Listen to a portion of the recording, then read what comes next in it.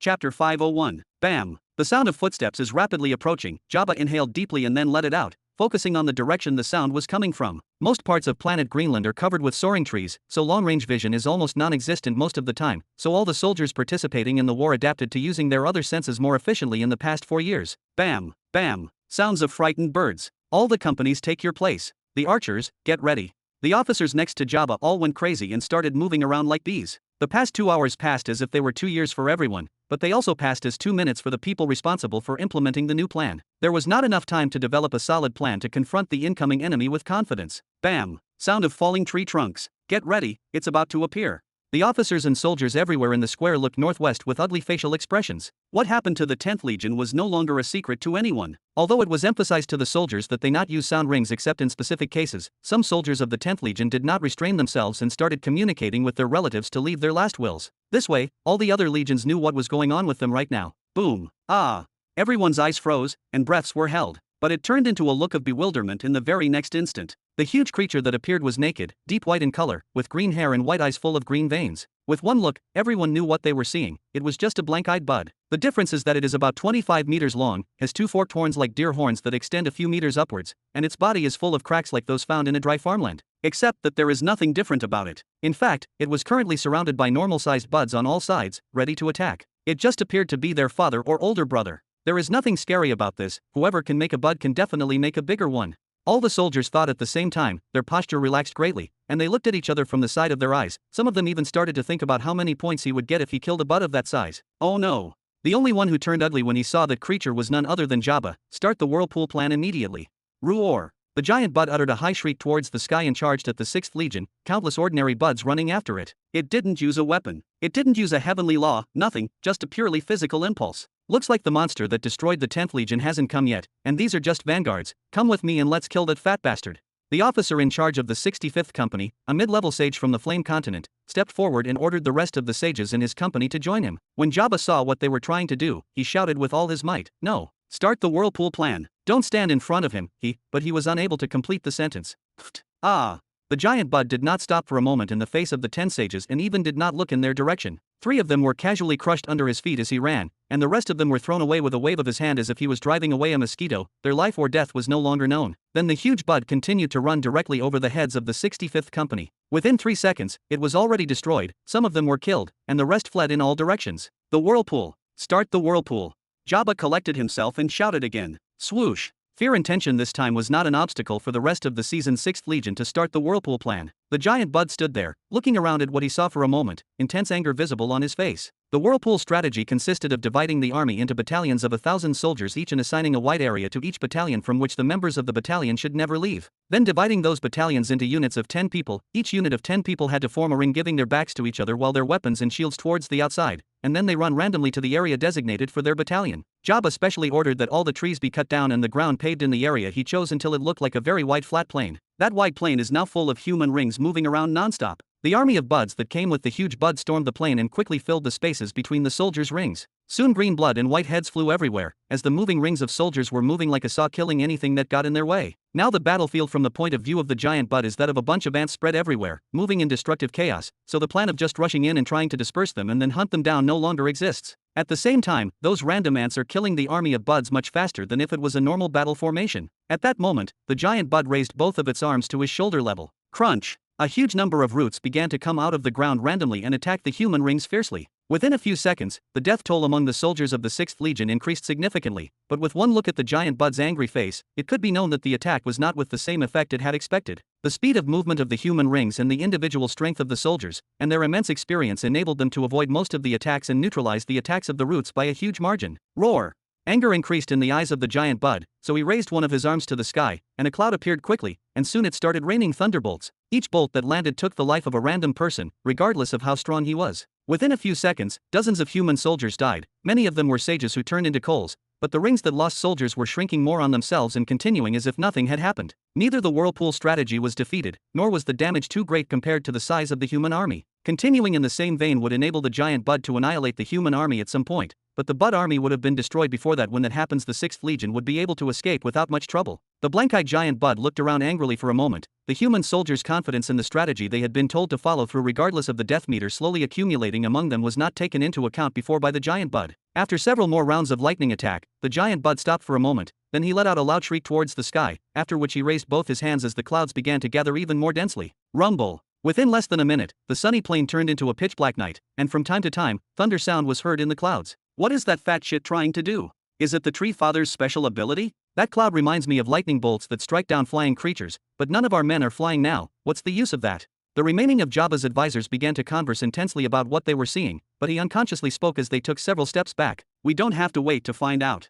Jabba swallowed his saliva, then leaped towards the giant Bud with the golden warhammer in his right arm. Chapter 502. Roar. Rumble rumble. The thunderstorm is still getting stronger. Although the thunderstorm doesn't seem similar to the one that struck down 6,000 sages the first day they landed in Greenland, on that day, the thunderstorm appeared out of nowhere suddenly, struck everyone in an instant, and then disappeared again. However, this one's shape and aura forced everyone who was present that day to place their hands over their hearts out of fear and tension. The place has become so dark that the soldiers can no longer see their fingertips. Only from time to time the sky is disturbed by thunder, and it lights up for a moment. Only then do the soldiers see the faces of their comrades with panic and fear clear in them. Even though the whirlpool strategy did not stop and all the soldiers were still moving in their designated circles, killing anything that approached them, the number of soldiers visibly decreased every time the sky lit up. In a few minutes, thousands of soldiers had already fallen from the side of the 6th Legion. The lack of vision and the oppressive aura above their heads made the soldiers lose the courage to fight as they used to. At the same time, the Buds seemed as if their strength had multiplied several folds. Even the Buds who were still conscious joined in the fight like the blank-eyed ones. They were battling like they didn't want to live anymore. Red blood and green blood mixed on the ground into a painting that could only be described as hell, and that painting was still expanding. Rumble rumble rumble. Watch out, something is coming. One of the battalion commanders shouted. The thunder filling the cloud above them became so intense that the sky began to light up completely again, but not in sunshine, this time in pale white. Rare. The giant Bud let out one last loud roar, then slowly began to lower its hands. Ah, look up. The mouths of hundreds of thousands of soldiers fell when they saw the scene that looked like the end of the world. Some of them even stopped in place, allowing the Buds to run amok among their units, but for them, death at the hands of the Buds now in waiting is not that different after all. As the giant Bud's hand descended slowly, the thundercloud also started to descend toward the ground. Cough, cough.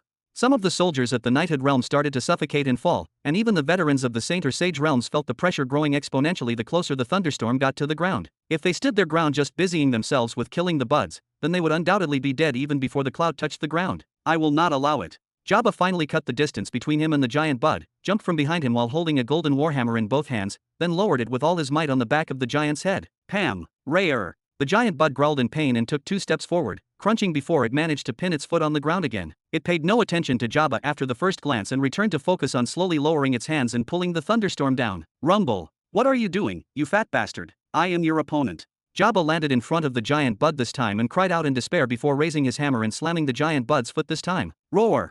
The Bud shrieked in pain and lifted his foot off the ground for a moment, but it quickly fixed it in place and focused on lowering his hands again. Then he signaled to a few sage-level Buds nearby, and they started attacking Jabba at once. Damn it! Jabba raised the hammer again and waved at the incoming Buds carelessly, and a gravitational wave threw them away. Then he came back to focus his hammer on one of the toes of the giant Bud and crushed it completely. With the same reaction, the giant screamed heartily for a moment and then went back to what he was doing, leaving Jabba in panic. The number of knights who were unconscious due to the thunderstorm's oppressive aura increased terribly, and anyone who fell outside their unit, even for a moment, would have no fate other than death. The number of dead in the 6th Legion just at this moment had already surpassed all of their previous battles combined. Not knowing what to do, Jabba raised his voice and looked at the giant while still busying away any Bud that came near. Hey, you fat bastard, even mortal Buds can speak, so I know you can understand me. Listen, I know what you're doing. Tree Father Hoffenheim's special ability is to create a thunderstorm and strike down the flying creatures, but you try to circumvent that ability by dragging the storm near the ground and killing everyone in one blow indirectly. Do you think I will allow this to happen? You are now completely at my mercy, and all your followers will not be able to stop me from destroying your body piece by piece. I challenge you, leave what you are doing and fight me man to man. The giant looked down into Jabba's eyes directly for the first time since its appearance, as if it had finally acknowledged his existence. It contented himself with putting a cruel smile on his face for a few moments, then returned to focus on what it was doing again. In fact, this opportunity is enormous. Whether his guess is correct or not, it remains the fact that the giant Bud, for some reason, is trying to focus entirely on the thunderstorm. Suppose he continues to attack the giant Bud like this. In that case, he will give the giant bud severe damage, and in the best case scenario, he might even be able to fatally strike and defeat him. But by that time, the thunderstorm will have reached a deadly distance from the ground, and the giant bud clearly knows this. What is the point of severely injuring the giant bud if the whole legion, including Jabba, were to be exterminated as a price for that? This is the legion that his master entrusted him with. These are the men he fought alongside for 4 years. These are his comrades who trusted in his abilities as a leader and remained to hold their positions in front of that giant killing machine without any of them trying to escape. Why were they doing this if not for trusting him? How can he give them up for a chance to injure a monster? Ah! He let out a loud shriek, then hit the ground with his golden hammer.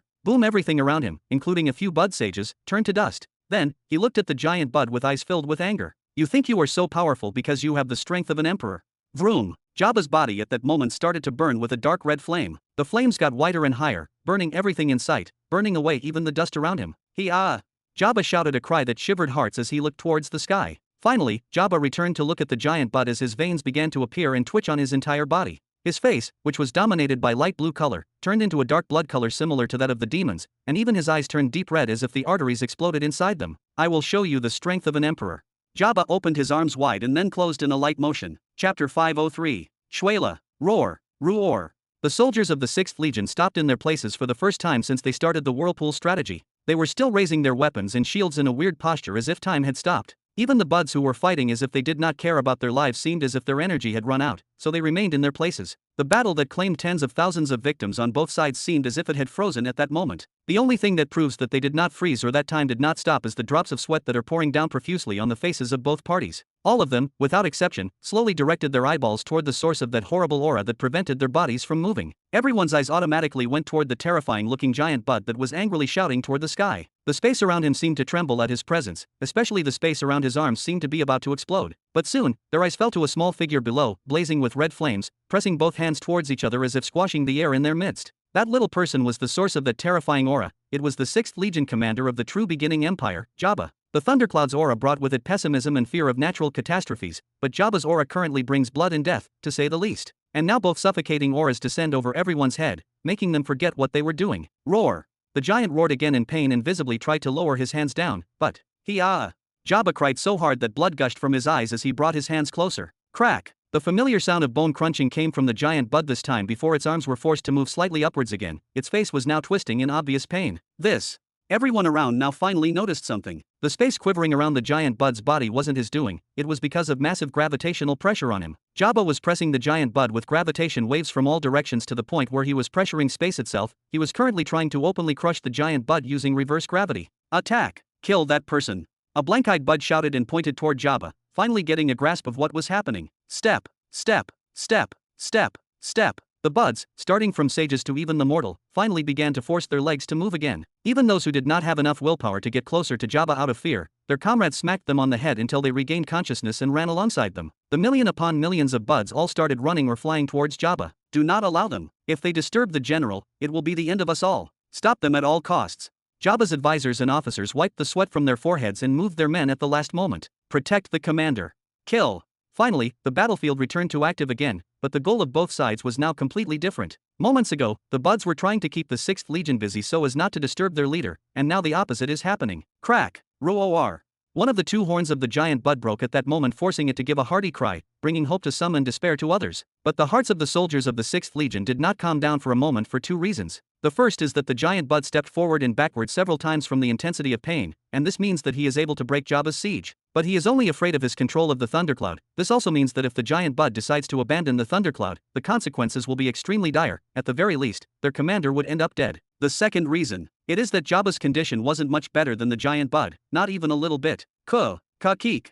Since the Blank-Eyed declared that he was their new target, the battles turned to be over Jabba's head and under his feet. In every second that passed, the fingertips of one of the buds almost touched him before a human sage cut off the bud's hands or wounded him with a long-range attack. When Jabba began what he was doing now, his body and eyes turned blood red, as if the arteries inside his body had been cut off. Now he was covered in blood outwardly from his hair to the soles of his feet, and even multiple wounds such as burns, traces of freezing, and even some severed roots on his body made his appearance tragic to the fullest extent. But all this was not what ached the hearts of the officers of the 6th Legion the most. Rather, Jabba's body, which was full of muscles, began to become thinner, and his height, which had exceeded 3 meters, began to diminish significantly. Everyone knew that Jabba was currently paying the price for that technique, but no one dared ask him to revoke it. Finally, after half an hour, the giant bud stopped resisting. The strong life energy in it was trying to heal it, but the speed of its bone shattering and muscle tearing due to the gravity waves crashing onto them was much faster. By this moment, not a single bud of those who forged the giant was still unharmed. Each and every one of them suffered severe injury individually. And all those injuries were not just due to Jabba's gravitational waves,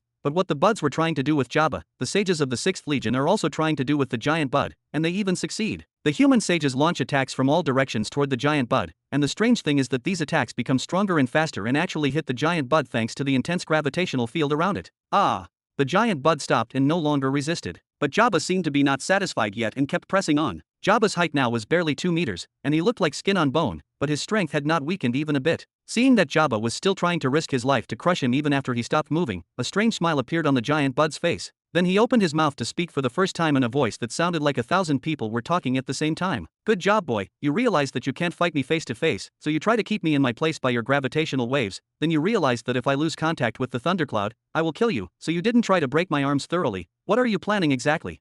Are you waiting for my energy to deplete due to regeneration, or are you waiting for me to have an adverse reaction from the thundercloud to harm me? Of course, you do not wait for some reinforcement, as there is not a single person among you, strangers, who can stand against me other than you. Well, it does not matter. Perhaps it is just a desperate attempt on your part. I don't know how you attained the power of a world ruler either, but congratulations, you have the ability to take on this warlord. I will let you feel proud for now, but this only gives me the right to use the wizards to create a second warlord, a third warlord. Ha ha ha. Rumble. As the Tree Father's hysterical laughter reverberated across the battlefield, the earth split open several kilometers wide and began to sprout ancient roots, rapidly piercing into the sky. The strange and terrifying sight at the same time forced everyone, whether human or buds, to look at the giant roots in panic. Kakak. Only Jabba remained focused on dealing as much damage to the giant bud's body as fast as he could. The giant bud again looked down and spoke in his strange voice.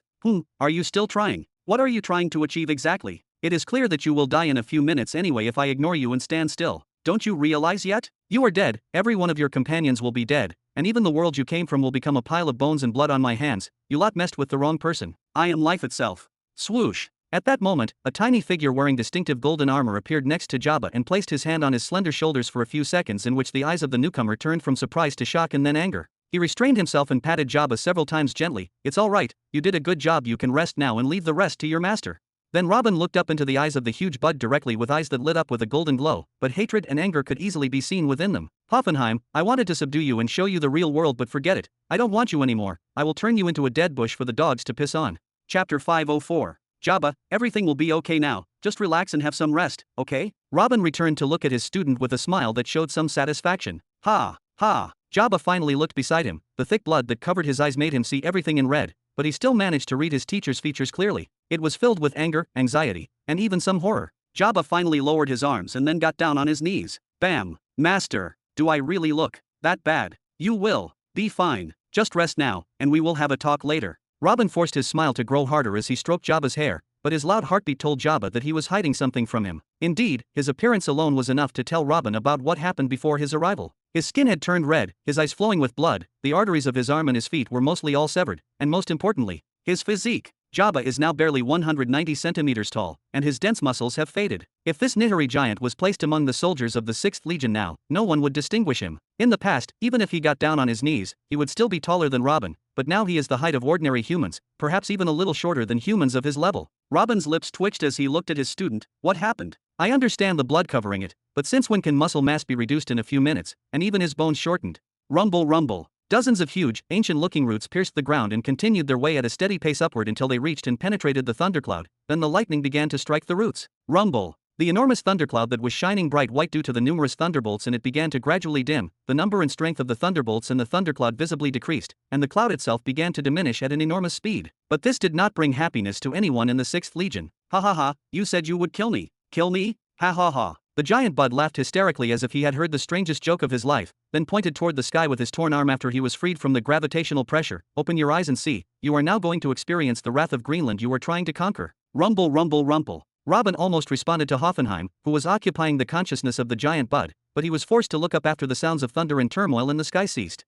All the lightning bolts disappeared from the cloud, and the cloud itself almost vanished. But despite that, the light of the 3 suns, which make most of Greenland's days bright, did not reach them. The suns were hidden behind what appeared to be a gray translucent screen. It was the planet's sky. It became almost entirely gray now. Breaking sound. Robin was hurriedly trying to use the eye of truth to digest what was happening around him, when even something more strange happened. Something that is not heard about except in legends, happened in front of him himself. Hoffenheim's ancient-looking roots had continued their way up even after the cloud was dispersed until its tips disappeared from view. But at that moment, the lightning-loaded roots seemed to hit something up above, and cracks started to appear in the sky. Cracks began to appear in the sky. Crack, crack. Ah, ah. The majestic yet horrifying sight above their heads shattered the last psychological barrier of most of the 6th Legion soldiers. Retreat to a safe distance. Some officers and sages tried to gather the dispersed soldiers and move them again, but none responded to their calls. Everyone in the 6th Legion stood where they were, watching what was happening in the sky. The good news is that they were not the only ones who acted in this way. Even the buds themselves looked up in fear. And while everyone is focused on the cracks in the sky and waiting to see what happens, Shwela, a foot that does not resemble human feet appeared from one of the cracks and began to descend little by little, revealing a humanoid plant, a tree ant, with many ancient-looking branches and roots around its fossil-like body. Its body was semi-transparent. Everyone could see its shape, yet they could see through it like a ghost. Its facial features were rigid and emotionless that it looked like a statue, and its aura made everyone think that it was able to erase them from existence with nothing but a glance. No one made sense of what they were seeing, and they didn't have the time either because, at this moment, another ghostly, salamander-like being with colorless flames surrounding its body began to descend from the cracks. Then a ghostly bird resembling the legends of the phoenix appeared, exuding enormous life energy, then a ghostly deer that was transformed by colorless lightning, then a human-shaped being holding a sword in his right hand and colorless explosions in his left hand, and then, etc. The 6th Legion personnel and the buds looked up with open mouths and sweaty foreheads. Some of them even unconsciously took a few steps back until they collided with the enemy, but none of those present had any intention of fighting again. The distance between them and the cracks in the cracked sky was simply too great. However, they could clearly see those ghostly creatures, which indicated that those ghostly creatures were tens of kilometers long. In just a few seconds, dozens of these ghostly creatures showed themselves through the cracks in the sky. Are those? Robin opened his eyes so wide that his golden eyeballs almost popped out of their sockets, but unlike the rest, there were no features of horror, but rather that of extreme shock. The embodiment of the laws of Planet Greenland. Chapter 505. Rumble. The sky trembled, and the cracks in it increased. Earthquakes hit the ground like never before, even lakes formed whirlpools, and the wind formed hurricanes. The whole area around the battlefield seemed to be in a state of utter chaos. No, the entire planet seemed to be suffering one way or another. But everyone's eyes were still focused on the gigantic ghostly creatures up in the sky. Their presence and figures struck terror into the hearts of the mighty sages already. If these creatures came to fight, then the battle was over. No, they were over. They felt like ants just by looking at these existences. They were sure they would all be annihilated with a single wave of any of those creatures' hands. Buzz. The moment everyone had been waiting for came. The gigantic ghostly creatures started to raise one of their limbs and point downwards. Abnormal strands of laws began to seep from their hands towards the battlefield. Go, let's get out of here. The soldiers of the 6th Legion held out for about an hour in front of the giant Bud and the Bud Legions in an infernal battle during which not a single one of them thought of breaking the formation, but now each and everyone started running in a random direction. Ha, do you realize how small you are now that you stand in the presence of the wizards of Greenland? There is no escape for you today. The giant Bud laughed hysterically and struck the ground with its feet. A wall of ancient roots shot out in an instant and surrounded the battlefield, then rapidly rose up until it was difficult for even sages to fly above. Ha, yes, this world shall be mine. The giant Bud now does not look much worse than when it first appeared. All the heavy injuries that Jabba suffered to inflict on him are mostly healed. No.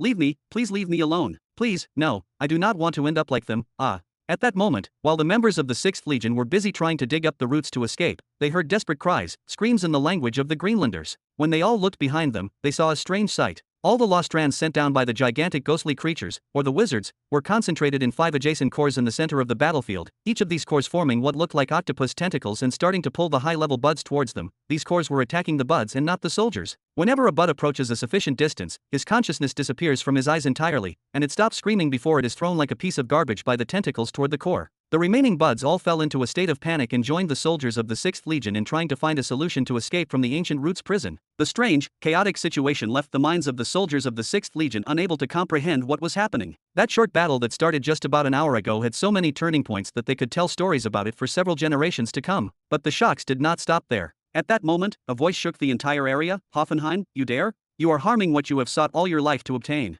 The giant Bud looked up with a crazed smile. Why don't I dare? Didn't you see that they were about to kill my first warlord? Isn't it normal for me to make another one? Another voice resounded in the sky. Stop this foolishness now. The warlords are indestructible, and you know it. If you just stood there quietly, that vile creature would lose his strength, then you would have been able to trample on him easily. Are you really going to use this nonsense as an excuse to make 5 more warlords? You have already halted the refinement process for thousands of years by creating your first warlord, but you want to multiply that period 5 times? No, you are going to cause permanent damage to our world like this. You are insane. Humph, you should have agreed to send help from the beginning. You didn't want help, and now you're stopping me from helping myself. Do you think I will wear myself out in this war and then come and finish me off? Damn you all, I don't need you anymore. I can protect myself by myself.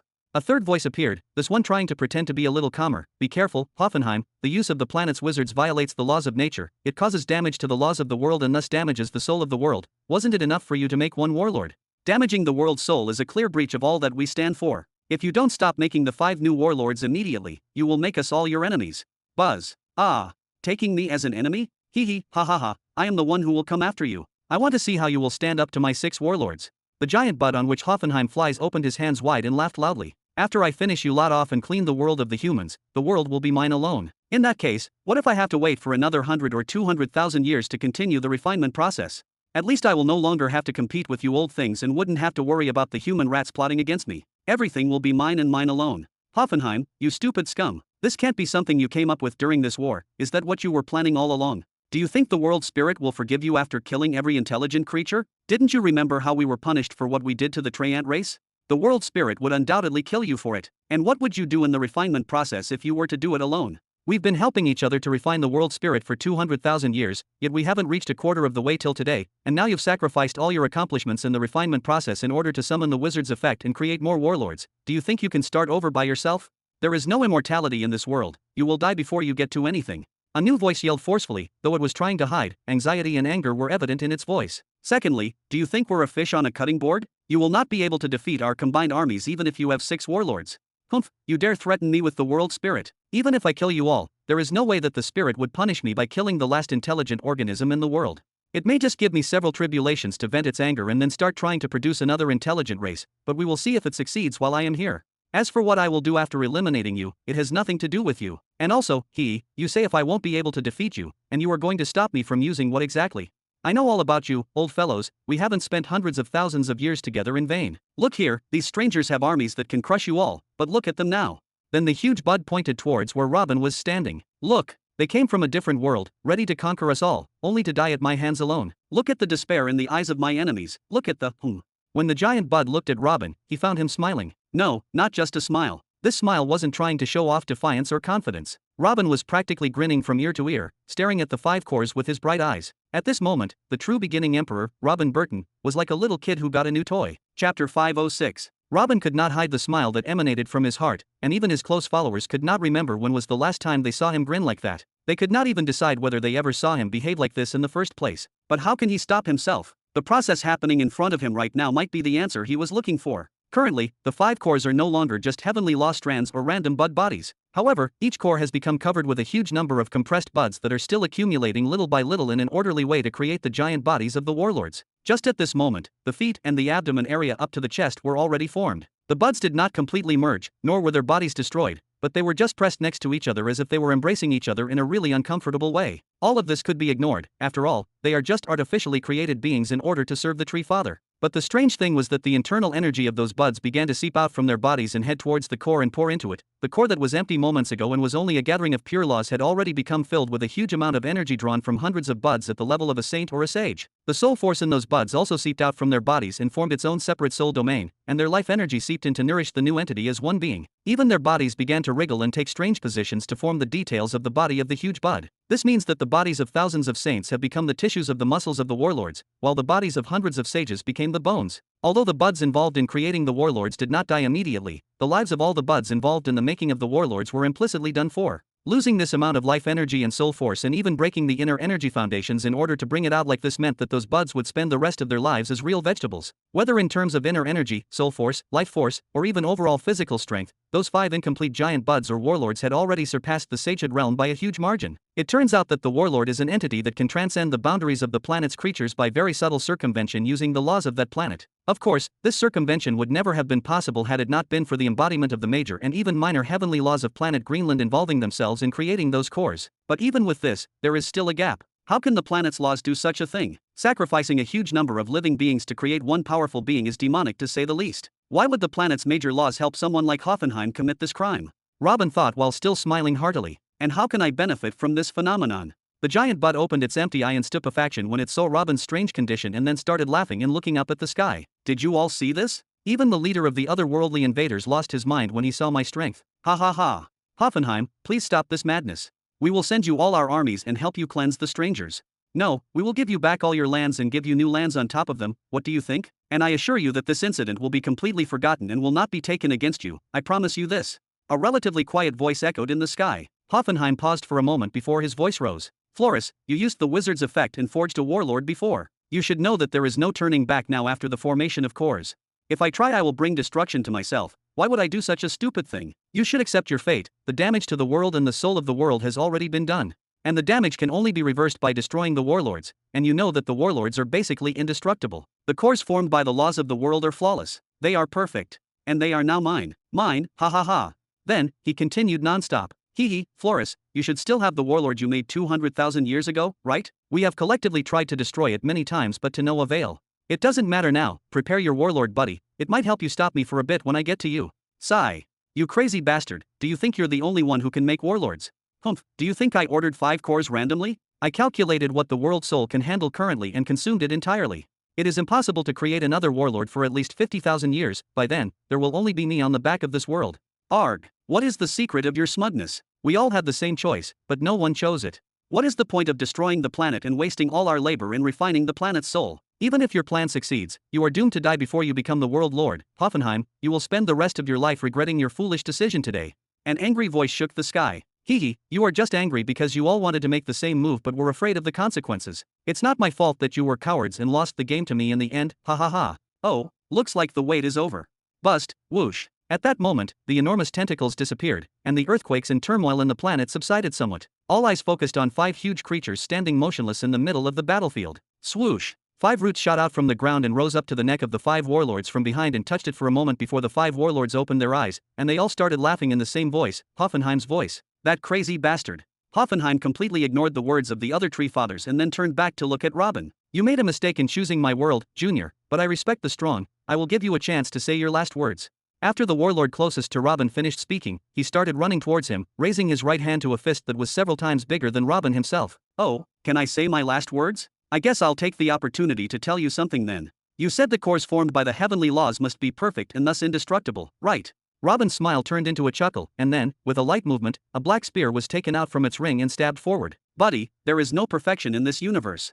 Rumble. Chapter 507. Under everyone's eyes, one of the warlords started running towards Robin, raising his arm to punch with a few short lightning bolts. He could also be seen moving between the fingers of his fist like small snakes ready to destroy their emperor and maybe destroy everyone present with this one attack. On the opposite side, they also saw Robin standing in an offensive position, raising his black spear in a straight manner with both hands, ready to stab whatever came his way. The whole scene was very strange. It looked as if a strong-bodied human being was running to attack a mouse holding a toothpick. But at that moment, the scene completely froze for all humans and buds. Boom! The warlord's arm exploded into hundreds of pieces. Everything happened very quickly. It was as if time had stopped. There was no exaggerated technique like that thundercloud or bloody aura like the one Jabba had released. Robin only stabbed forward with his spear when the warlord was only a few meters away, and in the next moment, the warlord lost one of his arms. The warlord was still thrusting forward with force, the only difference being that he no longer had an arm. He did not feel like a strong attack landed on him or even any pain. The energy attack from Robin's spear seemed like it had pressed a button in his arm, cancelling out the power that was controlling the buds and keeping them in place. Stunned by what had happened a moment ago, the warlord was still dashing forward without finding time to slow down, make a sound, or even change his countenance. Everything just happened too fast. When his eyelids were still barely opening to express his shock, his eyes caught the sight of Robin returning the spear backward and retaking his attacking stance, then striking his front foot hard and pouncing towards him. Robin's insane speed in attacking and preparing for the next attack before anyone even realized what had happened made the warlord think for a split second that time seemed to be slower for him than it was for Robin somehow. Ah! The warlord shouted in his head when he discovered Robin's target. This time, he was aiming for the stomach area. It was where the core of the laws created by the wizards resided. The warlord barely managed to force his left arm to move to block Robin's path before he reached the core. Shush! But it seemed as if the arm of the warlord was moving in slow motion. Robin passed by it as if it were stopped in midair, then continued forward until it reached an appropriate distance and stabbed. Boom! Bam bam bam bam. At that moment, the movement finally returned to everyone's eyes again. Moments ago, the warlord was running towards Robin and seemed to be about to crush him, but now the warlord's right arm exploded and turned into hundreds of bud corpses that started hitting the ground, while they found Robin standing on his black spear with his hands crossed in front of his chest, with the head of the black spear deeply embedded in the warlord's stomach area. Ah! Upon seeing this scene, all the members of the 6th Legion and the Bud's army opened their mouths, and some of them took a few steps back automatically. The transition from one scene to the next was very fast. They felt as if time was cut off at that moment, or that they were sleeping with their eyes open and did not see what happened. That spear strike. The warlord uttered in Hoffenheim's voice, but this time, the tone of the voice did not carry any arrogance, megalomania, or even an iota of self-confidence like it was a few seconds ago. It was only filled with shock and sheer terror. Crack, crack, crack, crack. In the next instant, the warlord's eye completely lost life, and his huge body began to stagger. The cracks along his body quickly began to grow and expand until he lost his coherence and began to collapse. Quickly, the warlord that destroyed the 10th Legion in a matter of a few minutes and was terrorizing the 6th Legion collapsed like a house without pillars, quickly turning into a pile of dead buds. Silence. The arena containing hundreds of thousands of human soldiers, millions of buds, and even 5 other warlords sounded like a deserted cemetery now. At that moment, no one dared to breathe out loud. With a light movement of his hand, Robin removed all the dirt from the fallen bud corpses and then stabbed his spear into the ground and leaned on it as he looked towards the remaining 5 warlords. A sly smile appeared on his thin face. See, Woofy? I told you, nothing is perfect. As long as you have a good pair of eyes, you can see a few holes here or there, hee. No, it's impossible. Impossible. The 5 warlords started to shout at the same time as if Hoffenheim had forgotten to choose one of them to speak through. The heavenly laws themselves made these cores. It is the definition of perfection. If the heavenly laws are not perfect, then what could it be? What kind of evil have you done just now? Leaning on his spear, Robin raised his other shoulder with innocence. Are you saying that I'm a liar? Come on, Woofy, that hurts my feelings. Didn't you see what happened yourself? And you still have the guts to say it's evil. If I'm that evil one here, what should we call what you are doing to the planet? Listen, Woofy, you and the rest of the 6 eavesdroppers up there, those wizards of yours, are just the embodiment of the laws that you, as inhabitants of the planet, have explored to this day. Some of them have reached the 4th stage, some of them are still in the 3rd stage, and there are even a few that are still in the 1st stage. How can a cluster of these different stages of different laws be perfect? Then he continued as if giving a lecture. Let's suppose all the laws used were of the 4th stage, so what? If they are perfect, as you say, then what about the 5th or 6th stage? The fact that there are higher degrees of the law means that it is still subject to improvement, and what is amenable to improvement by definition is not perfect. And anything imperfect in front of my eyes is simply a sandbag waiting to be stabbed. Do you understand now, Woofy? Maybe if there were a real martial emperor here relying on real strength, then you would force me to take some of my men and run, but relying on pure laws to play with me wasn't a smart move in front of me. I'm simply your natural enemy.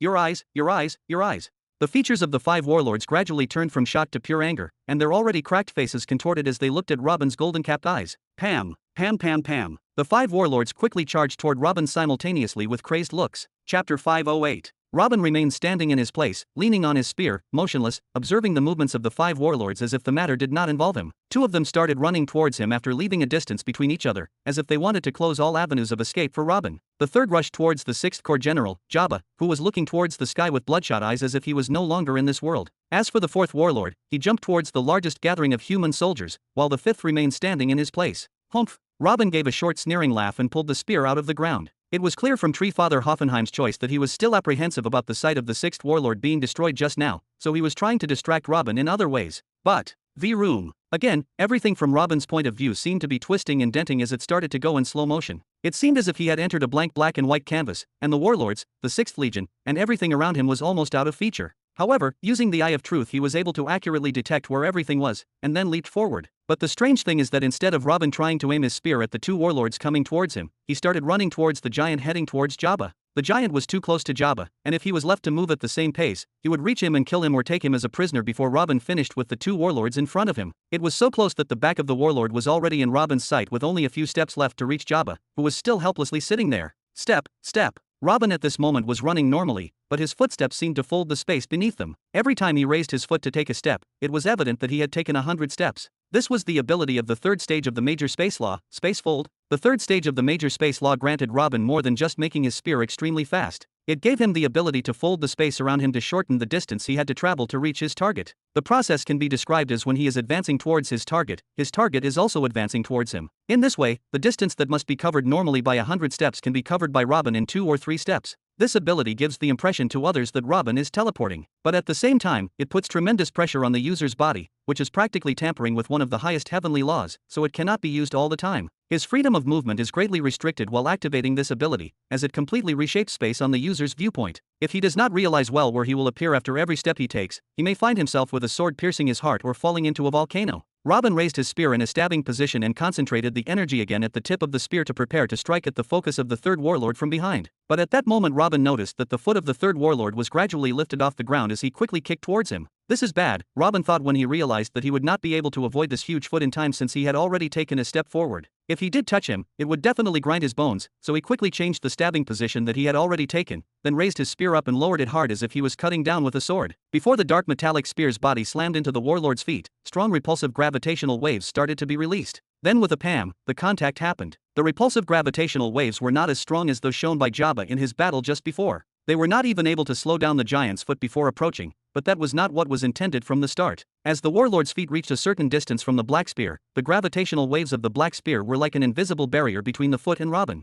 The direct contact between the warlord's foot and the repulsive gravitational barrier caused Robin to fly backward like a missile. When Robin saw that the third warlord had stopped in order to deliver that back blow and was no longer advancing toward Jabba, he stopped looking in his direction and focused his attention on the direction he was being thrown towards. He was heading towards the fourth warlord who wanted to attack the 6th Legion soldiers. Robin smiled ruthlessly and then adjusted his posture in midair, stabbing towards its core. The fourth warlord quickly raised its left arm to cover the stomach area and easily counteracted Robin's attack. Then it raised its other hand, and a thunderbolt came out and headed towards Robin, who was still flying towards him. Damn it, Robin cursed in his head. The incoming attack was an extremely fast stage 4 lightning strike, and if not for Spacefold decreasing its speed, it would have easily turned him into steamed meat. Once again, Robin used the gravitational expulsion technique to force his body to barely move a few centimeters so that he could barely dodge the thunderbolt, then stabbed the spear toward the fourth warlord's unprotected waist. Boom. Roar. Holy shit. What happened? Everyone, whether they were humans or buds, suddenly found that everything in front of them had completely changed. The true beginning emperor, Robin Burton, was not standing in his original spot. Not one person at the 6th Legion nor the remaining high-level buds knew what happened. From their point of view, Robin was leaning on his spear, and the next moment he was not there. The 4 warlords also no longer attacked in more than one direction like crazed beasts. They all stopped their positions in strange postures as they all looked in one direction with extreme anger, with even one of them roaring in pain on the ground. Long live His Excellency! Long live the true beginning empire! Long live His Excellency! Long live the true beginning empire! Hundreds of thousands of soldiers of the 6th Legion began to cheer with pride. They finally found him. In the direction where the 5 warlords were looking, Robin was leaning on his spear, panting, right next to the warlord who was lying on the ground without his 2 legs, and around him was a huge number of high-level bud corpses. His Excellency has made a move again. He stopped the warlords and even crippled one of them. Long live His Excellency! Long live the true! Suddenly the cheers began to subside a bit, especially among those at the upper echelons of the Legion. The pride they felt quickly turned to anxiety. As of this moment, His Excellency was spitting blood. Chapter 509. Ha, ha, piffed. Robin gasped loudly for a bit of air, but even that was interrupted by a vomit of a mouthful of blood. Shit. Robin looked around at the 5 warlords while leaning on his spear. His attack just before was intended to hunt down at least 2 or 3 cores, but the result was only to cripple one of the 5 warlords. Compared to that result, his internal injuries were much worse. It may not seem like it, but the ability of the 3rd stage of space law is extremely limited by nature, as it focuses on giving tremendous speed to the user by manipulating the space around him for a very short period of time. Even a split second might be too much. Theoretically, the user can only activate this ability to move from point A to point B, which he previously determined before activating the ability. The period during which the ability remains active does not give the user any room to make an offensive movement while activating the ability. It doesn't even give him the opportunity to change his course after activating it. Everything ends in a blink of an eye. When will the user get a chance to do anything? But Robin is different. His high soul force gives him a very heightened sense of his surroundings, and his eyes of truth enable him to see clearly in the partially destroyed space while activating the ability. There are other factors too, such as his strong body thanks to his 3rd stage body strengthening divine tattoo, which enables him to endure space distortion for a longer period, and his weapon that is made entirely of materials infused with the element of space that helps him move and attack more freely. This was not normal. What Robin is using the Spacefold ability for is nothing like what it should be doing. He took an ability extremely limited to make it a whole new offensive technique capable of challenging martial emperors while he himself was still a peak saint. What Robin can do using the Spacefold ability is something unique and a miracle by all accounts in the eyes of anyone who has taken the path of space before, but that miracle did not come without a price. Moving like this inside a distorted space has its consequences. If it were not for his strong body, what he is vomiting now would be his inner bowels, not just blood. So this is the power of an emperor.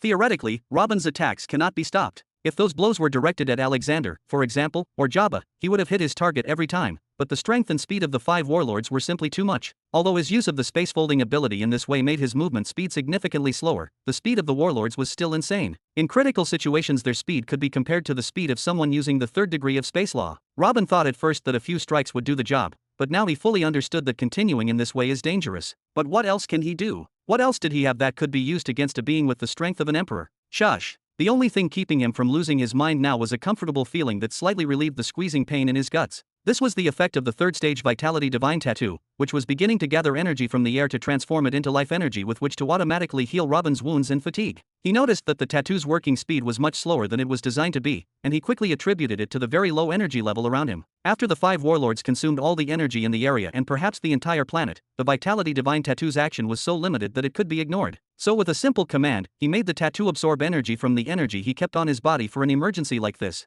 Not bad for a lowly person like you. The warlords spoke at the same time and then began to spread around him again. Tree Father Hoffenheim did not know the level of commander of the Outsiders' forces before, but the damage he caused to the warlords alone speaks for itself. Ha, ha, hoo. Robin caught his breath a few more times and then pulled his spear out from the ground again. Although it had barely passed for a few seconds, it had been much better thanks to the third stage Vitality Divine Tattoo. Then he fixed his eyes on the warlord who had been standing in his place since the fighting began. If I strike him down, then he began advancing towards him at a steady pace. He attacked both warlords moments ago from blind spots. Due to the folding of space, they definitely didn't have the ability to sense where he was in time. The only explanation for them blocking him was that warlord standing in the back was only there to watch him. This is natural since Hoffenheim's soul was almost destroyed back then. If he were in his place, he would have concentrated most of his soul force in one of the warlords and left guiding the rest to him as well. Since the souls of the 5 warlords are interconnected, if one of them detected something, the others would know the same thing immediately. When the warlord in the back noticed what Robin was thinking, his countenance changed slightly, and he pointed toward him and shouted,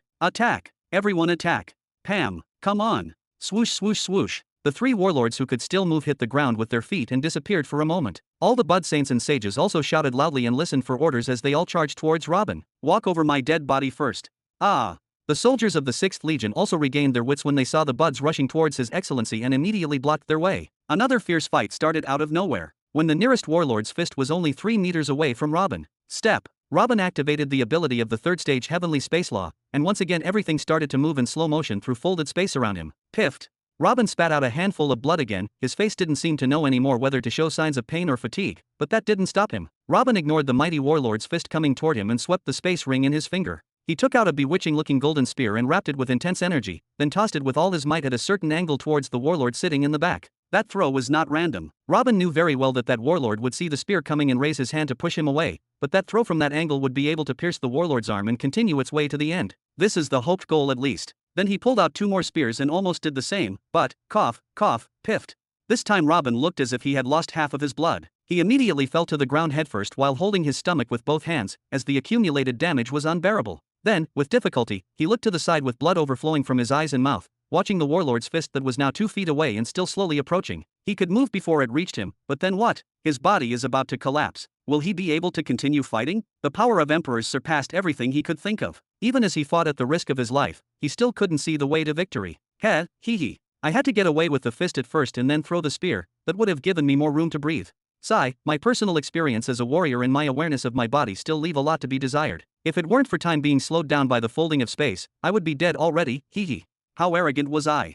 Robin barely managed to let out a blood-tinged laugh as he saw death approaching, but at that moment Robin's golden eyes opened wide. Wait, time has slowed down. Chapter 510. 50 years ago, the Outer Beast territory within the Black Sun Kingdom. This area is famous for being untouched by humans as it was home to countless beasts whose levels range from 1 to 10. Those beasts take advantage of the large area in the Outer Beast zone to hunt each other and even hunt some unfortunate humans. The number of humans who enter this area looking for an easy hunt or a quicker way to reach another kingdom is not small. But the number of humans who actually get out of it alive does not even reach a quarter of that number. Only experienced hunters who can detect danger before it occurs or high-level cultivators can roam here freely. After all, it is a forbidden area for humans, and only someone who is a martial knight can walk around here without fear. However, 2 individuals have been frolicking in that area for a very long time as if it were their backyard. Ha, ha, ha. A boy pulled the corpse of a beast several times larger than his body and dumped it in front of the entrance to a cave. That cave was in the center of a mountain, meaning it was quite high from the rest of the forest, and yet the teenager managed to successfully pull that huge corpse up. The boy looked up and panted heavily for a few moments until he rested a bit.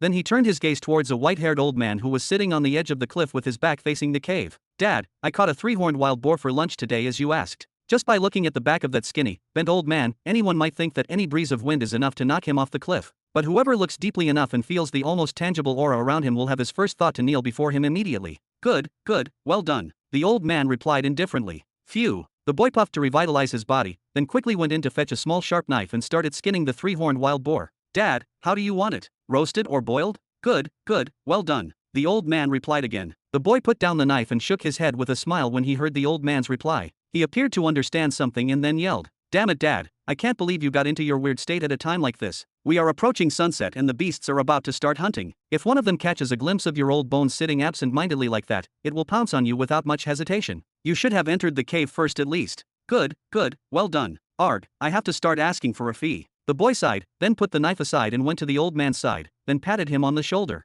Come on, Dad, let me help you enter to continue what you are doing inside. You have been meditating here for more than 100 years, and a few extra minutes won't make a difference, don't you think? Good, well done. The boy furrowed his eyebrows. Ever since he opened his eyes to the world, he saw his father distracted most of the time. But he always looked at him and scolded him when he interrupted his focus, and this was the first time he was ignored to this degree. The boy followed his father's gaze until he found a fly. It was just an ordinary fly like the ones found in any random house. Perhaps the only thing that can be noticed about this fly is that it walks slowly on the ground and cannot fly. By observing its weak movement, it was clear that it was close to death. A fly. The boy's features turned from curiosity to astonishment, then to pity mixed with some fear. Sigh. Why don't you listen to my words and just raise your level? Have you reached the point of observing insects now? It seems that time has begun to have its effect on your mind after what it did to your body, and you wouldn't last long like this. Time. True, I have lived for more than 140 years now, and it is normal for me to be old. The old man finally said something different this time and raised his finger to point at the fly. That insect is also old and about to die of old age, but it was only born 7 days ago. What is different between us, and why can I live all these years when the flies only last a few days? Well, I think it was.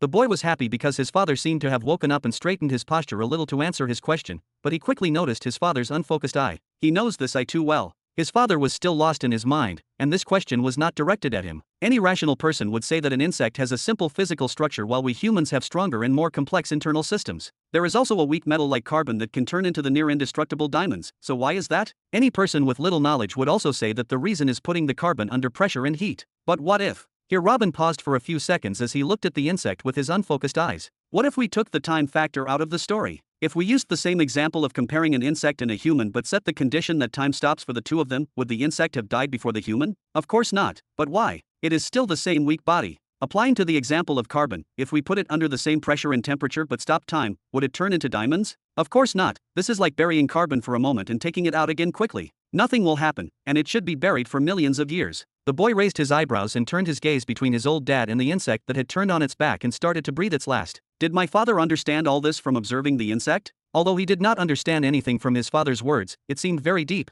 If we use this criterion on everything else, since we eliminate the influence of time on it, we will find that the rivers will not move, the mountains will not form, and the sun will not rise. But rather the entire universe would not come to be. If even the fate of the universe is subject to the influence of time, time is not just a concept invented by humans to measure the number of hours they work in a day. Time is a heavenly law. No, it is a whole path. Bust. Holy shit. The boy felt his heart going to jump out of his chest when he caught a glimpse of a green glow in his father's eyes, but he quickly shook his head and regained his balance when the glow quickly disappeared. No, there is something missing. All of the heavenly laws have a clear or unclear effect on life in the universe, but according to my understanding of them, they are not at the same level. For example, if we divide the heavenly laws into levels, there are minor laws that affect our surroundings, but if they are absent, the universe will remain running and life will still thrive, such as the minor laws of some rare minerals, or such as the laws responsible for the senses of touch or hearing. There are also the major laws of some paths that, if absent, the features of the universe will change and life may end, but the universe will still exist, such as the laws of fire, water, and many others. Then we come to what I understand as the fundamental laws, which can be described as the basic building blocks of the universe, and if they were absent, everything would collapse, like the law of space. And there are the master laws that can be said to be the pillars of everything and have authority over the rest of the laws. I don't know any of those yet, but I have a feeling that the law of truth that I am searching for is one of those master laws. Now if we return to our topic, I am sure that the main law of time is a fundamental law, and I do not think it is strong enough to be a master law, but it is quite close. I can't call this a key to the time law yet, and I feel like there's a link missing. The old man spoke absent-mindedly as he watched the dead fly in front of him being carried away by the wind, finally closing his eyes slowly. Time. It affects everything in existence, but I can't think of a single thing that can affect time. The heavenly laws, they are all interconnected, and it is impossible to say that time is completely separated from them. I have to find that missing link that connects time with the rest of the laws if I want to move forward. I need something that affects the course of time, something that affects the course of time. At that moment, the old man finally felt someone's breath on his face, so he cried out like a little girl. Then he extended his hand and slapped the boy next to him on the back of his neck. Is that you, you disobedient bastard? What are you doing, and do you want to give me a heart attack? Is this my reward for raising you, you little bastard? The boy opened his eyes slightly and spoke resentfully as he got up. Tisk, the prestige is lost, come on, get up, I brought the food. Oh, you got the three-horned wild boar? Is that why you wanted to kill me by giving me a heart attack so that you could eat it by yourself? I won't allow it. The old man jokingly shouted and threw his small stick at the boy, then smiled and got up and started looking for cooking equipment to help him. The boy chuckled after he managed to dodge the stick easily, then returned to grab his sharp knife again to continue the skinning of the three-horned wild boar. But this time the boy was much slower, and his eyes were completely distracted, thinking about what his old man was saying. Present day, Planet Greenland. Space. The only thing that can affect time is space. Chapter 5:11. The only thing that affects time is space. Yes, that is it. How did I not think of something like this before? Space and time seem far from each other and each has its own unique properties, but what was there before the creation of the universe? Theoretically, everything has a beginning, so the universe had a beginning at some point. And since the universe is made of heavenly laws, then before the creation of the universe none of these heavenly laws existed. And since there are no heavenly laws that support the existence of the material substance, then there was nothing. The non-existence of a thing is nothingness, absolute nothingness. And here I am talking about the complete absence of everything, that is, even space itself did not exist at a point. And if there was nothing before the creation of the current universe, then there would not have been a reason for the existence of time law, as time only affects other materials and laws. But when the current space was formed and elements began to form within it, such as planets, stars, and living beings, the law of time came to exist. So theoretically it can be said that time formed as a result of the emergence of space. Robin muttered incessantly, unaware of the changes taking place around him. At this moment, the giant's fist was a few centimeters away from him. If Robin moved his head just a little bit, he might accidentally hit it, but the strange thing is that even its previously slow speed was no longer noticeable now, as if it had slowed down even more. And his eyes, something was going on in his golden eyes. The golden glow began to intensify. After it had been confined to his eyeballs, it now became as if it were an ancient lamp illuminating the area he was looking at. If I follow this line of thoughts about the beginning of the universe, we can push the theory in the opposite direction as well.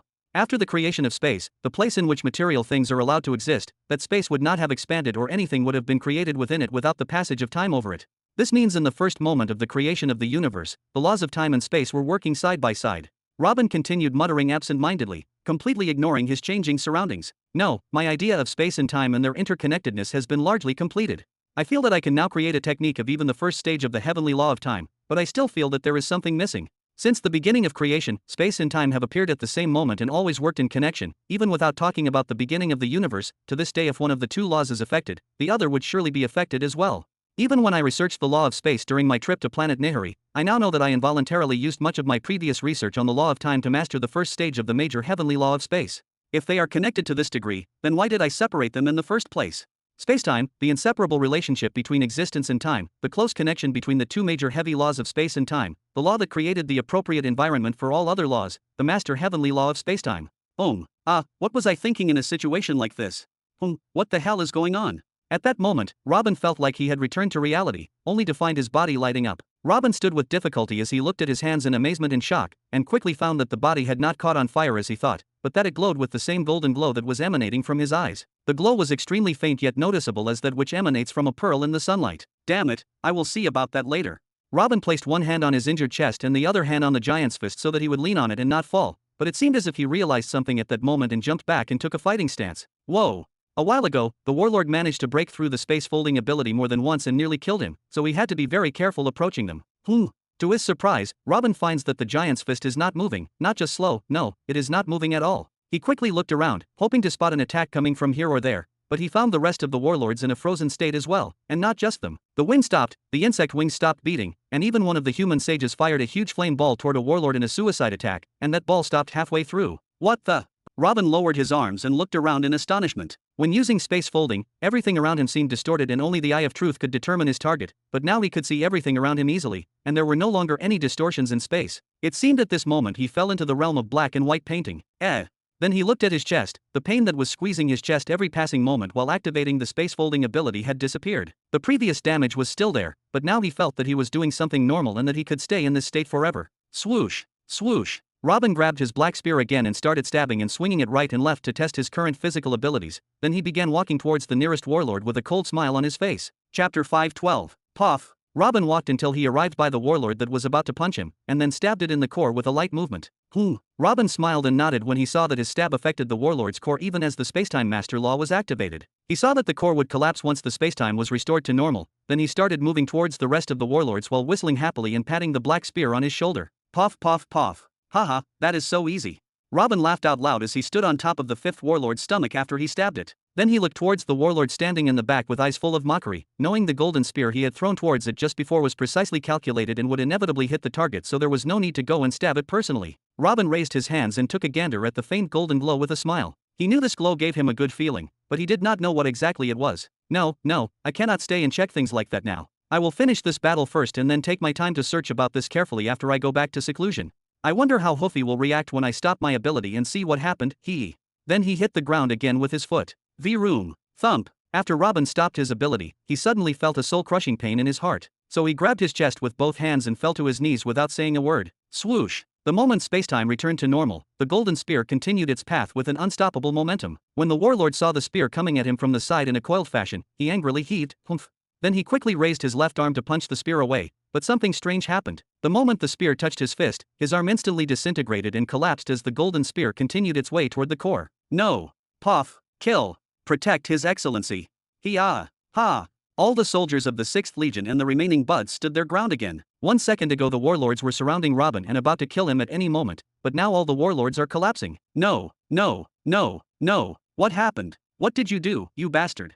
The 5 warlords started to look at their bodies disintegrating and collapsing like a house made of playing cards. You destroyed everything. You destroyed everything. I will kill you. The 5 giants tried to run towards Robin with their crumbling bodies, but this accelerated the collapse process even more. At that moment, the 5 cores exploded, creating a rain of corpses. Rumble. Look, what is going on? The collapse of the cores and their disappearance seemed as if they had started something else. At that moment, all the hurricanes, earthquakes, and natural disasters around the world stopped completely, and the sky that had turned gray began to regain some of its greenness. The fractures that had left the sky cracked like barren land began to heal, and embodiments of the laws began to rise to where they came from as well. Some soldiers later said they saw the giant ghostly creatures looking at Robin just before they disappeared, but no one was able to confirm that information. The natural energy. One of the soldiers took a deep breath and raised both hands. The natural energy in the atmosphere, which was non-existent moments ago, began to return little by little. The whole world seemed as if it was suffocating, and now it can breathe. Long live His Excellency. Long live the true beginning empire. Long live His Excellency.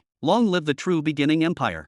Hundreds of thousands of survivors of the 6th Legion raised their weapons towards the sky and shouted excitedly. Some even knelt down and started crying in joy as their bodies could not hold them anymore, having taken a journey to the cusp of hell and back. None of the soldiers of the 6th Legion expected that the coming of their emperor would make any difference. Everyone knew that he was a very intelligent and wise man, someone capable of unifying a planet with billions of citizens under him with his tactics and inventions, but that was it. His Excellency Robin Burton was not a man known for his battle ability. They felt they had to fight and put the weapons and talismans their emperor made for them to protect him and enlarge his property, but what happened now in front of their eyes was undeniable. Although they did not clearly see what happened, the result was as clear as the sun. Their emperor had destroyed 6 warlords single-handedly in the blink of an eye. Only now did most of them know that their emperor was not just a researcher hiding behind walls and arming armies to protect him. Their emperor was the most powerful person currently in Jura's world, and indeed the strongest person in history. So what if the enemy had 6 warlords who could crush worlds? Their own emperor is invincible. The soul sense of the other 6 tree fathers that surrounded the sky just a moment ago also jerked violently. Their soul sense remained around for quite a while as if they were still in shock from the result of what had just happened. It was long before each tree father began to withdraw from the place without saying a word, and it was not known what they were thinking at this moment. The sky quickly returned to its original state without fractures, giant ghostly beings, or pressing soul force. It returned to being just a recovering gray sky with the 3 suns returned to sting the faces of the 6th Legion soldiers gently, something as ordinary and simple as this in the eyes of all living beings being like paradise for the 6th Legion soldiers after what they lived during the past couple of hours.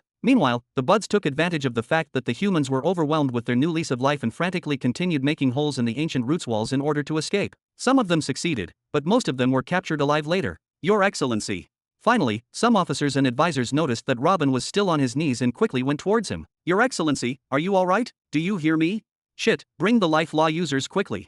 They are all busy with General Jabba. Another officer answered and made everyone look in Jabba's direction again. He was still kneeling in his place, his entire body was covered in blood, but he was not conscious of what was happening around him, and he was not in a coma either. He was looking up at the place where the incarnations of the laws had disappeared with an unfocused eye and an open mouth. No matter how many people around him shouted at him to wake up, there was no response on his part, and if they did not sense the vital processes still going on inside his body, they would have thought he was already dead. Thump thump. What are they all doing there? Get the best of them here quick, move. Thump thump thump thump. Chapter 513. Thump, thump, thump. Robin's heart that was pounding like a war drum finally began to subside in the meantime.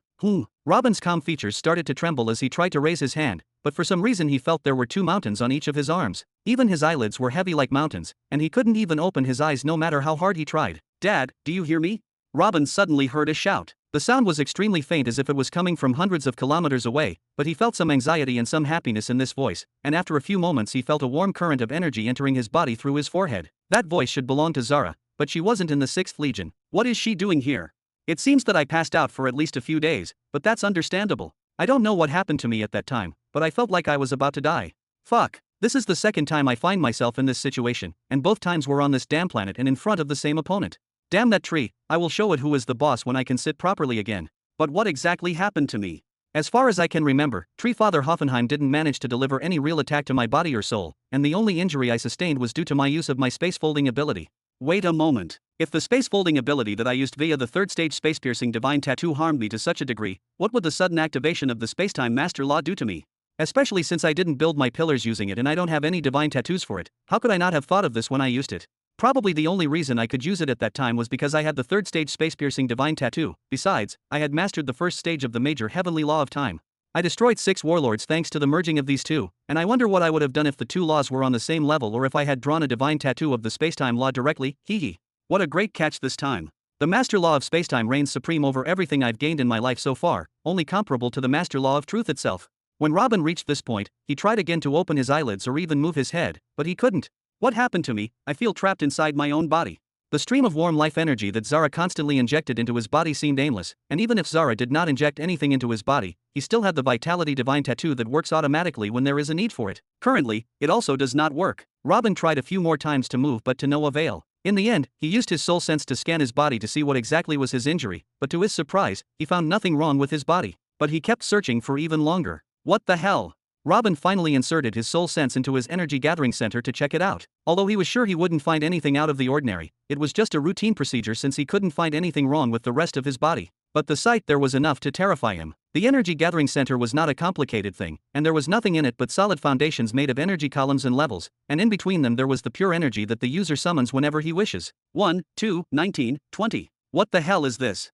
Robin screamed inwardly, almost losing his mind completely. During the battle against the warlords, Robin was at the peak of the Saint Realm, level 30, but currently, there were only 20 energy levels. And not only that, the existing 20 levels are nowhere near stable, and they are all filled with cracks. A few parts of them do not exist at all, and it seemed as if someone used a warhammer to wreak havoc on them. No. What happened? Did Hoffenheim stealthily attack me, or did the planet spirit do anything to me? No, it doesn't make sense. Is it because of the use of the master law of spacetime? From start to finish I only used the spacetime law for about 10 seconds, what happened to all this? A few drops of sweat started running down Robin's forehead. I used it for 10 seconds. 10 seconds, 10 missing levels, this is too fitting to be a coincidence. 1 second of activating the master law of spacetime cost me a full solid energy level, 1 second at an energy level that I used months or even years to make. The matter is not limited to the disappearance of the levels, given the destruction that I see in the rest of the energy levels. I can say that I only had another 5 more seconds at most before my entire energy center collapsed and I became forever mortal. Perhaps even direct death wouldn't be off the table. Why did something like this happen? I have never heard of a technique that directly cracks and damages solid energy foundations just to activate. That is preposterous.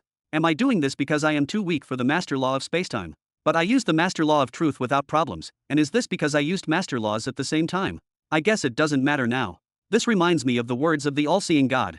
Whenever he helped me with something, he said that he had to pay a lot for it, and is this what he meant? Does he have to face this kind of punishment whenever he tries to interfere in the events of the young planets?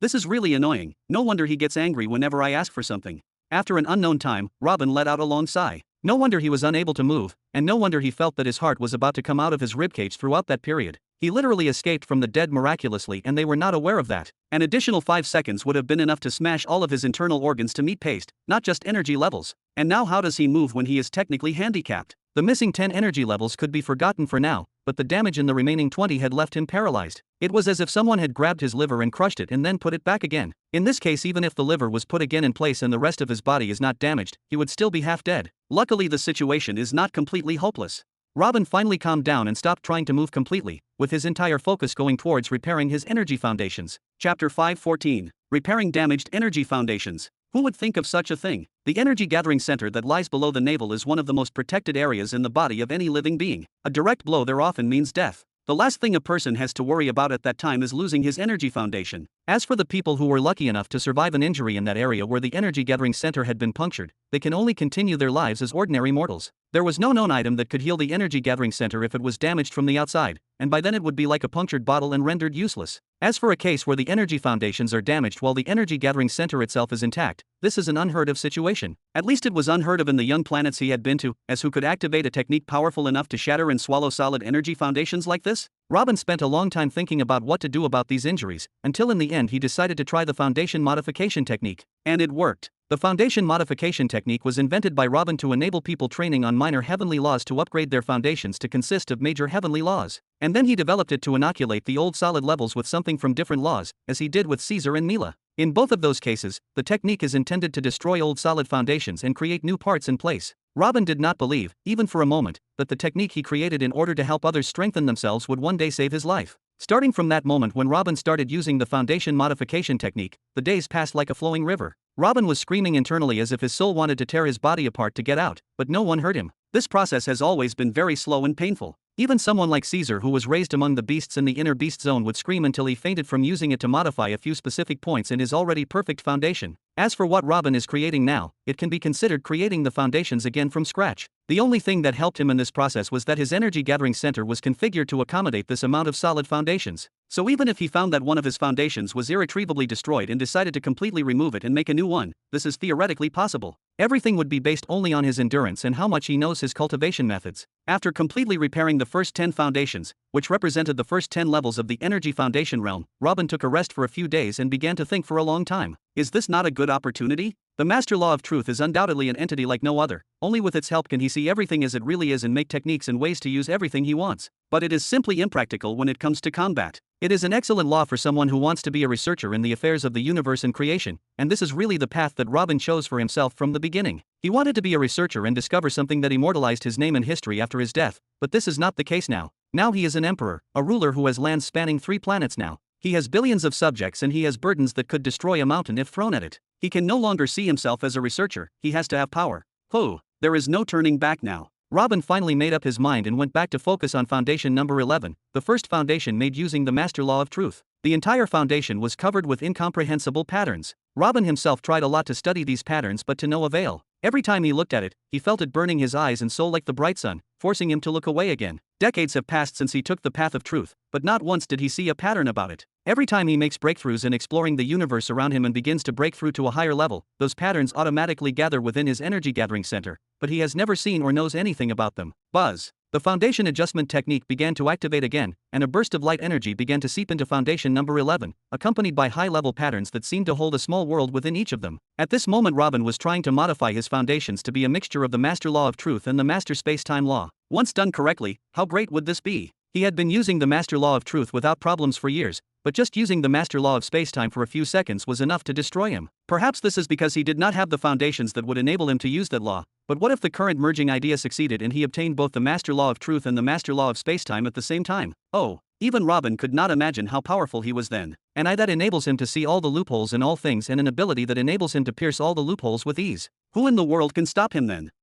Under his excitement, Robin caught sight of something strange. When the foundation modification technique combined with the master law of spacetime patterns got closer to foundation number 11, it evaporated. Chapter 5:15. Shuela. A strange sight occurred in front of Robin for the first time. The foundation modification technique, the energy allocated to it, and the patterns of the master law of spacetime attached to it, everything had turned into nothingness. Robin didn't know how to explain what happened, so he tried twice more in different damaged areas. Once to modify a very simple crack and once to make a whole new corner in foundation number 11, but in both cases, he was met with the same result. What the hell? Robin cried internally after the third time. This was not something he could understand. Maybe it's because they are both master laws? But death, life, and fire are all fundamental laws, and their merging occurred without problems. Why is it so different to merge two master laws? Robin thought to himself, then after a little reflection, he tried adding the patterns of the major heavenly law of fire instead of the master law of spacetime, and he failed. Then the major heavenly law of wind, then the major heavenly law of lightning, then the major heavenly law of water, then, they all turned into nothingness immediately.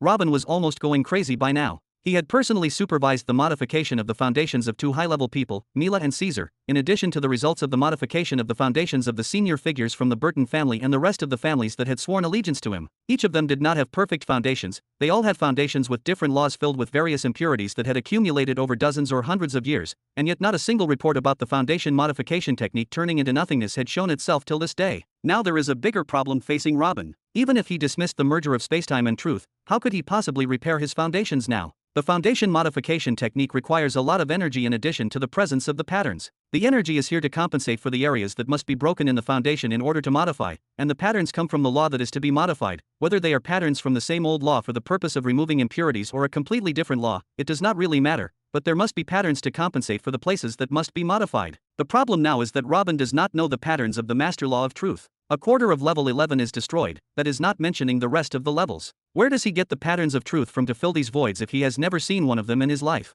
I will try this idea, maybe I will find something to hold on. Robin took a deep breath, then activated the foundation modification technique again. This time he did not add any patterns to it. Activating the technique now was as hopeless as a pen without ink. According to the inner energy cultivation system, the only difference between the first 10 levels and beyond that is that a law must be used to build the later levels. Without a law involved in this process to strengthen the solid levels above level 10, it would be impossible to hold together. If he tried to rebuild those levels with just pure energy and without any law attached to them, then wouldn't it collapse like a card tower? Robin knew this too well, but he still wanted to try just to know if the technique would turn into nothingness again if it wasn't equipped with the patterns of a different law. BZZTT. Quietly, the cracks in level 11 began to heal. Robin foolishly continued the process. Whenever the technique, supported by natural energy, passed by any crack or broken piece of foundation, it would immediately repair it automatically, and the strangest thing was that the newly repaired piece began to radiate a golden color thanks to the patterns that appeared on it. They were the patterns of truth, they appeared automatically on his new foundations. What's going on? The problem was not in the foundation modification technique all along but in the pattern. If my foundations rejected the patterns of the major heavenly law of fire, for example, I would say that they despise it because it is merely a fundamental law while truth is a master law. But why do you reject the master law of spacetime as well? It is not as if my understanding of the truth would be harmed if I modified my foundations. The foundations are merely a means of practical application and do not represent a person's current understanding. For example, if a person whose old foundations are impure and cannot break through to a higher level because of them, but recently possessed perfect technique and understood all his past mistakes, his foundations will remain impure and he will remain forever stuck in his level if he does not modify those foundations. We understand from this that foundations are just a means to upgrade energy level and practical application. It has nothing to do with understanding the law and following it. Why do the patterns of truth behave in this way? As if it would get dirty if the patterns of any other law approached it. Isn't spacetime on the same level?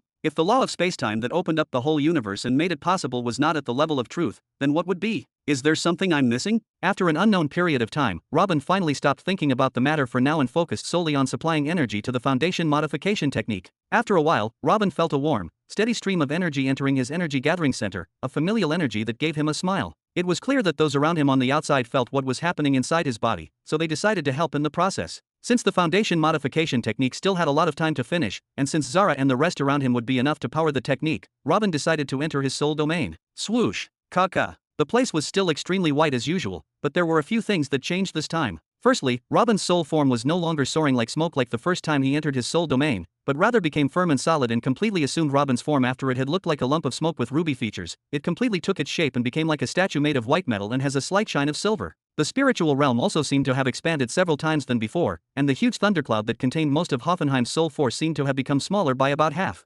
Vroom! With a wave of Robin's hand, several small tornadoes shot out from the thundercloud and touched his soul body. Cat-cha! Cat-cha! Once again, the size of the thundercloud began to decrease noticeably quickly. Chapter 516. At the same time, on planet Nihari, in the northern region, somewhere inside the capital of the Azil tribe. Your Majesty, the Green Flame Doctor has come to see you. A Nihari giant old man with sharp features entered and gave a deep bow. Anyone with knowledge of history would know that this old man who acted like a servant was actually the infamous Thousand Valley Slayer. He was a person with a third-stage body-strengthening divine tattoo who could be considered at the pinnacle of the Sage Dragon domain. He gained his fame over the past 2,000 years by killing and plundering any area he set his sights on, and rumor has it that he killed at least 1 million people with his bare hands. No one knows whether this is true or not, but the name of the Thousand Valley Slayer was enough to strike terror into the hearts of all the lower races and even the Nihari giants themselves until this name gradually disappeared from the scene 200 years ago. And the place that the old man entered did not seem like a normal thing either. It was a hall in a huge palace, but anyone who saw this place would feel that calling it a reception hall would be an understatement. The height of the door of the hall alone was more than 20 meters, and the hall itself occupied several acres, most of which were empty and did not contain more furniture than in any ordinary reception hall, but every piece of that furniture screamed grandeur and extreme extravagance. Get him in! And in the middle of this hall, a middle-aged person of the Nihari giants was sitting on a luxurious chair that looked like a throne specially made for the ruler of this world. The person was resting on his throne and spoke as he was looking at the ceiling board. He was wearing a long red robe, his fingers were full of huge, shiny rings, and there was an eye-catching divine tattoo rising from his neck and covering the left half of his face. And his aura. Whoever enters this room, if he does not feel pressured by the greatness of its content, will surely fall down on his knees when he sets eyes on that person. The old man retreated several steps while still in a bowing position until he reached the door. After a few minutes, a young man who appeared to be in his 20s entered with him. The young man was missing the left forearm entirely while his other arm was missing a few fingers, and from his gait, it was clear that the paws of his feet were also missing, but nevertheless, he entered with a gentle smile on his face. Who could he be but Richard? Let's be alone. The person sitting on the throne only raised a finger and pointed towards the door. If I'm to be subjected to any inconvenience, your punishment will be severe. Of course, your majesty, of course. The old man stepped back slowly again. Good morning, your majesty. I have been told that your majesty is urgently ordering my presence the moment your exalted self arrives at your temporary residence. Richard remained standing until the old man reached the door and closed it behind him, then he spoke with a smile. Come closer, there's no need to be afraid. Yes, your majesty, may I know the reason for my summoning? It is inconceivable that your majesty came to visit the Azil tribe just for me to see this weak being, right?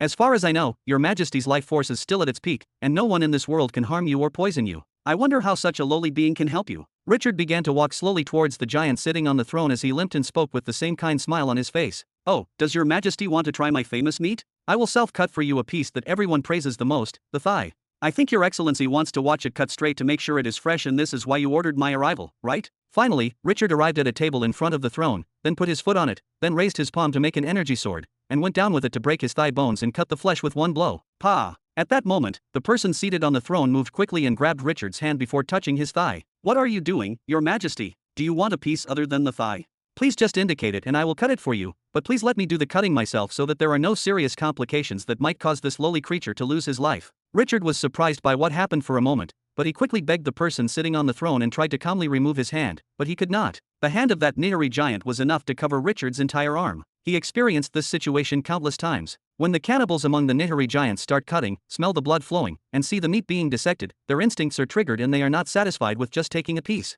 The last time he was asked to appear in front of someone of this level, he almost died due to blood loss and excessive pain. The giant did not respond to Richard, he just got up and gently removed Richard's hand, then helped Richard sit on the throne instead. Then Richard continued with a look filled with shock and curiosity as he watched the giant bring another seat, barely any less extravagant than the throne itself, and put it in front of the throne. Then the giant stood beside that seat motionless, as if he was waiting for someone to come. Your Majesty. Richard did not know what to say. He knew the identity of that giant very well, and he knew that there was no one in the entire Nihari planet who had the qualifications to make him wait for him standing. But why did he sit him on the throne in the first place? Buzz. Why the surprise, your highness? There is no need to belittle your worth just because those courtiers do not know who you are. What is the problem if the monarch of the Nine Suns stands guard? As long as you, the prince of the true beginning empire, are sitting, he will remain standing. This is how things should be, a matter of course. Richard's shock increased again when he saw someone coming out of the giant's shadow and started moving until he went and kissed Richard's head that was looking at him absent-mindedly and then sat on the empty seat in front of him, while the giant remained standing by him as if he was a guard. That person was about the same height as Richard, just a normal human, with long black hair and eyes as black as the bottom of a well. Second Brother Theo. Chapter 517. Second Brother Theo? You survived the invasion of the Flame Empire? What about my first brother Caesar, Grandpa Galen, and Grandpa Brian? Is everyone okay? Richard stood up slowly, almost unable to believe what he was seeing. His features changed for the first time since he entered the hall, turning from the kind smile that seemed as if nothing would disturb it, to a shock that gilded the minds mixed with some joy. Theo let out a long sigh when he heard this question, and his face changed as if he remembered something he didn't want to remember. A lot has happened since the day you and my lady left. The Flame Empire intensified the attack greatly until, then we decided to form a battalion and escape, but then. Richard opened his eyes sometimes in surprise and closed them other times in sorrow. His heart sank in the first half of the story, especially when he heard of the death of his grandfathers and a large number of people he knew when he was young. But he was able to breathe a sigh of relief when he heard that his brothers and a good number of the Burton family had survived that massacre. Ever since he escaped that day, he had prepared for himself that he would become an orphan. The fact that there are people remaining from his family is a reason for joy. Theo continued to tell the story till he reached the point where everyone had been rescued from the ambush and began to explain Robin's revenge against the four empires and the ancestral continent. But Richard's features changed slightly and he interrupted. Let's leave this aside for now. How did you convince the Nine Suns monarch to help you? Convinced him? You underestimate your father's innovations too much, little prince. Theo did not mind changing the subject since talking about the past was heavy on his heart anyway, but he laughed in a low voice and then looked beside him. Get us something to drink. Yes. The Nihari giant bowed slightly, then went to the bar and began to pour something into 2 glasses. He quickly returned and served them respectfully, Eastern silver vine wine. I hope it pleases you both, my lords. Then he returned to stand next to Theo as if nothing had happened. What is happening here? Richard placed the cup on the table and looked at the giant, whom he called the Nine Suns monarch, from top to bottom, as if trying to find something wrong with him. No need to be skeptical, your highness, it is indeed him, Kandal the son of Aranov, the son of Asherah, prince number 7 of the northern Asherah giants tribe. What, do you think we will be able to kidnap him and replace him with someone else? Theo shook his head gently and took a sip of wine. He hadn't been this relaxed in years. But how? That person has the fourth stage of the body-strengthening divine tattoo. He already became an emperor hundreds of years ago and has many martial achievements to his name. He has burned down countless intelligent race members and single-handedly burned down the main cities of 9 Nihari giants tribes that provoked him. The flames burning those 9 cities reached the sky, so everyone called him the Nine Suns Monarch. Many say that he is one of the 10 most powerful emperors in the world. There are also rumors that the Ashura tribe was the richest tribe in the northern region thanks to his expansive business. This was before I showed up, of course. The Azil tribe became the richest in the world nowadays. Theo nodded several times. You are right, this person is indeed one of the most powerful powerhouses in the world. Whether in individual or economic strength, it is indeed hard to find his match. But what you do not know is that he is the person who controls the underworld in Nihari as well. This person is the actual head of the Fire Salamander organization. The Fire Salamander terrorist organization? This is not very strange. Everyone is talking about the source of the Ashura tribe's outrageous wealth and about the rare and stolen items that constantly appear in their famous auctions. It is no wonder that the largest criminal organization works for them. But what does this have to do with anything? Sigh, how can I tell you this? When your father was still in Nihari, he invented a mind control technique called soul enslavement and used a trick to bring Yugas, the leader of the Eastern Region branch of the Fire Salamander organization, under his control by making him read that technique and practice it. Theo also placed the cup on the table and began to explain to Richard gently. Before your father left Nihari, he gave Yugas a few orders, including that he should obey me when he saw me, and several other things. But the most important order he gave him was to try to subjugate the rest of the branches of the Fire Salamander organization under his control. Since that time, Yugas has been trying to get closer to the leaders of the rest of the regions, using all possible tricks to make them train the soul enslavement technique, and little by little he was able to enslave the leaders of the organization in the western, southern, central and even the northern regions. He simply subjugated all the region chiefs and their assistants with only the big head remaining. Only yesterday were the 5 district chiefs finally able to request a meeting with the actual boss, the Nine Suns Monarch, and convince him that they had found a power-up related to the second heavens chosen and that he should try it out. In this way, they were able to make him accept the soul enslavement and become on our side. Richard slowly sat down. So in summary, the Nine Suns Monarch is working for Yugas now, and Yugas is working for you. Did I understand correctly? We all work for your father. I'm just a mediator between them. Theo shook his head. Oh, and what do you intend to do with all this? Richard raised his eyebrows slightly and asked. Many things. Your father has drawn up a long-term plan for Planet Nihari and implementation has already begun, but all the success in implementing that plan can't be compared to meeting you today. I have waited years to complete the subjugation of the Nine Suns Monarch in order for us to meet without anyone disturbing us. Even the emperors of the Azil tribe would not dare to send their soul sense to spy inside this palace. Aha, and then what? Richard leaned back on the huge chair. Your father sent you good things. Theo took out a space ring from his pocket and with a slight movement took several things out on the table. I will explain to you the uses of all of them and explain to you your role in the upcoming events. It may take a little longer, but you will definitely get out of here in one piece. Richard's eyes lowered slightly to look at the ring, then he returned to look into Theo's eyes with a blank face. Thank you for your trouble, second brother, but I will get myself out. Chapter 518. What? What do you mean you don't want help? If I, an adopted brother of yours who accompanied you since birth, can't help you, then who would? What is it? You are calling me the second brother, but you don't see me as family. Theo responded angrily, and then scanned the ring and brought out a few items. Just look at this. Your father knows that your mother passed you the life fire cultivation technique up to the second stage, so this metal tablet contains the complete third stage of the life fire cultivation technique. By using it, you can break through to the sagehood realm and reach level 40 without problems. And here are some golden weapons, the best that the blacksmith of our planet can currently make. And here are these talismans made by the astrals, and with them, you can attack and even kill high-level sages, and here. At this moment, Richard intervened, waving his hand. There is no need to continue.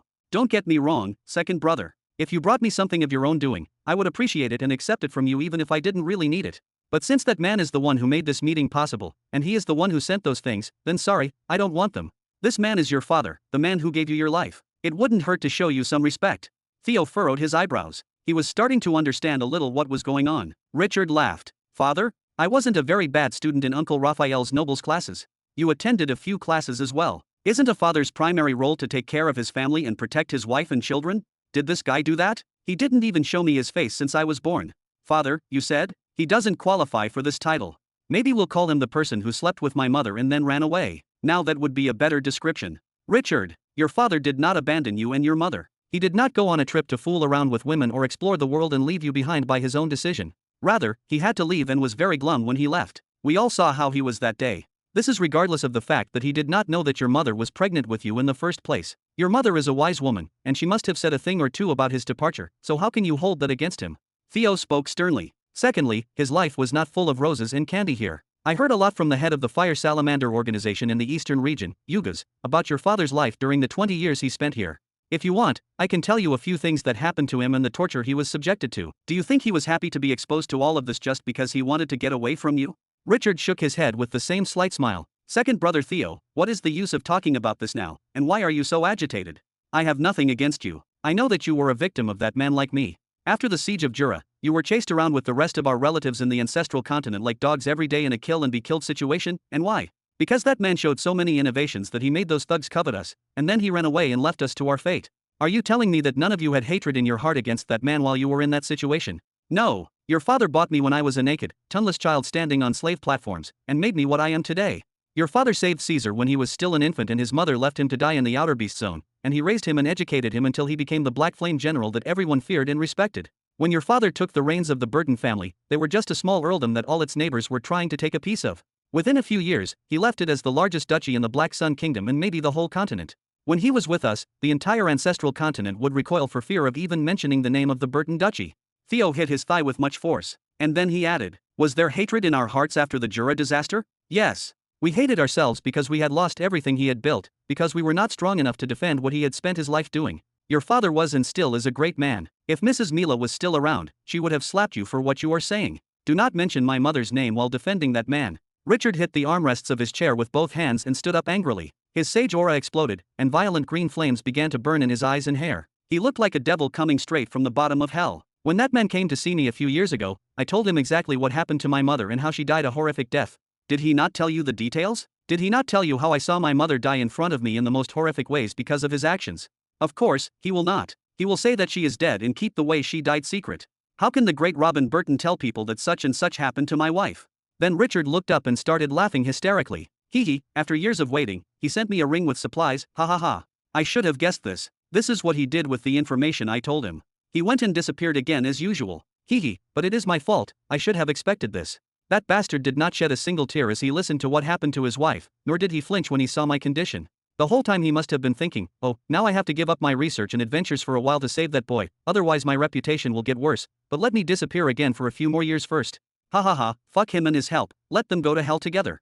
At that moment, Theo was forced to involuntarily slam his back to his seat in terror. He merely looked at Richard's face in shock without saying a word. Richard, who was wearing a mask with a kind smile on his face, had disappeared without a trace. A terrifying persona took his place. He was worried when Richard first walked through the door and saw his submissive demeanor, but seeing the bloodthirsty aura of the person standing in front of him now, was that an act? If Theo was not sure that Richard would not attack him, he would have activated his shadow movement and fled immediately. Chapter 519. The whole time you knew it was your father who visited you that day. Under Richard's enormous pressure, Theo sighed and contented himself with those words. His adoptive father explained to him everything that happened that day and told him not to mention to Richard that he was his father when he met him. So Theo came up with several lies in case Richard asked about the identity of the person who came to visit him a few years ago, but it seemed that there would be no need for them. Richard shouldered his hands and looked to the side. Although the green flame was still burning on his hair, he seemed a little calmer. Of course I knew who he was. Since I was born I kept hearing his characterizations from you all and saw so many portraits and statues made in his honor. Do you all think I'm so stupid that I wouldn't recognize him when he was sitting in front of me? Even if I had never seen his portraits or heard anything about him in the past, I would have recognized that inciting face at first sight. Why didn't you confront him and tell him what you think about him? Wouldn't that have been better than staying angry with him like this? Richard turned his face to face Theo again and let out a sarcastic laugh. Oh, am I the one who should be blamed now? If he himself is a coward and doesn't want to take responsibility, he knew who I was from the moment he saw me, but he didn't want to look at me and say, I'm sorry my son, I know you suffered a lot because of me. He kept pretending that he was a stranger until he left and disappeared again, as I used to do. What did you want me to do when he didn't even dare to claim me? Jump in his arms and ask him to pat my head. Damn him, who needs him? Theo looked at the ground and did not respond. He did not know what to say. His adoptive father told him about his meeting with Richard and actually told him that he did not dare to announce his identity in front of his son because he felt shameful at that moment. On that day, Robin didn't need to say much about how he felt as he was everything in his eyes. His adoptive father appeared to be extremely sad and broken when he remembered Richard's situation and his words, something he had never seen before. Perhaps his adoptive father thought at the time that the silence would give him some time to think about a way to compensate Richard before telling him his identity, but he did not know that the person sitting in front of him actually knew who he was. He was waiting for his father to acknowledge him so that he could admonish him and perhaps yell at him a little, but he stayed silent and left as a stranger, which deepened Richard's feelings of disappointment and loneliness even more. Wait, your aura. Theo, who was immersed in his thoughts, trying to come up with any idea that might solve what was in Richard's heart towards his father, suddenly felt as if a snake had bitten him and asked quickly, "What's wrong with my aura?" Richard asked with a big smile. It was clear that he was very proud. Are you a sage? No, not just a sage, are you level 33? Theo's shock made him forget his refinement as the big brother, and he began to move forward until he was sitting on the edge of his chair. But that doesn't make sense. My adoptive father ordered me to bring you the technique tablet of the third stage of the life fire cultivation technique, which means that he never passed it to you before. How did you reach this level? Theo almost went crazy. He himself was able to break through to the sagehood realm after his father returned to unify the planet Jura and gave him the third stage of the major heavenly law of darkness. About 9 years have passed since then and Theo himself is still only at level 36, so how could he not be shocked by Richard's level? Richard extinguished the flames on his body and sat down in his place on the throne-like seat. This time, he did not sit on it with fear, but rather it seemed as if it had been designed specifically for him. He spoke with great confidence. What's the problem if I am level 33? I had the basics of the law technique and how to cultivate the levels all the way to level 30. Then I continued breaking through with my own understanding. Do you think that guy is the only one capable of inventing ways to break through to the higher levels? Or is he the one who invented the internal energy training system and no one knows about it except him? When he was born there were many sages on planet Jura already. Do not give him more credit than what he deserves. I didn't say that he was the only one capable of creating cultivation techniques. But it took those geniuses of the previous ancestors thousands of years to discover those techniques, and all of them were techniques that existed in nature and could be observed and contemplated, so creating techniques for them was just a matter of time. This is not the same with you. How old are you exactly? And the technique for which you created 3 new levels yourself is the fire of life. It is a law technique that does not exist in nature at all. How were you able to create a law technique for it within a few years, especially in your circumstances? Theo felt like he was about to have a nervous breakdown. Richard didn't respond to anything. He just leaned his head back more and looked at Theo with a smile. Theo finally calmed down under the influence of that confident smile, which was mixed with a bit of arrogance and a little bit of madness. Theo felt at this moment that he knew this smile too well. He had seen it on someone's face before. Indeed, the apple does not fall far from the tree. You resemble your father more than you can imagine. Richard's smile turned mischievous and he quickly looked to the side with a tisk. He didn't add a word. Looks like you weren't kidding when you said you wanted to get yourself out. After a long time, Theo finally spoke. I don't know if you heard about it or not, but there is a powerful invasion coming to this planet in 18 years that may destroy all forms of life here. We have to get you out of here before then, otherwise, the emperors and sages of the Azil tribe will begin to exploit you in various ways to treat their war victims, and this will make you a sure kill target for invaders. We must not reach this stage. You must leave before the invasion begins, and I fear that you alone will not be able to do it. Oh, so the invasion rumors filling the streets were true. It's okay, I already thought about it. You say it's coming in 18 years, right? It's okay, just watch. The confident smile returned to Richard's face. At this moment, he looked as if he was very excited about something. Then he finally looked back at Theo in the eyes. Thank you for the visit, my second brother. You can go back and continue that plan you were talking about. Go and get that guy more influence and resources and feed his ego as much as you wish, but tell him to forget about me, as I do not need him, and it is better for him not to involve me in his future plans, whatever they may be, as I am not one of his pawns. Theo was silent for a moment and then spoke in a low voice. That plan I wanted to introduce you to involves a conflict that will change the fate of many planets, but its main purpose is, I think you should take a look at it. What fucking purpose now? Wasn't what happened to me and my mother enough for him? Didn't we contribute enough to His Excellency's high-level conflicts? Just tell him to keep the hell away from me. Richard exploded again and stood up. It was clear that his tolerance was very limited when the topic came to his father. Under Richard's outburst, Theo continued slowly. I'll continue anyway. The ultimate purpose of his grand plan is to get you out of here without messing a hair on your head. He doesn't want anything else.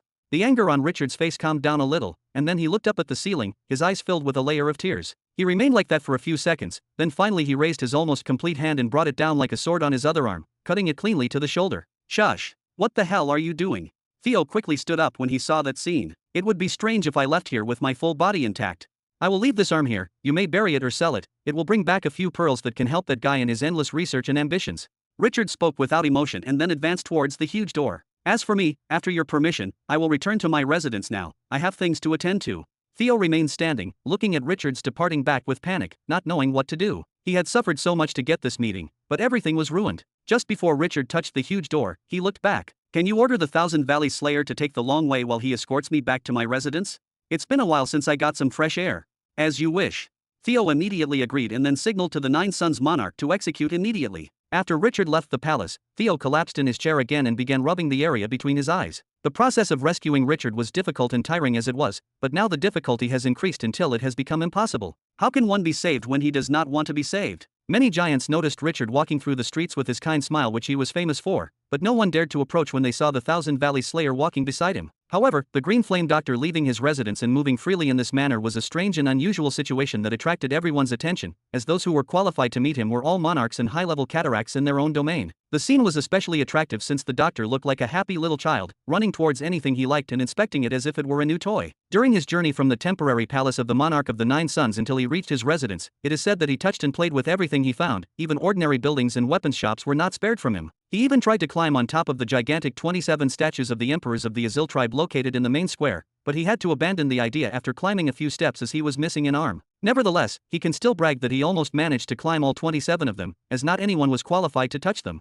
A few were laughing at him sarcastically, and some were giggling and shaking their heads because they didn't think that the Green Flame Doctor had such a curious nature. But even under everyone's gaze, no one noticed that everything that Richard touched had trembled for a moment before returning to being lifeless again. Chapter 520. Planet Greenland. As any planet that contains life, killing, and wars have never subsided here, especially 200,000 years ago when the Great War broke out between the ancient Traians and the rest of the intelligent creatures. All of this is in one hand, and the bloodstorm that struck the planet again after the arrival of the invasion from planet Jura is on the other hand. There is not a single place on this planet that currently enjoys peace. There are only places in a state of war, and other places are waiting for war and preparing for it. Only one peaceful spot remained untouched by what was happening outside, a relatively small tent with only a bed and a chair next to the bed. Inside this tent, there is true peace. The number of arrays drawn beneath and around the tent, and the number of guards spread around it made this small tent a small fortress that even insects would not dare approach. As for inside it, there are two individuals. The first is a girl sitting on a chair, pumping subtle energy into the body of the person lying in front of her. It seemed as if she had been doing this for a very long time, to the point that she could do it now even while she was sleeping.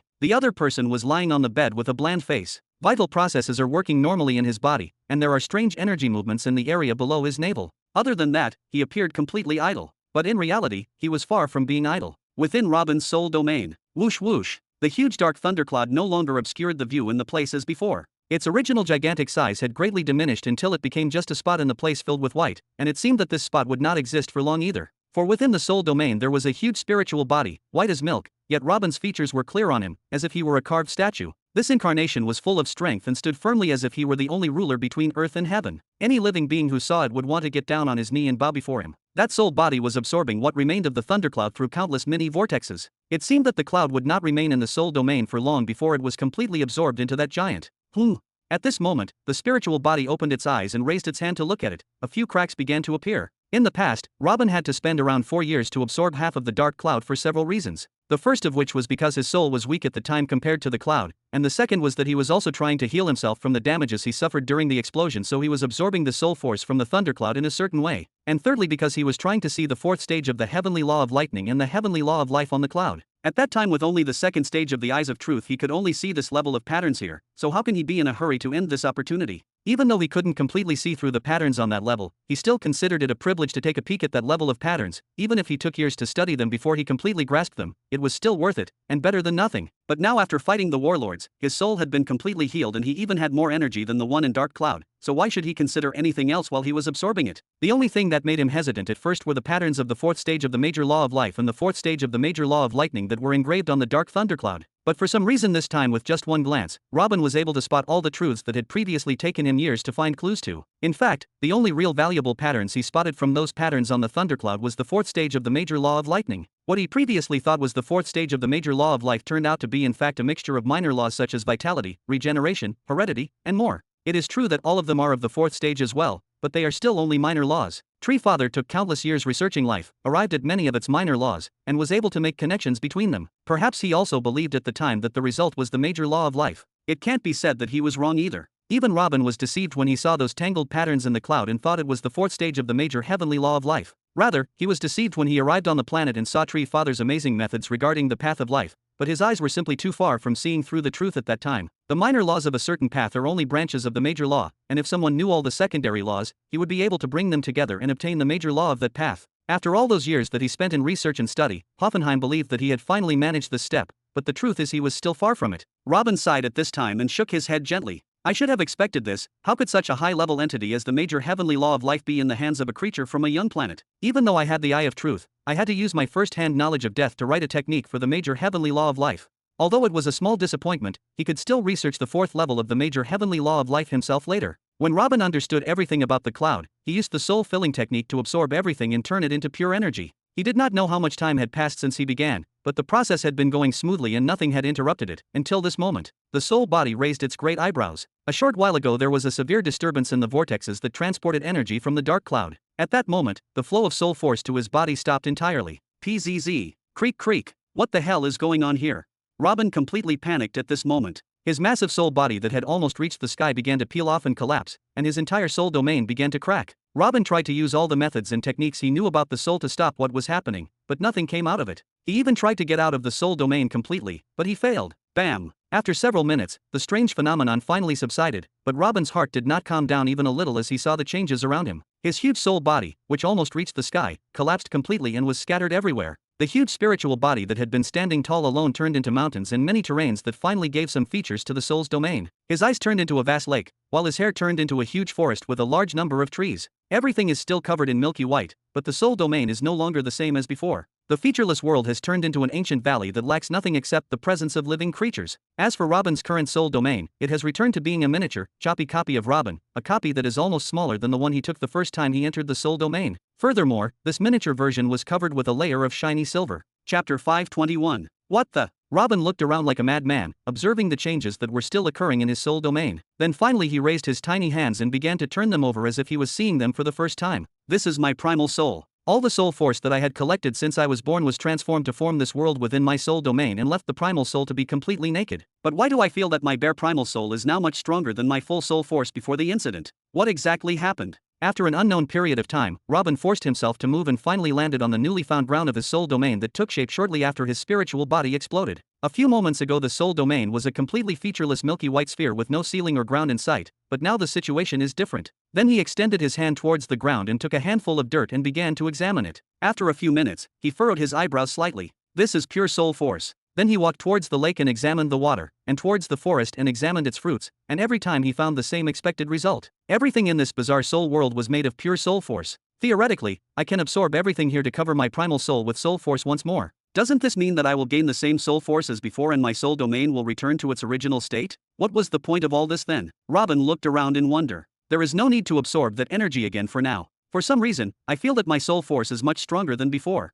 I will leave it like this until I need it one day. As long as it is in my soul domain, it will not go anywhere anyway. Robin showed a big smile as he looked around. This unique world in his view now became a reserve of soul domain ready to be consumed in case he needed urgent treatment. At least that's all this new world represents now until he finds a real use later. It is unreasonable that such a magnificent soul world would only be useful in treating soul wounds, as there has to be some kind of usage he doesn't know yet. Then he finally turned his gaze to the only thing that stayed the same within his soul domain, the dark thundercloud containing the power of Hoffenheim, and began to advance towards it again. The cloud was now approximately 20% of its main size, but nevertheless, it still covered a significant portion of the soul domain. It seemed as if it was ready to destroy this newly found soul world at any moment. Why would he absorb his own soul force again if this intruding dark thundercloud was still there? He managed to absorb 80% during the years of his seclusion. He will probably need more than a year of complete seclusion to absorb the rest. And when he is finished with it, his soul body will return to being gigantic again, and even if it does not reach its previous height, it will not be very far. Robin raised his hands slightly and gave the order, and many vortexes began to emerge from the cloud again and connect with his chubby soul body, ready to transform the power of that dark thundercloud to be his own once more.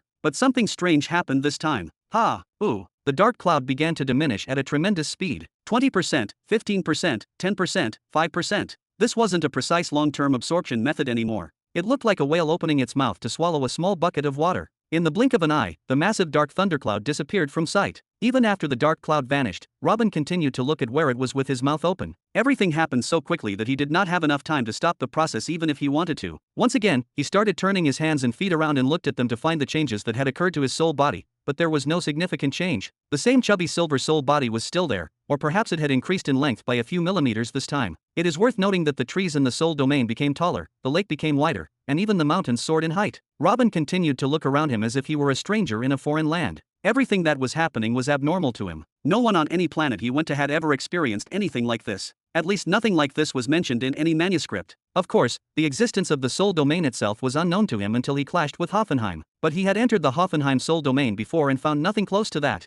One more thing to investigate. Robin finally sighed and shook his head, as the burden had become too heavy. Although he had not kept tracking of time and had completely surrendered to the soul-filling technique since he entered the soul domain, it had certainly been several months since he fainted. Every passing day brought him closer and closer to the Nahiri War, the fateful war in which he would fulfill his promise, the war in which he had to save his son, and the war for which he prepared nothing worthy yet. If he made a list of things that he had to spend time researching in order to increase the power of the true beginning empire as quickly as possible, this list would not end, so he would have to choose a few things from it and leave the rest aside until he had some free time. Of course, he had to survive the war and have free time in the first place. After one last look around, Robin gave a long sigh, then closed his eyes and decided to leave the soul domain. The mystery here would have to continue until fate allowed it. Immediately after Robin's consciousness left the soul domain, he returned to control of his body and tried to move. The difference was that this time he finally succeeded. Dad, you are awake. Zara helped her adoptive father sit down and finally brought him some real food and drink and began feeding him, which aroused the curiosity of the guards outside. When they confirmed from Zara that His Excellency had finally awakened, news began to spread quickly that His Excellency had finally opened his eyes. This spread a wave of celebration and anticipation at the same time throughout planet Greenland. As for Robin, he spent the first few hours looking like he was trying to get used to his body again, and even he himself was surprised and asked Zara, "Arg, why do I feel like I have been sleeping for years?" Because that's exactly what happened. You have been in this state for 2 years now. Zara shook her head gently and answered, but her features could not hide some concern. 2 years. What happened to the war? Chapter 522. Robin felt like he was about to faint again when he heard Zara's response. He had been lying in this bed for 2 years, and it seemed like 2 or 3 months of rest instead. If this were true, then the time he spent inside the soul domain absorbing that thundercloud passed in the blink of an eye. Was he so completely focused on the absorption process that he forgot about time? You have been in this state for 2 whole years, you scared us silly. Zara nodded with watery eyes. The past 2 years have put a lot of psychological pressure on her. But how? There is no way I have spent 2 full years in the soul domain. Robin wondered in a low voice as he straightened his seat. Even if he forgot the passage of time during the absorption process, in the end, he only absorbed about 30% of the thundercloud before his soul body collapsed. It is impossible for him to have spent 2 years absorbing only 30%. Then he began to slowly rub his forehead trying to recall what happened after his battle against the warlords. Perhaps he would find the answer. But Zara thought he was asking her, so she put her hand on her chin a little, arranging the answer, and then she spoke. I don't know what was happening with you exactly, but I was here with you since the day after you fell, and I noticed all the changes that happened to you, and this is the sequence of events. First, since you fell in battle, you fell into a complete coma, where only the important vital processes in your body were being carried out, but with great difficulty, and you remained in this state for about 7 months. After that, I felt you trying to do something with your energy gathering center, but you were very weak at that time, so I tried to help and began sending my own energy there as well. Although I was terrified when I found your body wavering as if you were suffering, when I saw you still persevering and pumping energy there, I kept helping you all the time, and you remained in this state for about 2 months. Then she paused for a moment before adding, After that phase ended, many changes occurred in your energy gathering center, and I saw you sweating, but I did not know how to help. But the good thing is that after several days, your body returned to stability and you returned to consuming a lot of energy, so I produced pumping even more energy with the help of an energy pearl this time, and you remained in this state for a year, that is, until about 2 months ago. Then your crazy energy consumption stopped completely and all the vital processes in your body returned to normal, but you remained unconscious, until you finally opened your eyes today. Robin raised his eyebrows slightly as he looked at Zara. Although her words seemed vague, he understood everything. The part he focused on the most was that his energy consumption had calmed down 2 months ago already, so he quickly passed his soul sense at his energy gathering center before showing a big smile. Everything there had returned to normal. According to Zara, repairing the solid energy foundations from number 1 to number 10 took 2 months, while repairing the solid energy foundations from number 11 to number 30 took a whole year. But his smile quickly disappeared and his features turned into shock when he remembered something. His solid energy foundations from 20 to 30 should have completely disappeared, but now they are back as if nothing had happened. The foundation modification technique was not designed to work like this. Even if a truth user like him had created it, it was still an initial technique created for the purpose of repairing the errors of past cultivation, but building the entire sagehood cultivation realm from scratch in 1 year? Impossible. Secondly, how did this happen automatically? The technique requires tremendous concentration and tremendous endurance. This was evident when Robin struggled to use it to repair the first 10 solid energy foundations. He remained conscious and internally screaming all the time for 2 months. It was like a person holding a knife and using it to carve words into his own skin and flesh. But when the technique began to touch the solid energy foundation number 11, it seemed as if that knife had turned into a pen, and another person grabbed this pen and began using it easily and skillfully. Robin did not have to do anything but watch. He was so out of work that he went to deal with the thundercloud in his soul domain out of boredom. Robin sighed and shook his head, then a heartfelt smile returned to his lips. There were many mysteries regarding the master law of truth for him to discover, but at least this time he received help from fate and his bad luck did not interfere again. The fractures in his energy gathering center were a huge burden occupying his mind. Now the state of his energy gathering center has returned to be as it was before the battle, even better. Even better, Robin furrowed his eyebrows slightly when he felt this point and tried activating the absolute natural energy absorption technique, and to his surprise, level 31 slowly began to form. What the? Robin raised his eyebrows again, assuming that this was impossible without breaking through to the 3rd level of the master law of truth. Then Robin thought of something and activated the Eye of Truth. His eyes began to glow golden and a thin layer of shimmering glow covered his entire body. Then the smile quickly returned to his face. He was now seeing what he had never seen before. All the laws surrounding him all the way to the 4th stage were exposed before him like an open book. His master law of truth has finally reached the 3rd stage. Robin almost jumped off his bed with joy. He no longer remembers how many years had passed since he was able to reach the second stage of truth. He did not think that he would reach the third stage by chance, but he quickly calmed down. Isn't this normal? What exactly is spacetime? The master law of truth develops when Robin's understanding of the truths of the universe around him increases. If the law of truth does not develop to the third stage after discovering and adapting another master law, then when will it develop? Not even mentioning the third stage, discovering the master law of spacetime would undoubtedly help him even reach the fourth level of the master law of truth later on. Robin felt a slight tremor and the hair on his body began to stand up lightly as he thought about it, but his features took a turn for the worse again and he looked at Zara quickly. Where are your brothers? What happened to the war in the past 2 years? Tree Father Hoffenheim went crazy after you destroyed his warlords. Within 1 week, he gathered an army of tens of millions of buds and sent them here to take revenge on you. But there were already several legions here and my brothers and the rest of the generals were able to repel the attack, and that huge battle continued for more than a month. After which a comprehensive counterattack began against the Tree Father, in which all of your 10 legions participated, and they returned to forcefully attack Tree Father Hoffenheim's lands, but this time without any kind of self-restraint. During the 2 years, they crammed the Tree Father and all his remaining buds into a small area around his real body, and now the war is still going on there. I heard that tens or even hundreds of thousands of bodies fall there every day without a chance to rest between the two sides. My brothers come here every now and then to visit you, but they soon return to the war zone again. Then Zara seemed to remember something. Oh, there are a few bodies made of roots that tried to enter the tent from underground, but the arrays detected them and prevented them from penetrating the floor of the tent, so they tried to form those bodies around the tent. We didn't know what their intentions were, so I ordered the guards to destroy them on sight. One of them came more than once and said that he just wanted to talk to you, but we told him that you were in close training and that he had to leave his name and retreat until you yourself came out of the tent. He actually retreated every time, but he refused to leave his name. Bodies from the roots? This reminds me of the incarnation of Hoffenheim. Is he trying to communicate with me to give up? Robin furrowed his eyebrows slightly, then thought about something and looked back at Zara. What about the rest of the Tree Fathers?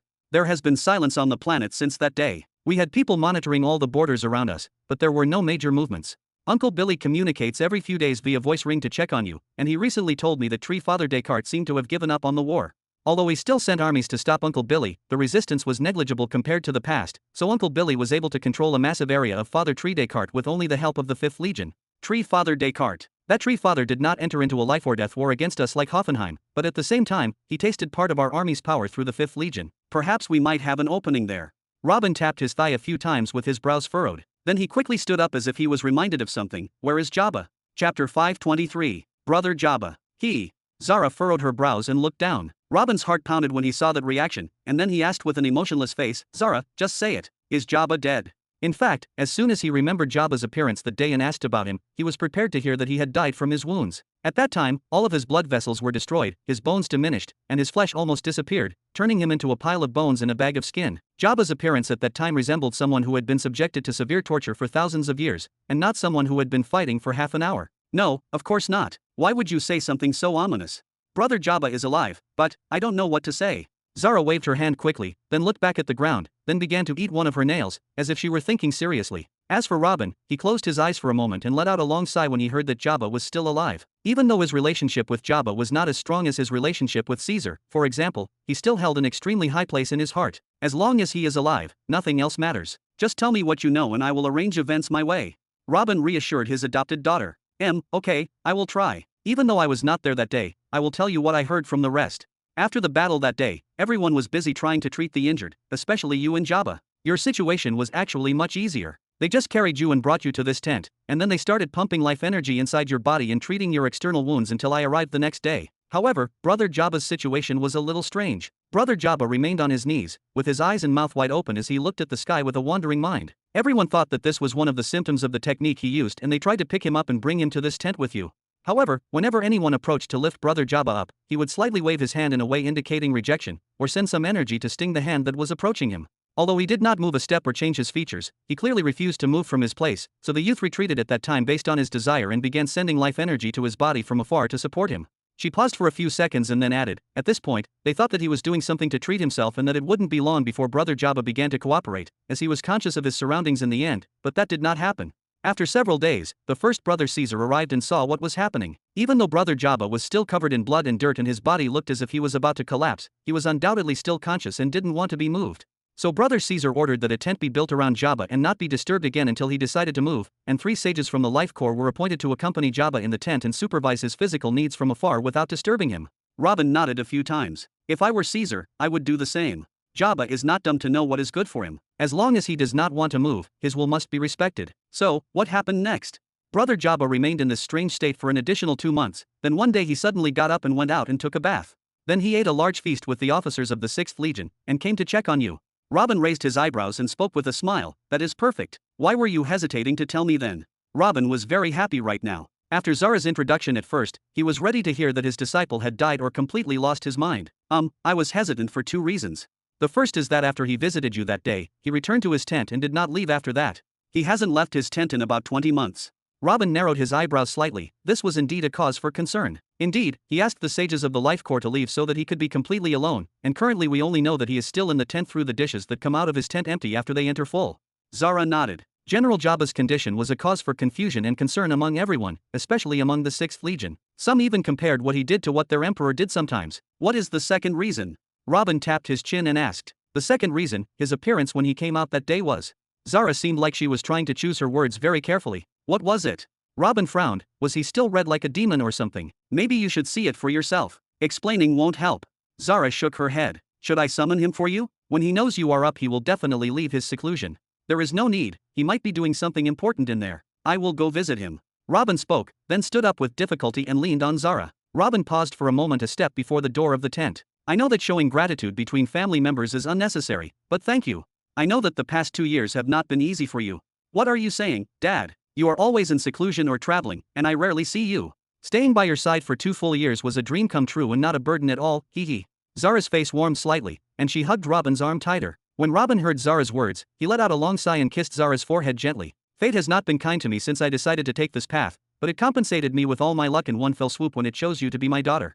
Zara did not say anything else after Robin's words. She just raised her head and looked at him with eyes filled with a layer of tears and a satisfied smile. What would 2 years of effort be in exchange for hearing that one sentence? Right after Robin left the tent, he found a few sages in full golden armor bowing before him, grinning. Then he saw a sea of men and women of the 6th Legion cheering towards him. The rumor of their emperor's rise had already spread throughout the camp, but seeing him walking among them had another weight. This was the person who saved their lives with a few waves of his legendary black spear. Robin continued on his way, leaning on Zara with one hand and waving to the members of the 6th Legion with the other hand. He finally reached another tent that was not far away, a tent that was set up in the same spot where General Jabba had almost crushed the warlord. Robin stood for a few more seconds in front of the tent, preparing himself psychologically for what he was about to see. Then finally he removed his hand from Zara and patted her to wait for him outside, then took a step forward. As soon as Robin entered, his eyes fell on a human young man who appeared to be in his 20s. The young man had long hair braided in the middle of his head and had shaved hair on both sides. His skin was not too dark or too white, and there was a tattoo extending along his neck. He was tall for a human male, but if he stood among the 6th Legion, he wouldn't stand out among them. His body was not too thin or muscular, but rather he looked well balanced and pleasing to the eye.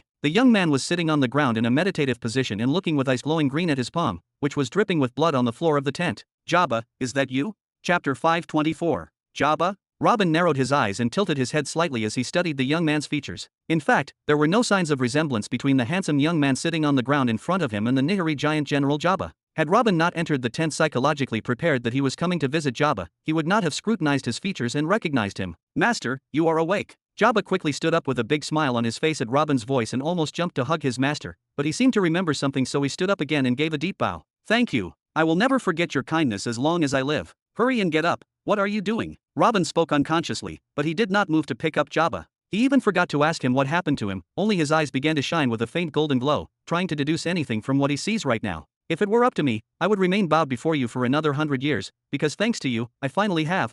When Jabba finally raised his back to look at his master's face, he screamed violently, then put both his hands over his eyes and quickly threw his head back. Jabba, are you okay? What's wrong with your eyes? Finally, Robin regained some of his focus, so he took a few steps quickly and went to check on his disciple. When Robin entered the tent, he saw Jabba's eyes glowing green. That glow reminded him of something for a moment, but he decided to ignore that possibility since it was almost non-existent. I'm fine.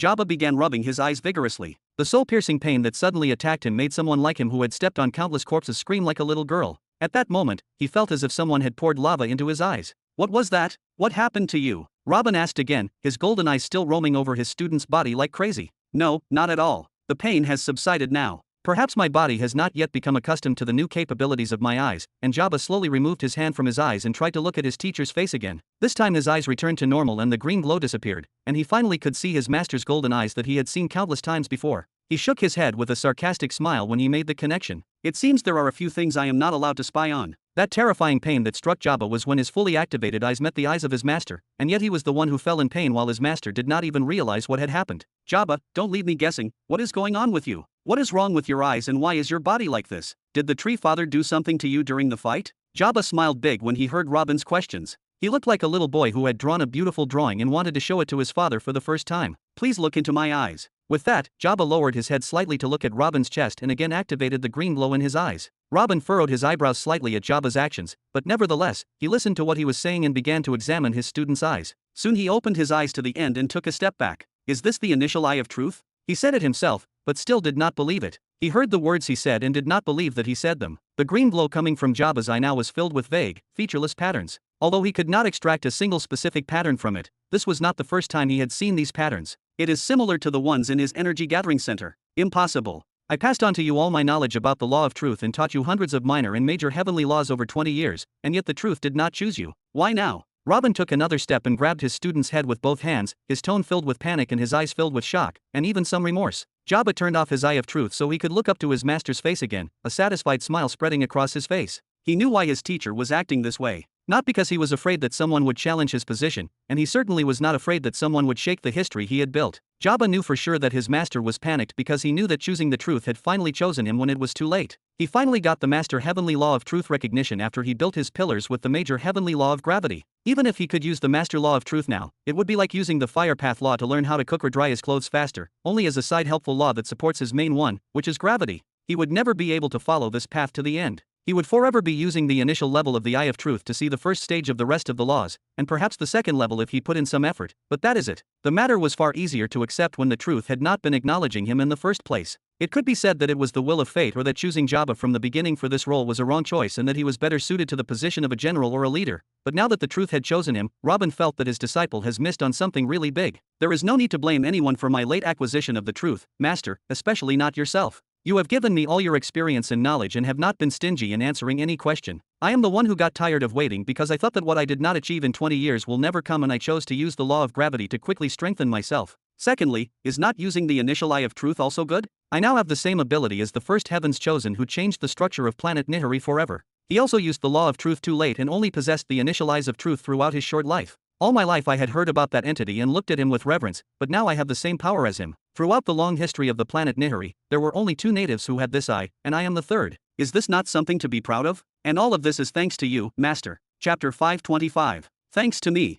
Robin shook his head with a sarcastic laugh, then found his way to one of the chairs in the tent and sat on it, feeling helpless. If I hadn't chosen to start the war on planet Jura that day, you wouldn't have chosen to use the major heavenly law of gravity to break through the knighthood to help me. If I hadn't made you worry about me, you would have been able to adopt the master law of truth as your foundation building law, but unfortunately, this will not work now. Then Robin rested his head on his hand and started rubbing his forehead. This was really a problem. Even if the truth accepted Jabba, it would still be impossible to modify his foundations to use the master law of truth as the foundation building law. Robin saw for himself how the patterns of truth despise any other patterns and turn them into nothingness once they approach them, so modifying Jabba's foundations is impossible. As for destroying his foundation entirely and starting over, theoretically, this is possible, but according to the all-seeing God, this is also impossible. When he brought Caesar back to the age of 12, all of his foundations, the solid energy in Caesar's body, were consumed and he returned to being a mere mortal. However, the all-seeing God stressed that he must cultivate any law but within the path of fire. From this, it can be concluded that the patterns of the law are applied to the energy-gathering center itself in some way, just as they are applied to the foundations.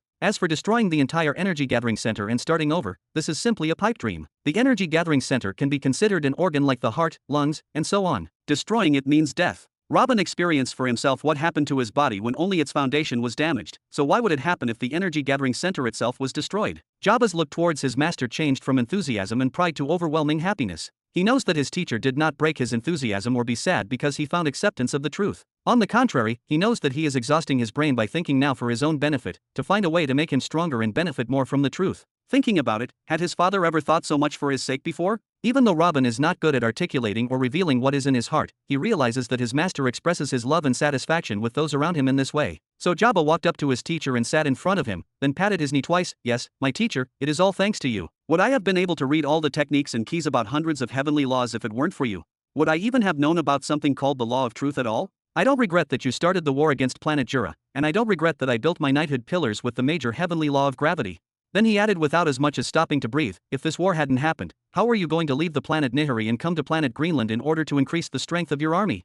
How would you make me a general of the 6th Legion, and how would my men respect me if I were not strong enough and used the law of gravity?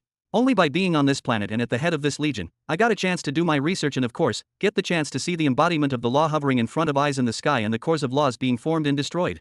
Just because of this, I got the eye of the truth. If it weren't for all those events, I would still be in planet Nihiri today chasing some low-life criminals. Robin raised his head slightly and looked at Jabba for a long time, then nodded a few times and sighed. In terms of natural talent, you are not worse than me, but there are many things you are better at than me, including your satisfaction with reality. You do not exhaust yourself by thinking about the impossible like me, rather, you leave it aside and focus on the possible. This makes your outlook on current events ideal and gives you a better grasp on the situation and gives you the ability to make better decisions than me. This is something I envy you about. If you had accepted reality and built your knighthood pillars with some minor heavenly law when death approached you in that cave, we would not be here today, so thank you for exhausting your head with the impossible. Jabba laughed softly. Robin raised his eyebrows slightly upon hearing this before he started laughing as well. Then we both do what we do best. Help me strengthen this empire and I will help you research the impossible and find a way to make you use the master law of truth fully. How about that? Of course, I will help you strengthen this empire as much as I can. As long as this Jabba is still alive, I will make the true beginning empire control the entire young planet's domain. Jabba beat his chest and swore proudly. Excellent, finally I now have a partner to rely on. Robin laughed and clapped. Today was truly a cause for celebration. Just a short while ago, Robin was thinking about all the accumulated things that he had to research if he wanted to better understand what was going on around him, things that only he could research because he had an eye for the truth, but that has changed now. Hey, what's up with that partner? Jabba waved his hand quickly, looking somewhat frightened. Everything I have is the product of your creation. I dare not take that title. I will forever remain your disciple. Robin smiled slightly when he heard this and leaned forward slightly and patted Jabba's shoulder twice proudly before leaning back in his chair. I see you were researching about something before I entered. Jabba scratched his head. Okay, this is embarrassing. I've spent the last few months staring at everything around me randomly. Robin laughed and shook his head. I understand. When I first got the eye of truth and saw those patterns, I was like a blind man who saw for the first time. Every day I burned something new and watched the patterns it would produce. It's fun, huh? Yes, this is the feeling. Jabba pointed at him and spoke excitedly. Of course I understand, but you have been here for more than 20 months, which is enough for now. I have many things that need to be researched and I did not know where to begin. Since you are eager to begin, I will give you a thing or two to try. But first, tell me what happened to your body.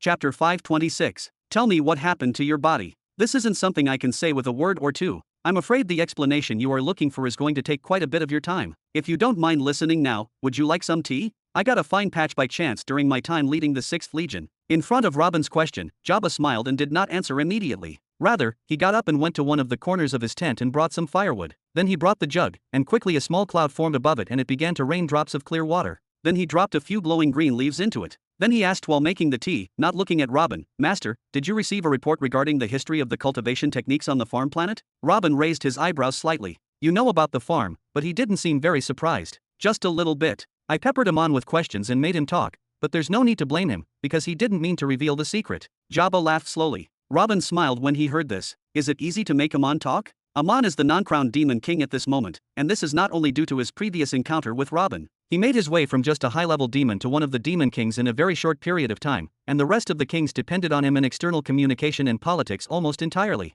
How could Jabba make him speak his secrets with a few words? If it were that easy, Billy would have known what was happening a long time ago. Then Robin nodded twice. After his first meeting with Demon King Morin, emissaries from the demon army came to visit him more than once. Although they were not able to meet him due to his absence in the closed-door seclusion that lasted for almost 4 years, they left reports for him regarding everything that might interest him about the farm planet. May I ask what interested you most in the reports about the history of cultivation techniques on the farm planet? Jabba asked again before dropping a few more tea leaves into the jug. Nothing very interesting, honestly. They use an internal energy system that is somewhat different from the one we use in planet Jura, but the main idea is the same, which is to use the laws to strengthen the energy gathering center and allow it to build more solid foundations. But it didn't come as a surprise, as it is the same with the internal energy system in Greenland as well. In addition to this, they use certain techniques to strengthen their bodies and weapons and enlarge their bodies, but it is all empty talk and the use of external methods because the internal energy technique they use is full of loopholes. Did the report mention who invented this internal energy system technique on the farm planet? Jabba asked emotionlessly. Robin's smile grew, reaching ear to ear. You also noticed. Jabba looked sideways at his master. Maybe. I honestly don't know if we're talking about the same topic here. Robin waved his hands and went back to leaning on the back of his chair, saying, Then I will go along with you until I hear your opinion first. According to the history of the farm planet, there were humans living on it about 300,000 years ago. Under the pressure of the intense war that was raging on the planet at that time due to the large number of different races, one of the geniuses of the human race laid the foundations of the internal energy system. Thanks to him, the humans there got a chance to catch their breath and even control the situation, until the technique eventually spread and the rest of the races began to cultivate it. At this point, the mortal war turned into a massacre of energy cultivators, and the first race to be annihilated was actually the human race. How ironic. Jabba nodded a few times as Robin finished speaking. Doesn't this remind you of something? According to the history of Planet Greenland, the first to invent the internal energy training technique were humans before the technique leaked to the Treants. According to the hidden history of Planet Nihiri, the humans were also the first race to obtain the internal energy training system before the first Heavens Chosen came and invented the divine tattoo system so that they would be more suitable for the Nihiri giants. And of course, there is no need to mention the race that discovered the internal energy system on the planet Jura. Go on. Robin nodded excitedly. If we take a step back and see the entire picture along the 4 planets, we will find that the internal energy training technique has always been the first thing that appears when it comes to energy cultivation. We also find that it is humans who discover this technique every single time. Continue. Robin leaned forward again, all of his teeth now visible due to his white smile. The Treants only exist on planet Greenland, the Nihiri giants only exist on planet Nihiri, and the half-humans exist only on planet Farm and planet Nihiri. Humans are the only race that is present, or were present at some point, on the 4 planets, in addition to the fact that they are always the first to step towards the energy training path. Isn't it safe to say that if we select one race to be bet on being the chosen one, it will be the human race? At this point, Jabba stopped and looked at Robin out of the corner of his eye. Applause sounds. Excellent, wonderful. Robin started laughing loudly and clapping so hard that he almost lost feeling in his hands, before he leaned back on the back of his chair again and looked up at the tent, saying, haha, it's a nice feeling to find someone smart to talk to. You have thought about this before? At this point, Jabba raised his eyebrows in surprise. He thought it would take him a few hours to argue with his master until they finally reached a conclusion together, but it turned out that there was no need for that.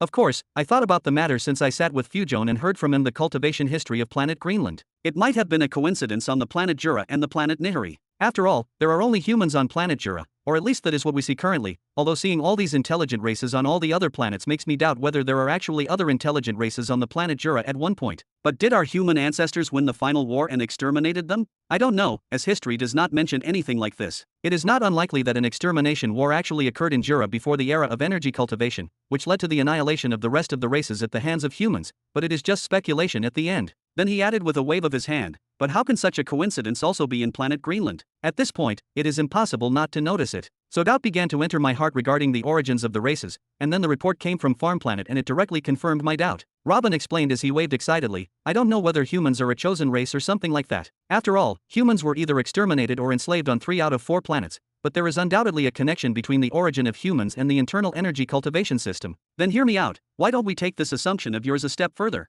Jabba poured the boiling tea into 2 cups and passed one to his teacher before sitting down in front of him again. If we said that the internal energy training system is the origin of all cultivation paths, this would not be an exaggeration at this point, right? But why are humans the ones who discover it every time? It is not as if there is a noticeable difference in intellect between humans and other intelligent creatures, and there are creatures who are better than humans in terms of contemplation and merging with nature, such as the Treants or the astral race. It would have been more logical for them to discover the cultivation path first, but they did not. You mean? Robin furrowed his eyebrows slightly, as he had basically forgotten that there was a boiling cup of tea in his hand. What if we assumed that humans are the pampered children of the planets and that the planet's spirits push the geniuses of the human race to explore the internal energy cultivation system first to strengthen the human race before others? Chapter 527. Okay, let us not exaggerate too much here. Robin waved his hands and shook his head. You say the humans are the pampered children of the planets, and the planets push human geniuses to discover the internal energy system faster? How did you come up with something like this? This theory can be easily disproven for 2 reasons. The first reason is that the method of internal energy training is not very difficult or something full of mysteries.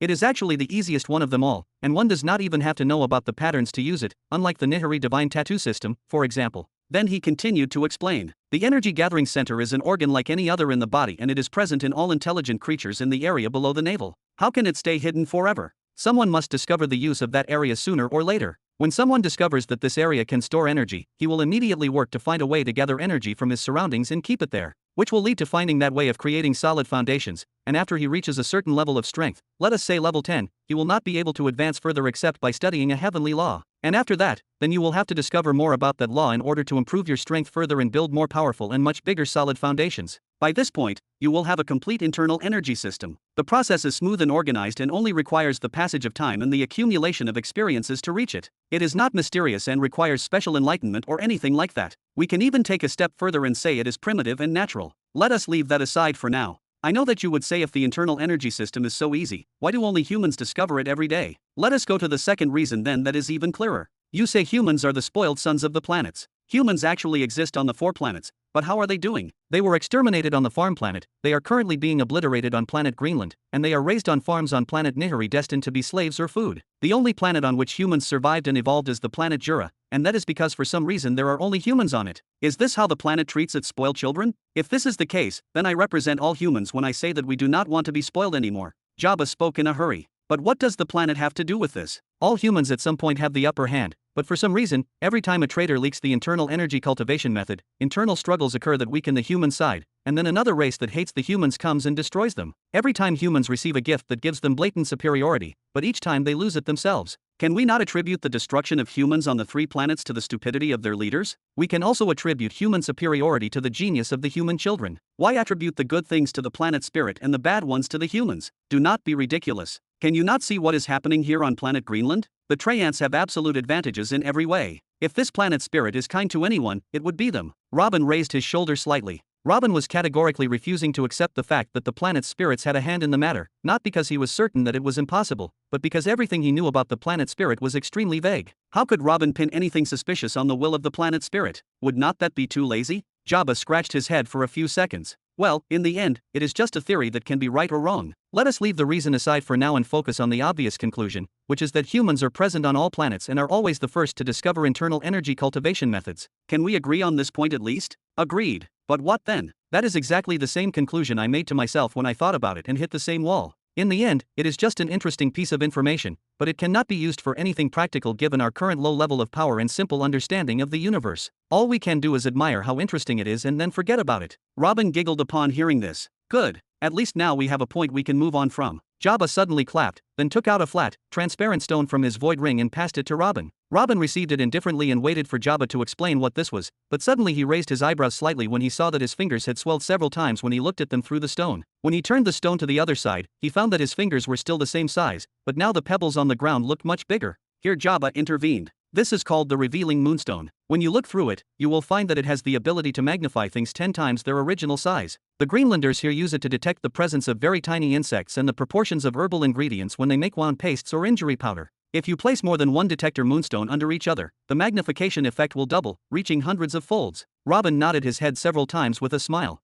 This is actually a useful item for doing research. You will not need it now since you have an eye of truth, but it is extremely useful for most researchers and chemists. It seems that the master law of truth choosing you was not out of the blue. It was not just about you seeing the heavenly law cores or the heavenly law's embodiments, right? Boy, what were you searching for behind my back? To tell the truth, during the 4 years that followed the declaration of war, I did not have much to do, other than taking charge during major battles. The officers took care of everything else, so I had a lot of free time. Jabba scratched his head a little while smiling in embarrassment. Returning to our topic, when I came to the idea that humans might have a special status above that of other intelligent creatures, I wanted to come and talk to you about it, but you were in seclusion for a long time. Plus, I did not have any evidence as they were all theories, so I decided to research the topic further instead of waiting until you come out and present the topic to you and waste your precious time without evidence. I did not know you already had an idea about it by then. The first idea that came to my mind was actually very simple. It was to make a comparison between humans and other intelligent creatures, so I can see if there is a tangible difference between us. At first I did not achieve anything. The external form is not a standard, and the internal organs are also very similar in terms of working principles. They only differ in their location and perhaps their size to match the shape and the needs of the different looking physical body. I said to myself that this is certainly not the only difference. But, I did not have the means to research more deeply at that time until I read some reports from the headquarters about the customs and traditions of people in Greenland and learned about the revealing moonstone, and then a new phase of exploration began. At this point, Jabba stood up and went to get 4 containers that were tightly wrapped in special ways. Then he pulled out a table and placed it in front of Robin. He placed the containers on it and then began carefully removing the packaging. It quickly became clear that the 4 containers contained blood. Then he spoke in a serious manner. Here is a sample of my blood from when I still possessed the body of a Nihiri giant. I wrapped it in a special way to prevent it from going bad. It should be good as new. There are also a sample of the blood of 2 brothers of the astral race and the dwarf race, in addition to a sample of the blood of one of the young men of the Borton family. Master, please take your time and use the revealing moonstone to examine these samples and tell me what you think. Chapter 528. Robin raised his eyebrows slightly and looked at Jabba for a few seconds, before putting the revealing moonstone on the table and focusing his gaze on a random container with his golden eyes.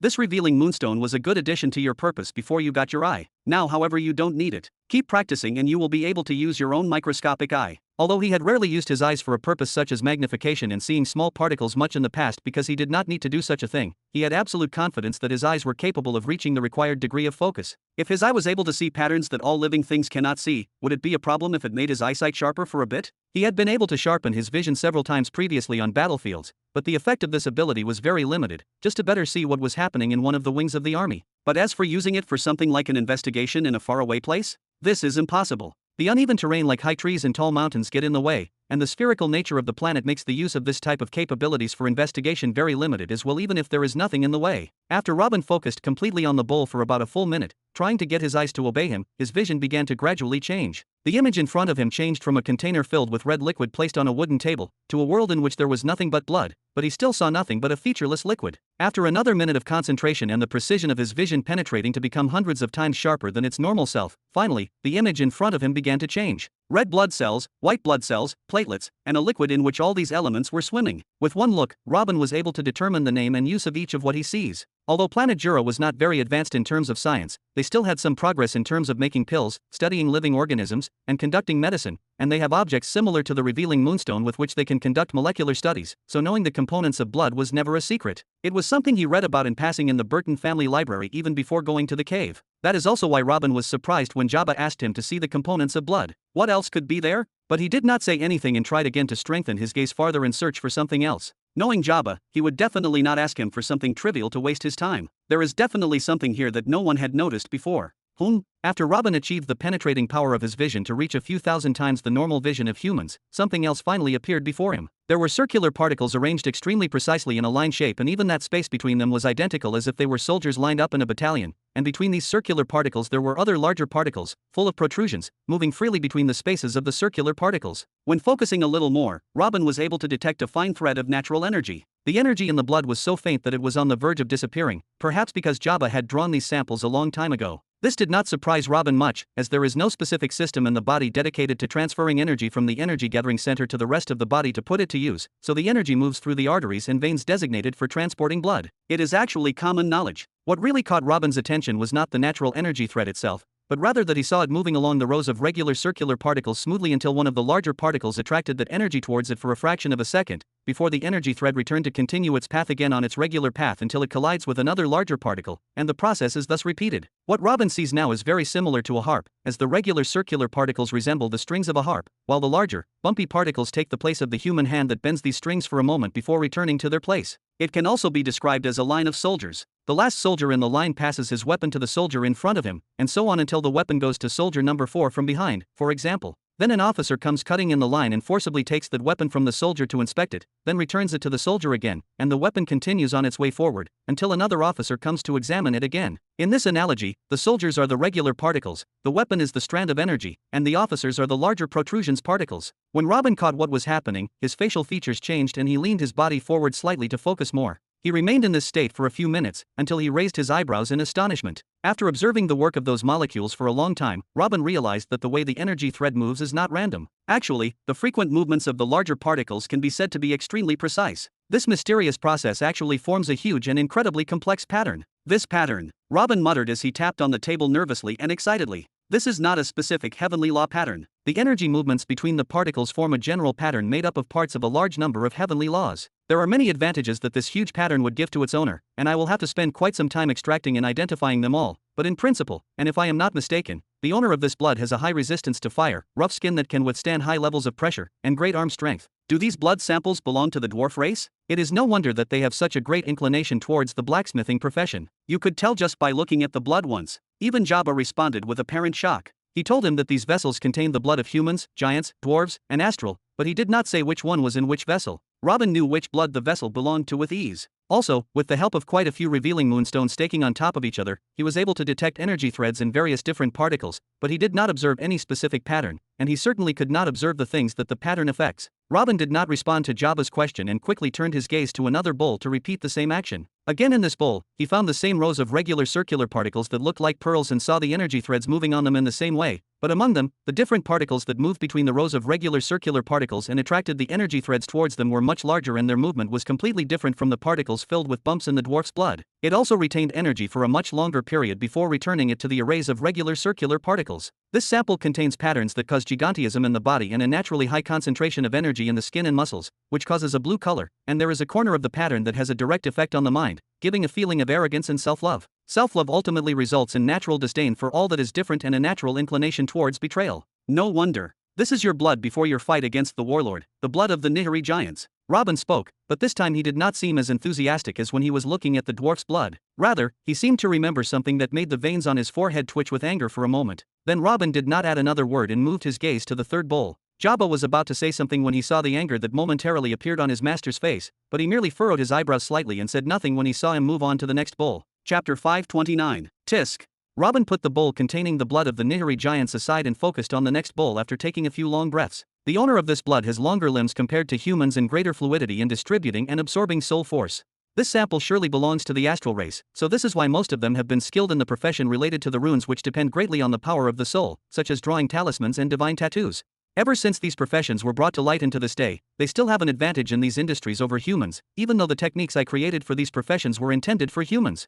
Robin raised his eyebrows and tapped his chin for a few minutes. What he had seen so far changed his mind greatly about the differences between the races. Only from what he had seen so far and without doing further extensive studies, he could already create several techniques that would suit one of the three races and bring out the best in them. But the problem is that his trouble in making these techniques will be directed to a specific race, from which the rest of his subjects will not benefit. For example, if he created a technique aimed at increasing the effectiveness of the part of the pattern that transmits the soul force in the astral men's blood, he could easily create an elite squad of rune masters capable of surpassing their current limits by many levels. He could even devote some time to creating offensive soul techniques and have an entire legion of soul experts. He himself felt the importance of the power of the soul in his fight against Hoffenheim. But if he did create such a technique, it would definitely not have any empowering effect on the Nihiri giants if they were to use it, for example, and it may have a slight effect on dwarves. Of course, having an entire squad of the astral men specializing in soul attacks is worth it even if the rest of the races cannot use those techniques, but it is also a far-fetched dream for now. He does not have authority over the entire astral race. He barely has a few dozen astral men in his rune master squad that have been away from their home for nearly 10 years and clearly want to leave.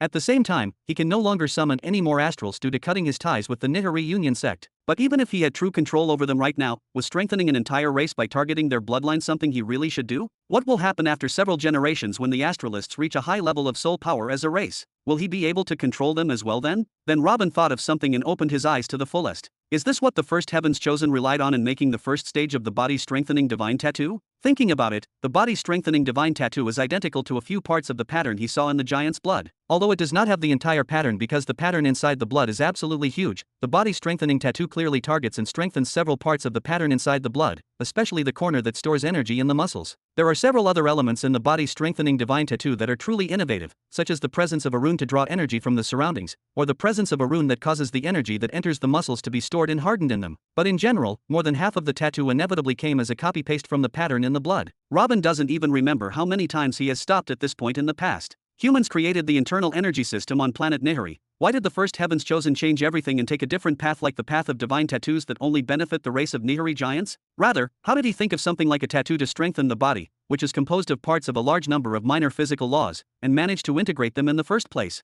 At that time, Robin praised the first Heavens Chosen as a genius after he decoded the runes of the body-strengthening divine tattoos and revealed the extent of their complexity. But now, history says that the first Heavens Chosen was a man who was interested in being secluded doing research before he became the first Heavens Chosen. Were his researches before seeing the truth related to blood and the difference between races? If this is true, then everything has become very clear now. Under the pressure of the raging war between dozens of different races on that day, the first Heavens Chosen decided to create an energy system that would benefit only the giants and not repeat the mistake of the human race that created the internal energy system that suits everyone, and in the end, it was stolen from them and everything was leaked. Only when a system is created specifically for a specific race will there be no benefit to the rest of the genders, even if it is leaked. Wait. Robin furrowed his eyebrows slightly before raising them up with a look of astonishment on his face. The first Heavens Chosen was researching the differences between races. This makes sense since there is a war between multiple races and he wants to find a weak point in them, but he definitely didn't see blood patterns before he obtained the Eye of Truth. The most he could do was see those different molecules. How and why did the Master Law of Truth choose him? Is not the truth limited to the exploration of heavenly laws?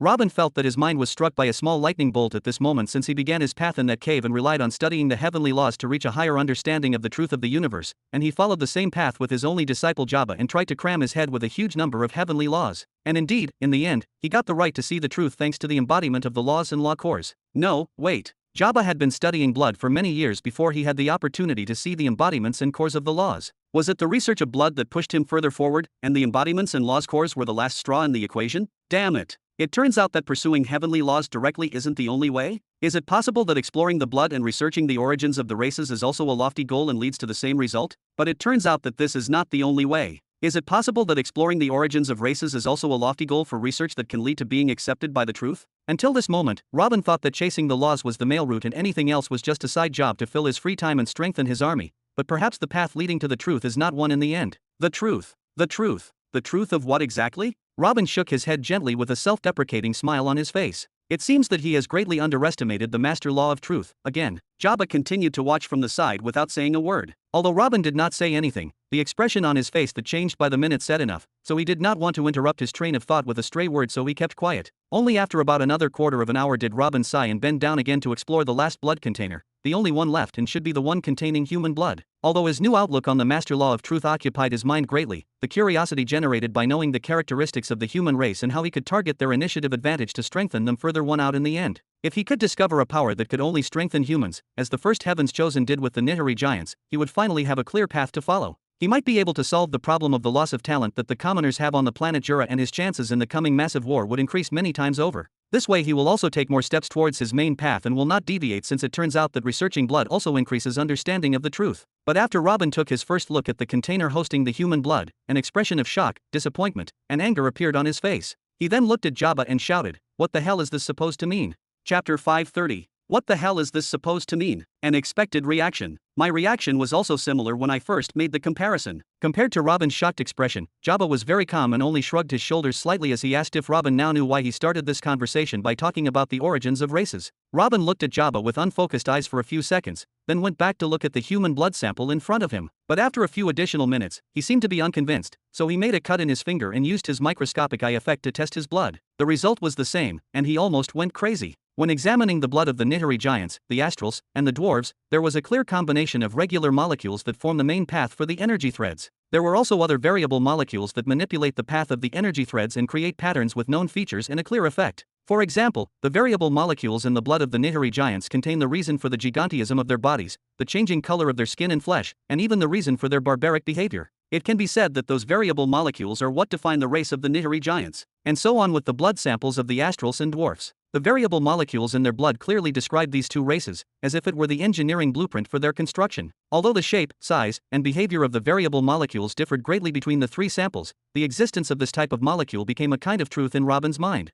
This did not last long, however. The human blood contains regular molecules like the rest of the three races, but does not contain any variable molecules. But what is this supposed to mean? If these variable molecules represent the engineering blueprint for species, why do they not exist in humans? Robin's eyes lost their focus completely. His mind seemed to be working at double speed to come up with all possible logical conclusions. Alright, I don't want to interrupt your train of thought, but I know that after a while you will say you need to expand your scope of research to come up with a good conclusion. So allow me to save you this unnecessary process, Jabba said as he waved his hands several times to attract Robin's attention again. He quickly stood up and went to get blood containers, and soon the table in front of Robin was filled with more than 30 containers similar to the first four. Then Jabba began to talk again. After I examined the blood of the four races in your true beginning empire's army and saw the difference, I placed a request to the merchants of the Burton family responsible for doing business in Nihari, and one of the demon kings to bring me blood samples from every different intelligent race they spot, and these are all the samples they were able to collect for me. They contain most of the intelligent races in the farm planet and planet Nihari, and there are also a few containers that have blood samples from different beasts as well. I collected them myself from planet Greenland. Please take a look at them as well, especially the blood of the buds and demons. Robin did not say a word or wait a moment. He immediately stripped the first container and began examining the blood sample inside it, then the next, and the next. They were all not out of the ordinary, sharing the same regular molecules and the same variable molecules, while the only thing different was the properties of those variable molecules. Although Robin did not know of any blood sample belonging to any race, and even with the fact that he had not seen any race from the races of Planet Farm until today, thanks to the variable molecules and the patterns they create, he was able to easily determine the appearance, properties, and some of the points of strength and weakness of each race among these samples. Even the containers containing beast blood samples were no exception to this rule. After examining some of them, Robin easily said the characteristics of each beast out loud. Some of them were beasts descended from dragons, such as land cruiser lizards, and others were plant-eating beasts that the army uses for transportation, and soon he even found a sample of the Draco's blood among them. Although he was unable to determine all their details just by looking at the sample, certain things in the patterns formed by the variable molecules made him identify them easily. For example, the pattern that contained great pain tolerance, bulk, and thick skin definitely belonged to a mountain rhinoceros beast and no other creature. Then finally he reached the last two vessels, one of which contained green blood, but this did not arouse Robin's curiosity since the other blood samples were also of different colors. After examining them, Robin noticed that this sample did not contain any energy particles, neither regular nor variable, but he was still capable of quickly identifying the owner of this blood, saying, "This is the blood of the buds." A simple and contrived blood formula. Only a unique entity like the buds can have blood like this. No matter how far Hoffenheim reaches in understanding life and creation, he will never reach this precise level. So this did not stop Robin much. Even without seeing the blood of the buds, he knew since the last visit to Morin that the blood of the buds is useless and does not compare to the rest. Robin paused for a moment when his train of thought reached that point. That day, Morin said that the power of the demons increases due to the blood of intelligent beings. Blood? Robin quickly opened the bowl containing the demon's blood. Chapter 531. BLO. After Robin opened the demon blood container, he was met with small bubbles that floated to the surface of the blood container and popped, causing a nauseating stench to emerge. The blood itself has passed the stage of redness, and it can even be said that it tends to be black more than red. Robin endured the stench, forcefully activated his microscopic eye, and was surprised again. No way. Unlike humans and other living creatures, the blood of demons does not contain regular energy molecules responsible for energy transfer, but it does contain variable molecules. Robin almost went crazy at the sight. It is understandable that the buds do not have regular energy molecules. The buds, in the end, are bodies created by Tree Father Hoffenheim with his limited understanding of creation. Having them so close to real intelligent races is already a magnificent feat by Hoffenheim. And not only in the part of the regular energy molecules, the buds have deficiencies all over. For example, their bodies look different depending on which law they use, so you can literally see which bud will be using which law and raise your guard against it. Some of them are completely white, and these are the weak buds, but the stronger buds are all reddish in color, or have a hint of blue and green or any other color. Why? Hoffenheim established a system similar to divine tattoos that allow the bud to use a certain law from its birth. A bud whose color tends to be red, for example, uses the element of fire, and so on. In order for a bud to use any heavenly law of the fire path, for example, and even have the second or third stage of the law, it must have the law and energy available since birth. And how is this happening? Hoffenheim himself consumed a huge amount of the planet's energy to produce a bud of this caliber directly. Since day one, the bud would open its eye to find itself having the ability to use the third stage of law and the energy needed to do so. Therefore, the bud does not have an energy-gathering center like other creatures, but rather, like divine weapons, they contain energy throughout their bodies. Although this mindset was flawed and cut off any future path for the buds to train and become stronger, it also made the buds store energy in their entire bodies like plants and weapons, and made them immortal beings as long as the Tree Father supplies them with life energy from time to time and replaces the damaged parts of their bodies. So it is not surprising that these weapons or plants do not have what the rest of the living creatures have. But what about the demons? Why do they also not have the regular energy molecules that all other living beings have? Of course, the variable molecules here did not have the role of changing the path of energy and making patterns, since there are no energy paths in the blood in the first place, so what are they doing? Robin furrowed his eyebrows slightly for a few seconds, but quickly made up his mind and dropped a drop of his own blood into the demon blood container. It is a fact that the demons become stronger because of the blood, then there will definitely be a reaction now. Most likely, all the energy in the drop of my blood will be absorbed, and perhaps my regular energy particles will be swallowed as well. This must be the reason why Morin did not benefit from eating the sprout meat that day, because their blood is different. But if this is what makes demons stronger, why do they not get stronger by eating beasts as well? The beasts also have the same blood composition as the intelligent creatures and... At this moment, Robin noticed something strange. After a drop of his blood fell into the demon's blood container, the variable molecules in the demon's blood actually moved and began to eat something greedily. But that thing they ate was not the energy threads or the regular molecules. In fact, the drop of Robin's blood was swallowed in the blink of an eye. There was nothing left of it floating on the surface of the bowl except for the energy threads that quickly evaporated into the air and the regular energy particles that were expelled and flew in the air like dust grains. As for that small spot that had swallowed the drop of Robin's blood, it seemed to be burning with enthusiasm, and the explosions of bubbles in it doubled as if it was celebrating the feast that consisted of a single drop of blood. Robin looked at the bowl of blood with his eyes open and his mouth forming a zero shape for a long time, and Jabba kept looking at Robin patiently as he held a wet cloth to his nose due to the smell of demon blood. After an unknown time, Robin brought a drop of the bud's blood and placed it in the demon blood container to see what would happen. The drop remained floating on top of the container for a few seconds, like oil on water, and then it began to boil and evaporate quickly. Within 1 minute, there was no trace left of it. This time, not even the drop of blood itself was devoured. Robin repeated the same process, but this time with the blood of the mountain rhinoceros beast, and the result was exactly like the bud's blood. The drop remained in place for a few seconds. The variable particles in the demon's blood began to move away from the drop of the beast's blood as if someone had poured garbage under their feet, and then the beast's blood boiled and completely evaporated into the air. Robin looked at the blood container for a long time with stupefaction and a feeling of helplessness, as if he was facing his child who had made a mistake and did not know how to punish him. In the end, he decided to conduct an experiment in order to confirm the terrifying theory that ran through his head, even though he already knew the outcome. Then he put a drop of the dwarf's blood. Shala. As happened with the drop of his blood, the drop of the dwarf's blood was devoured by the changing molecules in the demon's blood, leaving behind only the energy system in the dwarf's blood, which quickly evaporated away as well, and the demon's blood container returned to behaving like a flame after throwing oil on it. If the demons do not care about the energy within the blood, nor do they care about the regular or the variable molecules. Rather, it can be said that they consider them filth and expel them. So what strengthens the demons? The blood itself? The sticky red substance liquid itself? What the hell is this? Robin began to knock on the table with some nervousness. Since their bodies do not care about internal energy, then why would the benefit they get from eating a strong person be greater than the benefit they get from preying on a mortal who has never known cultivation? Is it some kind of reward system because they got a high-quality catch or something? Robin let out a cold exhale as he looked at the blood container with mixed emotions. Why do the demons look like they were created to exterminate intelligent creatures? Chapter 532. Eating to gain power. This is not a new concept at all, as this is the best way for beasts to quickly increase their strength level as well. The various beasts do not have an energy-gathering center like those of intelligent races. The different intelligent races cultivate techniques to absorb energy, create solid foundations that may contain impurities, study laws, and all that complicated stuff, but the beasts are in a way different situation. What they have instead of all this is a solid crystal that changes its location from one beast to another. This crystal is the source of the beast's power, and the beast's power depends on several factors, including the size of the crystal and the purity of the energy in it. This is also why the beasts do not have to enter into seclusions for years in meditation about the universe. Depending on the species and the strength of that beast's ancestors, each beast is born with a crystal that contains a heavenly law given to them by nature, and its body works to absorb energy from the atmosphere and deliver it to the energy crystal automatically as well. As for the method of accelerating the enlargement of the size of the crystal and filtering it of the impurities, this is easier. This happens by eating other crystals. Eating meat for the beasts is only a way to fill their hungry stomachs and give them the energy to move like other creatures,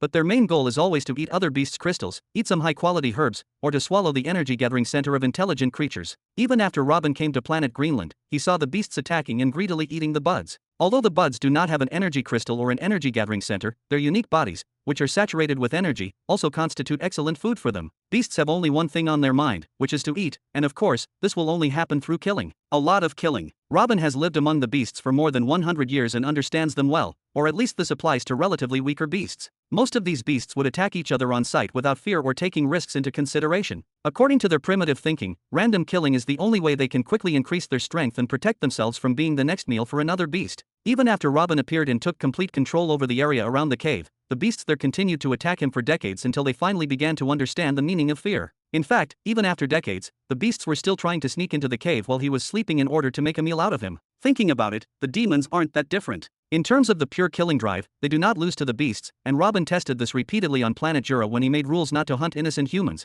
but many demons ignored his orders anyway and turned the ancestral continent into hell anyway. Even after Billy captured a number of outlaws and publicly executed them, the rest of the demons did not stop and continued hunting in secret until they were sent to the central continent. The only difference in behavior between the demons and the beasts is that demons only eat intelligent races with ancient blood lineage, according to what they say.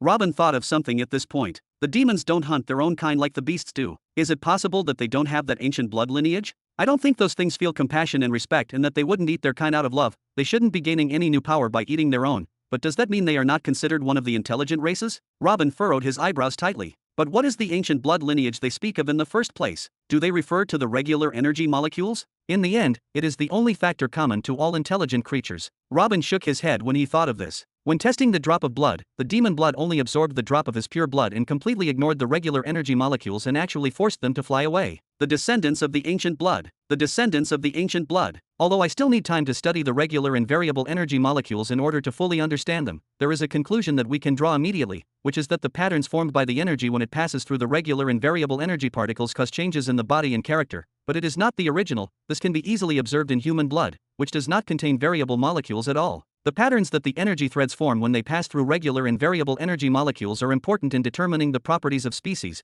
but they are not irreplaceable. In theory, if we replace the variable molecules in the blood container of the Nihiri giants with the variable molecules in the blood container of dwarves, a Nihiri giant would turn into a dwarf and vice versa. But if we completely remove the variable molecules, these patterns will disappear and the blood will contain only regular energy molecules, that is, it will turn into human blood. You mean? Jabba didn't know whether his master was talking to him or muttering to himself, so he remained silent, but at this point, he couldn't help himself and intervened. What do I mean? This is a good question. I mean that if you wear a dark green uniform armor that focuses only on protection and holds a scepter that helps speed up the transformation of ordinary energy into life energy, then everyone in the army will think that you are one of the forces from the Holy Tree continent. But if you wear the golden full body armor that gives you tremendous defensive and offensive capabilities, everyone will doubt that you are a member of the Burton family or that you are some rising genius. However, if you throw all your armor on the ground and stand naked, you will lose a large part of your strength, but you will still be Jabba. Robin returned to muttering with clear enthusiasm. Although it is a far-fetched analogy, and I know it, allow me to liken these variable molecules and the patterns they create to the armors, meaning that the variable molecules and the patterns they form are not the basic building unit of a living organism,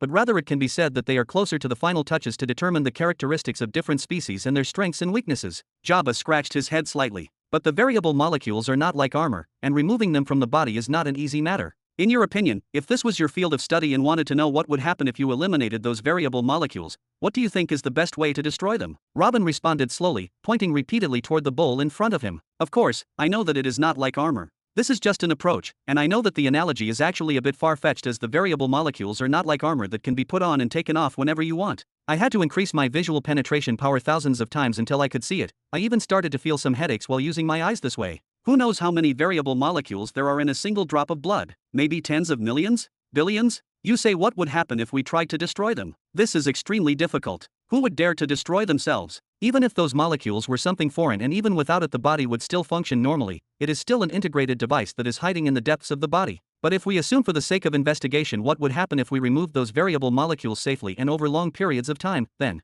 I cannot say definitively what would happen to the body of an intelligent creature when those variable molecules are removed from it, but without the presence of those patterns that come with it, then in my opinion, there are two ways. Either the person loses the advantages that the patterns give him and turns into a human through a long-term process, or his body will not be able to keep up with the rapid internal changes that have occurred in it and will be exposed to immediate collapse. Therefore, in theory, changing energy particles are. While Robin was speaking, he suddenly stopped and looked at Jabba with eyes filled with shock. Is this what happened in your case? Chapter 533. Is this what happened in your case? No, you did not use a method of slow transformation. Don't tell me that you destroyed your variable particles. Robin asked quickly and in shock. Until this moment, Robin had some doubts about what Jabba had committed against himself. After he reached this point in his speech, it would be difficult to ignore all the signs in Jabba's words at the beginning about the origin of intelligent creatures, but his destroying molecules directly. This is simply too dangerous. Robin heard about what happened that day. Jabba's body changed from a Nihari giant to a human in less than half an hour. There were no long-term changes or anything like that. His body was about to collapse more than once, and all of his blood vessels exploded, his muscles tore, and his bones shattered. He underwent a forced transformation. Jabba chuckled in a low voice. As expected of my master, all I did was ask you to take a look at the blood containers, but in a few minutes you discovered everything I worked hard to achieve for a few years and even some more. This is a little frustrating. And yes, this is indeed what happened. I destroyed the variable molecules in my body during the battle against the warlord. Pa! Robin hit the table so hard that the blood containers swelled and almost fell. Then he shouted at him. Are you fucking crazy? Even if the variable molecules are not the origin of the living being, they are still an essential system of the body. How dare you try to destroy something like this inside your body? No wonder you look like a piece of blooded shit that day. What could we have done if your body collapsed and turned into a pile of sap? Who exactly are you trying to impress? Robin seriously lost his composure when he heard Jabba's explanation. He thought that Hoffenheim used the planet spirit to do something to Jabba's body during their fight, or that Jabba used some secret death technique that the Nihari giants developed. Only now did he realize how close Jabba was to death, and he did it to himself. In a single drop of blood, Robin saw countless numbers of those variable molecules, which in turn created a massive energy pattern containing parts of an unknown number of heavenly laws. Is this something that can be destroyed at will? In fact, destroying the liver or the lung might as well be less harmful. Please take it easy, master. Am I not okay now? Secondly, even if I die trying, what is the problem? I would have died anyway fighting against the warlord if I didn't use this last card. Jabba shook his head with a sarcastic laugh. Nonsense. I contacted you several times telling you that I was getting closer to you. Couldn't you have fought from afar and just harassed him until I arrived? Why did you have to face him alone in the first place? Didn't you have the entire 6th Legion by your side? Do you think you are the last hero or something? Robin shouted again. But if I had tried to do what you say, the number of deaths would have skyrocketed. And if that thundercloud had gotten closer to the ground, the entire legion would have been annihilated in the end. Then let them be annihilated and save yourself. Men will not stop fucking around and women will not stop giving birth. Soldiers can be replaced easily, but good generals are the ones who bring glory. A billion soldiers without a good general are nothing. Your importance as a general alone is greater than all the members of the 6th Legion combined. Jabba looked at his master with a meaningful smile. Why didn't you say that to yourself when you risked your life fighting against 6 warlords? You are the emperor, you have a vast empire that extends to 3 planets for now.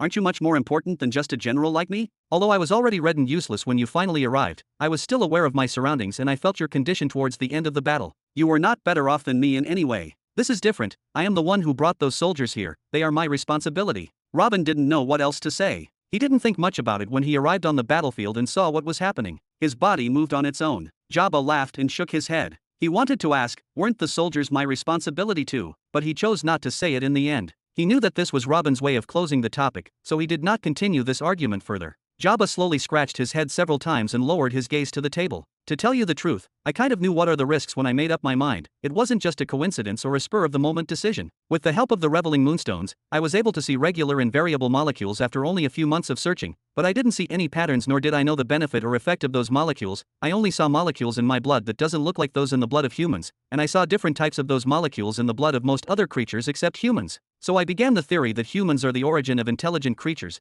and the matter about them being the pampered children of the planets began to grow in my head, which is why I opened up to you about this particular topic first. Robin waved his hand. It's just an empty theory that has no proof. Have you risked your life based on this alone? Who said that since humans lack the variable molecules then that means they are the origin and the rest are mutants? Didn't it cross your mind that it might be humans who have a deficiency? Jabba quickly replied. It is indeed a theory, but if we take into account our talk about the presence of humans on all planets and the subject of discovering the internal training system first, don't you think that my theory is a little closer to the truth? I know that it is just a theory in the end, but frankly, curiosity almost killed me. How could it not, when I started doubting that we as Nihiri giants are just a branch of humanity? And if it is, I started to question what exactly makes the humans the origin and if they have any edge over us Nihiri giants, if there is anything that makes them superior at all. This topic greatly attracted me, and I wanted to see what would happen if the variable molecules were removed from the blood of an intelligent creature. Then he continued. So I tried for a year to find a way to expel the variable molecules in the blood, but they were too small and too many to expel, but I found that theoretically they could be destroyed.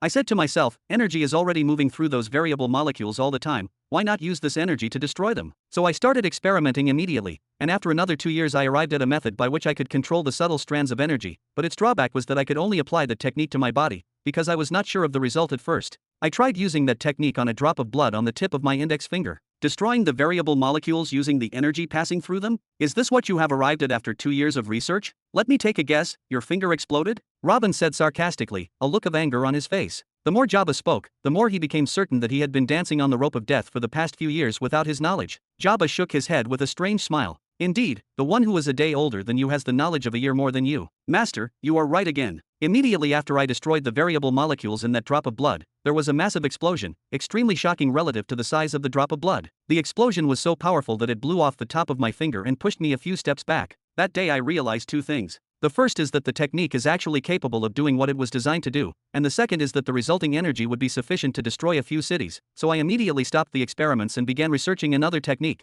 a technique that could maintain that excess energy within the body. Chapter 534. A way to retain the what? Let me clarify this for a bit as I don't completely understand. You found that there is enormous destructive energy produced from the destruction of variable molecules, and that exploding the variable molecules in a single drop of blood demolished your finger, the finger of a person who has a body with the strength of a half-step martial emperor. So you decided to retain all that explosive energy inside your body instead of finding a way to calm the explosion? Robin seemed to be talking down to his 2-year-old son and was trying to calmly tell him he was wrong instead of getting up and beating him up black and blue. Jabba scratched his head a few times, saying, yes, but what are my other options?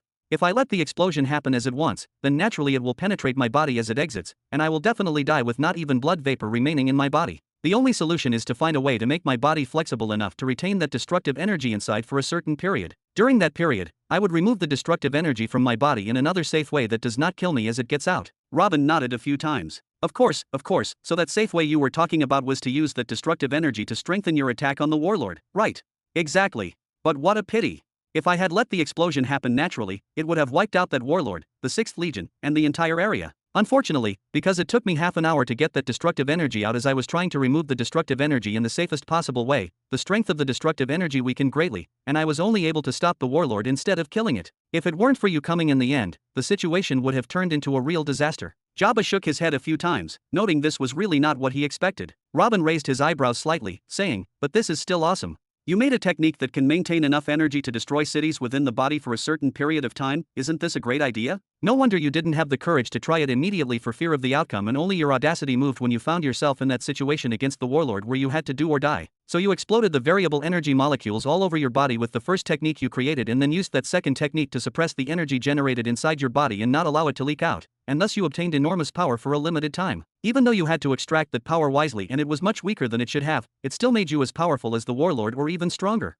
How did it feel to gain the power of a mid-level emperor realm? That should have been great, huh? Although it seemed like a compliment, Jabba felt a chill in his spine. Please calm your anger, I know what I did was a big risk, okay? A big risk? Only a big risk. Robin almost got up to slap Jabba in the head, but he resisted the urge and sat there with difficulty. He seemed to be fighting internally not to get up and beat Jabba into blue again. Look, aren't I okay now? Everything went well. Listen, boy, I will dismiss this foolishness and consider it the recklessness of youth and enthusiasm because you found a new toy and wanted to try it. If you want to continue the path of research, you have to promise me not to repeat it again. But I. Don't but me. What, you think you are awesome now that your experiment worked? It's just your luck. Do you know how many things could have gone wrong? Tell me what would have happened if I was late just another 10 minutes, huh? The warlord would have turned you into minced meat and the research and techniques you struggled for years to perfect would have gone forever. Here is your new number 1 rule. A researcher should stay alive in order to pass on his knowledge to people, not risk his life at the first chance he gets. Damn it. That's why it's not normal to find someone who loves fighting and works as a researcher at the same time, as these two aspects are almost impossible to come together. Are you telling me that if you continued your research for a few more years, you would not have found a method that was less risky and had a higher success rate? If your body had exploded and turned into vapor that day, your name would have been erased from people's minds within days, and perhaps you would remain in the minds of those who love you for a few years at best before they were forgotten as well, and Hoffenheim would have lost at most one warlord of his 6. Sorry.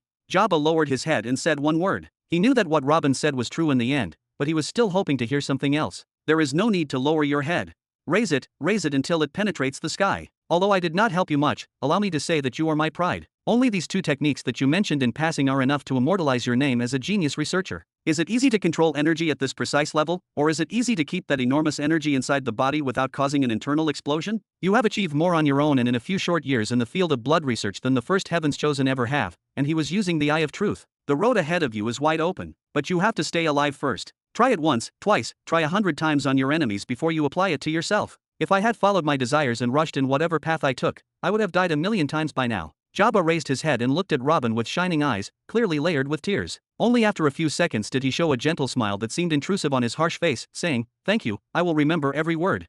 This is it. These words from his master, this recognition of his ability. This is what has been driving him forward over the past years. The feeling that he had let his master down never left him. The second Heavens Chosen received a book containing some teachings and experiences, and it was enough to make him the well-known second Heavens Chosen, but he took the information directly from his master who was still alive, and continued to learn for 20 years. But he still couldn't make the truth accept him. How stupid must he be for something like this to happen? So in the end, he decided to take a step back and practice the major heavenly law of gravity and convert himself into a general to defend his master, the third Heavens Chosen, leaving the position of the true disciple and true heir of the truth open for Robin to accept another worthy one. This was the main reason behind his decision at that time. He didn't want his master to waste more time on him and continue to place hopes on him, building his knighthood pillars with the major heavenly law of gravity so that he can help in the war. This is nonsense, as even without the internal energy system, Jabba was powerful enough to wipe the floor with any other soldier in Robin's army. He just wanted to fade into the background like he never existed. But Robin did not give him this opportunity. He didn't abandon him or treat him differently after he took the path of gravity,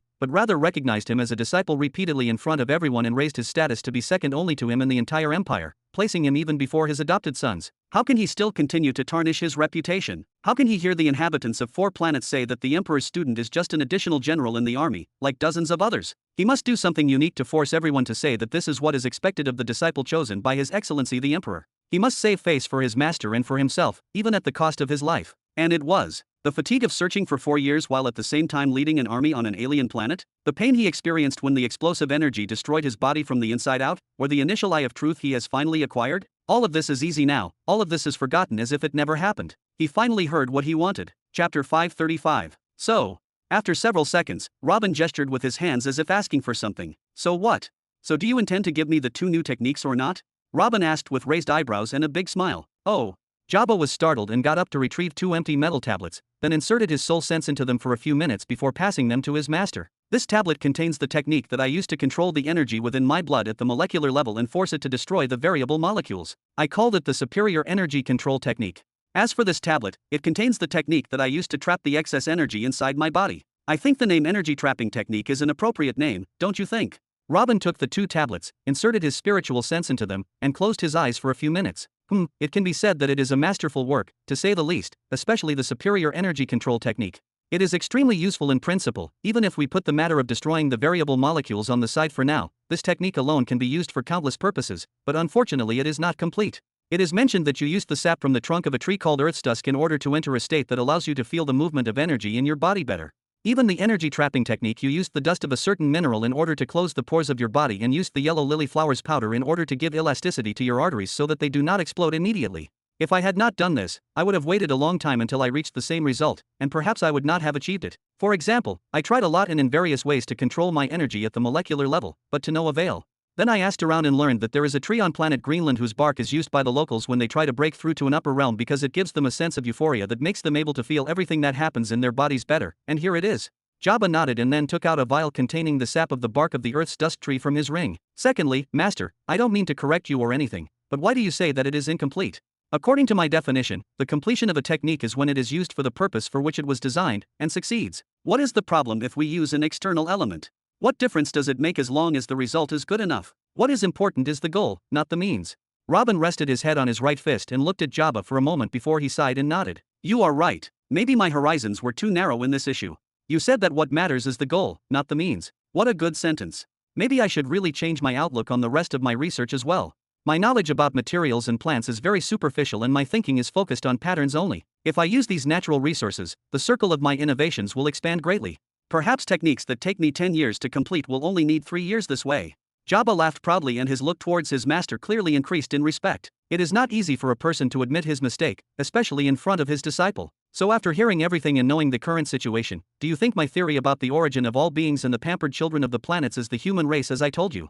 Jabba pressed again. Hearing praise had become an addiction for him. Robin was silent for a few seconds before he finally opened his mouth. This is a question that cannot be decided yes or no in a session like this, but rather requires long research. Your theory is based on the fact that humans are the origin of intelligent beings because they do not have variable molecules and that you, of course, turn into a human when you remove those variable molecules from you. This does not mean that humans are the origin of intelligent beings, rather, it only means that we are closer to a standard version without additions. Then he added, the regular molecules alone do not make any difference in the body or character. Rather, they are merely energy pathways. I am confident that even if these molecules are completely terminated from the body, what will happen is that the person will be unable to use his energy freely. Extracting his energy from his energy gathering center will be difficult like we see happening with the demons. They don't have the regular molecules and can't use the inner energy system as good as the other intelligent races, but they still can. Let us leave the demons aside. In the worst case scenario, the person we remove his regular molecules from his body will become completely disabled in terms of energy use, but I am certain that this person will remain a normal human being. He may be mortal, but he will still be a human being. From here we can conclude that there is something else that determines what a human being is. Let me give you another reason. Suppose we find a way to destroy the variable molecules in a beast, for example, a lion-shaped beast. Do you think it will turn into a human as well? Most likely its characteristics will change and it may turn from a lion to a small cat or maybe even a great beast, but it will definitely not turn into a human, but rather will remain in the feline family. The same applies to the tree fathers or the tree ants. Are not they also intelligent creatures? However, they are just trees that gained consciousness later. Will removing the variable molecules from them turn those trees into humans? Robin shook his head. Jabba quickly interjected, but that does not negate my theory, right? I have been a Nihiri giant all my life and turned into a human once my variable molecules were destroyed. Does not this mean that the human race is the origin of at least a number of intelligent beings? Robin stayed silent for a few minutes before he finally opened his mouth. According to what I see, there is definitely something hiding deep within the body of a living being. This thing is so precise and so tiny that the size of the variable molecules is considered as huge as planets compared to it. With my current eye power I cannot see deep enough to detect it, so let us just call that thing DNA now. This DNA is the real culprit behind the design of the various species, while the variable molecules are merely intruders that change those characteristics, whether for the worse or the better. In short, destroying the variable molecules returns the organism to its standard form, its image that was determined by DNA. In your case, you have only returned to the true image that your DNA gave you, a human being. Robin then shook his head a few times. I know you want me to say that the human race is the original and that means that we are the best and that you now have secrets to examine or something like that. Unfortunately, you have not turned into the beloved race of the planet or become a mysterious entity that must be investigated. You were always human, but those variable molecules messed with your body and the bodies of all the Nihiri giants and the rest of the races, making everyone believe that they were different races from humans. Jabba, I feel bad for stopping your dream, but you did not change your race. You only destroyed what gave you some additional advantages and returned to being a standard naked human. Then he laughed and smacked the dumbfounded Jabba on the shoulder. But cheer up. At least now we know the reason why humans exist on all the planets is that we are simply the naked version that is later improved by adding those variable molecules. This is a thread worth grasping since it is impossible for these kinds of changes to be random. If you ask me who is doing this, I will say that the first culprit is the spirit of the planet, or at least the spirit of the planet knows the perpetrator for sure. The question is why? We also discovered the reason why humans always invent the internal energy system. That is, their bodies are pure, and there are no patterns playing hide and seek in there. This is why they are closest to natural energy, and it can be said that they are the clearest in mind and also the easiest target to be influenced by the spirit of the planet if it wants to grant special abilities to the human children in their mother's wombs, as happened in my case, as the human bodies are devoid of any complexity of laws and therefore easier for the planet spirit to add more special abilities to them. See, your experiences have put us on a new path that we can now explore, so there is no need to be sad, hee hee. Chapter 536. The Nihiri giants were always humans? Jabba muttered in a low voice and leaned back with a dumbfounded face, lost in thought. It seemed as if he did not hear a word that Robin said after that line. Although his master's conclusion was not very far from his own, in the end, Robin's conclusion also says that humans are the origin of at least some intelligent creatures. There is a difference, however, between what he wanted to achieve and what Robin declared. Jabba really wanted to research the original blood of humans in order to discover more of the secrets of the universe, and he actually came to the same theory as Robin that there is something else that is actually responsible for determining the true specifications of each species. During the 2 years that followed his battle with the warlord, he spent them trying to explore the original and unique human blood more deeply. But it turns out that he could have searched his own blood before the warlord's battle since he was also a human. Did all he really do was strip himself of the advantages given to him by the variable molecules of the Nihiri giants? Isn't this like a man taking off his armor and weapons and entering the battlefield naked? Was all his research really for nothing? As for Robin, he did not interrupt him and let him face the truth. He had spent years pursuing something, but he was faced with a different truth. Even if it was only slightly different, it still changed all his dreams. He left him in his own world to process reality, then he returned to looking at the demon's blood container in silence. The variable molecules in the demon's blood do not form any patterns as they are only responsible for dismantling and devouring the blood of intelligent beings. Although he has not seen the demon's DNA, the lack of patterns in their blood that give the demons their peculiar features or appearance means, in one way or another, that this is the original form of their species. They are a true race, separate and different, completely independent from humans and demi-humans, yet for some reason, they seem to have been created to be the natural enemy of humanity. It's not as if Robin doesn't understand that demons have to eat. The rich individuals among humans and demi-humans spend a lot of money eating the meat of high-level beasts. There are even demi-humans who eat their own relatives like the Nihiri giants do. A big reason for this is that it provides their affinity with natural energy and helps them create their solid energy foundations faster. Perhaps only yesterday, Robin would not have been able to answer why the meat of high-level beasts gave these benefits to humans, but the answer is available to him now. He saw with his own eyes all the subtle energy present in the blood of the beasts, and certainly, there is more and more in their meat and bones. What way could be better to get energy than eating it directly? Especially this kind of energy that has been broken down, refined, and easily absorbed. No wonder eating high-level meat gives this kind of benefit. But demons do not care about the energy in the body, rather they literally purify and expel it. They are chasing the human blood itself. Every step he took in this path of blood research made his heart clench more toward the demons. Sigh. Master, please tell me that I didn't waste the past years searching in vain. Jabba rubbed the area between his eyes and spoke in low spirits. Robin took his eyes off the demon's blood container and raised his eyebrows at Jabba. Are you an idiot? You have discovered a path of research that is no less important than research into heavenly laws. If you could control the movement and shape of those variable molecules in some way, there would be no disease that you cannot cure, there would be no race that you are powerless to destroy, and these molecules clearly show you the strengths and weaknesses of all races. I can't even begin to count the number of applications we can use this knowledge for. Yes, we can create new races and begin the era of genetic engineering. The excitement returned to Jabba's face. Robin slapped his own forehead when he heard this. Did I say something wrong? Robin sighed. Create new races? Are you going to play the role of a mad scientist now, or do you think you have become a god? Get that idea out of your head already. Our job as researchers is to find facts and use them for the benefit of mankind, and for some personal interests of course, but we definitely cannot mess around in things we can't afford to mess with. Did you not stop for a moment to ask yourself what these molecules are in the first place and why they form these very precise patterns? Is this something that could come from nowhere or by pure coincidence? Did you think that those molecules created themselves one day and they held a closed meeting in which they decided they're going to create these patterns out of boredom? You are saying? Jabba raised his eyebrows slightly. I say not to mess with what you don't understand until we know what's going on around us. Robin waved and closed the topic. Jabba rubbed his head a little. He actually thought that those molecules were just mutations and that was it. Although he did not say this out loud, he still stuck to his opinion. Can I at least return a few people to their origins as happened to me? I want to observe the changes taking place as a bystander to get a better idea of the field. Robin laughed in a low voice. Although I have not tried it, I can imagine the amount of pain you went through while exploding all those variable molecules in your body and forcing that enormous energy to remain inside your body for more than half an hour until the process was completed. Tell me,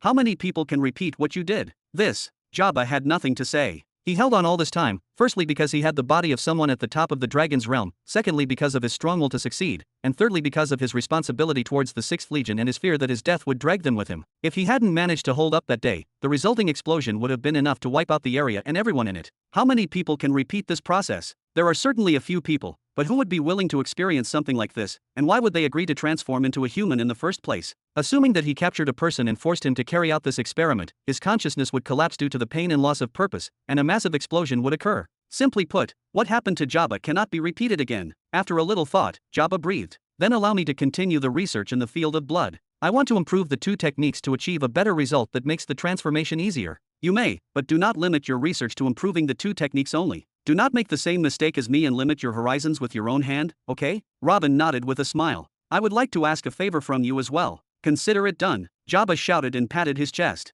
Robin laughed. Will you hear it first? I want you to choose a team of a few researchers, chemists, doctors, and anyone relatively famous in any kind of branch of science and have them help you in your research on blood, but I have other requests for you to do as well. First, you must collect or write all the books on the plants and resources on the 4 planets and recommend appropriate ways to use them. Secondly, develop a branch of making pills and drugs. Thirdly, I also want you to find a suitable way to use the corpses of the buds that we have collected instead of just turning them into food for the Draco. Robin felt happy as he said those words, to have a disciple representing him and a team researching together for the secrets of the universe. This was a dream come true. Recently, whenever he thinks about research that he has to do, he feels burdened, not because he hates research, on the contrary, this was the goal of his life, but because there are many things that he has to do quickly, and he does everything on his own. But Jabba's recent appearance has lightened the heavy burden.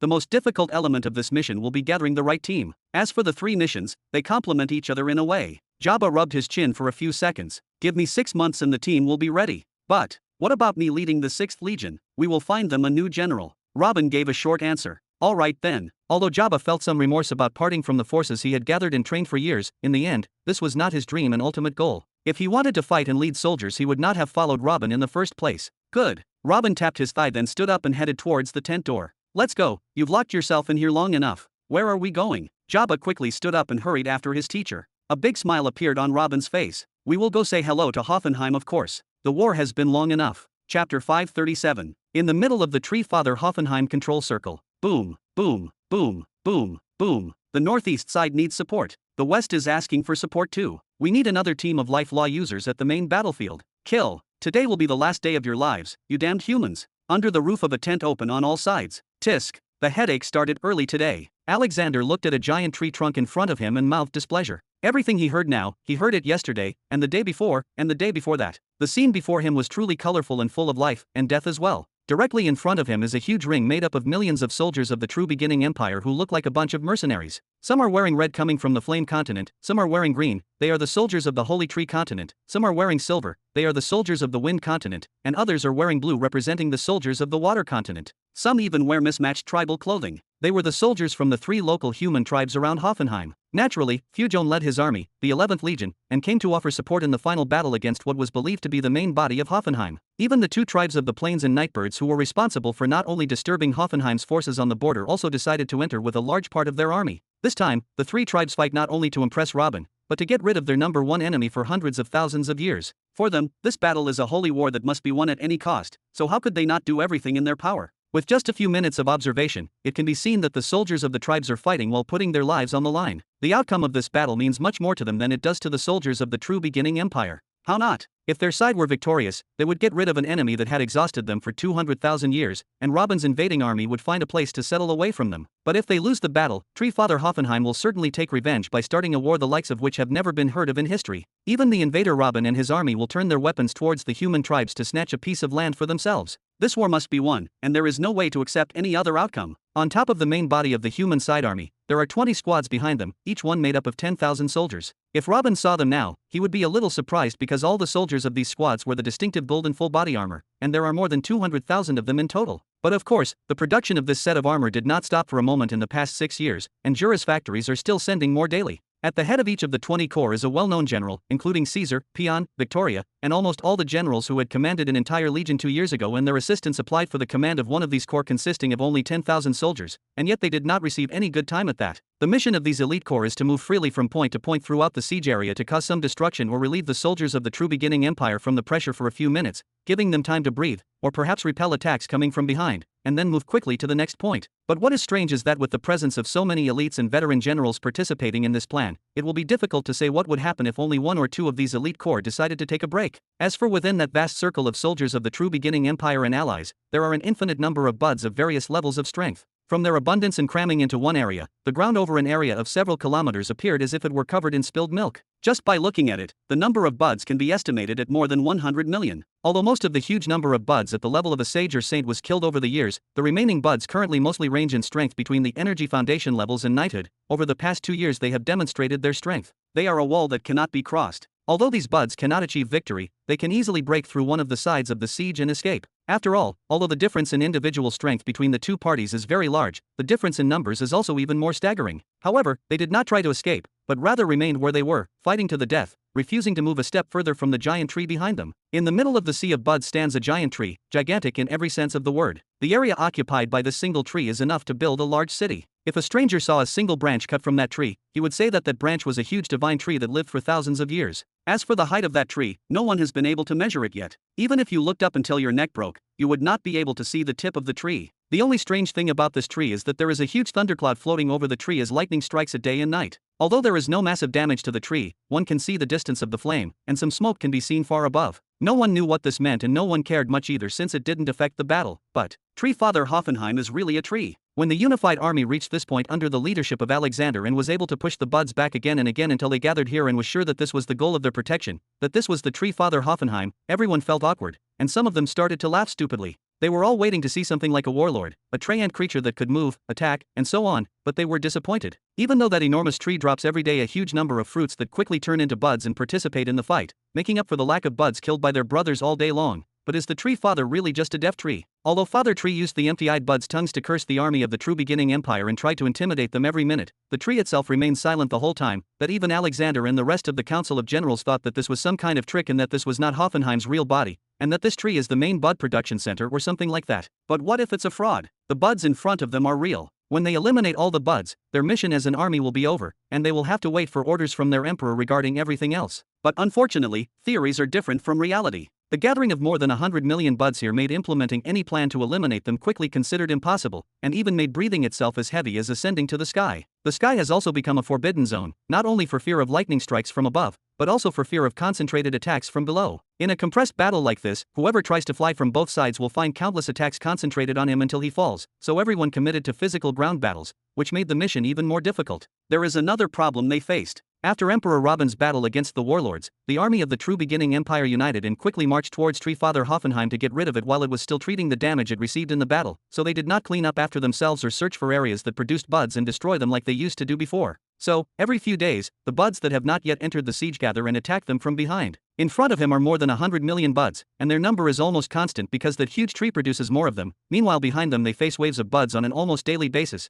and had it not been for the presence of the free golden core, they would not have been able to confront them. At this point, Alexander did not know if he was the one besieging the Tree Father or vice versa. Chapter 538. General Alexander, we have a needy situation on the northern flank that requires your decision. A person wearing silver appeared next to Alexander at this moment. What is wrong? Alexander replied slowly, his eyes still focused on the giant tree in front of him. There was no longer any need to be surprised or worried by urgent reports. After the current situation had continued for such a long period, whatever report he was going to hear now, he had certainly heard something similar during the past 2 years. The wind reconnaissance team detected a large gathering of buds just 10 kilometers northward. Their number has reached more than 4 million buds at this moment and is still growing. According to the report, there are signs that they have already begun to move toward us. The soldier spoke quickly. 4 million? Alexander narrowed his eyebrows slightly, but he wasn't really surprised. This type of big wave happens once every few months and is the most annoying thing they have to face. The reason is that the siege of more than 100 million buds around the huge tree has made the defense lines of the soldiers of the true beginning empire become extremely thin. In a single day, the siege would be breached more than once before one of the elite golden corps comes and forces the buds to retreat. This is also the reason that prevents Alexander from giving orders to divide part of the army to search for and destroy the clusters of buds around them.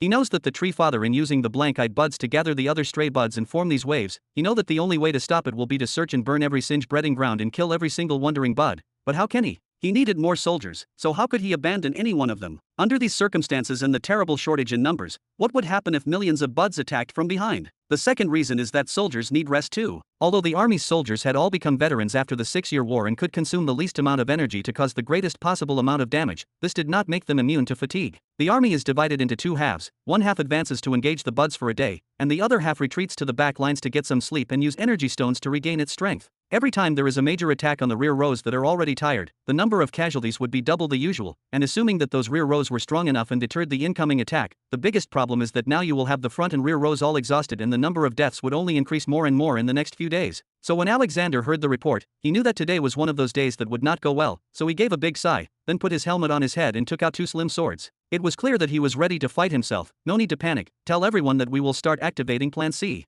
Plan C was simply to declare a state of emergency in the entire army and turn everyone to defense only, then send half of the elite forces towards the north to help confront the upcoming attack. Of course, all of these are just means to mitigate the damage a little to the army, but several thousand deaths will inevitably fall today. Plan C? This sounds mysterious, but there is no need to do something like this. At this moment, Alexander heard a familiar voice that brought a smile directly to his face. Your Excellency. Alexander looked around like a madman until he spotted Robin and Jabba about to land next to him, so he fell to one knee, hail the Emperor of the true beginning. At this moment, Alexander seemed excited but not surprised at all. In fact, the news about Robin's awakening actually came to him a full day ago, but he did not have time to return for a visit and certainly would not be scoundrel enough to immediately ask for help from His Excellency, who had been bedridden for 2 years. Robin nodded at him. Get up. After leaving Jabba's tent, Robin went to the headquarters and heard everything he had to hear about the war taking place before he decided to come. Even though he had just arrived, he already had an idea of the situation no less than Alexander himself. We have disappointed you and obstructed your glorious path. Everyone here was happy with the news of your Excellency's awakening, but they were afraid to stand in front of you. Please understand that I am the absolute general here and all decisions and strategies were my sole responsibility. Please give me your punishment. Alexander spoke while still kneeling on one knee. After his initial enthusiasm, his heart trembled when he remembered that Robin had ordered Plan C not to be implemented. Isn't that enough to express his anger at his war management? Or that's what he thought because he himself was disappointed with his results for the past 2 years. If 2 years were enough to end a battle against an entity like this, humans would not have lived on this planet in fear for hundreds of thousands of years. What you have accomplished is considered a big enough achievement. Robin smiled and took a few steps, then extended his hand to pull Alexander up. My only reproach to you is that you have exhausted the army so much with this endless siege and that you could have done this in a better way with fewer casualties. But I think again and tell myself that you have gained us a veteran army that has been fighting life and death battles day and night over the course of years, an army that can sweep its way in any situation in any planet. But what you said before. Alexander slowly stood up and returned to standing in front of Robin like a son standing in front of one of his ancestors. Previously, Alexander was serving as general for Robin because of the oath he took on the Great Green Hill, which of course was caused by his fear of the fearful demon army, but he did not fear Robin himself. Of course, Victoria, Old Goo, and the rest of the higher-ups on 4 continents shared the same line of thoughts. But the tales spread by the 6th Legion about the battle against the 6 warlords were enough to shake everyone's being and make them re-evaluate the person they had been forced to swear allegiance to. What I said. You mean about stopping Plan C? Oh, I just meant that there is no need to defend anymore. Robin waved and then looked at the massive tree in front of him with his golden eyes. Waiting to kill all those buds will take years and might never end, so why not destroy the source directly? Chapter 539. Destroy the source? You mean attacking that tree directly? Alexander shook his head after hearing Robin's words. I'm sorry for saying that, but I'm afraid it's easier said than done in this case. Reaching that damn tree is impossible without completely eliminating the buds. Oh, I was also wondering why you didn't think of something like this before, but it seems like you tried. This makes me curious. What's stopping you from aiming directly at the tree trunk? Robin raised his eyebrows slightly. Please let me show you, it will be easier to explain that way. Alexander bowed slightly, then took a few steps forward until he maintained a safe distance away from Robin. Then he opened his hands wide as if he was about to hug someone, then quickly closed them with a clap that sounded like a clap of thunder for miles around. Pa! Alexander's quick movement sent a wind blade upward toward the trunk. Although his movement seemed random and fast without preparation, it was an offensive technique that he had trained thousands of times until he mastered it, and it contained all of his strength. Due to the intensity of the air pressure in the wind blade and the extreme force of the blade that separates it from the air surrounding it, the blade can now be seen with the naked eye. This is, of course, if your eye is fast enough to see the blade. Even Robin and Jabba had some difficulty moving their eyes fast enough to follow the path of the blade of wind. But what happened next was strange. The buds in the path of the wind blade started jumping over each other until they formed a small hill very quickly and stood in front of the incoming blade. The wind blade was so powerful that it immediately split the mound of bodies in half and continued on its way. But along the way, the blank-eyed sages and saints and even the knights within the buds were grabbing the ordinary buds next to them and throwing them towards the path of the blade. The distance between Alexander and the tree trunk was not short at all. After all, there were tens of millions of buds standing between them, and during this long path that the blade traveled, it killed several thousands of buds until most of its strength was consumed. In the end, when the wind blade collided with the trunk, the blade shattered. Simply put, not a single scratch was left on the trunk of the giant tree. War, death to the invaders. The blank-eyed buds in the area in front of Alexander shouted at the top of their lungs. Then they led the buds to put pressure on the siege in that area, broke it easily, and began to push their way towards Alexander to punish him. But at this moment, 2 elite Golden Corps came and crushed the buds who broke the siege and forced them to retreat. The situation quickly returned to normal. Interesting. Robin whistled lowly as he raised his eyebrows. No wonder the army's powerhouses have given up on attacking the tree trunk directly. This is really useless. If they wanted to kill the ordinary buds, they could focus on killing them in sieges instead of wasting their strength on long-range attacks. The biggest problem is the resilience of the huge tree trunk. Even if the strength of the wind blade dropped greatly on the way, it was still a wind blade that was fired from the hand of someone with the strength of a half-step martial emperor. Even after being weakened by that much, it should still be able to split a low-level sage in half, but it still somehow did not leave a single scratch on the trunk. Do you want to try your luck? Robin looked behind him with a meaningful smile and pointed at the tree trunk. Me? The result won't be better than General Alexander. Jabba laughed and shook his head. Robin raised his hand and slapped Jabba on the back of the head. All right, we both know that's not the truth. Did you think you would hide something like that from your master's eyes? I've been monitoring the changes in your body since the moment I entered the tent door. Jabba scratched the back of his head with an embarrassed smile. I don't mean to hide anything, but my body has changed and I can no longer determine my level of strength. I just wanted to warm up a little before I embarrass myself in front of you, and I don't want to be the center of attention right now. Why do you think like that? Do you think this will bring you peace in your research or something? This is stupidity. If you want peace, you have to be strong to keep it. If anyone spots weakness in you, they will try to test you further, and that will really disturb what you are doing. This is why you have to show off a little, even if you don't want to fight the battles yourself. You have to show your strength so that when your soldiers know that their backs are protected, their hands will hit harder. Come on, test your new strength. Where can you find a better sandbag than this? He laughed and did not add another word. Even Alexander, who had retreated to stand next to them again, did not know what was going on. Why did His Excellency think that Jabba would do better than him? I think you're right, as you wish then. Jabba cracked his neck left and right with his hands, then did some simple stretches for his shoulders. Then he took a step forward with his left foot and extended his right arm backward. Come on, baby. Then he shot it forward with all his might as if it were a bullet. Boom. The next moment, another explosion was heard behind the lines of the buds. When everyone looked at the location of the second explosion, they found a circle 40 meters in diameter and 10 meters deep on the trunk of the tree. The trunk of the huge tree has been damaged. The battlefield, which had been burning for 2 years, fell into a frightening silence at this moment. Everyone looked to the other side to see the perpetrator. After the dust settled, they found that the command tent had been blown away due to the pressure of the wind. They found Jabba in an attack position, with Robin standing next to him, smiling. Alexander appeared to be so amazed that he could fit 5 eggs into his mouth. It's the 6th general. His Excellency is here. Father, you came. Long live the true beginning empire. Long live the true beginning empire. The human side in this battle finally gained some enthusiasm for the first time in 2 years, and their morale reached sky high with one movement. Even Fujone and the locals raised their weapons and shouted excitedly along with the soldiers of the true beginning empire before they returned to the battle again with tremendous momentum. In the blink of an eye, the death toll doubled, and the rows of buds were pushed back again. Chapter 540. This power. What kind of power is this? Alexander let out a long exhale and muttered. This was the first time he had seen power beyond the limits of the Sage Realm. After all, he had never seen a warlord himself and the Tree Father hadn't made a move himself yet. As for Robin, he nodded without surprise. Nice, even though he has not yet entered the low-level Emperor realm, he definitely has the power of one. Jabba has become a martial emperor, exclaimed Alexander. This was tremendous news. As for Jabba, he let out a long sigh. He really did not want to reveal his newly acquired strength at the moment. As he sees it, it is better for him not to reveal anything at all until he enters the path of the truth and lays the foundations for himself, and for this to happen, it is better for him not to participate in any conflicts or for anyone to depend on him like they used to. But it seems that this dream will no longer be available. In fact, obtaining this power was not something that was planned by Jabba, but rather because of the enormous explosive force resulting from the explosion of the variable molecules,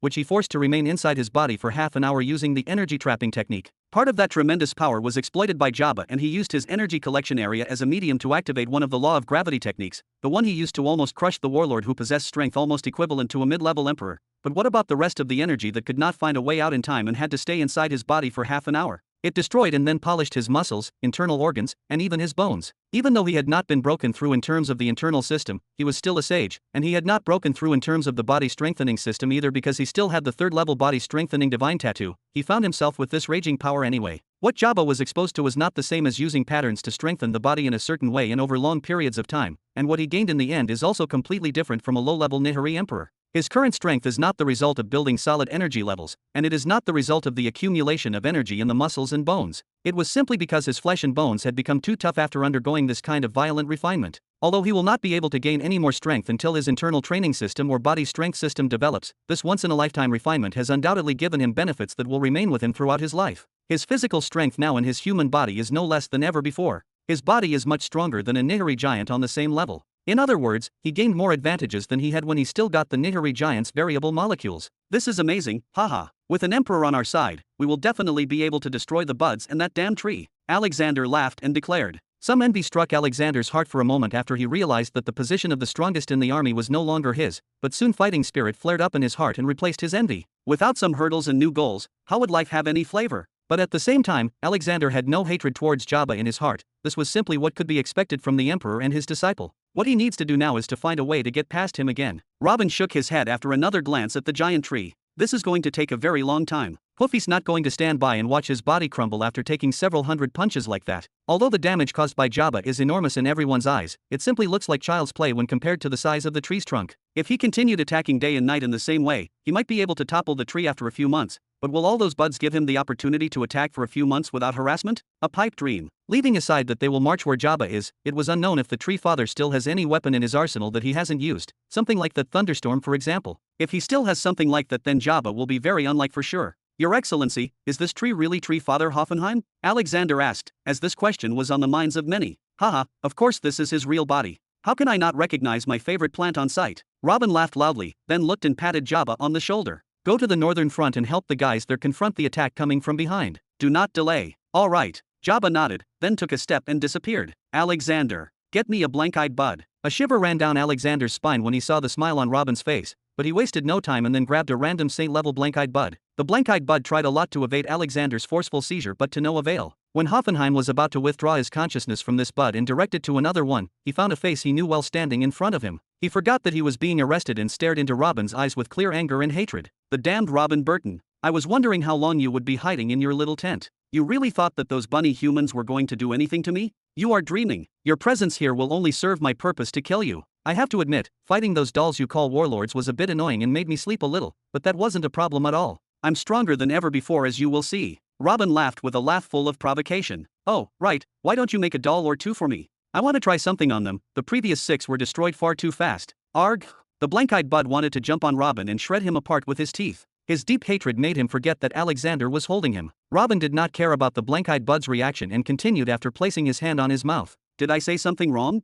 Alright, I almost forgot. One of the other tree fathers said the other day that you used all your planet spirit refinement to make those little dolls, which means you can't make them anymore, right? Hehe, meaning you didn't just lose your so-called warlords forever, but you also lost the refinement competition with the rest of the tree fathers. That is of course not to mention losing more than half of your buds and the lands that you accumulated over hundreds of thousands of years. Tisk tisk. Damn, this is very disappointing indeed. No wonder you are that angry. What are you even still struggling for? Just let my boy slay you already. I am alive to kill you. Do you hear me? I will kill you without a doubt and use your invading army as the foundation of my new empire. Not one of you will leave this world alive. The blank-eyed bud shouted again. Robin's words were clearly striking a chord. Robin pretended to look around anxiously. This is what you say, but why don't I feel afraid? Why didn't you do anything while being trapped like a mad dog for 2 years? I don't want to underestimate you, but honestly, I don't think you're capable of being a threat right now, do you? When I woke up and heard that the rest of the tree fathers had not sent reinforcements to you or even sent armies to destroy you, I knew that your fate had been decided. Even your equals, with whom you had spent your life in conditional friendship, no longer saw you as an ally or even an enemy.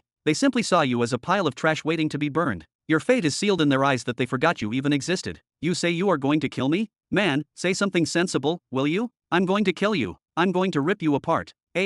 The blank-eyed bud raised its head and screamed until his lungs nearly exploded. In the blink of an eye, the rest of the blank-eyed buds in the army began to shout, and the approximately 100 million buds began to advance to where Robin was standing. Chapter 541. Rumble. Rumble. 100 million buds moved at the same time. It was a breathtaking sight, to say the least. It was later said that the earthquake that struck the area immediately after their movement resounded even at the headquarters next to the space portal. Although most of the buds were no longer under Tree Father Hoffenheim's direct control as before, they did not need to be blank-eyed in order to follow Tree Father's orders to the letter. Some of them may be afraid and some may be hesitant, but they will follow orders under any circumstances. Following orders in this way is not something new to them, as they did not spend their entire lives under his control or something like that. Tree Father Hoffenheim's taking control over them and turning them all blank-eyed only happened in times of war, as the Tree Father uses this method to crush his enemies as quickly as possible. In days of peace, however, the buds roam, laugh, and play, and they have a normal life like humans. In the end, they have souls copied from a human. As for the Tree Father, in their eyes, he has transcended the status of the Father in their hearts and minds and has reached the stage of worship.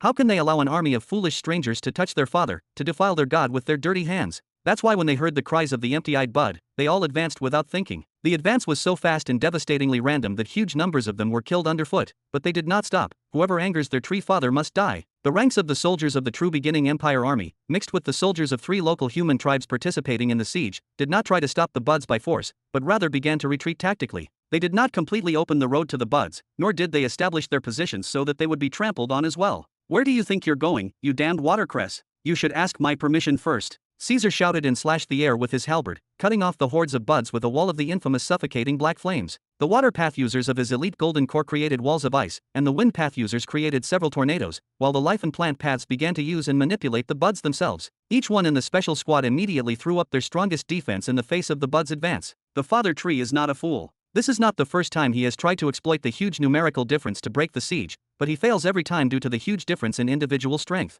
The true beginning Empire's allied army can break through, but they wouldn't be able to get past them either. Isn't this the made statement for the past 2 years in the first place? And Caesar will make sure that today will be no exception. After the arrival of Caesar's corps, the rest of the Golden Corps began to appear one behind the other. The 200,000 experts armored in full golden armor at the moment looked like beach sand in front of a vast sea of buds, but the strange thing was that vast sea stopped in its place. Piffed, look at you, I'm standing right in front of your real body and yet you can't do anything against me, isn't that pathetic? Robin let out a laugh, then grabbed the blank-eyed bud by the chin and forced him to watch the carnage in front of him. Open your eyes and see, you had about 500 million buds when we started this war, right? Look how many of them are left and their numbers are still diminishing, even those who are left are mostly trash you created in a hurry to give yourself more time. Why are you so clutching into life so much? Even a dog will know when to quit and when to swing his tail. Come in, Hoofy, even if I don't make a move against you today, you will fall sooner or later. Couldn't this have been avoided? You should have been just a little smarter, but what a waste. Smarter? Smarter. You came to me from another world and immediately started invading my land. You're blaming me for this war now?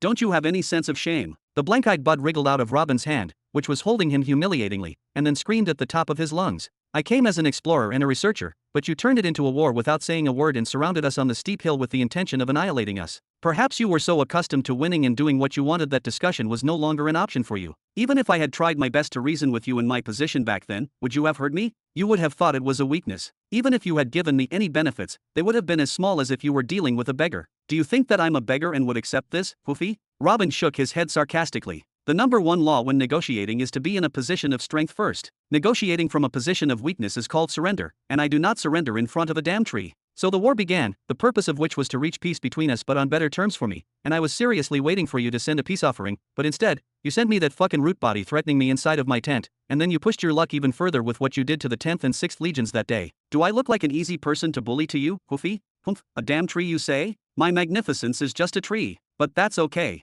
I don't blame you because you can't see my greatness. In my eyes, you are just talking monkeys as well. The blank-eyed bud spoke with extreme hatred, then looked back at the battle that had reached a halt, then turned back to look at Robin. Alright, you've won, let's end this then. I'll give you half of the lands you took from me and promise not to cross my new borders for 2,000 years. I can also give you some information about the strengths and weaknesses of the other tree fathers. Piffed, ha ha ha. Robin put his hand on his forehead and laughed out loud. Do you still think you can negotiate with me now? Take half of your lands? I own all of them. Do you think you can take them back from me, plant head? Robin Burton, don't push your luck too far. What is wrong with giving me some of my lands? The rest of the 50% of my land is too large that you wouldn't be able to swallow it even if you wanted to. How about this, give me 20% of my original land that should be good, yes? Or do you think that I and all my buds will be shoved in this spot forever if we make the deal? Hoffenheim shouted, the spot he had left was barely enough for the buds to stand in. Of course not, how can I allow you a lot to have this small piece of land? I will be taking this spot as well, of course. It would be strange if I had all the lands around it and then left you stuck here like a lump in the throat sucking all the energy reserves in my lands without paying rent, don't you think?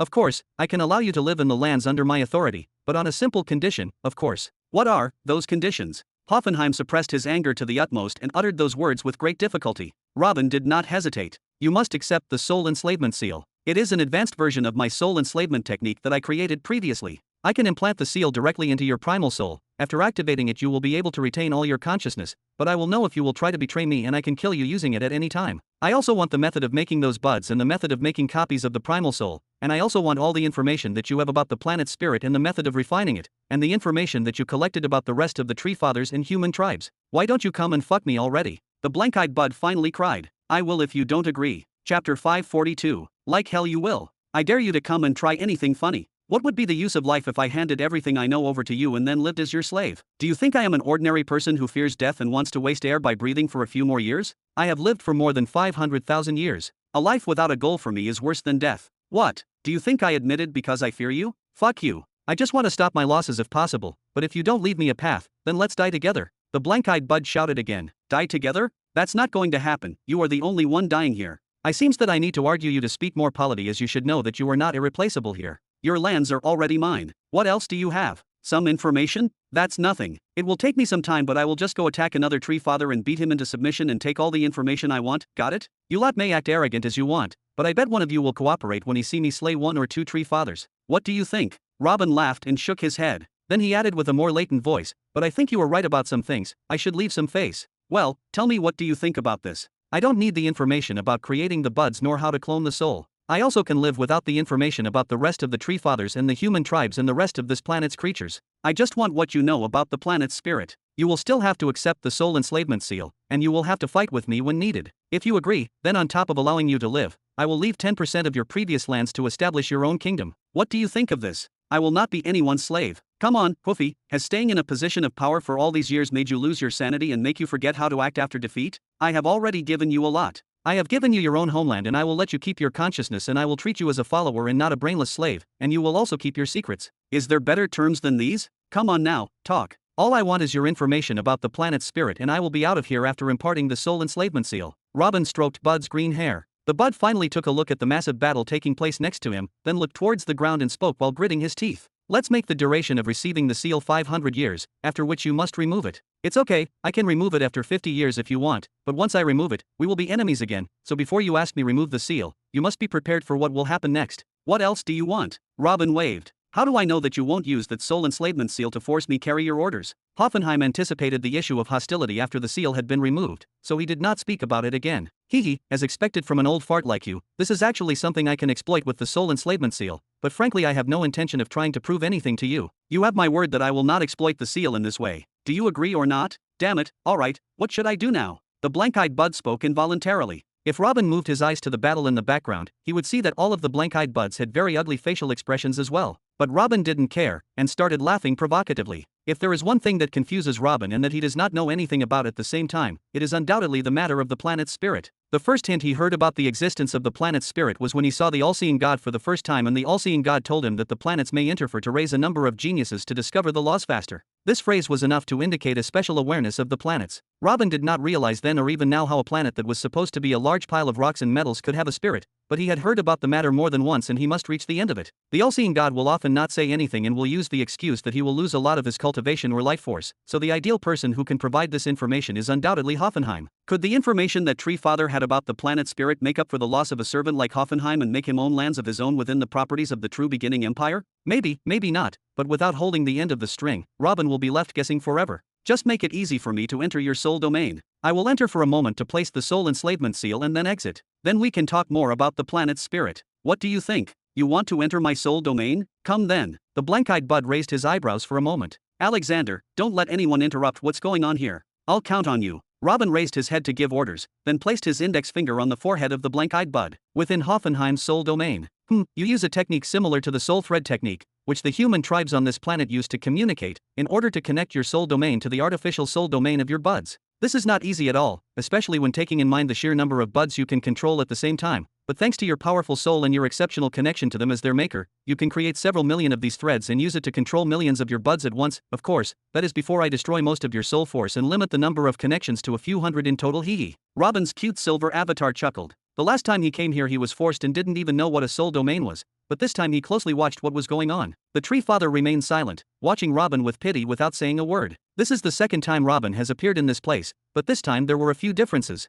Firstly, the current soul domain was much smaller than the past, and the milky white color is no longer the only one that prevails here. Rather, there is a certain spot of the soul domain that has turned into deep black, and there are pitch black lightning bolts still trying to destroy that spot. Although that spot being destroyed by the lightning is still small, that it can be said that a small speck compared to the soul domain, the black spot was undoubtedly growing. The giant white ball that represented the soul of Hoffenheim was also significantly smaller, yet it was still larger than Robin's silver avatar by a significant margin. While Robin was examining the changes taking place in the soul domain, the giant white sphere was watching Robin's avatar closely as well. Robin's soul avatar has without a doubt changed as well, and by a great margin. It had become much smaller and chubby, like a 3-year-old child, and had become silver in color instead of the usual white. There was also something else that was interesting. The silver soul force from which Robin's soul avatar was formed was too little. It was different and peculiar without a doubt, but too little. Robin's current avatar, at first glance, seems much weaker than it was before. There are several things I want to ask you, but that will have to wait. Robin's gentle soul avatar finally turned to where the huge ball was and then raised his finger and formed a strange-looking seal using the white soul power in Hoffenheim's soul domain. Open a path for me towards your primal soul. I know you can do it, so don't try to play any tricks. Without saying a word, the huge ball began to expel the pure soul energy around it in order to reveal the primal soul residing within it, but suddenly swoosh, all that expelled energy turned into ropes and wrapped around Robin. Chapter 543. Oh, how interesting, these ropes are not just a reconfiguration of soul force. Rather, they are made in a way that restricts the target and prevents him from controlling his soul force as long as he is within your soul domain. May I ask what exactly you are planning to do now? Robin's chubby avatar raised his eyebrows slightly as he watched the soul ropes, but he didn't seem too surprised. This is a soul technique that I created after you blew yourself up that day so that this unfortunate incident would not happen again. Now, no matter what you do, you cannot control your soul force within my domain. You can forget any thoughts of escaping or trying to blow yourself up again. A huge smile split the giant soul orb almost in half. Oh, I fear you exhausted yourself over nothing. Why would I try to escape? Didn't understand soul matters much the last time I was here, so I panicked and tried to pull you to death with me, but everything is different now, so there's no need to panic anyway. What I'm asking now is, why? This won't do you much good. You know that the primal soul doesn't leave the body, so the origin of my soul is still in my body. My current avatar is just pure soul force. In the worst case, I can just leave this avatar here and forget about it. I will lose most of my soul force, but I will regain it with a bit of effort. Why would you put yourself in this situation in order to harm my soul force?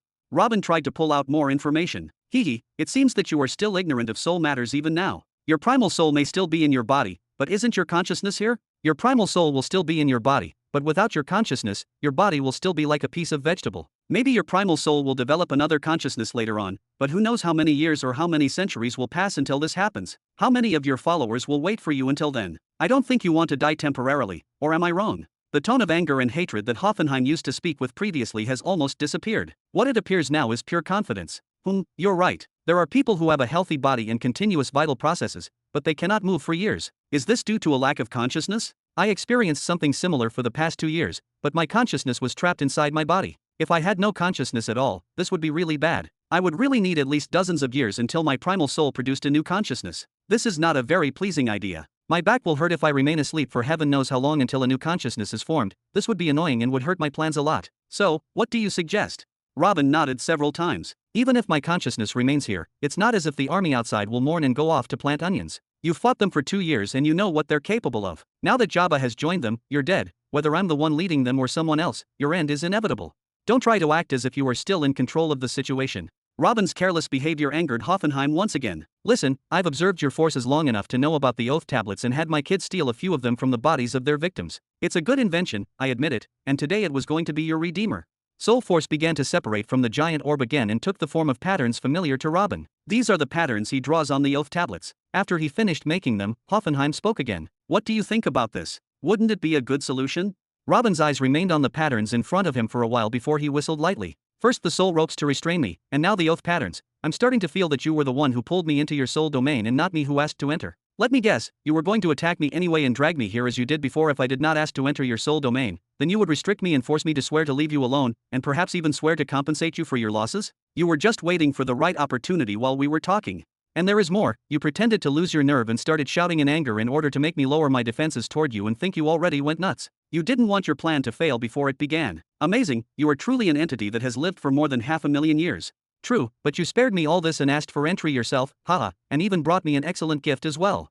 Hoffenheim's voice cackled, and then the oath seal disappeared, before one of the ropes wrapped around Robin began pulling the soul enslavement seal towards Hoffenheim. So this seal makes the target a slave to the one who plants it, huh? Now that you've linked your soul domain to mine, I can easily access your soul domain now, find your primal soul, and put this seal on it. Tell me what I should do with you next. Maybe I'll send you to destroy the rest of the father trees and bring me their hearts? Or let you show me how to send buds into your world and transform it all into hell? Robin raised his eyebrows slightly. Oh, do you want to use the soul enslavement seal instead of the oath tablet now? This is very dangerous if you take my opinion. After you give me a few strange orders that I don't normally make, those close to me will arrest me and destroy you immediately.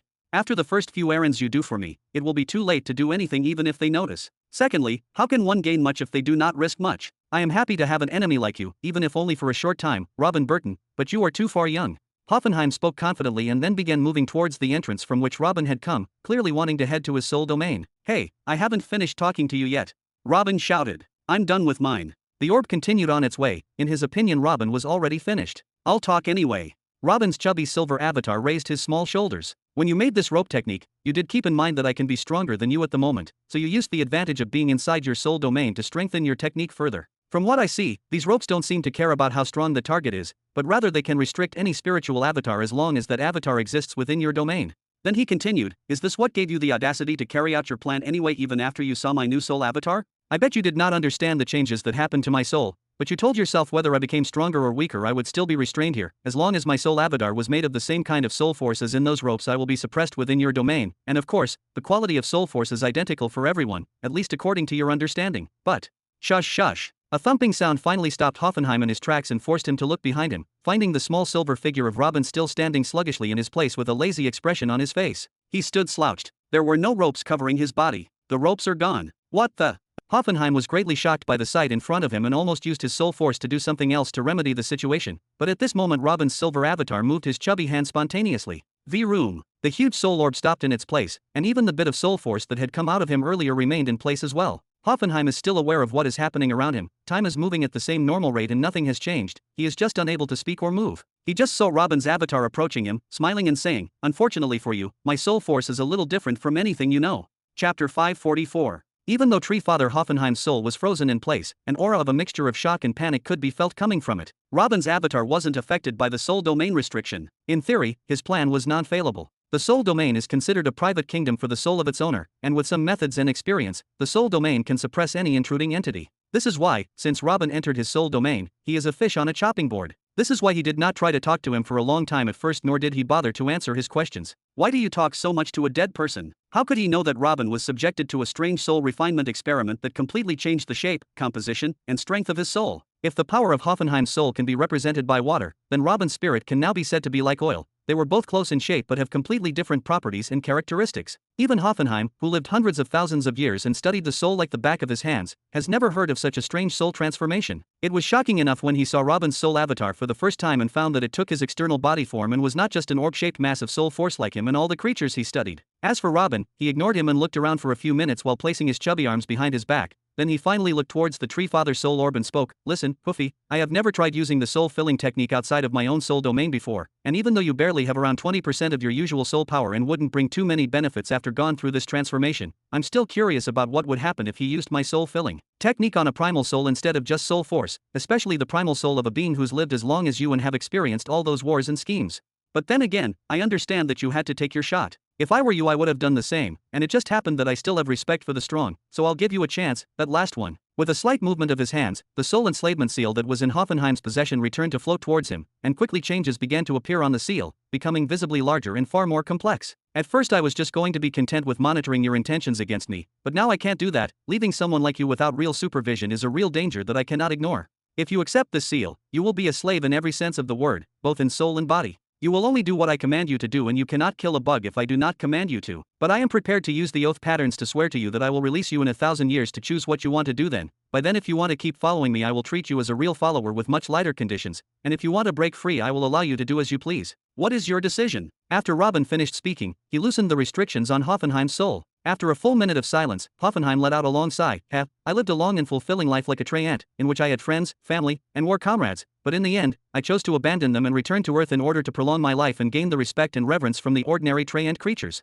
Since I returned to Earth and became an ancient tree ant, I have been sleeping at times and contemplating the affairs of creation and the soul at times like the rest of the ancient tree ants do. Even before that humans came up with the method of energy cultivation, I had a deep idea of what was happening around me, and of the influence of the world's spirit. And after analyzing the humans' method of cultivation and discovering a way to strengthen us, the tree ants, that would make us sense the world's spirit better and know about the ultimate prize, the war of extermination began. With my own hands, I killed countless numbers of humans and tree ants and exterminated entire other races that were still on the rise. I schemed until no one was saved and I killed until no one was left alive anywhere I reached. I transgressed so much in my pursuit that I harmed the world's soul that I was trying to reach. I did everything in order to obtain victory and have my ultimate prize, and I really almost did it. But in the end, defeat comes from someone who is not even from our world. Then finally, the soul orb focused on Robin's avatar, leader of the invaders, Robin Burton. You are the winner, but I am not ready to be anyone's slave, and I am also not ready to leave my primal soul for you to benefit from. If there is a hell, I hope to meet you there. This is bad. Robin spoke quickly and waved his hand to suppress Hoffenheim's soul again, but he was too late. Poof.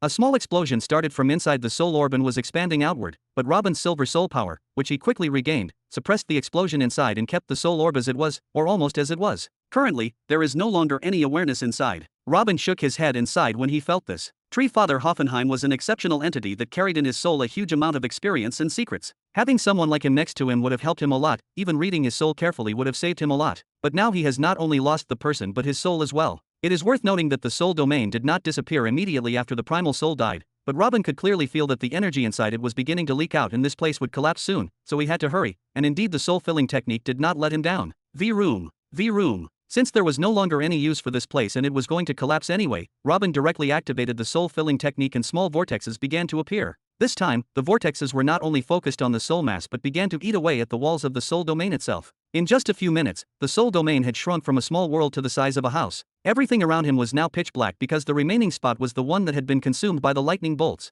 Robin did not dare try to absorb it. As for the giant soul orb, it shrunk until it became the size of a regular football. But what was strange about this ball was that it was asymmetrical and seemed to be about to explode from within, but the silver aura around it prevented it. At the same time, engraved on it was an unclear image of a powerful tree-ant creature mutated from a camphor tree. Robin quickly attributed that photo to Hoffenheim in his youth. This ball was obviously Hoffenheim's primal soul. When Robin pulled out all the energy in the soul domain and the soul force mass until they reached this state, he immediately stopped the soul-filling technique and noticed the changes in himself. His current silver body had not changed much, it could be said that it had only become larger by a few millimeters. Although he was disappointed, this only lasted for a few moments. This was to be expected after all, as he experienced something similar when he absorbed what was left of the thundercloud into his soul domain. Then he ignored his development again and returned to looking at Hoffenheim's primal soul. This was the first abstract primal soul he had seen with his eyes and wasn't his. Although it was not intact and would explode if he removed his silver soul pressure around it, it still aroused his curiosity. In the end, it was not just soul energy. Rather, it is one of the secrets of creation, and saying that it is the secret of life itself would not be an exaggeration. What would happen if he tried to absorb it? What would happen if he tried to get it out of here? Chapter 545. Poke poke. Robin poked the primal soul a few times, then grabbed it and started throwing it lightly between his two hands, hoping to find a hint on how to use it or something like that. This primal soul is very different from his own. In his case, his primal soul is an avatar that resembles his true body appearance. Even when he entered his soul domain for the first time and his avatar was unstable as smoke, that avatar still possessed all of his features. Now that his soul force has developed, for some reason his avatar has changed and has become cute, resembling Robin when he was 3 years old. But he still looks like Robin and is still growing. When Robin saw the huge soul force orb for the first time, he wasn't too surprised. As long as the soul's force could be manipulated, he could cover his primal soul form with any shape he wanted. Maybe Hoffenheim was trying to hide the true form, but now it didn't seem like that was the truth. An orb. This doesn't look like Hoffenheim. After a few more seconds, Robin's avatar raised his small shoulders and then activated the soul-filling technique again. He will try to absorb it. V-room BZZTT. 3 small vortexes formed around the primal soul, but instead of the energy beginning to shift toward Robin as usual, it seemed as if the vortexes collided with an unmoving piece of ice. You have a strong shell, huh? Robin's avatar furrowed his eyebrows slightly, then with an idea, he turned the vortexes into a drill shape and sent them out again. But after another minute passed, he did not get any results. Broken soul domain wouldn't wait for him. I have to get out of here first. Robin's avatar placed the Hoffenheim primal soul under his armpit and then moved toward the gate through which he entered this place and took the first step. But, the ball under his armpit refused to enter. Robin went back again and tried with all his might to push the ball towards the gate but to no avail. The primal soul acted as if there was an invisible barrier in front of it preventing it from entering the gate. Robin knew that it was not possible for the primal soul to leave the soul domain, but he thought that this was not possible because doing so would mean death or turning into a ghost. But now Tree Father Hoffenheim has actually died, the primal soul exploded from within and his consciousness is gone, and yet the primal soul still refuses to come out. It seemed as if the soul domain, even in this sorry state, was still trying to prevent the primal soul from coming out. Clatter. The pitch-black soul domain began to crack. What now? Robin felt regretful for a moment that he was rushing to try activating the soul-filling technique to absorb the energy from the soul domain earlier. He actually helped those strange black lightning bolts to do what they wanted to do. Crake. Robin looked at the uneven ball in his hands first and then looked at the soul domain. Maybe he could find a peaceful way to get this primal soul out of here, but there was no time left, and he definitely couldn't leave such a precious primal soul without messing with it a little. Even if it is destroyed, it is still Hoffenheim's primal soul. If he scans it for a while, perhaps he will find things that will benefit him, and even if he does not find complete memories, it will still be a good opportunity to examine it. It's not like he doesn't have the patience to wait any longer, but even if I had that kind of patience, how many 500,000-year-old half-primal souls does he find every day? Fuck it. Robin raised his small shoulders and caught the ball under his armpit again, then raised his other arm and launched a punch with all his might at the pitch-black wall of the soul domain. Boom. In an instant, a tremendous force pulled Robin out of the soul domain, and at the same moment the rest of the soul domain collapsed into nothingness. Arg.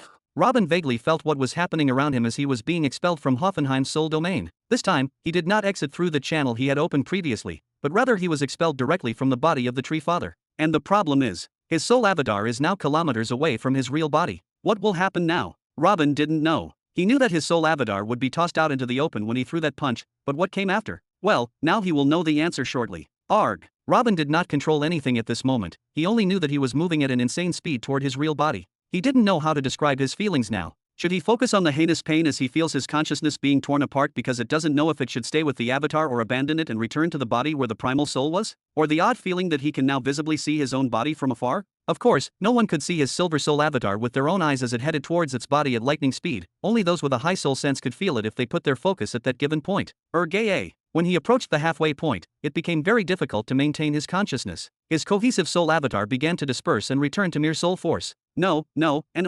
Transforming the spiritual body into mere soul force is not a big problem, as it is ultimately made up of soul force that he can make up for later. Even the problem of consciousness is simple since it wants to return to his primal soul inside his body. The problem here is that he will lose the ball he is holding. Robin let out an intense scream and used pure willpower to put his soul avatar back together again. At this moment, he felt as if there was a black hole pulling his consciousness away, and yet he had to fight back somehow. Pam. Finally, after what seemed like an entire decade of torment since the incident of the destruction of the Hoffenheim soul domain, even though it had happened a second ago, Robin's worn-out soul avatar arrived safely to his real body and entered his forehead while still holding the ball. His real body finally moved the hand that was touching the bud's forehead and gasped loudly as he placed his hand over his heart. Your Excellency, are you okay? Do you want me to summon someone from the life users? When Alexander saw what happened, he moved quickly and broke the bud's neck so that he wouldn't worry about it. He didn't notice the bud's eye returning to normal again and how it was acting nervously. He just decided to kill it to avoid unnecessary headaches, then he took a few steps to support Robin. Your Excellency. Alexander furrowed his eyebrows slightly. Sigh. Don't worry, I haven't turned crazy yet. Robin patted Alexander on the shoulder, then stood up, and took a few steps. Then he stood looking up at the sky and inhaled deeply. Although he was doing it casually because he felt like he had taken a step towards death's door and back, he noticed something strange. The energy density and proportions of the heavenly laws in the atmosphere were changing. Something similar happened when Robin shot down the 6 warlords, but at that time the energy density in the atmosphere was almost non-existent and the entire planet was in a state of disrepair, so 2 years after the warlords were killed and the planet was compensated for what it lost in their creation, the energy density has barely returned to what it was before Robin landed on Greenland. But now the situation is different. Finally, the energy density gradually began to exceed its normal level. Not only the energy, but Robin can also sense slow changes happening to the heavenly laws themselves, especially the major lightning heavenly law. Robin didn't know exactly what was going on, but this could easily be excused for the fact that Hoffenheim was killed. How he was affecting the heavenly laws to such a degree is something that must be postponed temporarily. Robin gave a long sigh and took a few more steps, stepping on the dead bud's corpse in the way, until the massive battle was taking place almost beneath his feet. Then he announced with a smile, the true beginning empire has won its first war. Chapter 546. Robin looked down at his feet with a wide smile and his chest puffed out. He felt proud. Anyone else might see a comprehensive massacre that made the body parts flying around become a usual sight, with the red and green blood merging on the ground to create completely new soil. But what he sees is glory. The first time he issued a decision to attack an enemy was during a small-scale war between the Burton family when they were still an earl family against the Tinley family located in a kingdom called Dolivar. What resulted from it was a piece of land relatively large for the Burton family, but very small in the large scale of things. Today, the true beginning empire has snatched approximately 15% of another planet that is at least twice as large as planet Jura, and an entity that lived for more than 500,000 years was killed during this war. And the strangest thing is that this transformation occurred within a few decades. Deep breath. Robin put his hand behind his back and shouted, "That's enough." Shush, shush. The short sentence from Robin was supported by all his power in addition to the major heavenly law of the wind, so it entered every ear. On top of all of this, Robin added an effect from his silver soul that made everyone's soul shake for a moment and forced them to listen to what was being said. Even those who went blood crazy and whose hearts and eyes were blinded by the sheer killing had to come back to their senses and look in Robin's direction. Quickly and without prior agreement, an invisible barrier formed between the legions of buds and the army of the Empire. The army took a few steps back to hear their new orders. The buds lost their goal and no longer knew what to do, so they stopped in their places. They all began to look beside them as if they were searching for something, but to no avail. Are you looking for the buds that your tree father Hoffenheim directly controls, the blank-eyed ones? I'm afraid they won't be able to give you any orders after today, you will have to make your own choices, Robin continued confidently. When Peon saw that his foster father would start a long speech, he quickly gave orders to the wind users, using the laws to support Robin's words and convey them clearly everywhere. What do you mean by this? What have you done to the chosen brothers? A bud with the power of a sage stepped forward and shouted. This was one of the few times that a normal bud took the initiative and spoke, but there was no other choice since all the blank-eyed ones had actually returned to being normal and there was no longer any leader among them. What have I done? Isn't it obvious? Do you think I did something malicious to cut off communication between your tree father and the blank-eyed buds somewhere? Tisk, the bond between you and him was on a very precise level and could not be interfered with so simply. It would be easier to kill you all than try to interfere with that bond. If I could have done something like cutting off communication between them, I would have done it a long time ago and I would not have waited until today." Robin shook his head, then the smile returned to his lips, saying, "It's just that he died. Long live the Emperor. Our Emperor is invincible. Our Emperor is invincible." The little more than 3 million soldiers of the true beginning empire raised their weapons and shouted, some with excitement on their faces and some with shock, but there was not a single one among them who doubted this announcement. On the other hand, the buds fell into a deadly silence, and the human tribal forces, whose number is estimated at more than 6 million, also stood in shock, not knowing how to react to this information. "Our father died? Is this why we don't have any chosens now? The tree father who tortured us for 200,000 years had died so easily."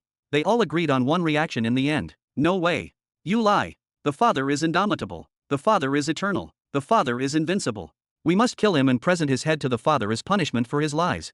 The taciturn buds felt a little frightened by now. They are not stupid beasts after all, but rather have a primal soul cloned from a human and have long experience in dealing with each other and with humans. Some of those buds were even born more than 100,000 years ago. Their worry about the chosen ones disappearing now turned into fear after Robin's words. They all started asking themselves what would happen to us if there was even a 1% chance that this was real. They really wanted to punish Robin and rush forward to kill him, but who would lead them? Will the tree father get angry at them if they do something without his orders? None of them had the courage to take the first step. "Why would I need to lie to low-lives like you? I destroyed its soul myself. But let's assume for a moment that I'm actually lying and that I've just cut off contact between you in some way. What then? The tree father is just a huge tree, his outer shell is a bit sturdy, but he's still a tree. How will he help you? Take a look at his branches too. Can you see new buds being created there? If he does not have the ability to communicate with you and does not have the ability to create more of you, what is the use of him? Even if he is alive, his presence is the same as his absence." Robin gave a sarcastic laugh and pointed towards the giant tree behind them, the whole situation seeming funny to him. "But if his presence gives you hope or something like that, then please do me and yourselves a favor. Your father is right behind you. Ask him if he is alive or not." Everyone's eyes turned to the gigantic tree trunk automatically. The same majestic tree was standing there, its giant green leaves swaying in the wind and its strong trunk looked as if it could withstand another 500,000 years. There was nothing different, it was just a tree and it remained that way. The leader of the invaders tells them to ask the tree father whether he died or not. How are they supposed to do that? Their only way to communicate with the tree fathers after they return to Earth is through the chosen ones from among his children, and now all the chosen ones have returned to normal. They do not believe that their eternal father is dead, but what do they do now? Do they stand still? Should they attack? Do they sleep? Should they just run? They were never allowed to think and make decisions on their own before. Look, the thundercloud above the tree is dissipating. It was not known who shouted this sentence, but everyone almost craned their necks as they looked up, until finally, they noticed that the storm that was showering the tree with lightning bolts had actually disappeared, and all that remained of it were a few clouds that began to drift right and left. "Is it possible that Tree Father Hoffenheim is really dead?" Ellis muttered in a low voice and looked beside her at her father, waiting for him to answer. But who will answer him? Fogan was also looking up with his mouth open and his mind absent. He was born to fight this damn tree, and it is a big part of his personality. Now Robin says it is dead? Just like that? Surely there is something more. Perhaps Tree Father Hoffenheim has hidden its soul somewhere and is waiting for the right time to strike or something like that, right? Until this moment, the soldiers of the 3 local human tribes seem to have been beaten out of their minds. They probably wouldn't believe it even if they saw the tree split in half. Listen, all of you, talking fruits. The death of the tree father means that the production of more of you has stopped, and it means that he will not be able to lead you nor gather your lost brothers to attack the siege from behind. Whether you surrender or not, the danger of a thunderstorm striking down my flying soldiers has also disappeared. Now that we have the absolute aerial battle advantage, I have enough confidence to wipe you all off the face of the planet within a week or so. Robin raised his index finger, then lowered it and continued with a smile. But as a person who loves life and does not want to destroy lives if they do not seek destruction for themselves, I will give you a way out. Surrender to your new papa. Chapter 547. Hustle. Hustle. The buds were silent for a few seconds after Robin finished speaking. Then they exploded with a tremendous racket. Some of them mocked him, some wailed that the tree father might really be dead, and some started trying to rally their brothers again to complete the battle. The buds looked like they were about to advance again, so the millions of human soldiers moved to raise their weapons again and prepare to strike at any moment. But the order to attack did not come, but rather more of Robin's words. Robin ignored all the sounds around him and continued as if he did not hear anything. Listen carefully, even though you are at best just a moving plant with an artificial soul, you are still capable of thinking and feeling pain and sadness. I do not want the decision to exterminate you to be in my hands, so for once in your lifetime, use your brains for something useful. Then he continued without pausing. I will give you 2 options without a third. The first is for you to surrender and become slaves under the true beginning empire. You must know what the duties of slaves are, right? The weak ones among you will have to farm and plow the land, reap the fruits, graze the livestock, and so on. As for the stronger ones, they will have help in industry, construction, and participate in wars. The good side is that whoever chooses to be a slave will have the right to demand a permanent supply of life energy from the empire. Of course, I do not have to explain the importance of life energy to you. All I can say is that the life energy you will get from us will be even better than what your tree father had ever given you. As for the bad side, there is simply no bad side at all. Weren't you doing these things for the tree father anyway? Then his tone and features suddenly turned sharp. The second option is simply death. You don't have the presence of the tree father to provide you with life energy and constantly increase your numbers and lead you anymore, so exterminating you is easier than taking candy from a child. And do not think that by death you will escape from me. No, no. I will collect your corpses and I feed them to my beasts to make them stronger. Whatever you decide, I am the beneficiary, so my advice is to seek your salvation. I will give you 3 hours to make a decision. Whoever wants to change his side will be escorted away from the siege by the Empire's soldiers, and whoever wants to continue the fight to the end should stay where he is. Silence. The wave of shouting and anger had just calmed down completely. If a needle fell to the ground now everyone would be able to hear its sound. Robin was right about something. The buds had a human soul after all. The primal fear of death and the desire to live were deeply engraved within them. Now that a path to escape had been laid out before them, they couldn't help but think seriously. Some of them tried again to provoke the masses to engage in the battle right away. Some of them returned to looking at Hoffenheim's body screaming and crying and asking him to give them a sign that he was alive, but unfortunately, the only reply they got was silence. Tisk. This will take time. Robin muttered when he saw this, then patted Alexander standing next to him on the shoulder. Prepare roads between the siege for whoever wants to get out and prepare places for them to move to. You understand these matters more than I do, so I will leave them to you. After 3 hours are done, completely wipe out what is left. Yes. Alexander nodded and then went to give orders left and right. As for Robin, he backed away until he found a good spot and sat in it. When Caesar finally evaded his responsibilities and came to see his foster father, he found that he had already entered a deep state of meditation within Robin's soul domain. This time, Robin's chubby silver avatar was standing in front of something foreign to his soul domain, a small crystal-like ball with curves at the sides and coated in silver soul energy. This is not the first foreign entity to find its way into Robin's soul domain, in fact, it is the third. Previously, Hoffenheim made a grave mistake when he forced his way inside Robin's soul domain using most of his soul force. This resulted in his being blown up, which facilitated the war and ultimately led to his death. Before that, the all-seeing God sent a fragment of his soul to Robin's mind, which in turn settled within his soul domain. The soul fragment is currently hidden within the soul domain, and Robin can sense it and summon it at any time, but he realizes that it is not something he can tamper with currently. So he chooses to ignore its presence completely, or at least until he needs to summon the all-seeing God one day. As for this small ball, the primal soul of Hoffenheim, it has a special status as it is the first object that Robin brought into his soul domain with his consent. But what does he do with it? It didn't take long for Robin to raise his hand and place it on the ball, then activate the soul-searching technique. Although Hoffenheim gave the order to self-destruct and kill himself, his primal soul was prevented from being completely destroyed. His soul may have been damaged and his consciousness may have been wiped clean. However, he may find some lingering memories. And as expected, the soul search has already begun to bear some fruit. The destruction in the soul was very chaotic. Robin easily found new memories and memories dating back 500,000 years,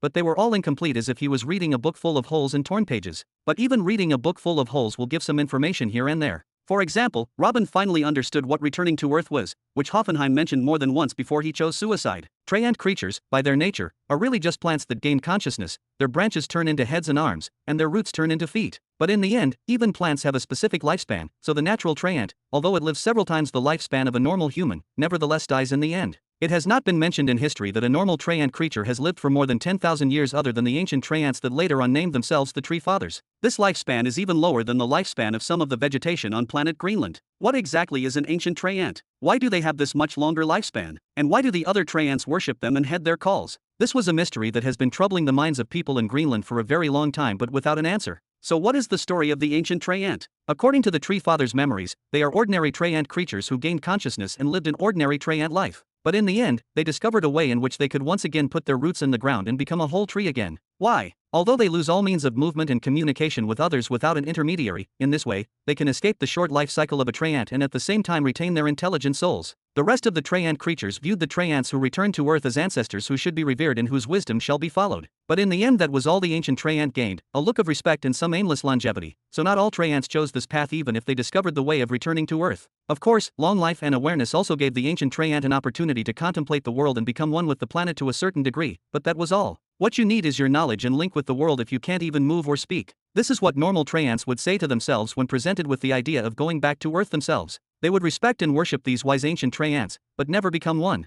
This is why throughout the history of planet Greenland there were only 50 or so ancient treants. Even though the humans and the other races on planet Greenland before the cultivation era had heard about the species called ancient treants, they had never seen one in action, and this is why they never saw them as a threat. Or at least, that was it until they discovered energy cultivation. Chapter 548. After the era of energy cultivation began, every ancient Treant got an idea about the internal energy system, and each of them made a replica for himself that was useful to him and distributed it to his descendants and followers. While the ordinary Treants were happy with the new cultivation system and went to wreak havoc on the human gatherings, the ancient Treants took their time to study this new field further and used the opportunity to strengthen their souls and confirm all the information they had researched over the past hundreds of thousands of years. Soon, each of them discovered a large number of heavenly laws, and each of them created techniques and methods by which they could rule the nature around them in one way or another. Within just a few hundred years of the discovery of the energy cultivation system, the human kingdom was facing annihilation and humans were fleeing, while the ancient Treants already had their own unofficial little kingdoms around them, and each of them had the ability to start devastating wars, but they simply didn't care.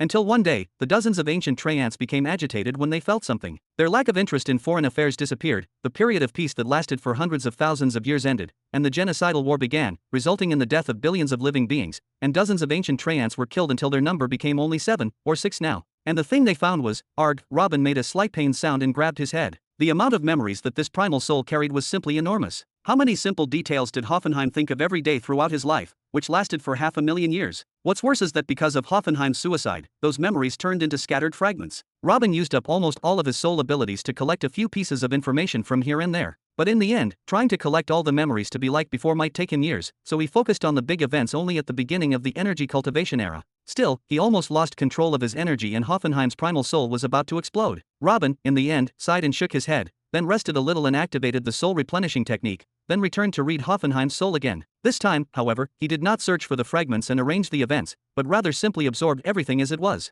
After an unknown amount of time, Robin finally removed his hand from the primal soul. Although he now had a huge number of fragments of memories as if it were a giant puzzle, he could take his time arranging them and no longer had to worry about the Hoffenheim primal soul exploding and the memories being lost. Now what does he do with this primal soul? Should he leave it alone within his soul domain? But what will happen in the end? Will it be healed and returned alive somehow? This is impossible, but assuming that a miracle happened and he succeeded in bringing it back to life, what would be the benefit if Hoffenheim's consciousness returned while he was within his soul domain? He already took all his memories, maybe Hoffenheim would have done him good if he still had control of his body, but what more can he offer in this situation? Secondly, leaving another consciousness within his own soul domain is simply very dangerous. After thinking for a few moments, an idea came to Robin and he retreated to a safe distance, then removed the silver wrapper from the primal soul. As long as the vortexes cannot absorb the primal soul in this state, let's see what will happen after it explodes. Boom! The primal soul was very small and did not even contain any consciousness. Of course, its explosion cannot be compared to what happened previously when the power of the Hoffenheim soul force exploded here.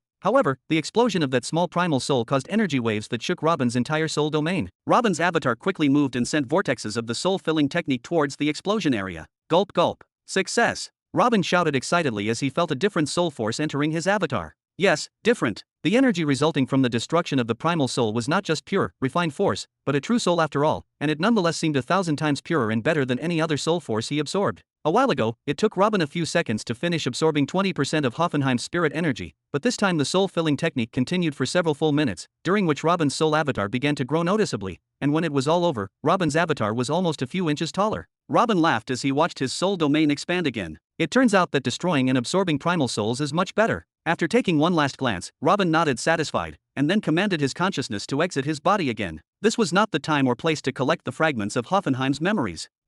Robin slowly opened his eyes and extended his arms to stretch. You finally woke up? I saw a fly standing on your face, taking its time playing and doing its business until it was satisfied before it left, but you did not even blink. I was surprised seeing this, so I brought a mouse and put it between your clothes and your back, but you did not show any reaction either. I can't believe you let yourself get into this kind of condition while you were literally sitting next to an active battlefield. What would have happened if Bud had come here and cut your throat while you were dreaming? You really are a lost cause. I always found you in similar positions in front of that cave when you were still an old fart, but you are doing it again now, and even worse, do you not intend to ever change? The first thing Robin heard was a familiar voice that caused him to look beside him for a moment before he responded with a smile on his face. Oh, my unfilial son is here? Haha, what can I do? Something requires full attention. What would I need an army for if I can't afford to put my full focus on something for a minute? Come on, tell me what happened in the battle after wait, did you just say you put a rat in my back? Caesar stood and took a few steps towards the huge tree trunk where the fireballs and wind blades were flying intensely. 3 hours after your announcement, about 10 million buds came out and announced their surrender, and they are now on their way to the headquarters to wait for their new deployment. As for the rest of the nearly 100 million buds, they decided to fight to the very end, and this is what is happening now. It has been 4 days since the battle broke out again and you entered this state. This time our men don't care about enforcing the siege or worry about ambushes from behind, and the buds don't care about staying around the tree father either, as both sides are just trying to kill as much of the other team as possible. Are those scratch marks? You really did it, you crazy son of a bitch. Why the hell would you put a rat in my back? Robin shouted again after taking off his clothes and seeing the red marks all over his body. Even if they didn't do him any damage, it was still infuriating to know that a rat was running all over his body. Then with a wave of his hand a small cloud appeared above his head and began to pour clean water, and he started to shower right then and there. While he was bathing, he did not seem to notice the Bud's body parts under his feet nor the huge number of Bud corpses scattered all around him. It was clear that Caesar had not had an easy time during the past 4 days. The current situation is difficult and the death toll in our army has risen, but even in a battle like this, we will still prevail because our men are all elites. We can strike and retreat whenever we want. I believe that in another 10 days, this place will be completely cleaned, and I just wish the death tally doesn't add up more than this. And I wish I had cleaned the shit out of your head when you were younger. Maybe you would have grown up to be more polite to your father. Robin shouted at him again while wearing new clothes. By the way, Brother Theo has arrived at the headquarters and says he wants to meet you urgently. Should I invite him to come? Chapter 549. Theo? Robin muttered in a low voice and furrowed his eyebrows slightly. He didn't know how he should feel at this moment. Theo had a specific mission that began even before starting the war on Planet Greenland, and since then, nothing has been heard about him or the Shadow Swords. Not because they ignore him, but because he gave strict instructions not to let anything hinder their goals and that their supreme high authority is Theo. Then he told Theo about the plan and instructed him to act as he sees fit, and that he need to report to him only in one case, that there is a serious change in Richard's condition. Does his presence now mean that Richard has been saved? But this is impossible if the presence of emperors there is taken into account. Or perhaps Theo's being here means that Richard has been killed? Caesar watched his foster father and his features quickly change, but he continued with what he wanted to say anyway. I didn't know if you wanted to receive Theo here and talk about those super top secret matters that the nosy bastards like me shouldn't know, so I told him to stay there until you wake up and decide what to do. Robin took a deep breath, then continued putting on his white robe and nodded. It was a wise decision on your part.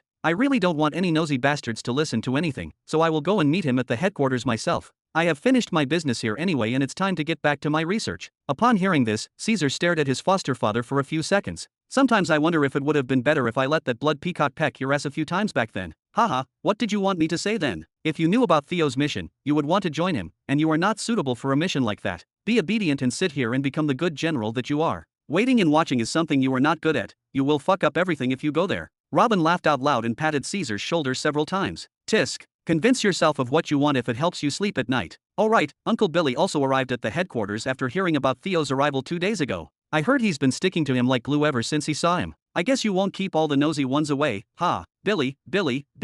I'll look into it later. Robin waved and then looked in the direction of the ongoing battle seriously. I want you to bring me all the available commanders whose absence will not greatly affect the battle. Especially Jabba must come. It seems like I need to say a few words before I depart. Jabba, ha. Alright. Caesar raised his shoulders and turned to perform his task. But before he could take a step, he heard Robin's voice shouting from behind him. Hey, Caesar looked back. What he met was a satisfied smile and a nod from Robin. I know that you do not like to be just a member of an army, but you will not remain like this forever. The arena in which your star will shine has not yet appeared. That's all. Gain strength and experience and wait patiently for your time. It will come. Caesar watched Robin with a look of surprise for a few more seconds before he smiled, shook his head, and moved away. It seems that only your body became young, but your mind is still senile, old man. 1 hour later. Master, Jabba is here. Greetings, Your Excellency. Greetings, Your Excellency. After a sufficient number of leaders had gathered, Caesar brought them directly to this spot. They all gave the official military salute when they saw Robin sitting comfortably on a rock. Jabba only bowed slightly since he was no longer an official member of the army.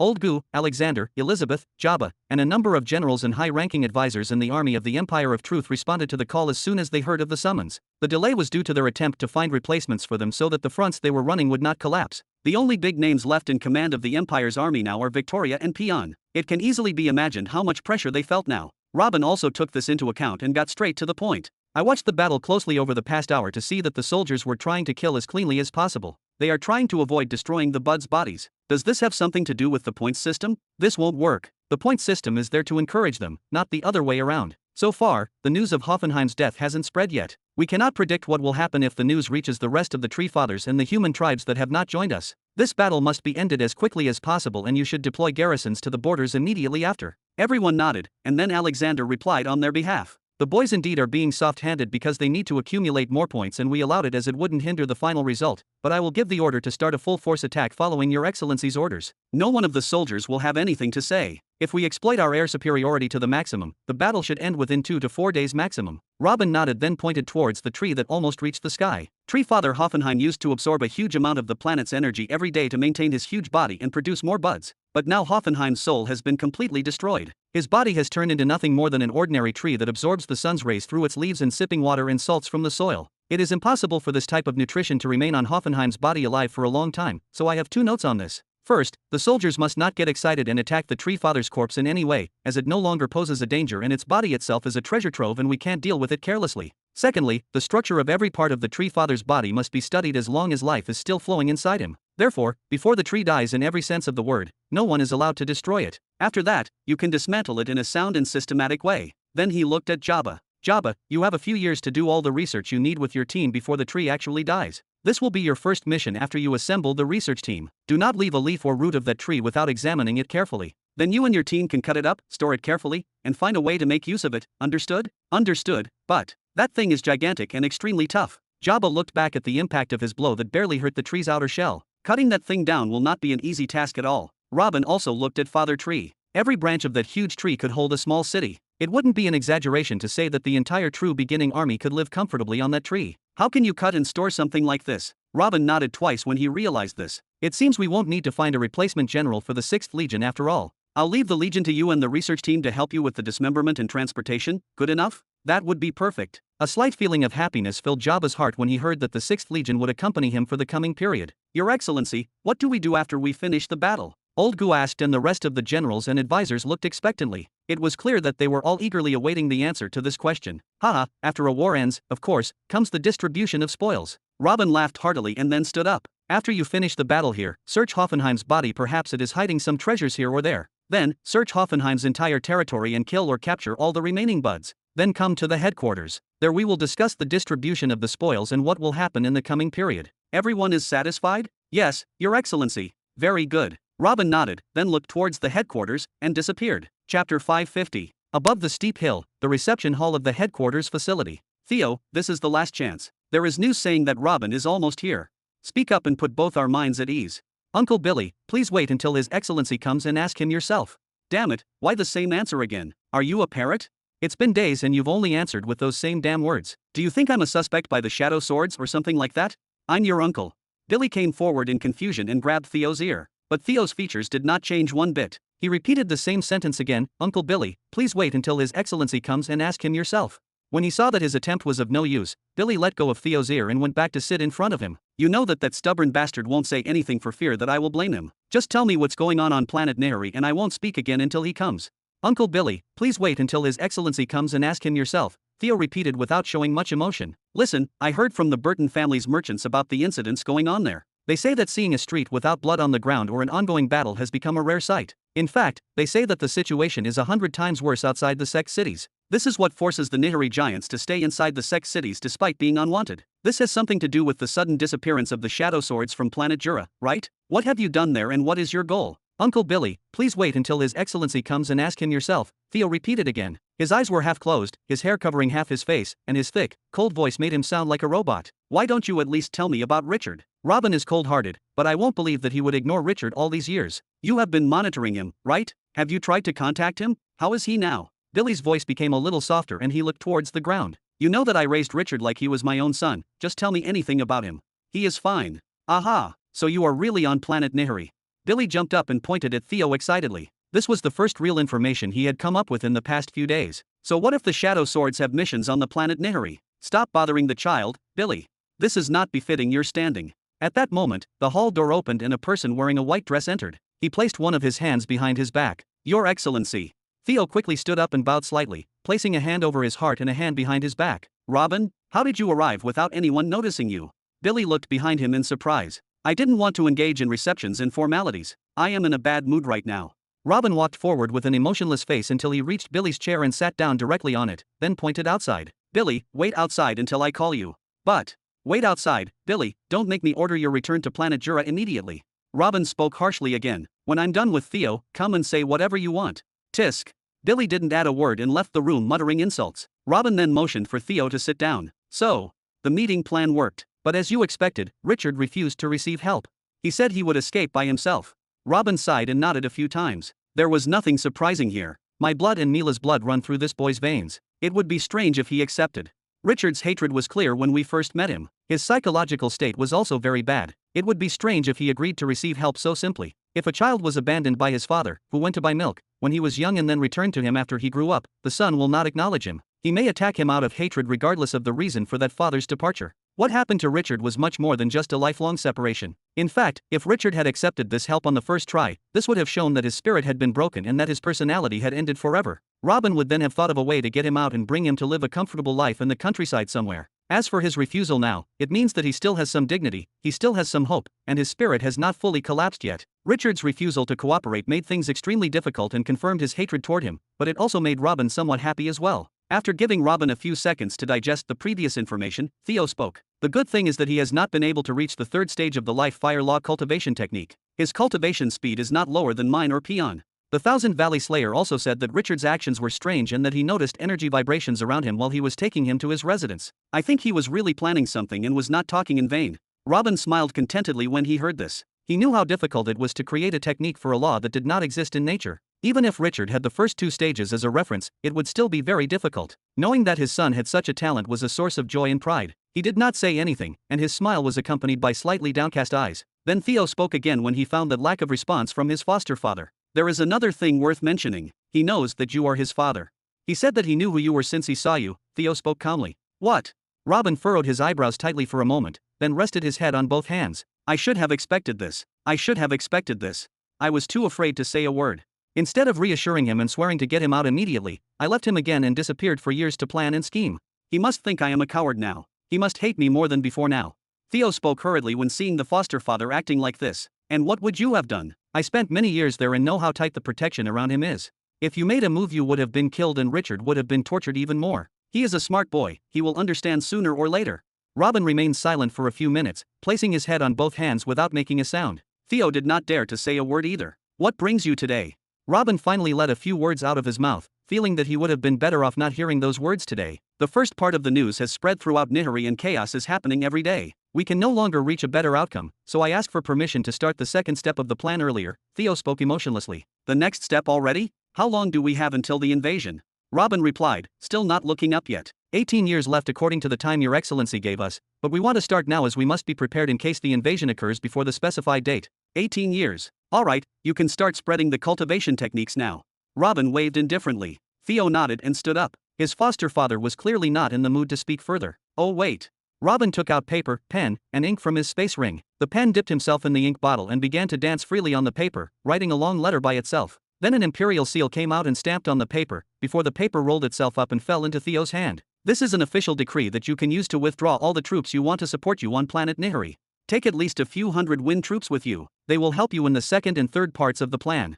Theo bowed in the same way he had greeted his foster father, then disappeared into the dark spot beneath his feet. He knew full well that all of planet Nihari would also be plunged into darkness very soon with the start of the second part of the plan. Chapter 551. Knock knock.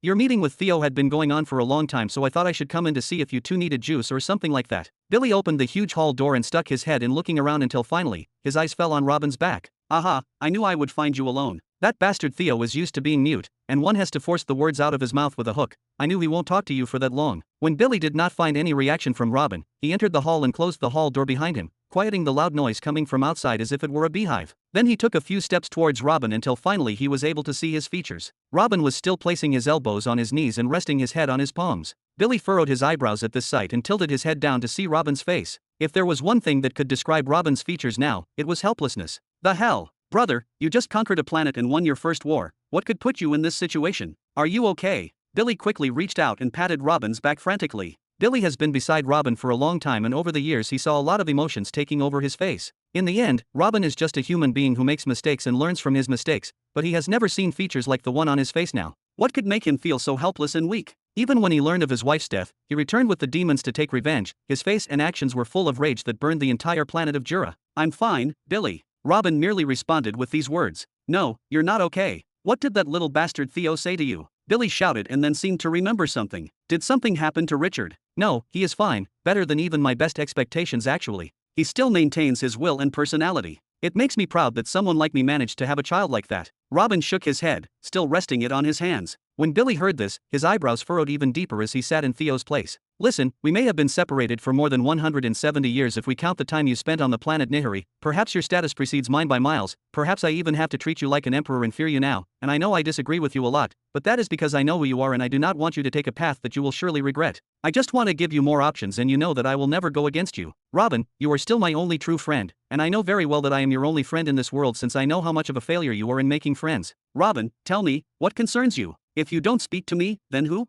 Billy, did I ever tell you how Mila died? Robin finally said something. When he heard this, Billy raised his eyebrows and quickly answered. This is the state of war, my friend. No matter how much of an overwhelming victory you achieve, you must lose something. Mila was a good woman, she preserved your honor in your absence and stood with your family until the end, and it is clear that she protected your son. Losing a woman like her is a shame. But, she is still a woman. Who among us has not lost a family member? Many years have passed since her death, so pull yourself together already. Robin seemed like he didn't hear anything. I won't tell you the long story since it burns me. I'll just tell you the end. The Nihiri giants cooked and ate her. Bah dumb. Why are you telling me this? Billy spoke slowly. It's not easy for a man to say something like this. Because Richard was there that day, he saw everything. Richard saw them while they were. Billy opened his eyes to the end and grabbed the handle of his chair. Technically, he was the one who raised Richard and knows very well how attached he is to his mother. For a 10-year-old to see something like this. When I met him in Planet Nihiri, there was one step between me and him, but I did not dare to tell him that I was his father. Ever since I laid eyes on him I knew that he went through torment that no human being could bear.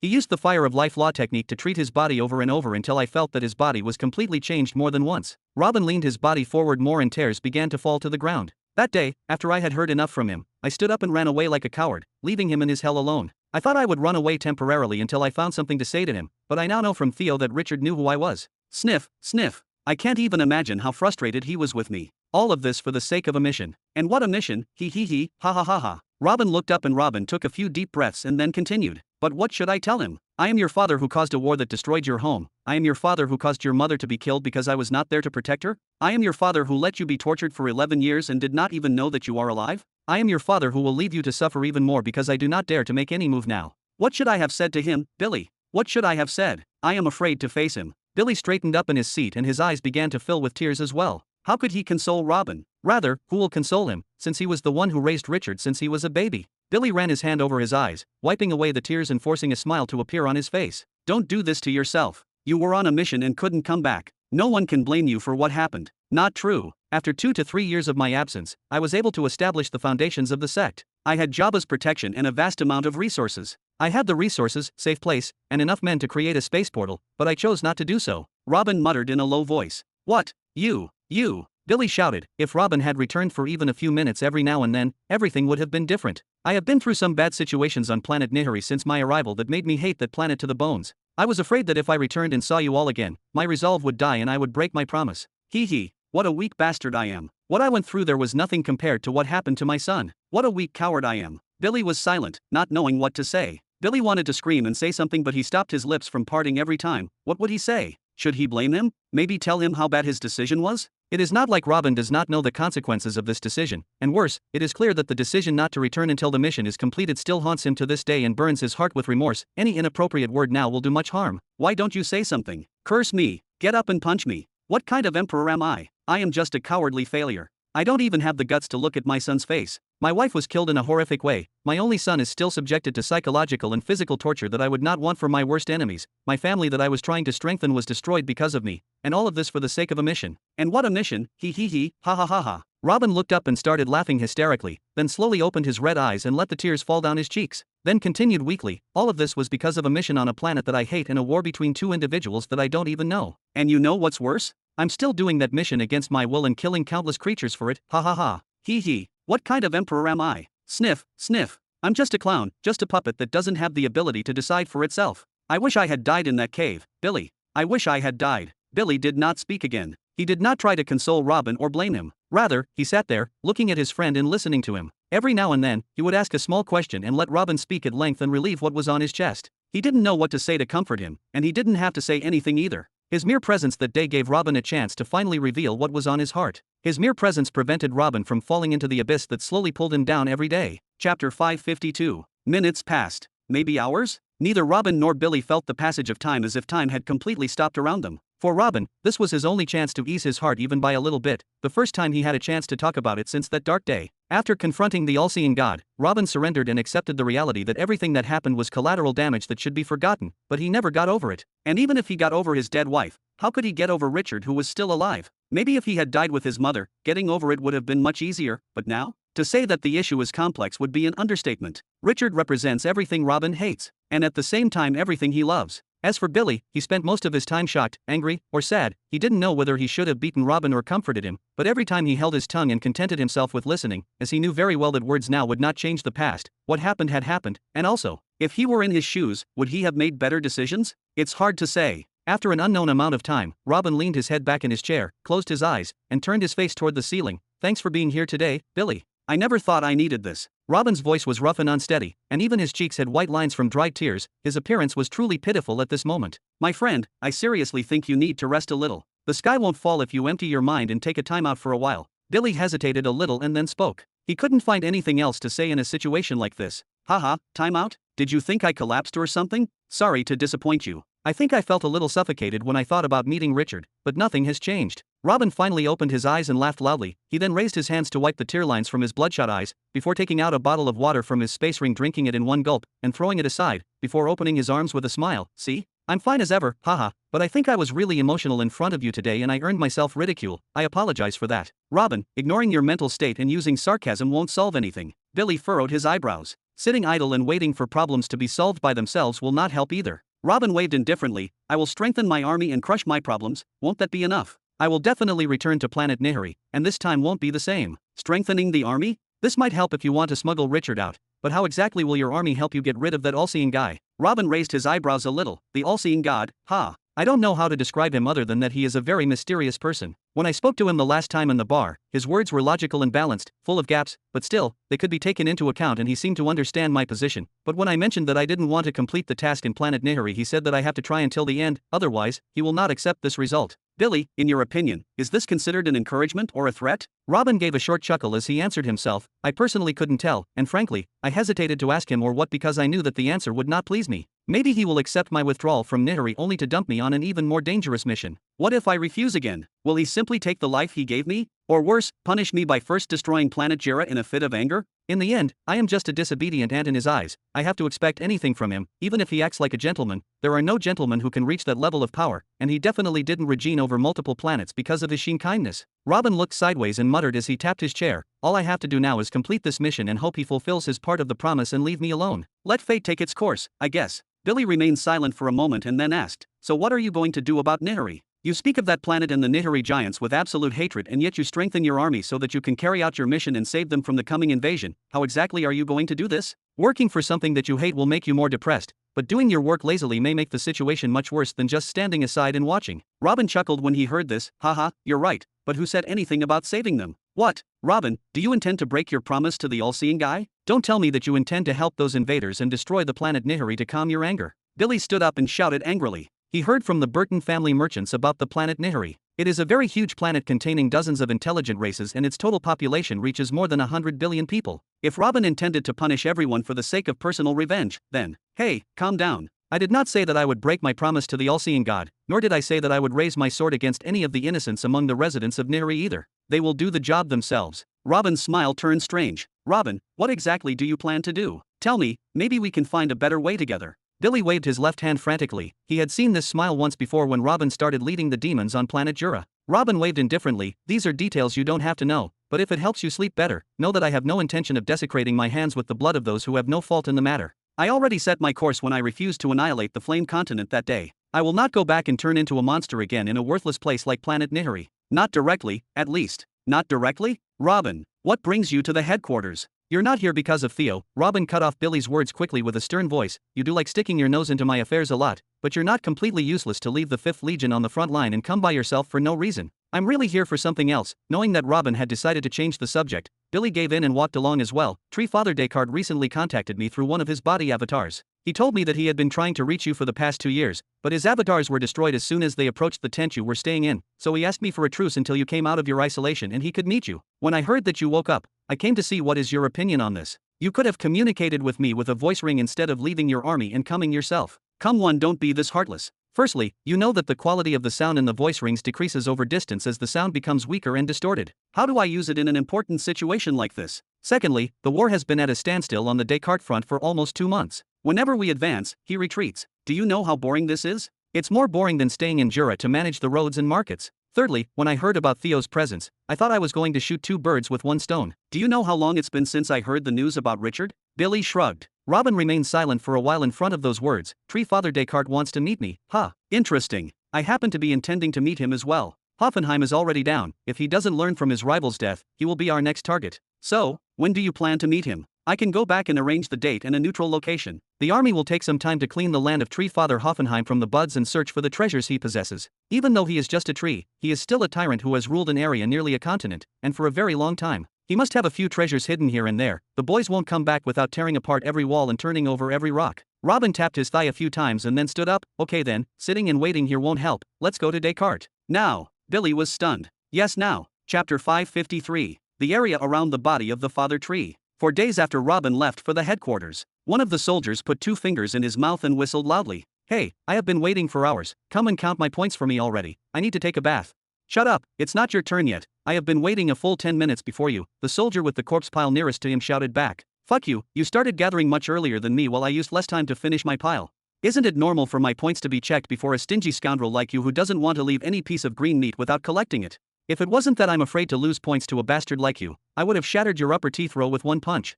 Come and try, it seems like I wouldn't be collecting only green meat today. Individual discords like this were happening everywhere, for kilometers in every direction. How could it not be, when this is the day they have been waiting for years? Now each of the soldiers who participated in the siege had collected a small hill of bud corpses and a number of bud captives behind him. All of them were waiting to calculate the total points they had gathered in the battle over the last few days. Of course, this is not all. There is an entire branch in the army whose sole purpose is to calculate points. The points collected by the army from the beginning of the war till now were simply enormous. Today, they will add the cherry on top of the cake, as the bud prisoners have points much higher than their corpses. Of course, only those younger, energetic soldiers still had the ability to shout at each other and try to take the next turn. As for most of the army, which consisted of around 3 million soldiers, each one of them gathered as many bud prisoners as he could and sat next to them with his eyes closed until the turn to allocate the points came. Some of them did not even bother to collect more points and went directly to find a tree trunk and sleep on it. But in general, there was something common among all the soldiers, even those who were shouting at each other. They all shared a peaceful smile and rosy dreams. Part of the soldiers of the Empire's army were random members of the ruling families of the 4 continents, living in peace and without a state of war.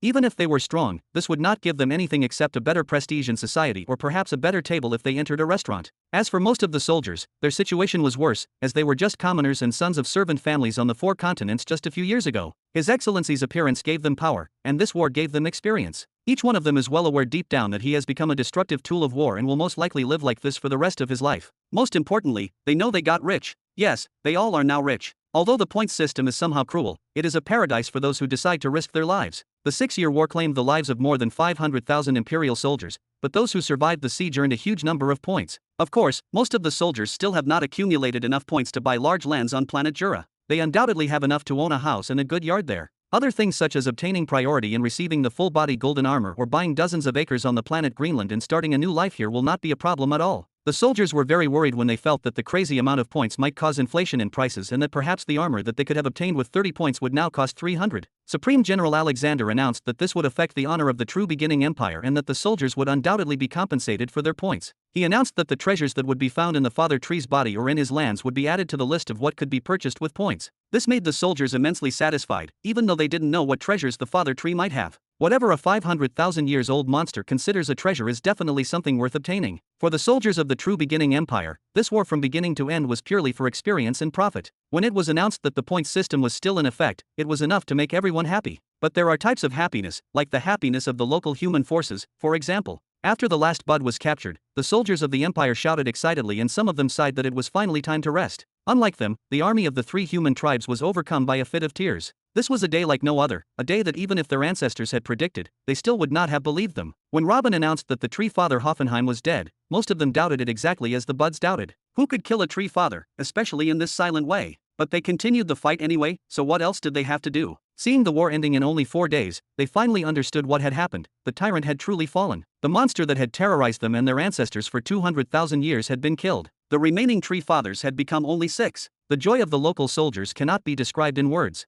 Even they themselves could not express it, so they silently fell into tears and hugs. But the thing is, happiness is always temporary, while greed is a human instinct. After the approximately 4 to 5 million soldiers of what is left of the local human army absorbed the shock, their hearts calmed down. They became certain that Hoffenheim was indeed dead and that they were on the verge of a new era. They did not hug each other anymore and leave to deliver the good news to their families, or at least get back to their camps as ordered. Rather, they remained in their places and watched the Imperial soldiers as they gathered corpses and prisoners and counted points. They had fought side by side for years. How could they not know the points system? They know very well that the soldiers of the Empire are competing for points with which they can buy the Father Tree's vast lands. Those lands were no joke. The Tree Father had control over nearly 13% of the entire planet, while the 15 local tribes together live in scattered pieces of land that don't even add up to 5% of the whole planet. That means that the 3 tribes participating in this war don't even live on 1% of what the planet has to offer. Yet these foreign soldiers are about to distribute 13% among themselves, that is 13 times the landmass of their 3 tribes combined. And it is not just 13 times their land. Rather, these are lands that have not been polluted by humans or beasts for 200,000 years. It is a virgin land full of rare minerals and ancient herbs. It is tens of times more precious than their own. The biggest problem is that they cannot participate in the points system. The condition for participation in the points system is actually very simple. You must be a member of the true beginning empire and swear allegiance to the emperor. As for the 3 tribes, it can be said that they are united for a common enemy at best. So far, none of them have declared loyalty to the empire, and therefore they have not participated in the point system. They all understand that, but doesn't this simply mean that all of Hoffenheim's assets are now at the mercy of the alien empire? Their leader, Robin, said that shares would be distributed to them according to their contribution, but he did not specify what percentage. What if he took all the good things and gave them the bones? What if he doesn't give them anything at all? But no one dared to say anything out loud, not for fear of the empire's army, but of their emperor. The fact that the emperor of the true beginning empire destroyed 6 warlords in the blink of an eye and killed the Tree Father with ease had become an inevitable fact. If the distribution was based on contributions, then Emperor Robin alone would take 90% of it. But then again, what about them? And what really put oil on the fire in the hearts was when they saw the terrifying generals of the empire. Alexander, Jabba, Elizabeth, and the rest of their level climbing the body of the Tree Father and beginning searching every inch of it. Meanwhile, their tribal leaders continued to look from afar without having the courage to approach a step closer. The initial joy was gone and was replaced by gossip and roundabout words with 2 meanings. While the soldiers of the empire went to sleep or to accumulate points, the soldiers of the local tribes began to gather again. Chapter 554. Crack. As the soldiers of the 3 local tribes were still engaging in their little talks, a thunderclap-like sound suddenly shut all mouths. When everyone looked in the direction that heart-stopping sound came from, they quickly found a female wielding a whip. It was the echo of a strong whip hitting the ground. Just from the strength of the sound, those who heard it thought that the ground had been cut into 2 halves. Right after that, and after everyone was silent, the female melodious voice was heard. "What's going on here? What's all this noise about?" A short-haired girl appeared in front of everyone carrying a long whip in her right hand. Her features are small and delicate while her height is just right. Her body is neither plump nor thin. She was wearing a long dress that ranges in color between white, with pieces of green armor scattered over it, adding to her elegance. This girl may not be the most beautiful in the world, she might not even be the most beautiful in the army, but she was breathtaking enough. Her gentle features made anyone who looked at her face want to protect her, and this was Zara. After Robin woke up from his 2-year-long coma and headed with Jabba to confront Tree Father Hoffenheim, Zara had nothing left to do at that spot anymore. So she gathered the 6th Legion and led them here. Even though they had barely arrived and had no right to capture prisoners nor the intact bud corpses, they were happy to collect the scattered body parts, as even these body parts give points if they are numerous enough. As for Zara and those with her from the life forces, they began to move among the Empire's army to treat the injured, until finally, she saw an unpleasant sight. "Who are you? What do you think you are going to do with this whip? I don't know where you came from, but you have no power over the tribal soldiers." One of the high-ranking officers from the Plains clan stepped forward and shouted. "You tell me what's happening here. Why are there more than 10,000 soldiers gathered here? There are several other gathering spots for local tribal soldiers as well. Do you intend to start a revolt or something like that?" Zara raised the hand in which she was holding the whip and pointed towards the crowd of soldiers in front of her. Although she was alone and looked like a missing child, the expressions on her face did not indicate that she intended to take a step back. "This is none of your business, girl. Can't we get together and chat for a bit? Does your empire want to control where we sit and when we speak as well? This is ridiculous." That officer waved, and his officers behind him started laughing as well. "This is a military square, not a bar. Go to your barracks as you were ordered until the points allocations end. Then we will meet with your leaders to determine what will happen next. The presence of any of you here is meaningless, and your gathering in particular is contrary to the orders you received." "Aha, until the points allocations end, you say? Do you mean until you finish taking all the good stuff? No thanks, we're staying here." "Yeah, you brazenly rob us and we can't even watch? What a stingy girl. We'll stand here. If there's a certain girl who doesn't like it, then she should leave. Hee, did you not hear, woman? No one is watching us now. Go back to where you came from immediately, otherwise, I will tie you up and give you to the boys to, well, you know." That officer was about to continue his threat, but the girl in front of him raised and lowered her right hand. He quickly tried to dodge but to no avail. Crack! "Ah, my eyes, my eyes." The officer screamed for a second and saw blood pouring from his face before he fell unconscious. The whip came down on his face, cutting it in half at the left eye. Damn, the Empire has gone too far. Do you think that we are your slaves? Do you think we can't defend ourselves? We are not at anyone's mercy. Let's show them who we are, tribal men. When the rest of the officers and soldiers of the local tribes saw what had happened, they took out their weapons and bounced at Zara. Who told you can move? Zara shouted again. This time, she did not restrain herself even a little. Hundreds of spear-like roots emerged from the ground and attacked the front rows of soldiers in front of her. The whip itself seemed as if it had gained life and began to move on its own like a mad dragon to strike anyone it could reach. In the blink of an eye, dozens of tribal soldiers fell to the ground. More soldiers from the local forces jumped in and attacked Zara from above. This was the best way they could get away from the roots. When Zara was about to do something, a stray fireball came and shot down 10 of them. Shwayla. Then blades of wind came, then lightning, and more. In the blink of an eye, all the people who jumped to attack from above fell to the ground like flies. Swoosh swoosh. What's going on here? What's all this fuss about?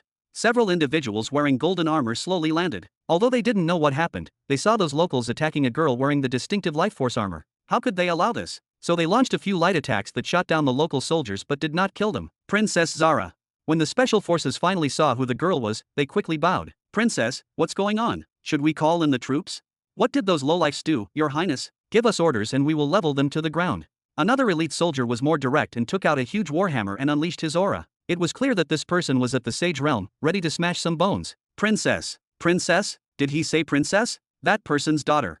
The local soldiers began to retreat, stuttering. The 10,000 soldiers gathered here had never thought of fighting face-to-face against the Empire's soldiers. They are not fools with short memories to forget what they have seen over the past 2 years. The army of the 3 local tribes at the beginning of the siege was more than 6 million. Those 6 million included almost all the sages, saints, and special squads of the 3 tribes. But now it has become approximately 4,500,000, meaning that they lost approximately 1,500,000 soldiers during the 2 years. But they know for certain that had it not been for the special Golden Corps that came to their rescue from time to time, all 6 million would have been exterminated within a month or 2 at the most. But this does not mean that they are useless. They are still the tribal soldiers who fought against Tree Father Hoffenheim for 200,000 years and know best how to deal with the buds. Without their presence, Alexander would not have succeeded in implementing a comprehensive siege. They were an essential element in the war. They gathered today to show their dissatisfaction with the points system and force their leaders to do something and bring them some benefits as well. They are still a huge army made up of millions of veteran soldiers and they can use this to pressure General Alexander to change his distribution plan. Everyone here only wants some of the benefits, and not one of them dares to start a war, let alone anger a princess from the Empire.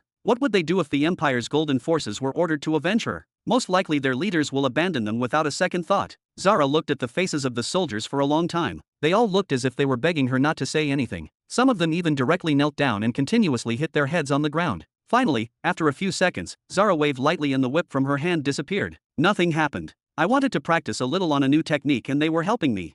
Who? The elite soldiers looked clearly suspicious, but they did not dare to speak again. So they put their weapons back in their place and went to stand behind their princess. Zara then looked at the local soldiers who were still breathing a sigh of relief. What are you still doing here? Training is over, go back to your barracks immediately. Yes.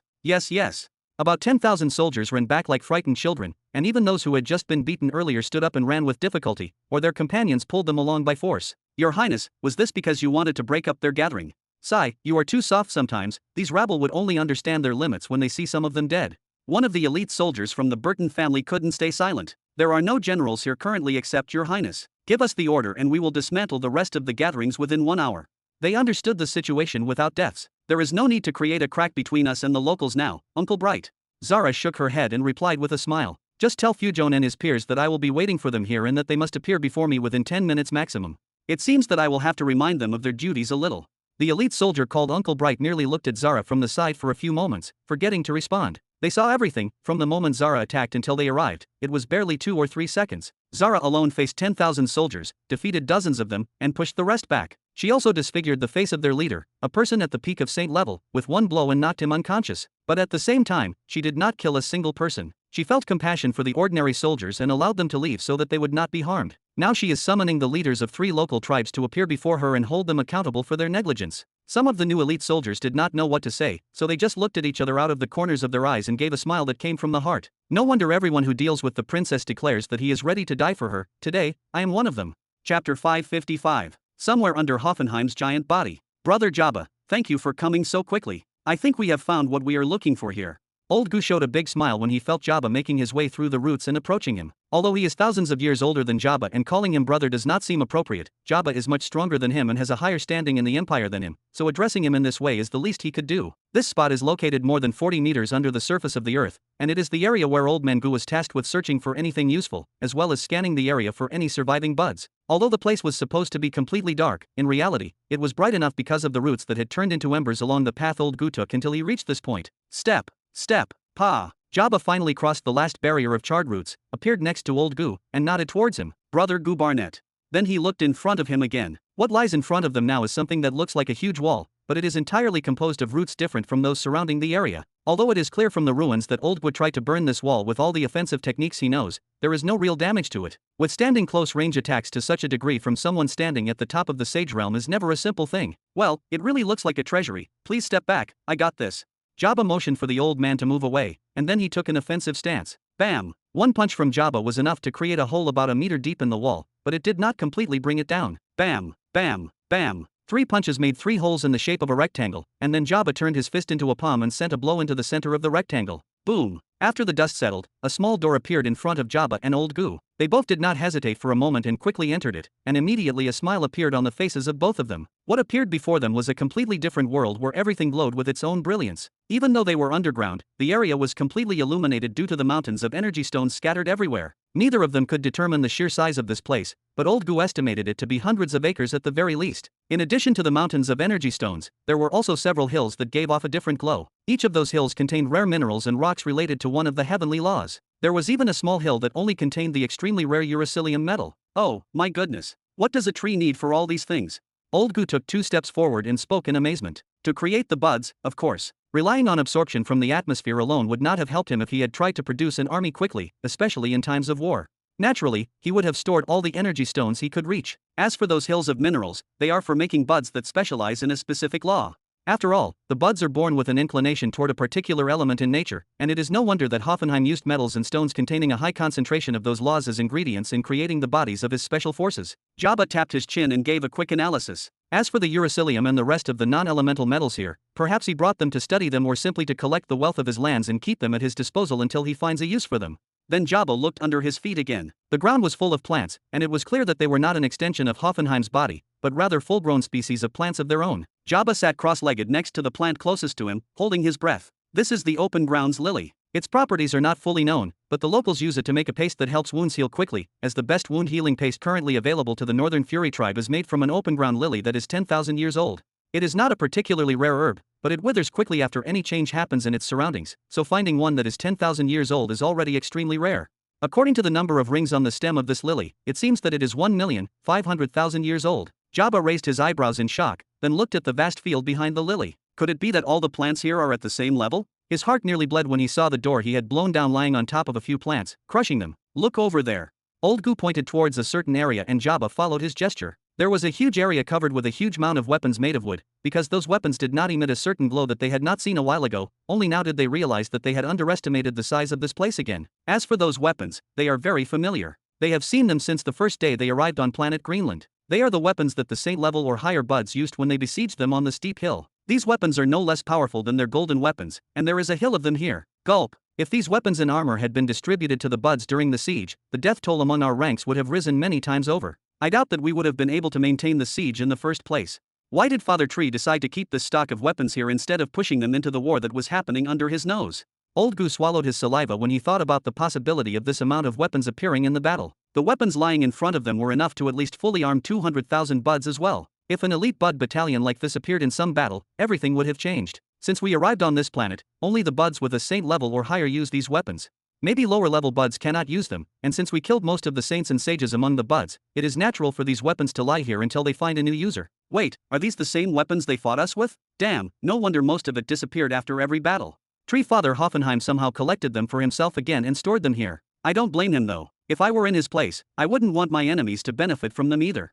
Jabba looked at that hill for a long time and then sighed. As I was moving around Father Tree's body, I found one of the branches incomplete, as if its tip had been cut off. If I am not mistaken, these weapons are made from the bark of that branch. No wonder those weapons are so indestructible and have unreasonable power despite being made from wood. Each one of those weapons is a treasure in itself. Old Goo murmured, as he saw for himself how solid the tree father's outer shell was, and only Jabba could make any real damage to it. This treasure trove alone is enough to cover our expenses in Greenland so far and some more. Jabba stood up again slowly and announced as he looked around. But suddenly his clarity of mind was interrupted and his eyebrows furrowed for a moment before his features turned surprised and then happy. What's wrong? Old Goo quickly understood that a message had reached Jabba via the voice ring. Like you, Sister Elizabeth says she found a wall of roots that cannot be destroyed and she needs my help. She says she feels there are treasures behind that wall. Jabba muttered. Impossible. The area Elizabeth is searching in is far from here. Jabba almost answered, but the words got stuck in his throat for a few seconds, before he burst out laughing. Ha ha ha, Brother Alexander sent me that he found a huge nest on one of the branches and that he needed me to enter. Is it possible?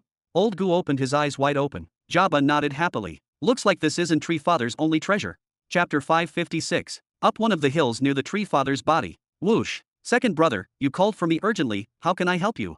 A young man wearing perfect golden armor landed smoothly in an empty place with no one else but him, and spoke in a low voice as he struck a perfect military stance. It was Peon. Relax, third brother, why are you so formal? It seems that the military life got you good. Words that seemed to come out of nowhere, until a person with long hair and wearing a light black robe began to rise from the shadow of a rock. Of course, it was Theo. It seems that you have become accustomed to your spying and hiding missions as well. Peon took off his helmet and showed a simple smile on his face. Peon's features had not changed much since he joined Robin's ranks. It's still that of a young man thanks to how quickly he broke through to a mid-level sage, but he doesn't give the aura of a young man at all but a vicious beast instead, mainly thanks to the numerous scars he accumulated on his face. Zara offered more than once to treat these new scars, but he asked her to leave them be. Battle upon battle, and scar upon scar made his original features unrecognizable. He says that the scars remind him of something that he does not want to forget, and even that dull look that was on his face when he was still standing on the slave platforms has not left him until now. Haha, get ready, then as you will join me in my spying and hiding missions. Catch, this is an imperial decree from our foster father. You and quite a few of your men will come with me, as for the men you can choose them yourself. Theo showed a rare smile and threw the scroll towards Peon, who in turn caught it and opened it for a moment, then quickly closed it exactly as it was and returned it to Theo. I'll go gather the men. Peon turned around and almost left without any change in his facial expressions. Oh, I thought you'd be worried about leaving your sister Zara here alone or something. I heard you two command an entire legion together. Theo raised his eyebrows slightly and spoke. Anyone who knows him will know that he talks a lot more than usual. Zara. Peon smiled and looked in a certain direction. In that direction, his little sister was standing with one hand on her waist and her other hand holding a whip, and in front of her stood the leaders of the three local tribes, Fogan, Reese, and Jabba. Each one of them had an ugly expression on his face that they were hoping the ground would open up and swallow them up. A rare short chuckle appeared on Peon's face and he shook his head. Zara will be fine, she was the one who ran everything in the Legion anyway. Oh, I heard that too. Theo nodded several times, watching Zara as well, then he looked back at Peon. I heard that she runs the Legion and gives orders and strategies, while you lead the main attack force and often give orders against the original strategy that Zara put together, and carry out missions that can be described as suicidal at the very least. You hear a lot. Peon looked beside him emotionlessly. Theo shrugged, that's my job. Although Theo has remained in the capital of the Azil tribe for the past few years, mainly trying to infiltrate their ranks and secure a better life for Richard from afar, he has never forgotten his position as the leader of the Shadow Swords, the institution that Emperor Robin himself ordered its creation to be the intelligence arm that controls the underworld of all the lands where the Empire of True Beginning reaches. Although currently the number of Shadow Swords is not sufficient and most of them were transferred to the planet Nihari while a small part of them remained on the planet Jura to control the situation, of course, they do not have any power left to interfere in the other two planets, Greenland and the farm. This does not mean that they should neglect them. Any random information from these two planets could be very important, so every piece of information has to be taken into account or it may affect their plans. So Theo was always requesting reports from the rest of the Shadow Swords about everything that was happening around him, and as for the places that their arms could reach, he would simply send one of the Shadow Swords to request information from the headquarters directly or communicate with one of the Demon Kings, who in turn would cooperate fully with them because they knew who they are and what is their job. As for the information he received about Peon, it would not be an exaggeration if it was said that it made him worry about Peon as much as he worries about Richard. Tisk. Have you also heard that I never suffer major losses in any attack I launch? Others can make their little strategies all they want, why does that have anything to do with me? When my instinct leads me to a loophole, I will simply exploit it. You can describe my style as suicidal as you wish if it causes major losses, but as long as I achieve achievements, everyone should keep my leadership style out of their mouths. Theo didn't know how to respond to this. This guy is a general whose role and purpose is to stay safe at the backlines and lead his army to win battles, but in reality, he throws himself into the heart of the enemy's schemes to destroy them from within. He indeed did not inflict any major losses on his men and always succeeded in destroying his target and pushing his legion forward. However, the wounds he received were not limited to the scars on his face. Everyone knows that his sister Zara had to babysit him all along. She restored his limbs a few times already, saved him from certain death a few times after he got stabbed in a vital point, or that one time when he was literally slaughtered. Just because you haven't faced the consequences of your behavior yet doesn't mean you won't inevitably face them one day. Theo shook his head. The reports he had read about Peon were simply terrifying. Among Robin's adopted children, if Zara is famous for her wisdom, and Caesar for strength and prestige, then Peon is undoubtedly famous for being the crazed killer who does not think twice when he finds an opportunity to cut throats. Peon's standing as the emperor's adopted son and his great strength and talent earned him respect and acceptance. He also gathered for himself fierce followers like himself who would jump into hell if they saw him jump into it, but his expressions that seemed to burn with silent anger day and night and his crazy fighting style that kept him bedridden every day certainly did not win him any new friends. Although the golden helmet hid his scars and his facial expression that looked like a volcano about to erupt, simply his fighting and leadership style did little to improve his fierce and unapproachable reputation. Finally, Peon looked at Theo's face for a long time. Interesting, does this have anything to do with your choosing me? His Excellency's letter says that you can take any individuals and the numbers you want without restrictions, but you came to me. Do you want to play the hero that will save his crazy brother from a certain death or something? How can I save someone who was playing at the death every day? Of course not. The thing is that the planet Nihari is really dangerous and the mission needs some trusted and tough people who are experienced in regular warfare. There is no one better than you, brother, for a mission like this, don't you think? If you want a strong and trustworthy person who is an expert in regular warfare, then Caesar is better than me at this. I am just a killer. Let Caesar lead his father's army. He is a real general's project. As for you, your talents are not here. I think your leadership of the 8th Legion made this very clear. Theo waved. He didn't have to choose his words much when he was with Peon. Never mind, give me half an hour and I'll assemble the team. Peon looked at the army again. It's okay, there's no need to rush. Leave them until their points are calculated first, then gather them afterward. We shouldn't rob them of the joy of victory so quickly. Theo shook his head. Even if Peon gathered the men in half an hour, it wasn't like they could start the mission right away. While it took Robin almost a day to travel from this location to headquarters, Theo took more than 2 days. Now that there were several hundred soldiers, it would definitely take longer to get back to the gate, so an hour or two delay now wouldn't hurt anyone. Oh, alright then, I'll go and speed up the point calculation for that group, we won't be late.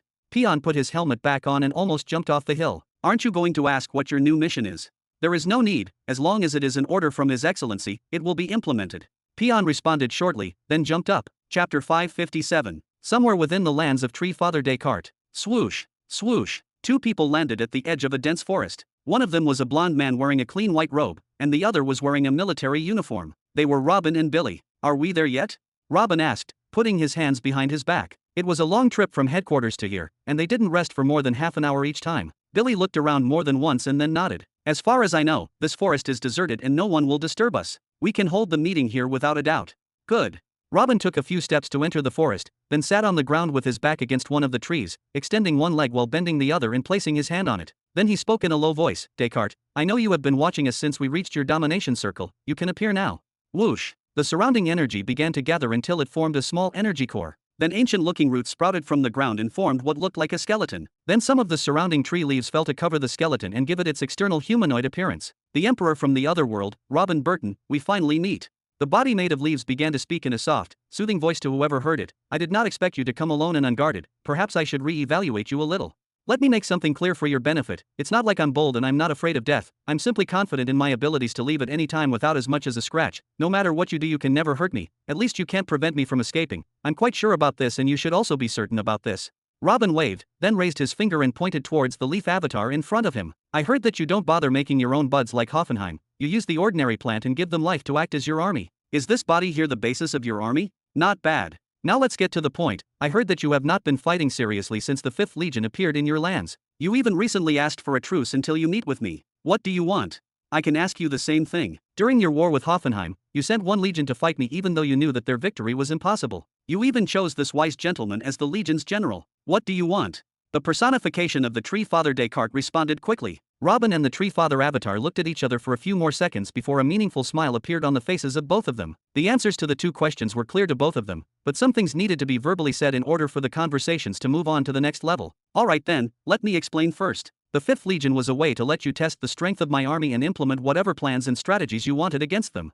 I wanted to show you the overwhelming power of my men so that you would lose hope of winning and be certain that if I declared war on you, you would not be able to escape. At the same time, I didn't want to send a larger army or pressure you too much to leave a chance for both of us to retreat a step without losing face. Seeing you here today makes me guess that I succeeded.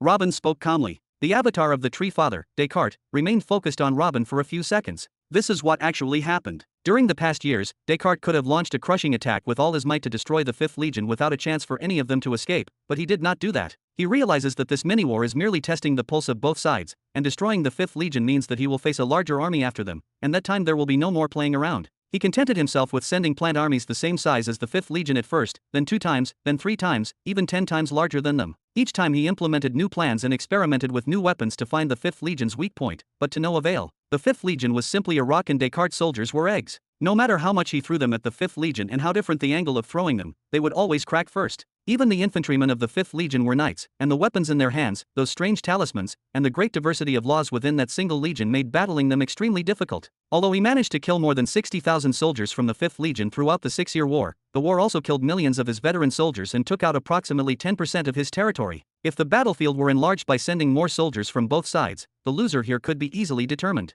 But he still has a chance. He can still choose one of 2 options. The first is to show the weapons and plans he was preparing to deal with the other Tree Fathers. In this case, he may have a chance against the invaders, but by then all his cards will be revealed in front of the other Tree Fathers and he will be naked in front of them. The second is to sacrifice a percentage of his refinement of the planet's spirit to create a warlord. Of course, he does not want to make such a choice, but it remains a deterrent weapon if things develop. Of course, even these empty hopes collapsed after the army of the invaders defeated the armies of Tree Father Hoffenheim and crushed all of his plans and weapons. Their Emperor Robin even destroyed 6 warlords himself in the blink of an eye. This is why, after the destruction of the 6 warlords, the rest of the Tree Fathers held their breath and kept their silence for 2 years. Even if they noticed Robin collapsing as well, they did not dare to attack. Even if Robin collapsed, his army is still there. One member of that army, Jabba, was able to single-handedly stop a warlord and was very close to destroying him just before Robin arrived. So it is safe to say that making one warlord would not affect the invading army either. Would they have to make multiple warlords like Hoffenheim? Impossible. What crazy maniac would waste 200,000 years of his life's work like this? Of course, the option of allying together still exists.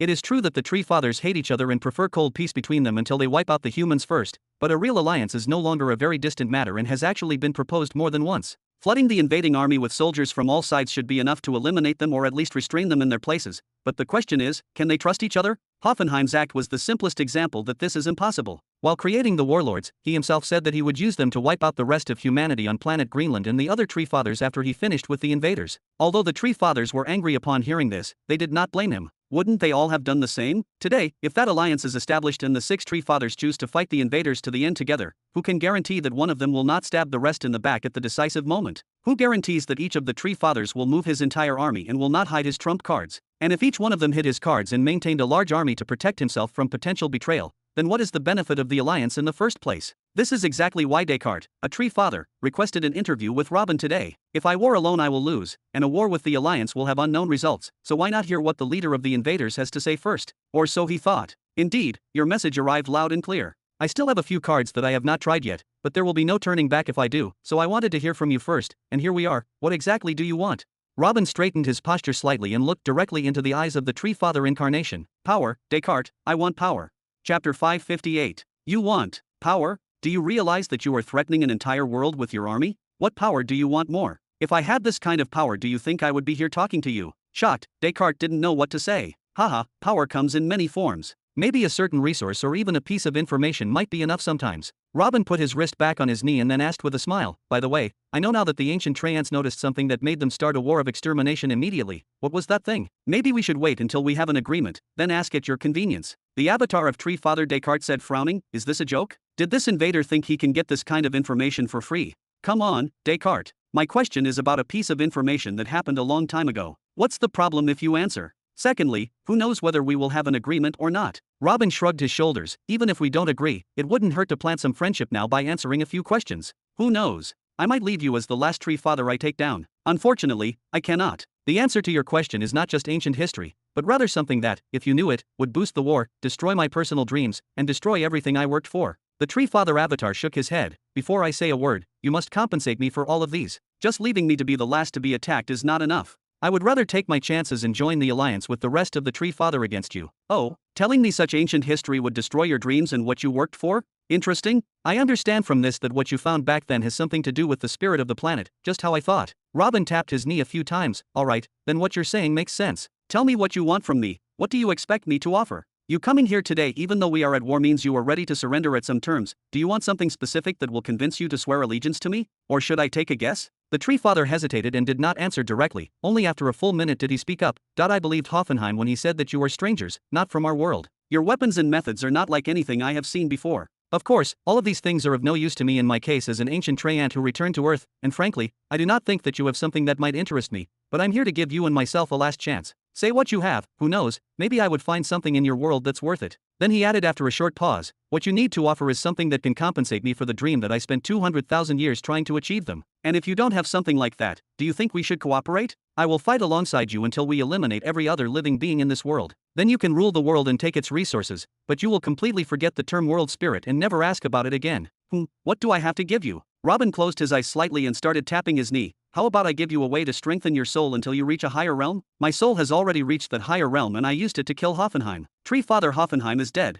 No wonder. Tree Father Descartes' body avatar looked clearly shocked. Although he was observing what was happening around Hoffenheim, he thought that he had just been defeated, as there was no apparent damage to him to suggest that he had died. After a brief moment of hesitation, he returned to looking at Robin, in a different light this time. The person in front of him was no longer just an intruder causing chaos, but rather a real danger. He already killed one of the 7. Descartes remained silent for a few minutes before finally opening his mouth made of papers. Your offer is indeed tempting, but it is not enough to make me give up my dream and follow you. At best, I can exchange a few pieces of information and techniques with you in exchange for this soul strengthening technique, in exchange for which I will give you a method for making buds and how to clone the primal soul. Haha, you want to exchange techniques that Hoffenheim created with me? You're really interesting, but not that much. Robin went back to tapping his knee for a few seconds. Then how about I give you the major heavenly law of life to the 4th stage in exchange for your loyalty? I guess I don't need to explain its usefulness to you. The major heavenly law of life. You say that you have the major heavenly law of life up to the 4th stage. The Tree Father avatar took a step forward. His features were a mixture of shock and greed. For the first time since the meeting began, the Tree Father avatar Descartes seemed so emotional. Even when he heard of his rival death did not blink an eyelid. Robin nodded without adding a word. The importance of the major heavenly law of life for the Tree-ant creatures was simply enormous, especially the ancient Tree-ants who had left everything behind in order to prolong their lives. They can study whatever they want in order to strengthen themselves and their soldiers, but in the end, their entire focus lies in matters of the soul and life, so Robin's 2 offers are related to these 2 aspects. After another few minutes, Descartes calmed down and replied sternly, I can exchange with you the method of creating plant soldiers and give you a soul technique with which you can control a huge number of targets depending on the power of your soul, and another technique that makes you divide the power of your soul into small parts and control each one individually. I will also give you information about the rest of the Tree Fathers and their plan against you. I will also give you what I know about the Human Alliance, and I will also tell you some information about the planet's spirit, but not the essential parts. Robin raised his eyebrows slightly. But you won't swear allegiance to me? Descartes shook his head. You haven't offered enough yet. Descartes, you still don't seem to realize what's at stake here. Robin spoke in a stern tone, a threatening tone evident in his words. I am willing to give you benefits, not because you deserve them, but rather because I want to reward my followers. All those things you promised me, I already obtained from hijacking Tree Father Hoffenheim's memories. Even if they are in chaos currently, I will still be able to extract all these techniques and information in months or a few years at most. Even if you do not believe me, can't I simply obtain them myself after killing another 1 or 2 of you? Then the rest will be my slaves and not even my followers. Use your brain and be wise. Don't be like the fool Hoffenheim who remained stubborn until his very end. No, you don't understand. You simply do not realize what you want me to give up. Your offers are nothing in comparison. If you do not have an alternative to replace my goal, then there is no point in talking. As for you could kill a bunch of us or we destroy you is not known yet. We allowed you to single out Hoffenheim because he intended to betray us and he deserves that fate, but be sure that it will not happen again with the rest of us. Tree Father Descartes did not back down either. Alright, calm down, both of you. We came today to pave the way to peace, not to make matters worse. Billy, who had been silent the whole time, watching from the side, finally made his move. Your Excellency, why don't you consider another offer? Brother Descartes here came with good intentions. Tisk. Out of consideration to General Billy, I will give you one last offer and one last chance. If you refuse, both of us will go our separate ways. His intervention was at an excellent time, allowing Robin to lean his back against the tree again and stare at the face of the Tree Father's avatar, thinking of something that could help in this situation. Hear me what you got. The Tree Father shrugged his shoulders without care. It was clear that he was preparing to leave. He had no hope of hearing anything that could dissuade him from his goal, but today's meeting benefited him greatly in any case and gave him an idea about the personality and capabilities of his future opponent. Robin remained silent for a while, looking at the avatar of the Tree Father from top to bottom, before he finally spoke. I can nullify the effect of returning to Earth for you and return you into a full Tree-ant again. Chapter 559. Did you just say you are going to nullify my return to Earth effect and make me a Tree-ant again? Do you even realize what you are saying? The Tree Father avatar spoke quickly. It was clear that Robin's offer this time hit a nerve. I have an idea about the matter from the memories of your friend Hoffenheim. If I remember correctly, returning to Earth can be described as a union with the planet. You used your true nature to unite with the planet to become mere trees once again. You can no longer be considered living beings like the rest of us, but you have become an extension of the planet itself. This is why your bodies have been able to reach those heights, even touching the high sky. This also gave you a lifespan of no less than 500,000 years and no more than 700,000 years. This means that there were other ancient Tree-ants other than you who died of old age in the era before energy cultivation. Robin pointed towards the avatar and spoke slowly. But after you started energy cultivation, your bodies became much stronger, your souls became unfathomable, and the entire energy of the planet is focused almost solely on the 7 of you. The minor heavenly laws that you lot trained on and related to the path of life are countless, so your lifespan has increased significantly. I believe that your lifespan has now reached around 2 million to 2,500,000 years, right? Then Robin added, this is too much if you want my opinion. Most beings, especially humans, forget what happened a few years ago, and their feelings change 100 times a day. I honestly cannot imagine living for millions of years, and also on the same planet. No, in the same spot actually, since you couldn't move even if you had the whole planet to yourself. I asked Hoffenheim the same question before, and I will ask you now. Why do you even live? What would the planet's spirit give you that would be worth doing all this for? A little longer lifespan, more power, or the ability to move again? I cannot think of a third option. Robin shook his head with a half laugh. If one of the first two choices is correct, don't you think this is a joke? What will you do with a longer life or greater strength while you are nailed to the ground forever? The time will come when you want to commit suicide will not be long. But if your goal is to move and talk again, then this is more understandable. I can help you, and you will not need to wait for hundreds of thousands or millions of additional years until you succeed in your endeavor. What do you think? Robin Burton, you said yourself that our bodies have become one with the world. We are now like mountains, rivers, and plains. Have you ever seen a mountain move? Father Tree Descartes was silent for a few minutes before he asked again without conviction. I will understand from this that even controlling the planet's spirit will not change your fate as a tree father. Haha, ridiculous, what are you even fighting for then? Robin laughed sarcastically, slapping his thigh. The tree father avatar did not say anything, he just kept looking at Robin silently. It was clear that he was trying to remain calm, but the avatar's hands were clearly shaking. Robin gave him a chance to process what he had heard first, then spoke again. Descartes, you are not an ordinary person, but rather an entity who lived for hundreds of thousands of years. You have experienced an entire life as a tree ant, then you have experienced union with the planet, and you have entered into wars and massacres that have not subsided to this day. I know that your age and your experience have given you some knowledge, so make good use of it. If this meeting ends before we reach an agreement, you will be the losing party. What makes you so sure that returning to Earth can be nullified? After a long time, the tree father finally opened his mouth. I have the major heavenly law of life and the major heavenly law of Earth, and I have the ability to see soul patterns. What more could I possibly need? More major heavenly laws. More advanced stages of those laws. These are all things I will reach sooner or later. You are not in a hurry, right? You were nailed in your spot for who knows how long, haha, I have been in your shoes, it will not be a problem if you wait a few more years. Robin replied confidently. The tree father avatar remained silent for a few minutes. Then another question appeared in his head that he hurriedly mouthed. What about my lifespan? I already far exceeded the maximum that a normal tree ant creature could live. Will I not be exposed to death as soon as the return to Earth is nullified? Robin waved his left hand. I will not allow my subordinate to die so easily. Perhaps your remaining life will not reach the 2,500,000 years that you have now, but living for a few tens of thousands of years will not be a problem. After all, you are still a plant, and extending your life is quite an easy matter. The same life energy that gives humans a week of extra life can give you a few years.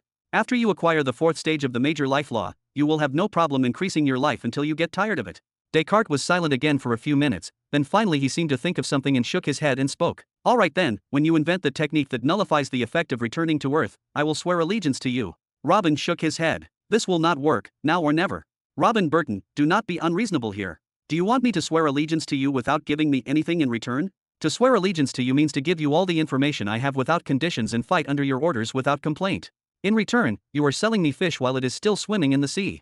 Descartes, the 5th Legion fought in the lands for almost 6 years.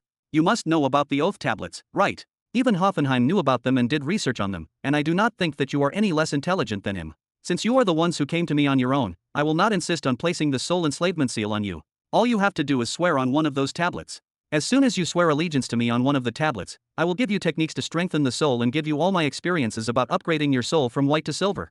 I will also give you the major heavenly law of life up to the 3rd stage, and on top of that, I will also swear on an oath tablet that I will give you the 4th stage of the major heavenly law of life and the method of cancelling the return to Earth when I finish with them. Robin straightened up in his posture and spoke seriously. It does not require a lot of intelligence to know that I will not break my promise. After you swear allegiance to me, it is natural for me to try to strengthen you as much as I can so that you serve me better.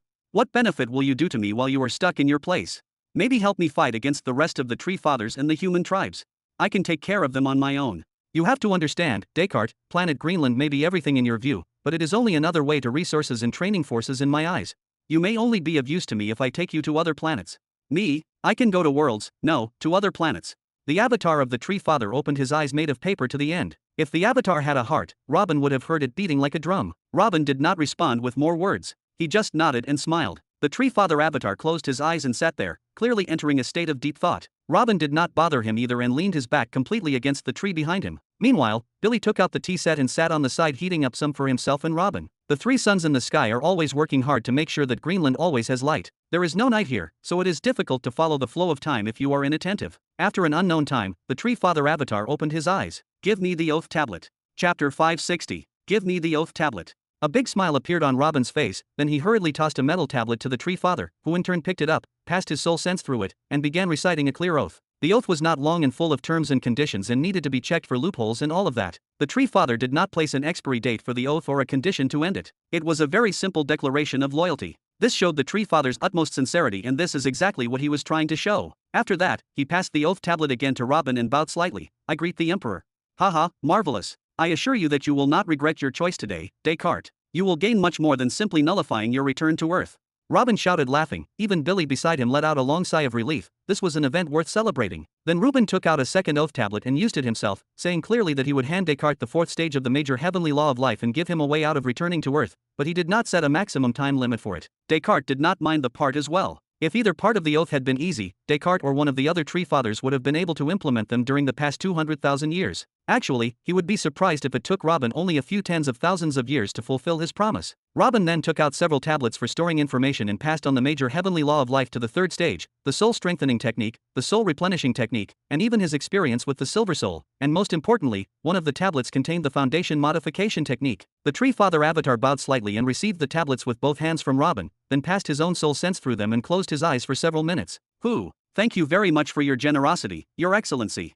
Descartes let out a relieved sigh and waved his hands. A few roots emerged from the soil and quietly pulled the tablets down until they were out of sight. Then he returned to looking at Robin emotionlessly. The soul replenishing technique and the soul strengthening technique are not something new to him since he has his own versions of techniques that do the same job, but it would be useful for him to take a look at other techniques and perhaps find new ideas in them. Although Robin does not know how his soul evolved, his experience with the silver soul and its characteristics will be of great help to him in the future, but this is in the future. The foundation modification technique is an unexpected happy surprise as it solved a lot of questions about how to use the major heavenly law of life to the fullest, and it shortened his research time by many years. However, it is still lacking. This technique is intended to work on the energy gathering center of humans and demi-humans. The tree father will need to put a lot of effort into it in order to be able to use it on himself and switch to using the major heavenly law of life. The only tangible benefit he gained today was the major heavenly law of life up to the third stage, and that was more than enough as a down payment. But does this mean that he forgot his previous life as a player and suddenly loved his new life as a pawn? No, definitely not. Only a few minutes passed after he took the oath, and some regret already began to appear on his face.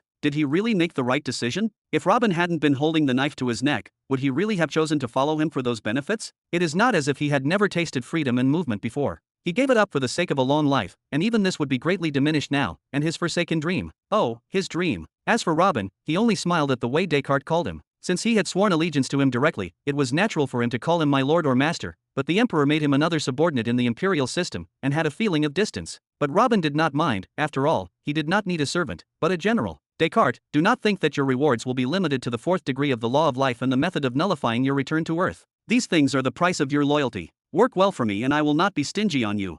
As if Robin could read the features of the avatar, he spoke immediately. Oh, do you have anything else good? The avatar raised his leafy eyebrows. What do you think of a technique where you can absorb your opponent's soul power and turn it into your own? Robin smiled. How much force will you benefit from it? Most will be wasted, right? It was clear that the tree father was somewhat excited. Robin laughed. Descartes' question was to the point without twisting and turning, but his answer was destined to shock Descartes again. There is no wasted energy. You will be able to absorb 100% of your target's soul force, no matter how much is there.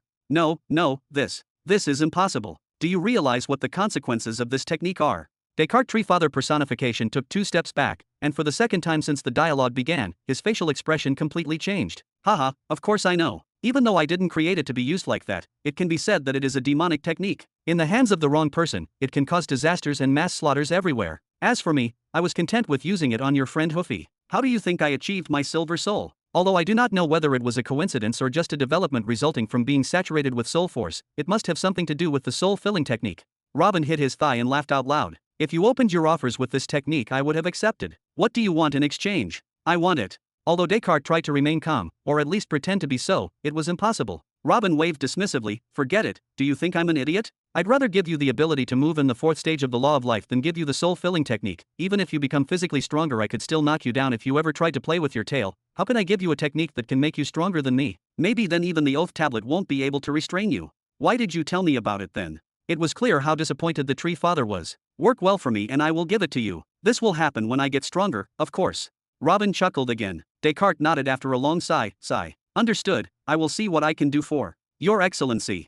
Good, now tell me about what you found that made you start the Annihilation War. Reuben pointed towards Descartes' avatar seriously. This. Descartes' treefather incarnation began squeezing his hands, mostly an involuntary reaction. Dickie, my dear, please remember that the days of your personal glory have ended the moment you swore allegiance to me. Your life itself has become mine. If I become stronger, your standing will rise with me. If we are defeated in war, you will die alongside me. We agreed on a price and you accepted. You have no way of taking your words back now. You don't want the oath condition to be activated, right? Come on, my dear, speak.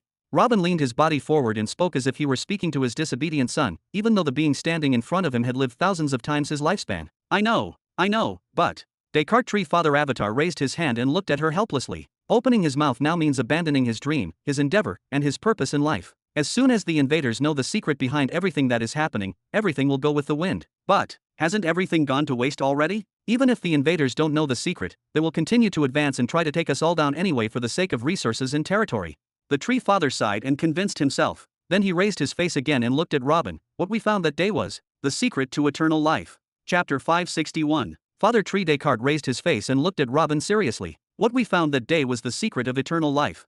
Secret of what? Robin and Billy both stammered in stupefaction. They were both extremely dumbfounded. Theoretically, someone at the top of the sage realm could live for more than 4,000 years. In the entire history of Jura, no one was known to have reached this age. Even Old Gu, who is considered one of the oldest pillars in the true beginning army, is an expert at the top of the sage realm and is almost placing a foot in the emperor realm. He is barely over 2,000 years old. 4,000 years. This period of time is equivalent to 40 to 50 generations of any mortal family. It is equivalent to the rise and fall of kingdoms, the emergence and disappearance of races. At some point, most of the sages started falling apart and hating everything. Some of them started drinking alcohol and not taking care of their bodies until they died of diseases. Some of them went crazy and started creating wars and horrors until they were put to death. Some of them went hunting the ancient beasts hidden deep in the mountains for the thrill, and all of them were eaten. Some of them decided to retire from life, like Old Gu, who gave his throne to his son and contented himself with advice from the side. Some of them even took a shortcut and committed suicide directly. Of course, there are certainly many sages who died of old age somewhere trying to reach a secret that would prolong their lives a little more.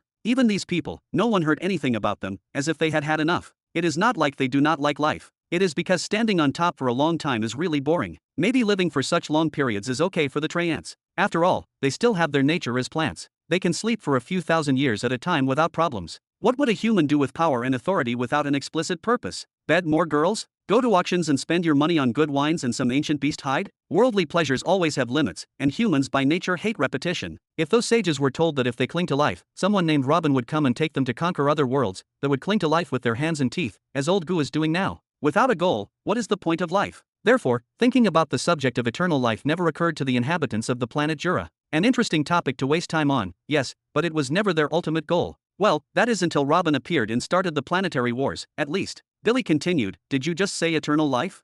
Life and eternity in the same sentence. Is that what you said?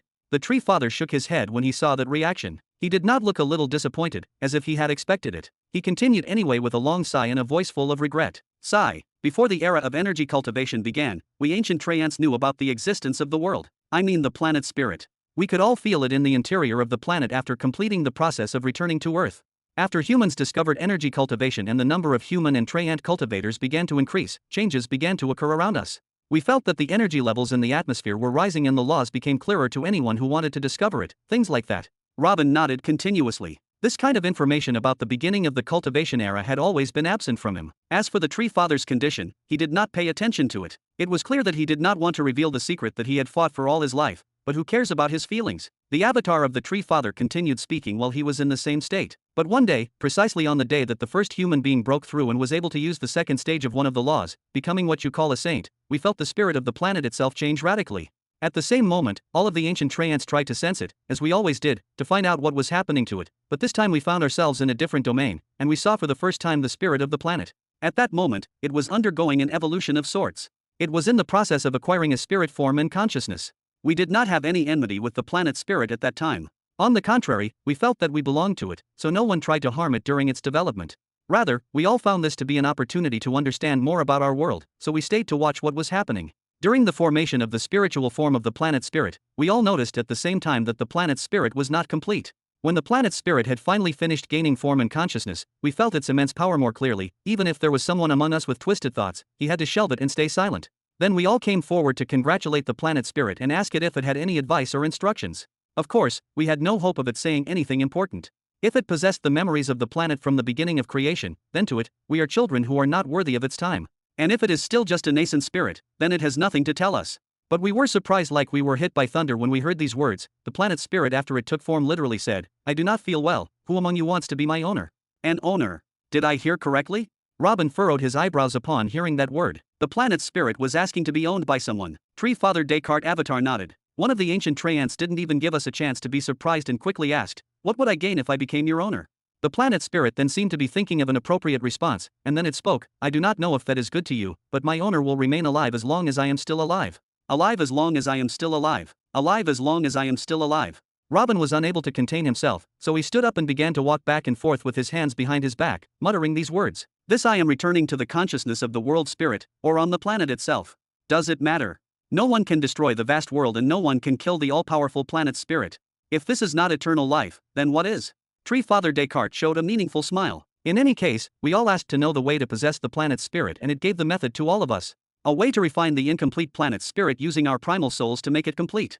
This will make the world spirit dependent on you all the time, but wouldn't that be even better? We all began the refinement process at the same time. Then he added after the smile disappeared from his face. At first it was just a simple race to try the method and see who could refine the planet's soul the fastest and use it for himself. We soon learned that the refinement process could be done by many people at the same time and that it would take a very long time, but this did not weaken anyone's resolve. The moment we began the refinement process, we also began to feel our familiarity with the laws increasing, and most importantly, we felt our lives actually lengthening. Here Robin stopped walking back and forth and looked at the Tree Father. "So that's how it is. You ancient Treants all sacrificed movement, communication, family, and everything in order to prolong their lives. If all those monsters clinging to life found a plaything that could grant eternal life, then..." Here the Tree Father interrupted Robin. "A war like no other will begin, that's right. When we knew the benefits and knew that the refinement process would take a very long time, perhaps tens of thousands of years or even hundreds of thousands of years, a few ancient Treants withdrew their souls from the planet's spirit immediately and thought of the obvious thing. It is to reduce the number of competitors.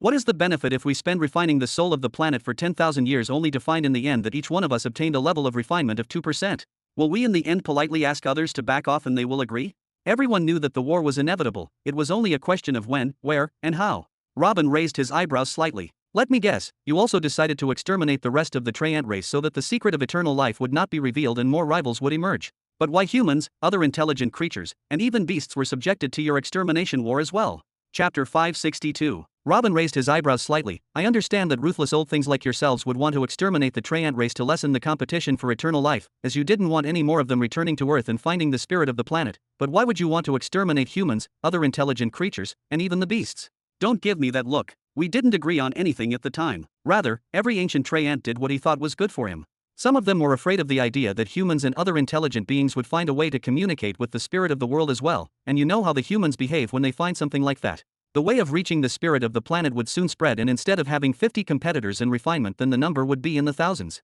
Those ancient Treants who thought this way began to kill everything they could see in order to prevent any future competition. This does not mean that we all thought the same way."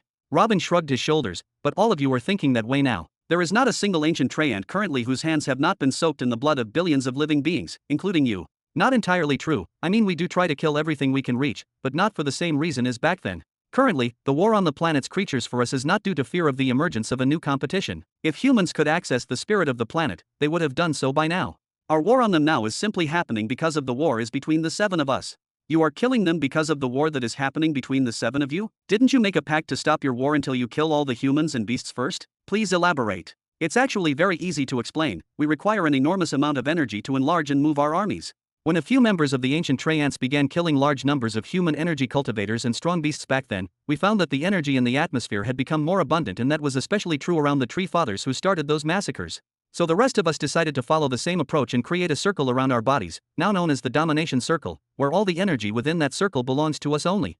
And that is why we had to kill any creature that drains energy for itself or has the potential to do so in the future, that's all." The Tree Father Avatar spoke emotionlessly. After hundreds of thousands of years of killing and billions of deaths, he no longer had any kind of compassion for life. He seemed like a farmer talking about harvesting fruits or how he had exterminated harmful insects in his field. "Oh, You said earlier that the amount of energy in the atmosphere increased whenever humans began to break through the higher levels. Does this mean that the energy level in the atmosphere increases with the increase in available cultivation levels, but decreases with the increase in the number of cultivators? Interesting. But is this sufficient reason to commit these massacres against people who have nothing to do with your war? Did you go crazy after you heard the term eternal life? You really are. Robin almost hurled insults at Tree Father Descartes about them being heartless and things like that about killing, but he remembered that he was no better off than them and closed his mouth.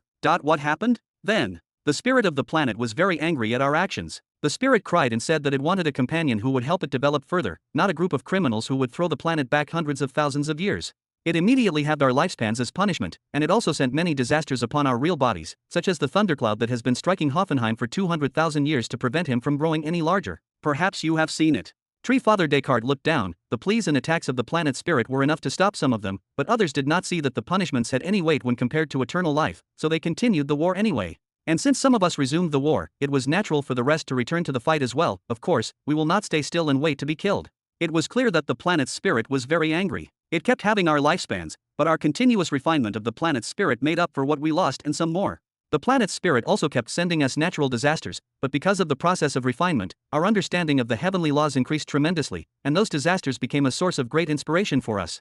Then the Tree Father added seriously, if we continued with the previous example, the thundercloud that kept striking Hoffenheim when he was still alive also taught Hoffenheim the major heavenly law of lightning. And the refinement of the spirit of the planet made him more integrated with the major heavenly law of lightning to the point that he modified the law and put in it a feature that lightning strikes every flying thing within his domination circle when he activates the feature. The lightning attack that took down most of your men the day you arrived in our world was an attack from the major heavenly law of lightning itself, fueled by the energy of the planet. The rest of the ancient Treant also gained similar abilities to the disasters that were striking them, one of them modifying the major heavenly law of wind, another on the major heavenly law of earth, and so on. And at some point, we were able to agree to amend the heavenly laws in order to prevent any more plants from becoming Treant creatures. Altering the heavenly laws within the planet? Something like this is possible. For the second time, Robin's features turned surprised and he took 2 steps toward Descartes. Have you not experienced this yourself? The lightning bolts that descended on your followers ignored all defenses and directly hit them because they are devoid of techniques, refined energy, etc. Rather, they are pure heavenly law supported by pure natural energy. There is no defense against this. Descartes' avatar shook his head slightly. Any modification made to the laws greatly consumes our refinement of the planet's soul, so the modification is often so simple that it is not mentioned. Also, every time the property implanted in the laws is activated, we consume the planet's refinement percentage as well, but it is still a deterrent weapon with which we can protect our own domination circles from external armies. All we have to do is to find a way to keep expanding it. Of course, over the years we have gained more capabilities by delving deeper into refining the spirit of the planet and discovering things such as the creation of warlords and many other secrets, as if we have become able to monitor everything that happens inside our domination circle all the time, or ways to strengthen our souls, etc. The planet's spirit simply replied eternal life to the question at that time because it simply could not count the benefits it would give to its owner, so it said the first thing that came to its mind. After those words, Descartes' embodiment fell silent again to give Robin a chance to digest the information. Robin himself remained with his eyebrows furrowed for a few minutes before he returned to sitting quietly. No wonder you didn't want to speak. The secrets of the war that lasted 200,000 years have all been revealed once you opened your mouth. Eternal life. Eternal life. Ha! The Tree Father avatar sighed and shook his head. It was enough for him to compete with the 6 Tree Fathers and the human tribes that refused to die, but now that the Invader Emperor knew the secret, his chance of controlling the spirit of the planet became officially 0. He could console himself that he was now on the winning side and that at least he would be able to move, but this was still a fish in water promise. As for the spirit of the planet, it was something tangible and real he had experienced himself. Abandoning it like this for him is really. The Tree Father avatar raised his head slightly and looked at Robin with a complicated look as he thought, let's hope your real army is bigger than the one you've shown so far, otherwise, we'll both be doomed. Chapter 563. The Spirit of the Planet, the Spirit of the Planet. Robin sat down again and continued to tap his knee slowly and began to mutter in a low voice. Greenland is not a special planet to have a spirit of its own, and the rest of the planets do not. It is not the biggest nor the oldest and definitely not the richest with natural energy, so it is safe to say that the rest of the planets also have a spirit of their own too. You said the planet's spirit was born defective and needed someone to refine it, so it now becomes logical that the planet's spirit tries to strengthen its potential owners and give special abilities to babies in their mother's wombs until it finds a good candidate to refine it. But isn't it also natural for the planet's spirit to try to communicate with people until it finds good candidates? Robin then shook his head. But this is definitely not the case, it simply does not happen. I can say categorically that even the emperors of Nihiri do not know anything about the planet's spirit and eternal life yet, otherwise, everything in planet Nihiri would have completely changed and that mild peace the giants have now would have collapsed long ago. Of course, the same applies to planet Jura and the farm planet. The residents of both planets have no knowledge of this matter, and I am certain the top icons do not know either, or signs would have shown. There is something missing. Why don't the plant spirits elsewhere try to communicate with their residents as well? Planet Nihari even has martial emperors there. Does this mean that in order to sense the planet's spirit and begin the refinement process normally one must be at the realm above the Emperor realm at the very least? Robin continued to tap his knee. This makes sense since it took you more than 200,000 years and you still have not been able to refine the spirit of the planet. How could another living being survive all that long? If this had always been the case, it would have been an impossible task for any species other than the Treants, and the ancient ones at that. There are definitely conditions to refine the planet's spirit, and they should have something to do with the maturity of the spirit itself or the level of power of its refiner. This is the best explanation I can come up with. It is that you ancient Treants reached the planet's spirit by accident because of your special nature and you started the refinement process way too early. This should not have happened, and it probably won't happen anywhere else, because the presence of Treant creatures and the effects of returning to Earth on this planet is a special case that will not be repeated. The Tree Father remained silent and attentive as he heard these conclusions. These were things he had thought about countless times before, but he had no information from other planets that he could measure against, so Robin's words now were important to him and could even be described as eye-opening. Was the task of refinement and eternal life really impossible for them from the beginning? Why didn't the planet spirit say anything all that time? As for Billy, his thoughts were focused on something else. The farm planet? What do you mean by farm planet? Then he gasped. Damn, is it what I think it is? Billy's shouting brought Robin out of his state and he looked at Billy in stupefaction, but he was too busy to give an answer, so he quickly ignored him and went back to looking at Father Tree. What are the other Tree Fathers planning now? The souls of the six of us have been gathering constantly within the planet's spirit domain since the day you fought against the warlords. Everyone recognizes the capabilities of your empire now, but no one is willing to give up on anything. Although no one trusts anyone until this moment and we do not go into many details during the meetings, there is something unanimously agreed upon: your war from now on will not be against one Tree Father. If you stay put they will ignore you for now, but once you decide to advance further, you will be facing all of us, I mean all of them. Tree Father Descartes replied with fluctuating emotions. Robin nodded a few times. It's nothing unexpected, and what about the rest of the local human tribes? Even if you don't have authority over their lands, I am sure you have a way to spy on them, right? Their position has not changed much, they view you as intruders who want to take what is theirs. In this regard, you are not much different from us, the Tree Fathers.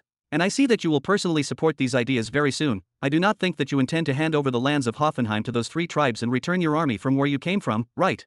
Robin waved. I will give them what they deserve according to their contributions, but hand over everything. Of course, it is impossible. We are here to stay, not to do charity work. The avatar of the Tree Father raised his shoulders slightly. Then keep in mind that you will not fight the 5 Tree Fathers alone, and do not underestimate the human alliance either. If they were easy to deal with, they would not have been able to trouble us until today. Oh, beware of the Northern Fury tribe as well, as they have been in constant contact with the human alliance lately.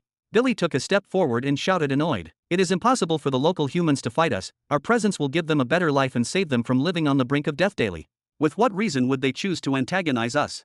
He had dealt with the citizens of the Northern Fury tribe and the Grazing Rat tribe for 6 years. Even if it was light dealings, he rejected the idea that they would become enemies. A devil you know is better than an angel you do not know. This is a simple logic that humans have used everywhere since the beginning of creation. Sometimes some people choose to side with the tyrant they know rather than hand over the reins to a stranger. Isn't this ironic? But Robin was noticeably calmer. That's because they don't just know us. When they see our treatment of the 3 tribes who participated in the Tree Father Hoffenheim War and we convince them that we will give them a better life and teach them better techniques, they will definitely feel comfortable with us. Billy quickly intervened. If you intend to court them and persuade them to be reasonable, then do whatever you want in your free time and in a way that does not harm the prestige of the empire.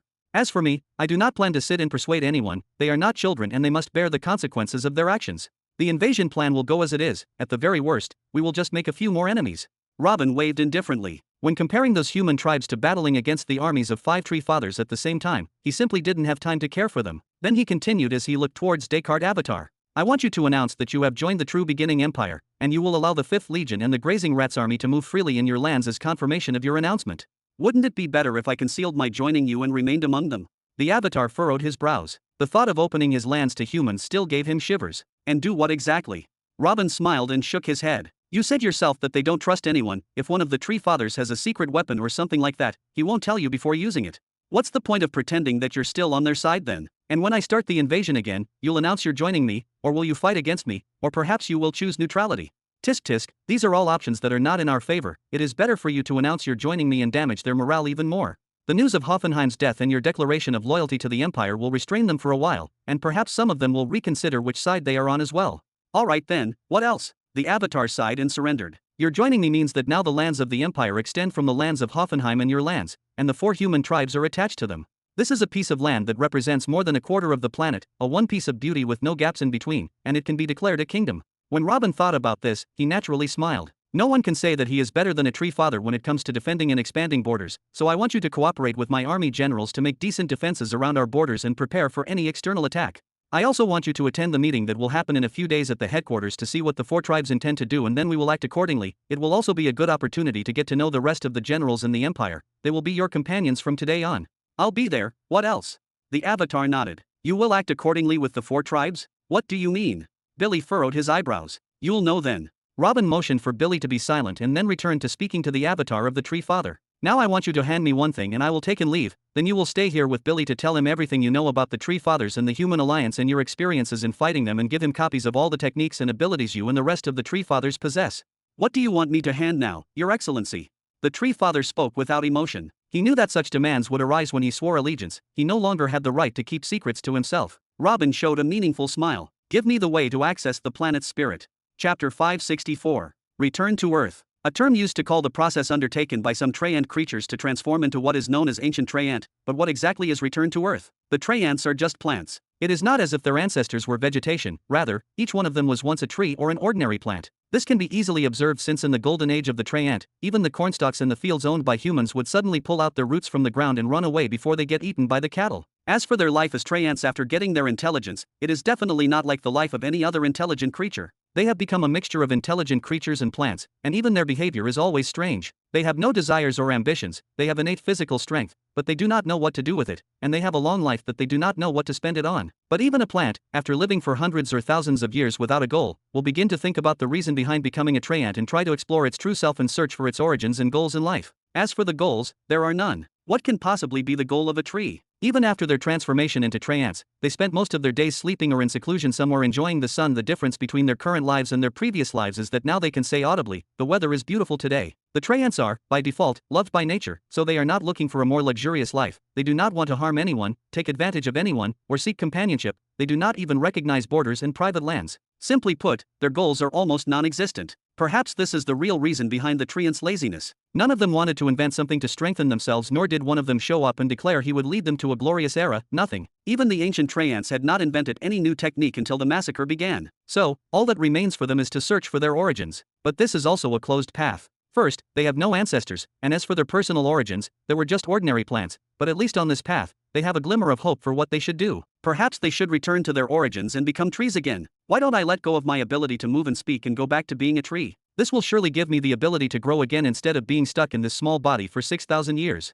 At least this was the idea that appeared in the head of the first Treyant who turned himself into an ancient Treyant, and indeed he succeeded. His height continued to increase rapidly on a daily basis, and his roots were planted so deep into the ground that he began to feel the smallest details of everything happening around him, to the point that he began to feel that the planet breathes and has a spirit of its own. What that Treyant did spread like wildfire. Some Treyant creatures envied him and wanted to try to return to Earth like him, and some began to venerate him because he reached the next phase, but didn't want to lose their abilities either. Of course, the issue of letting go of the ability to move and speak and transforming limbs to suit the nature of an ancient Treyant is not an easy issue at all. It requires a specific method that only those Treyants who have lived for thousands of years can devise. On the steep hill, in a secluded chamber beneath the Imperial Palace. Deep inhale. Whoo. Deep inhale. Whoo. A month had passed since Robin requested a way to communicate with the spirit of the planet from the Tree Father Descartes. What he got in return was the way to return to Earth, and with it the specific location inside the ground where the spirit domain resides. Of course, thinking about digging and going physically to the core of the planet are the dreams of an ignorant, and it is not possible to be certain that he will find the spirit if he goes there physically as well, since it is a spirit at the end of the day. As for the method of returning to Earth, he does not even need to consider using it, for well, he is not even a Treyant. But it wasn't entirely useless. What this method allowed the Tree Fathers to do, Robin could compensate for by using the many heavenly laws he mastered, such as the major heavenly law of plants and the major heavenly law of Earth. Or so he thought. Robin spent 2 weeks trying to reach the level of his terrestrial sensing to the same level as the Tree Fathers, or at least focusing his entire sensing on the point indicated by the Tree Father Descartes. So he made precise artificial roots using the pieces of buds and began to control them to penetrate the ground slowly in the same way as the Tree Fathers. It was difficult and required him to use a huge number of laws in varying proportions, draining him of mental strength and energy in such a terrifying way that he needed to stop and rest every few minutes. But the good thing is that he already came very close. According to his calculations, the time when he could meet the planet's spirit should be today. Deep inhale. Whoo. A little more. A little more. Crack. Finally, one of the artificial roots broke through a solid rock wall, but what was behind it was not more rocks, groundwater, or even volcanic magma as Robin was accustomed to seeing, but a dark light.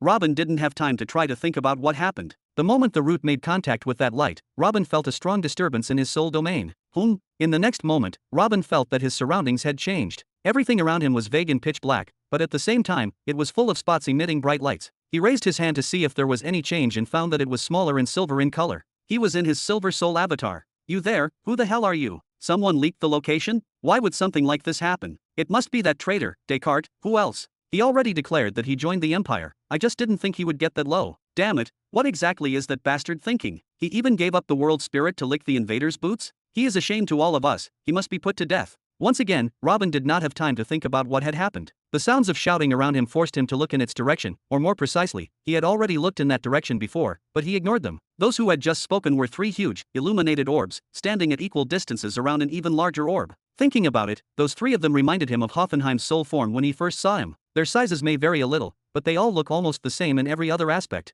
Robin's Silver Soul avatar's lips turned into a smile and he put his hand behind his back comfortingly. Let me guess, you three are tree fathers? Are you here to plot against me or for the sake of the refinement process? And where are the rest of you? I thought there were 5 of you now. Anyway, seeing you here is good too. It means that I've finally reached my destination. Let me guess, you are one of the invaders? Even their emperor maybe? One of the 3 soul orbs calmed down a little from the initial shock and spoke. You're damn right I am. You have won a medium purity energy stone. You can come to my headquarters at any time to claim your reward. Robin raised a finger and pointed at the person who spoke and laughed out loud. The 3 soul balls looked at each other for a moment before one of them started laughing and his spiritual energy was agitated. It was clear that he intended to attack. Ha ha ha. We were wondering a while ago what we should do with you, but you brought yourself to your death. Isn't that ridiculous? Robin raised his eyebrows slightly and the smile on his face grew until it was almost ear to ear. You know what? I was about to say those exact words to you. Then he raised his hand and Silver Soul energy began to flow. Chapter 565. The Silver Soul force moved and surrounded the 3 white soul orbs with a speed that the 3 of them were unable to comprehend. When they also tried to activate their own power to evade the Silver Force, they found that they could not control their soul force. Even worse, they could no longer move or speak as if their consciousness was completely blocked. The 3 of them panicked. Even though they were just huge features orbs right now, Robin could sense their reactions easily. This was not something they had experienced or even heard of before. Isn't this much better? How beautiful is silence? Robin's silver avatar looked up and closed his eyes, then pretended to take a deep inhale while still maintaining his smile. You know what? I actually like silence a lot and appreciate people who speak little. Maybe it is because I grew up in an emotionally dry environment and got used to seclusions from a young age? Hey, why are you looking at me like that? Don't you like me talking about my past, you heartless person? If you lot dare to say something, say it to my face. Oh, my apologies, I forgot that you are completely helpless and cannot say a word without my permission. Ahaha. Robin laughed out loud and snapped his fingers. The silvery membrane around the 3 soul avatars weakened slightly. Otherworldly invader Robin Burton, what exactly are you trying to do? One of the 3 orbs shouted angrily, but the panic was still evident in his words, especially when he felt that he still could not move or use his soul force. Robin rested his chin on his hand and laughed. What do I intend to do? I will teach you your place, of course. Where can I find a better opportunity than this to teach you the difference between us? Normally, it would have taken me decades to eliminate your armies and reach your bodies. Do you know how much time and effort your presence here has saved me? Haha, today is indeed something worth celebrating. Right, where are the other 2 tree fathers? Were they afraid when they heard that Descartes was joining me and decided to stay away from the planet's spirit domain so that I would not visit them? Smart. I cannot say the same about the 3 of you honestly. Worth celebrating? What exactly are you celebrating? That you can imprison our consciousness here? Or do you hope that we will explode these avatars as Hoffenheim did and lose a large part of our soul force? Or will you force us to submit to you and become puppets at your mercy as you did with the traitor Descartes? Do you think that we have no way of getting out of here whenever we want? You are dreaming. One of the other 3 soul orbs began to speak, in a relatively calm voice this time. But let us talk, this is indeed a good chance, assuming that you succeed and destroy these avatars, and what then? You will only make us eternal enemies, and we will rain down our soldiers on your head until you and your followers are annihilated. Oh, isn't that going to happen anyway? Interesting. Robin returned to putting his hands behind his back. I do not know if you will believe me or not, but I did not come as a murderous invader. Rather, I came to open new horizons and open my eyes. I might buy some resources and information from you as well, but who would have thought that I would find a few arrogant trees that want to destroy me instead? So much so that one of you sent all his available forces to kill me without saying a word. Remind me, what happened to him now? Oh, he was dead. Robin did not care about the reaction of the trees and the 3 fathers and continued. Let us forget what happened to Hoffenheim and Descartes for a moment, and suppose that I come today and want to start over. I did not start a war and I haven't lost many men in this. I am here to start a trade now. What do you think? Then he continued with the same smile on his face. As I see it, you have 3 options now. First, you completely reject my existence and we continue fighting until you die. Second, you accept the absolute truth of my existence and start commercial relations such that you allow me to buy anything I want, and then I will ignore your presence and consider you as any other subjects of the empire. Or thirdly, simply swear allegiance to me and be a true part of the true beginning empire that extends over more than this small planet.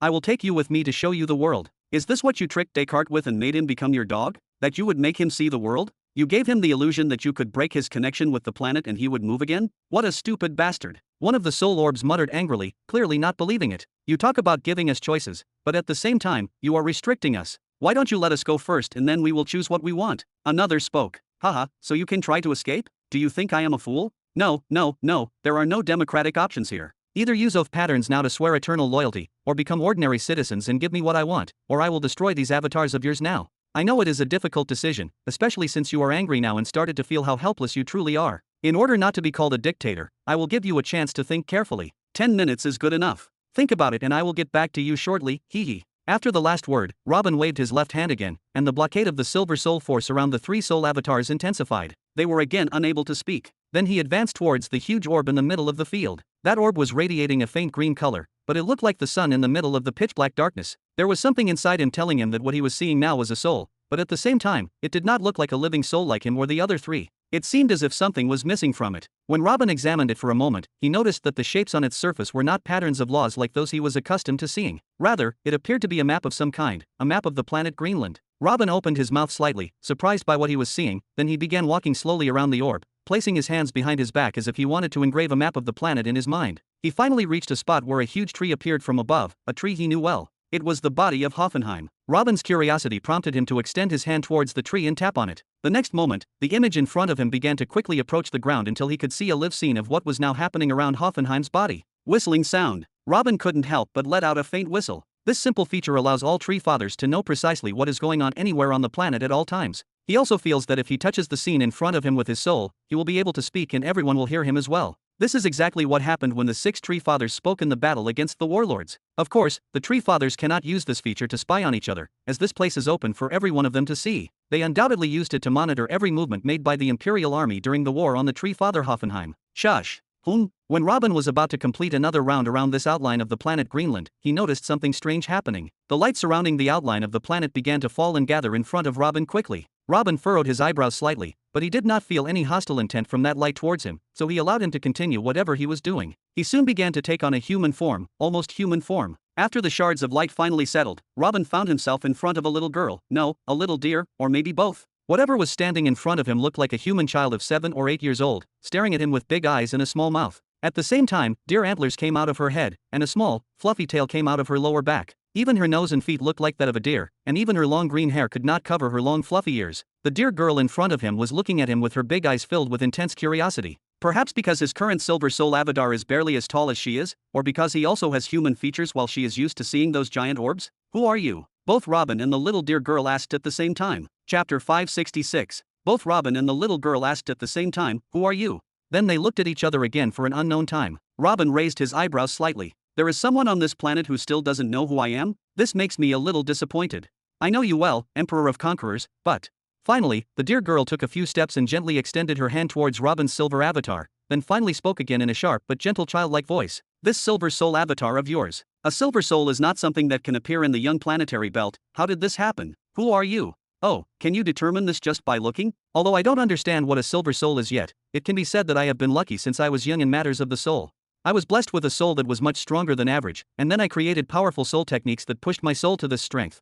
I never thought I would have this strange Silver Soul transformation, but I think it's a good thing. You could say that my Silver Soul is just a coincidence that resulted from an accumulation of unplanned events. Robin still had his hands behind his back while raising his eyebrows slightly. Even the Tree Fathers couldn't be sure that his soul had become stronger than their own. They felt only it was strange. Amazing. I thought I would never see anything like this again. The deer girl spoke gently, still moving her hand over Robin's face. Robin left it for a few seconds and then asked, and you? If that huge orb is the spirit of the planet, are you its consciousness? The deer girl pulled her hand and nodded with smiling eyes. She looked very cute. Then, with a slight wave of her hand, she sent an orb of gentle light toward Robin, which in turn allowed the light orb to touch his avatar. After closing his eyes for a few moments, Robin opened them with an expression of shock and surprise. Did you just give me your refinement method? The soul force is one of the biggest factors in refining a planet's spirit. With your current soul strength, you will finish the refinement process much sooner than them. The deer girl nodded and pointed toward the 3 Tree Fathers' soul avatars. Although they could not move or speak, their aura could easily be felt, and the trio's aura now was one of anger and panic. Robin felt that they were about to explode internally. But no way, let them try as much as they want. Robin laughed for a moment when he noticed the reactions of the three tree fathers. He understood them. Just a short while ago, they were celebrating that the refiners had become only 5 after finally getting rid of Hoffenheim, and swearing to never let Descartes enter this domain again after he declared his loyalty to the invaders. But suddenly a new rival appeared for them, and according to the words of the planet's spirit, he will even be much faster than them. How are they supposed to feel? What really surprised Robin was the way the planet's spirit was approaching him. Even if she was disappointed with the tree fathers, they had still accompanied her for more than 200,000 years. Is it normal for her to sell them cheaply like that? Interesting. Robin raised his hand to slowly rub his chin, then pointed towards the planet spirit with a smile. Then please do tell, why should I refine you? Why not? Haven't you heard enough from Descartes? I can be very useful. The girl tilted her head to the side, furrowing her eyebrows. She looked as if she had been wronged. Oh, you know the details of my dialogue with Father Descartes as well. Robin raised his eyebrows again. Although Descartes had already announced that he had sided with the True Beginning Empire and began cooperating with them to protect the new borders, he definitely did not mention the details of the meeting between him and Robin to anyone. But now this girl spoke as if she were sitting with them. His interest in the spirit of Planet Greenland increased again. What you heard from Descartes does not make you useful, but extremely dangerous. Robin shook his head gently. What else do you have? Eternal life is not useful for you? You may say this because you are still young, but do you know what old people do to secure for themselves one more day of life? You have eternal life that is easy to obtain, but you say it is dangerous? You are too difficult to please, uncle.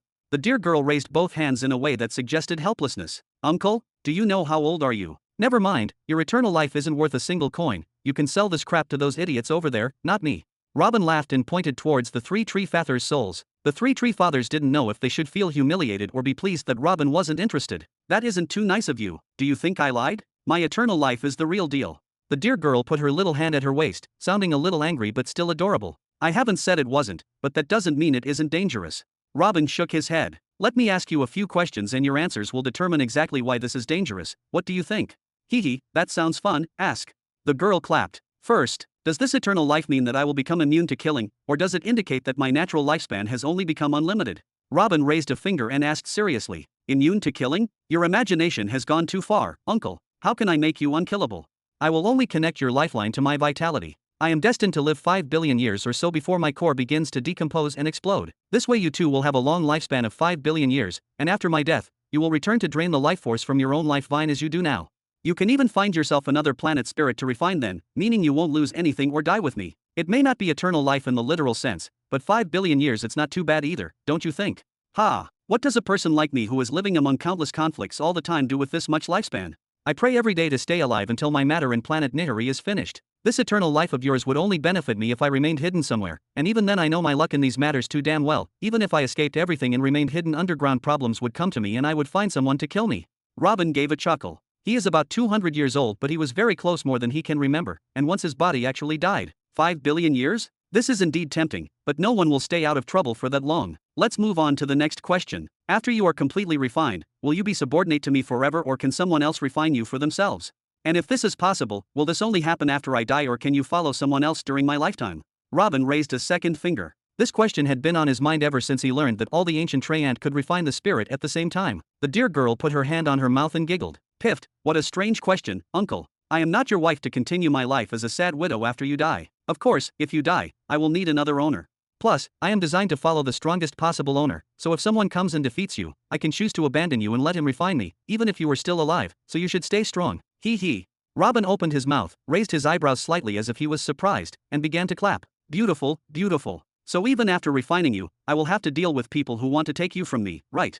Even if I tried to hide under the ground somewhere to enjoy my new lifespan, everyone would look for me to kill me so that they could take you from me. Then he pointed at the dear girl casually. How nice, so let me get this straight. After I refine you, not only will I still be killable, but you will also give a very strong motivation to all the powerful people in the world to come and kill me. Did I understand this correctly?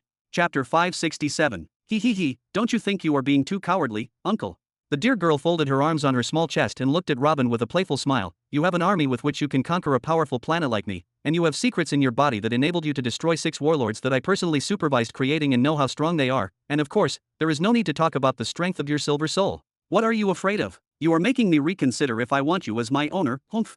Robin furrowed his eyebrows for a few seconds and looked towards the planet spirit with a complicated look. When I heard about your previous actions from Descartes, I imagined that you were just a foolish young spirit who unintentionally caused trouble, but now I am beginning to suspect that what is happening on this planet was planned by you. Nonsense. Why are you accusing this sweet little miss of such terrible things? All I did was say a few words, but those evil creatures wreaked havoc on me, and they are the criminals here. The dear girl put one hand on her waist and the other pointed toward the three soul orbs with an angry expression. Oh, really? A while ago, you mentioned the young planetary belt when we were talking about my silver soul. That means you know about the older planets, right? If the ancient Treant knew what would happen when Greenland qualified for the middle-aged planetary belt, would they have battled to their death like this? I doubt it. They would have fought in the first place if they knew that you were just a planet among millions and not the whole world as they used to think. You can deceive those locals all you want, but be careful not to do the same to me. I don't mind returning this planet to zero after I'm done with it. All I have to do is kill every intelligent being or transport them into another planet. It shouldn't be that hard. Robin raised his head defiantly, his eyes shining with killing intent for a moment. The dear girl lowered the hand she was pointing towards the spirits of the Tree Fathers and went back to looking at Robin, still placing one hand on her waist. This time her look turned from innocence and curiosity to a strange smile. Let's all calm down here. You're making me look very bad. I didn't lie to them. You didn't tell all the facts either. Robin said seriously, the eternal life you promise will end the moment Greenland enters the middle-aged planetary belt. You know that, right? That 5 billion years bullshit is a honey trap. There are countless numbers of experts in the middle-aged planetary belt, and I refuse to believe that this eternal life thing isn't known there. Those clumsy trees won't last a day or two in the middle-aged planetary belt, and you know it. If they kept on pretending to act like deaf and mute trees, they would have been able to survive for millions of years, and might even be taken in like pets under some overlord, but your offer already killed most of them, and the winner among them will turn into camp firewood in 300,000 years. Then his voice became cold. Do you think this kind of information is something that you can ignore? What would have happened if you told them? You would kill each other to chase a dream that doesn't exist.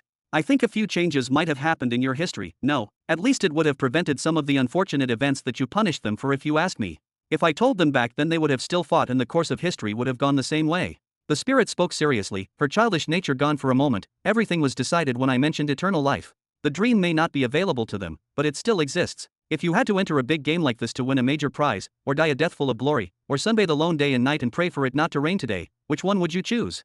Robin shook his head. That's not your business to decide. You had a chance to explain everything. Even today, you could have spoken up instead of sending those disasters that make them stronger instead of weakening them. The fact that you stayed silent means that you like what's happening. I'm a shy girl and I'm not the type to talk. No one asked me, so I didn't see the need to say anything else. Do you want me to tell them everything I know? It doesn't work like that. The dear girl put her hand behind her back again with a playful look. At this point, Robin could clearly feel the souls of the three Tree Fathers shaking. They may have reached some conclusions or perhaps not even understood anything, but the conversation was simply terrifying. Then tell me, why do you have information about planetary belts? A lump of dirt floating in space like you is not supposed to know about the existence of other planets, regardless of the way they are classified. A moment ago you said you were designed to follow the strongest. What did you mean? Robin continued his questions in a stern tone. You won't find an answer with me. The dear girl raised her small shoulders. What if I insist? Robin took a step forward, his powerful aura completely exploding. You can insist as much as you want. There are things I am not authorized to say no matter what, and I'm sorry in advance for hurting your self-confidence.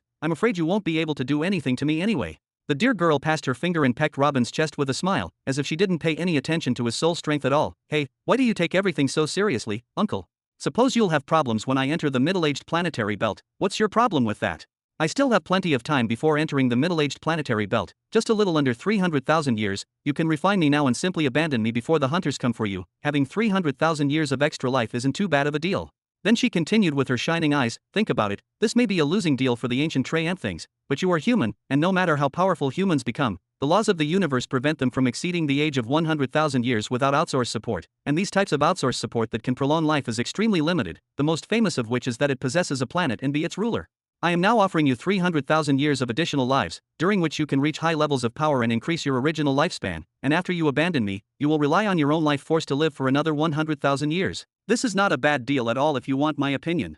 And who knows? You may change your mind after 300,000 years when you become stronger and decide to remain my owner and defend me. You have options, that's all that I'm saying. Robin's aura calmed down again when he felt that the dear girl didn't care for it, and his eyes became very cold as he looked at her. The planet's spirit is indeed not as childish as he was expecting, and it can even be said that engaging with her is very dangerous. He obviously threatened her 2 or 3 times already, but even in such a situation, she's still trying to get his favor. What kind of self-control is this? And what's with that there are things I'm not allowed to say? Who authorizes her to say what she says and who gives her the information? You make sense, but your offer is still useless to me. I'm the type who gets bored quickly. What will I do with 400,000 years?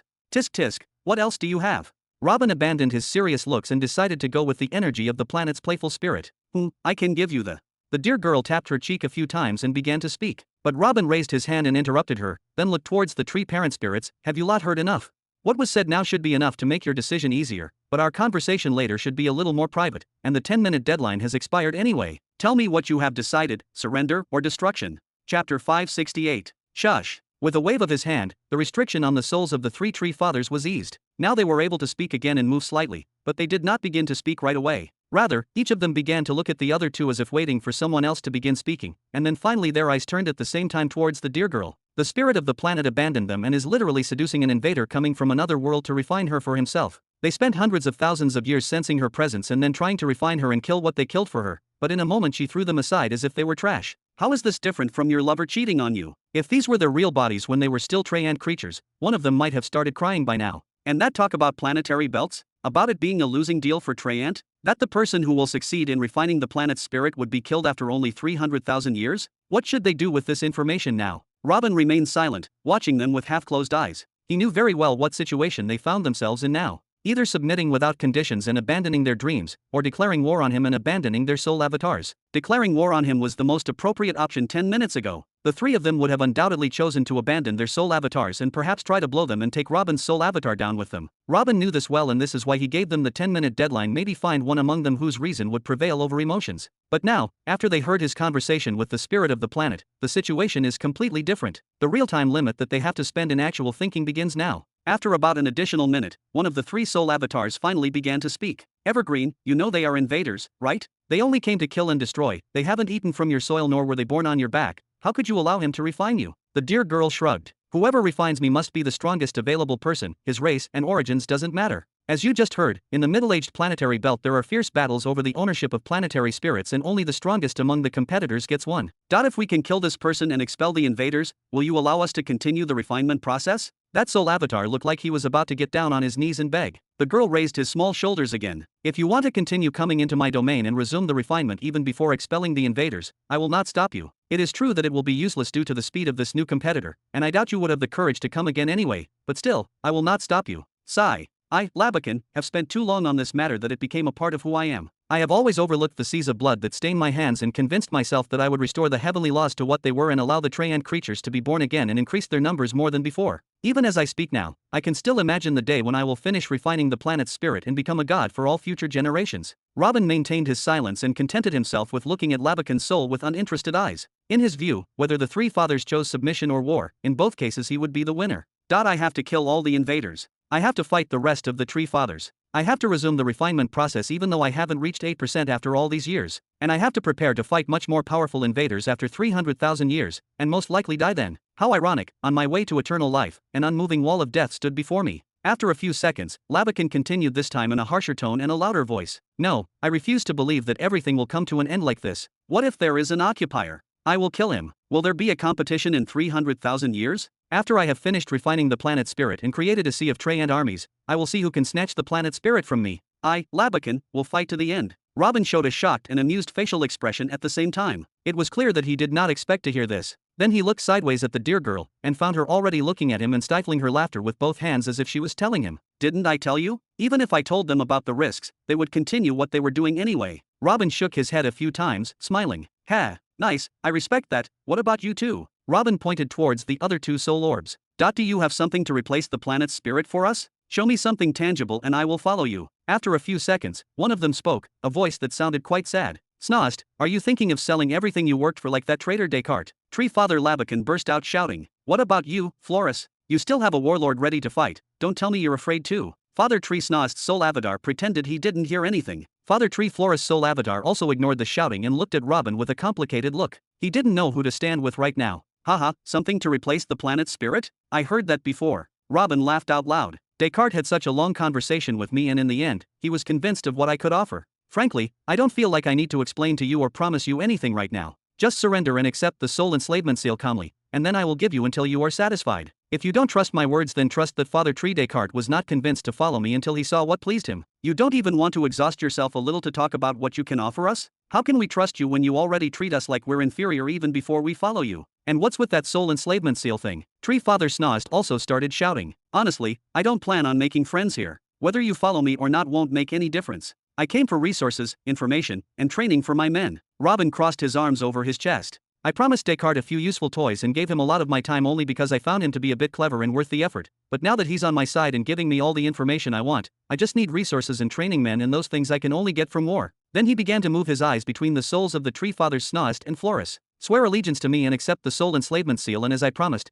I will give you until you are satisfied, or follow that fool and fight at your leisure. Do not expect tempting offers from me here. I am just giving you a chance to save your lives. Alas. Let it be war then, declared Tree Father Snoist. No matter how he feels, his dignity does not allow him to bend the knee under these circumstances. Let the war decide then. Father Floris followed him. Haha, excellent, Invader Robin Burton, soon you will open your eyes and see what the Tree Fathers can do. Father Tree Labakan laughed angrily. Tisk. Robin gave a half-smile when he got the answer and then sent 3 small vortexes towards Labakan's soul incarnation. This would be a good opportunity to strengthen his soul and scare the other 2 at the same time. Don't even dream about it. But at this moment the soul of Tree Father Labakan shouted and activated something. Many symbols began to appear around him, and then he disappeared. Robin was astonished by what he saw, so he quickly tightened the silver soul force restraint around Tree Father Snoist and Tree Father Floris. But even under the strongest restraint that Robin could impose, they both also repeated the same process, strange symbols appearing around their souls, before they disappeared from the domain as well. In the blink of an eye, Robin found himself standing alone with the deer girl. Chapter 569. The deer girl clapped and laughed.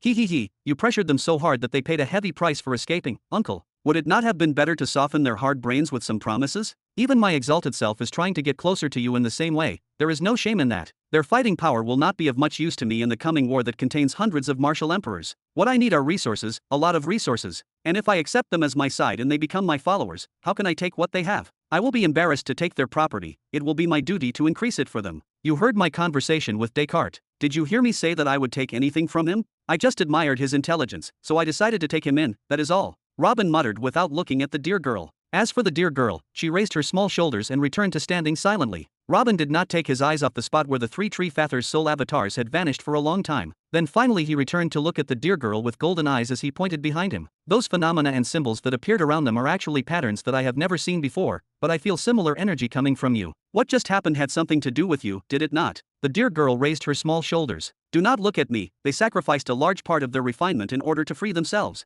I cannot refuse to intervene after announcing the intention to sacrifice their refinement, otherwise, where will my credibility go? Planet spirit refinement can be useful in cases like this as well. Robin was astonished. He knew how powerful the silver soul force was and how much pressure the soul avatars were feeling. It was not something that was easy to escape from. Why did Hoffenheim not use this method then? That thought crossed Robin's mind for a moment, but he quickly laughed at himself and forgot about it. Those 3 used the planet's spirit refinement to escape, but where was Hoffenheim going to escape when he was already inside his soul domain? Refining me, even to a small degree, gives its owner an unlimited number of options, especially in matters of the soul and heavenly laws. As long as what you want to do is not too exaggerated and can pay the price, everything is on the table. The deer girl raised her slender left hand to flex her non-existent muscles. I already told you I am awesome. Have you finally been convinced of my importance? If I were entirely yours, the options open to you would be much greater. You even give options such as amending heavenly laws or escaping from a soul siege? These are all really useful things, but they can only be used while I am inside Planet Greenland. What else do you have? Robin returned to asking with a smile, already forgetting that the souls of 3 Tree Fathers had just escaped from him.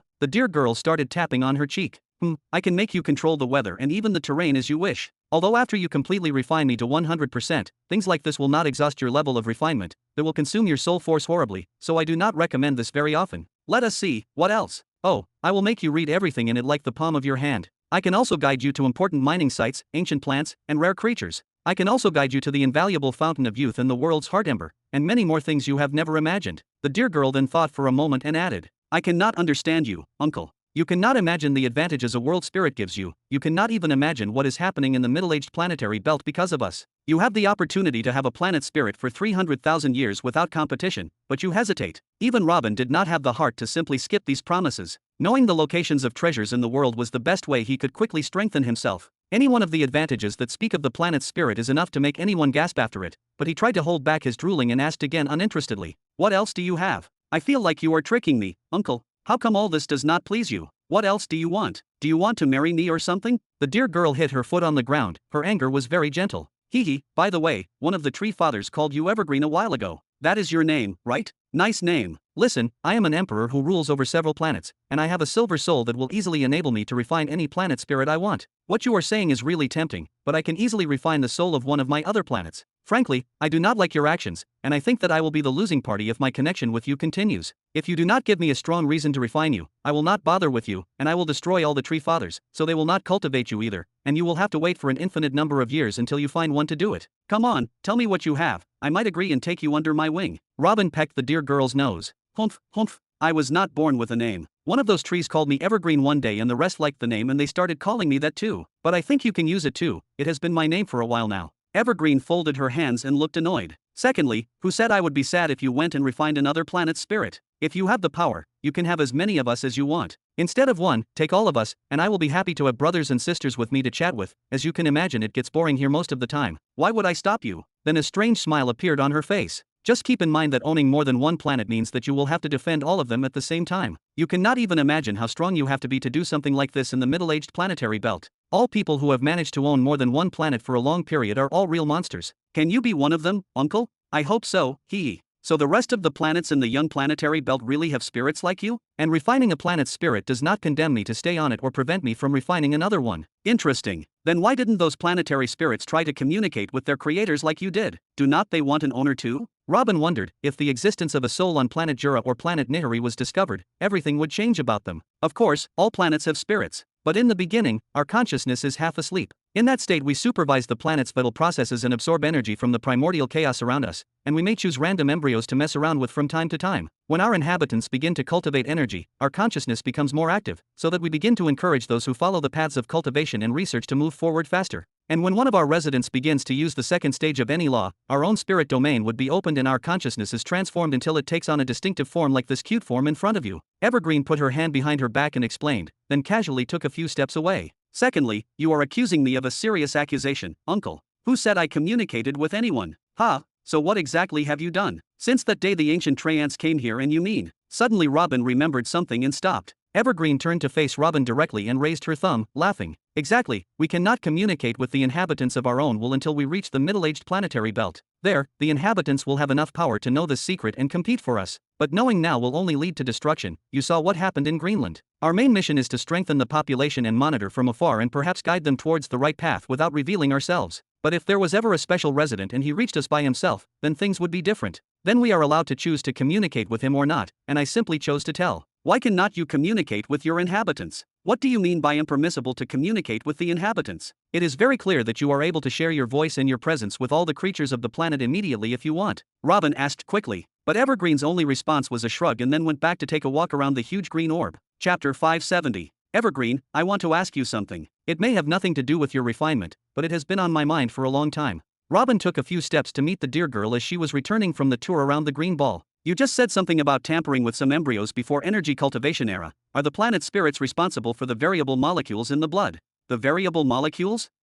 Evergreen continued walking, but this time she seemed to be thinking about something. I mean this one. Robin raised his hands and shaped his soul force to take the shape of the variable molecules found in the Nihiri giant's blood, even imitating their movements. Oh, these are called variable molecules now? I think it's an appropriate name. Then Evergreen paused to look into Robin's eyes. Don't you think you're being stingy, Uncle? You want fundamental information from me like this for free? Robin smiled playfully. You can consider our little discussion a way to get closer and show goodwill.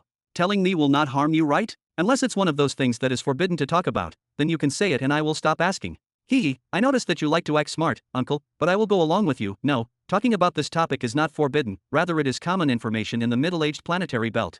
Evergreen returned to begin another tour around the green ball. Yes, the spirits of the planets are responsible for implanting these variable molecules, or more precisely, the emergence of mutants from the original races. Why would you do something like this?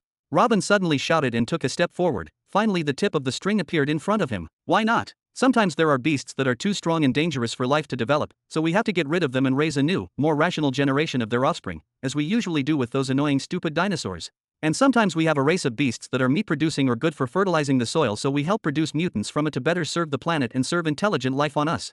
Don't humans do something like this? You hybridize chickens, livestock, and dogs in selective ways to increase the effectiveness of a certain trait in them and choose the most suitable branch of them. What we, the spirits of the planets, do is something similar. Robin shook his head and began to wave nervously. You know this is not what I am asking about. Why do you produce mutants from humans? And why would you produce completely different intelligent beings like the Treant? Isn't one intelligent race on each planet enough? It is impossible that you do not realize the consequences of this action. Evergreen raised both her hands and giggled. I am sorry, but you will receive the same answer. Secondly, what are the consequences you are talking about? Do you mean wars? What do we have to do with this? You are the ones who hate anything that does not look like you. Wars are your choice, and their terrible effects result from the ugliness of your actions. Why do you cast blame on us for it? Robin's tongue was tied when he heard that explanation. He had nothing to say, so he remained silent. But Evergreen continued. We are indeed implanting the variable molecules accompanied by certain patterns into the embryos inside the womb of the mothers of the human race to create a new ethnicity. But who said that race should isolate and grow up as a new race and start annihilation wars with humans? This is what humans gain for themselves. Every time, when the child begins to grow up and seems different from his peers, he is ostracized and even expelled. Then she added, what comes next is even more predictable. When that child mates with a human, it is his genes that get passed on to their children. So you now have a family of the new ethnicity, then a village, then a tribe of ugly mutants whom humans treat cruelly, and after a few generations, the new ethnicity forgets that they are even humans and conflicts begin over lands that later lead to wars of genocide. Evergreen paused and looked back at Robin. Here in Greenland, I had nothing to do with creating Treants because the planet was created with this trait, but I actually tried to create a new ethnicity from humans 5 times. Do you know what happened? 3 babies were killed immediately after birth, and 2 of them were persecuted until they escaped and started their own families isolated from people and became other races. And yet the human tribes seemed to forget their war with the Treants and issued an order to kill anyone from those 2 families on sight. So you may always hear about the humans and other intelligent races in Greenland, but you haven't seen any of them yet. Robin lowered his head. Of course, he knew how ugly human nature was when it came to dealing with people who were different from them. But why would you make mutants out of humans anyway? I can understand you doing this to beasts and animals, but why humans? These behaviors you are talking about are indeed bad, but it is unavoidable, and the fact that they exist on all planets suggests that it is human nature and there is no escape from it. So why do you create mutants if you know the outcome? Why don't you intervene to end the wars when you have the ability to control everything inside the planet? Evergreen raised her index finger and pointed upward. To produce the stronger version, of course. These new breeds are not entirely different races, they are still human. What is the problem if we mess with them to bring out the best in them? What is the problem if we give one of them the ability to breathe underwater and give another one wings? How is that our fault? Even the wars you talk about, won't they strengthen the winner? Continuous wars are the secret behind evolution. Some guy over there would be looking for new ways to kill, and the guy over here would be looking for a way to break through to a higher realm to avenge his family. It is impossible to look at a large war from start to finish and not find a single new innovation. Then she put her hands behind her back again. Look, for example, at the Treant race of my planet. After they were lazy and thought that planting their feet on the ground and basking in the sun was their greatest development, they became masters in long-term wars and wars for territorial control. They were also able to possess several heavenly laws and high-level spirit techniques. And humans, didn't they become experts in defensive wars and were able to control the local beasts and even reach the pinnacle of how to use the 3rd stage of many laws? Some of them even began to explore the 4th stage of the heavenly laws. Would all this have happened without a war that pushed them to have more power?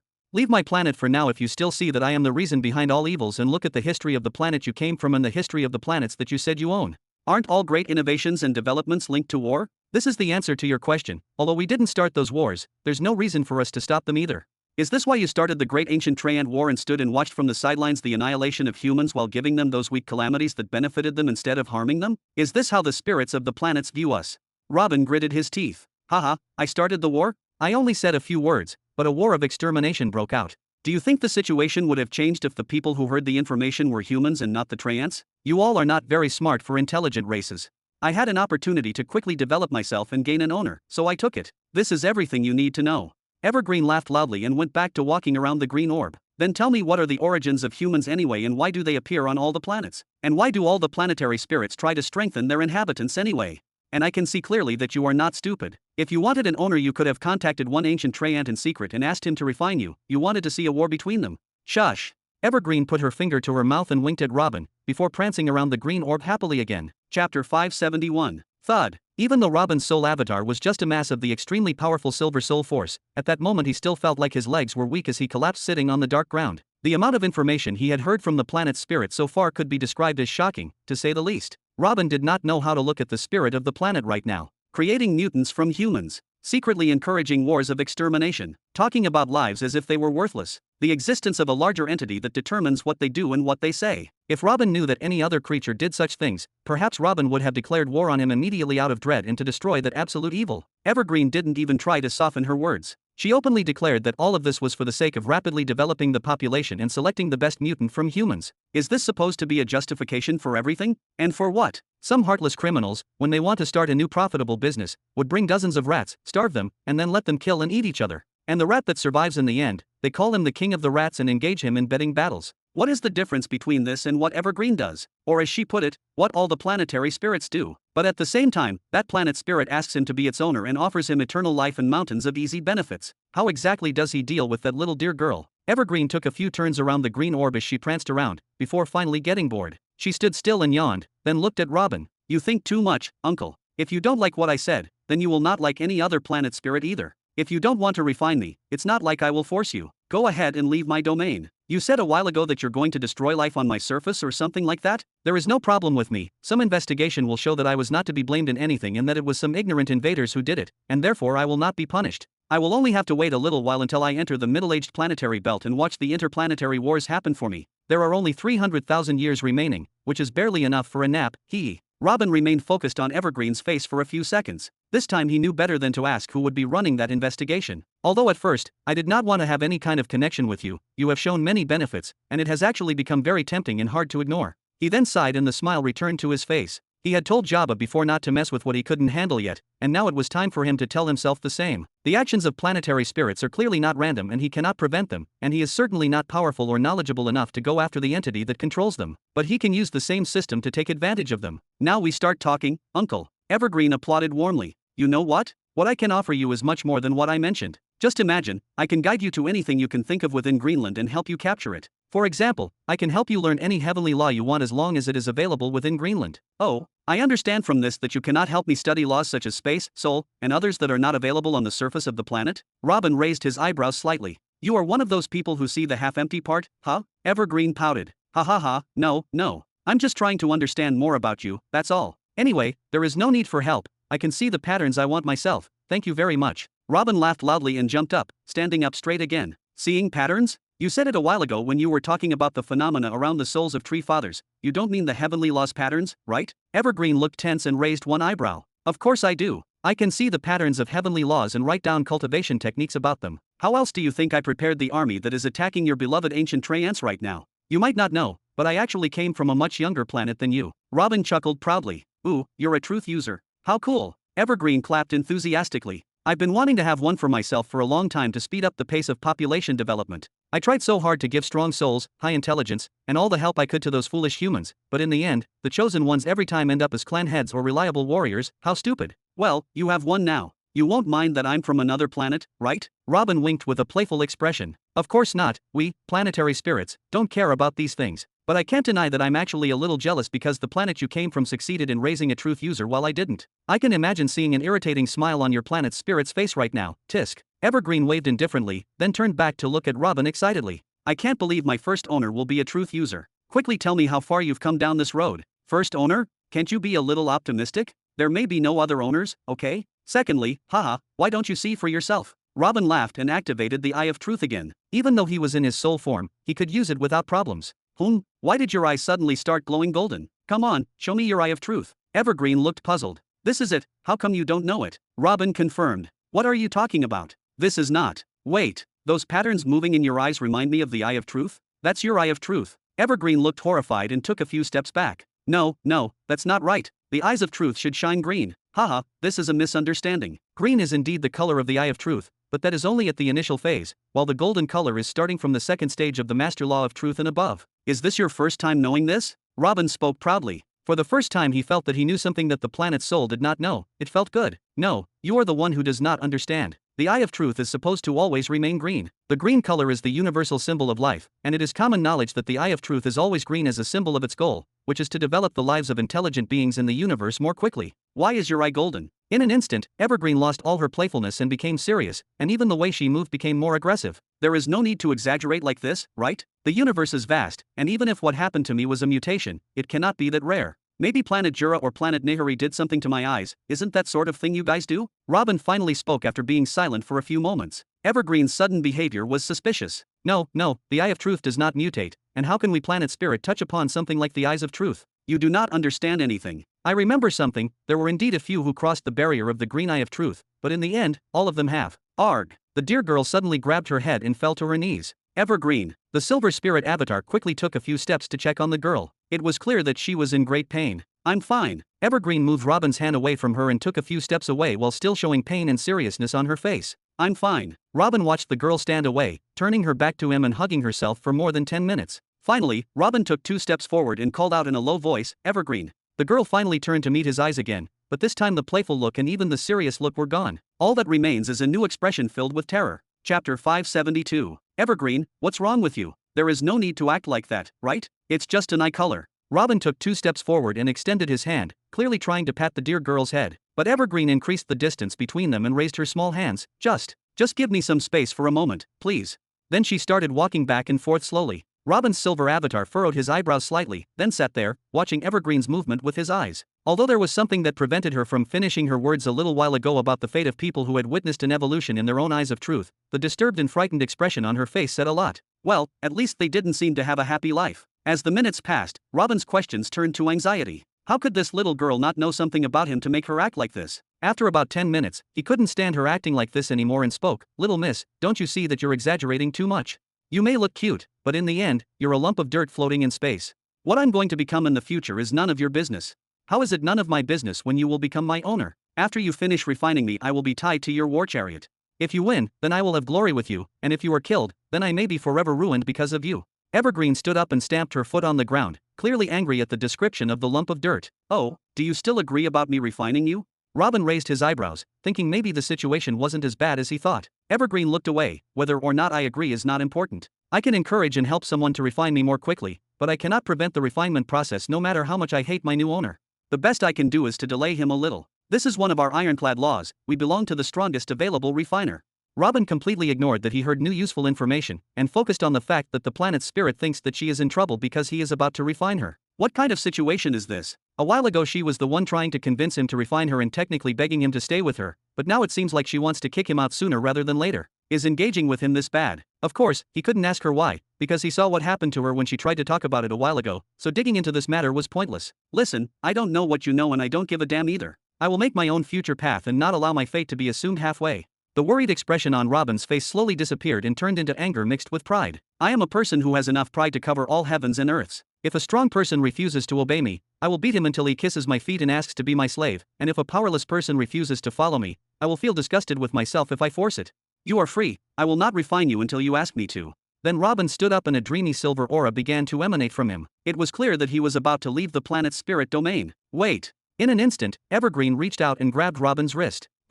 Robin's silver avatar looked at the girl's hand and then at her face with furrowed brows and reversed his decision to exit. "What exactly do you intend to do?"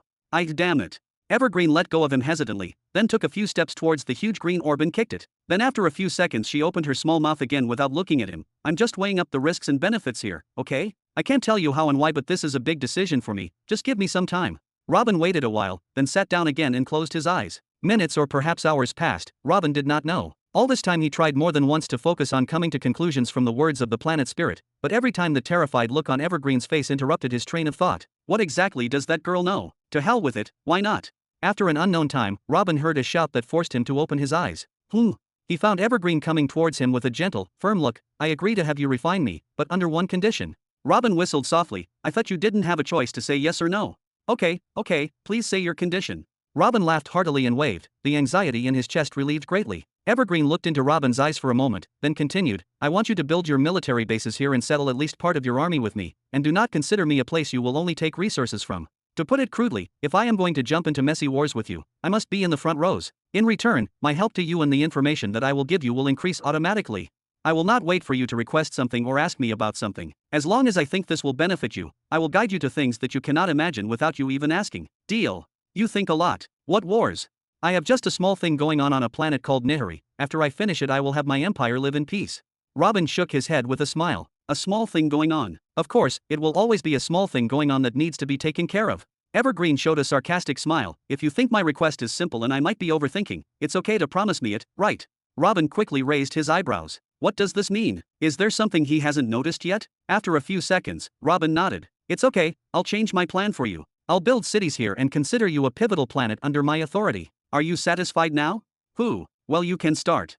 Evergreen said these words with great difficulty, then cleared the way for Robin to see the huge green orb in front of him. As for Robin, he did not take his eyes off Evergreen for a moment. He saw her features changing between anxiety and excitement quickly. It seemed like she had gone crazy for a moment. He wanted to say something, but he preferred to give her some time to finish what she was thinking. Then he moved towards the huge green orb, towards the spirit of the planet. Robin raised his hand and placed it on the orb, then closed his eyes. After a few minutes or so.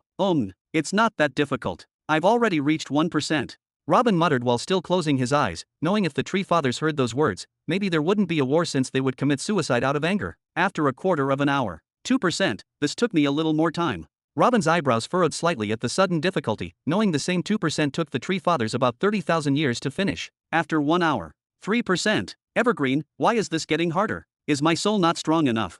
Robin opened his eyes and looked behind him, his hands still on the green ball. The dear girl raised both hands. This is an automatic resistance that must happen. I'm supposed to try to delay your refinement success until others know what's going on and you have a new competition in which the strongest person wins. Sorry, this is something I can't undo, but I'm already reducing the resistance quite a bit. Be ready, the more the refinement percentage you accumulate, the less your speed will be. Of course, when your strength reaches a certain level, this type of resistance will be negligible. Trying to delay the refinement until more competition comes? Robin didn't know what to say, so he silently returned to the polishing process again. 3 days. The refinement process has reached 10%, this is enough for now. I have a meeting with my followers that I cannot postpone any longer. I will come back to continue the process later. Robin finally lifted his hand from the huge green orb and then spoke towards Evergreen, before disappearing from the field without waiting for a response from her. Chapter 573. The Steep Hill. That spot on planet Greenland has recently become extremely famous as the Devil's Head. After all, it is from where the invaders emerge. But most of the locals did not know that that hill was randomly chosen to build the space portal on, and thus Robin and the rest were forced to make it a permanent foothold for the Empire on planet Greenland. The steep hill was not the best choice for building the space portal, and certainly not the best choice for building a city. The hill is divided into 2 halves by a huge metal wall, the upper half of which is protected by a large number of arrays that cover the ground and sky. It also contains the space gate, so it was decided that the upper half of the steep hill would be the unofficial foothold of the Empire temporarily. A huge headquarters tower was built there to be under the protection of the arrays and the metal wall. Several other important structures were built, such as mortuaries for the buds, blacksmiths' factories, and rune engraving workshops, as well as some residential buildings, including a small imperial palace. Other than that, there was nothing significant on the steep hill. It was not large enough to support an entire city, and no one simply had the time or intention to build an integrated city here. On top of the steep hill, inside a small room in a residential building. This building was not specifically large or had fancy details. This particular room was small and its windows were closed, but at this moment it was housing a large number of people. For some reason, each one of them was either tapping on something nervously or moving back and forth quickly with their hands behind their backs. Step, step, tack, tack, tack. Would you please calm down a little? Fujon slammed the table in front of him and shouted in a low voice. How do we calm down in a situation like this? Literally, any word will determine our fate and the fate of our whole tribes. The person who was walking back and forth stood up and looked at Fujon angrily. It was Hadiar, the leader of the Nightbird tribe. Fear and hesitation will not help you either. Fujon furrowed his eyebrows, then began to look at the rest. Just tell me what you think about what I said, let us discuss the situation together. You are the one who brought us this hideous news that resembles your face, so tell us your opinion first. The leader of the Plains tribe, Jabba, spoke as he slowly rubbed his eyes, but his voice was clearly panicked as well. It is true that the Human Alliance decided to conclude a peace treaty with the Tree Fathers and coordinate with them to eliminate the invaders, but this is not necessarily a bad thing for us. After a few seconds, Fujon spoke. How could it not be bad? How could it not be bad? They have declared us traitors if we do not join them immediately and attack the Empire. This is a disaster by all standards. Jabba grabbed his head with both hands. If we decide to join the Empire, will we have to fight our brothers, our fellow humans until one of us perishes? And if we decide to join them, then we will become sworn enemies with the Empire that we four have borders with, and there will be no escape from being annihilated first if a war began. How do we choose in a situation like this? Why the hell did they decide to fight the Empire in the first place? Who was the son of a bitch that convinced them of this?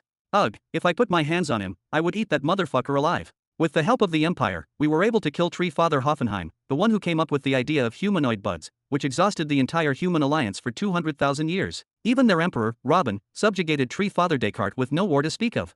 Hadiar shouted again. If we support the Empire a little more, it won't be long before we overthrow the rest of the 5 Tree Fathers and take back our world. Who cares if they come from another world? Did the Human Alliance love living at the mercy of the Tree Fathers and couldn't do without them? Your view is respected, Hadiar, but will we really get the world back after the Tree Fathers are dead? We have been waiting for about a month to receive our share of the spoils, but every day they tell us that their Emperor Robin is in seclusion and that we must wait. I am telling you that this is a lie and that they have already distributed everything and they are playing with us. This is our world and we are waiting for them to give us breadcrumbs. Doesn't this infuriate you? Doesn't this give you a glimpse of what will happen to us if the Tree Fathers are eliminated? Against the Tree Fathers, we are indeed in danger of death, but we have managed to hold out for too long and we know of all their games, but against the invaders, we will be turned into slaves forever. Fujon said with sarcasm mixed with anger. Secondly, do not overestimate the enemy and underestimate your value. Fujon continued. It is true that Hoffenheim was killed, But would this have happened without the help of our 3 tribes? Even on Descartes' war front, the grazing rat tribe was strongly involved and shed blood more than the 5th Legion. Plus, Descartes only surrendered because he was a coward and did not want what happened to Hoffenheim to happen to him. Don't give Emperor Robin too much credit for it. Then he slowly looked at Jabba. Do you think that the Empire defeated Hoffenheim easily? Do not be fooled by the intervention of their emperor named Robin. I admit that he has irrational power, but wars don't depend on a single person. They themselves are not that strong. The Empire lost hundreds of thousands of soldiers during the war even though they had the help of our 4 tribes. Would they have done any of this without us? I am putting my life on the line to bet that if the Empire used its entire army against Tree Father Descartes or any other Tree Father without our help, they would be defeated badly, or at their very best they would be able to defeat one Tree Father after several decades. What do you think would happen to the invaders if they fought the 5 Tree Fathers at the same time? And above them is the entire human alliance. They will be expelled in the blink of an eye. I also don't want to antagonize the human alliance for the sake of a bunch of invaders, even if they are victorious against the alliance of the Tree Father and humans. What then? They will either take all the resources of our world and leave us starving, or they will stay here and be the masters and we are the slaves.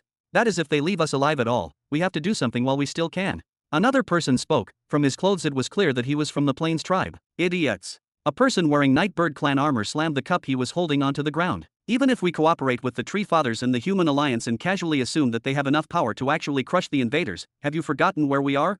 We are all on the border of the lands of Descartes and Hoffenheim, the lands of the Empire. If we betray them, be sure that they will at least eliminate us before they leave to return to where they came from. Are you prepared to be a stepping stone for that damn alliance?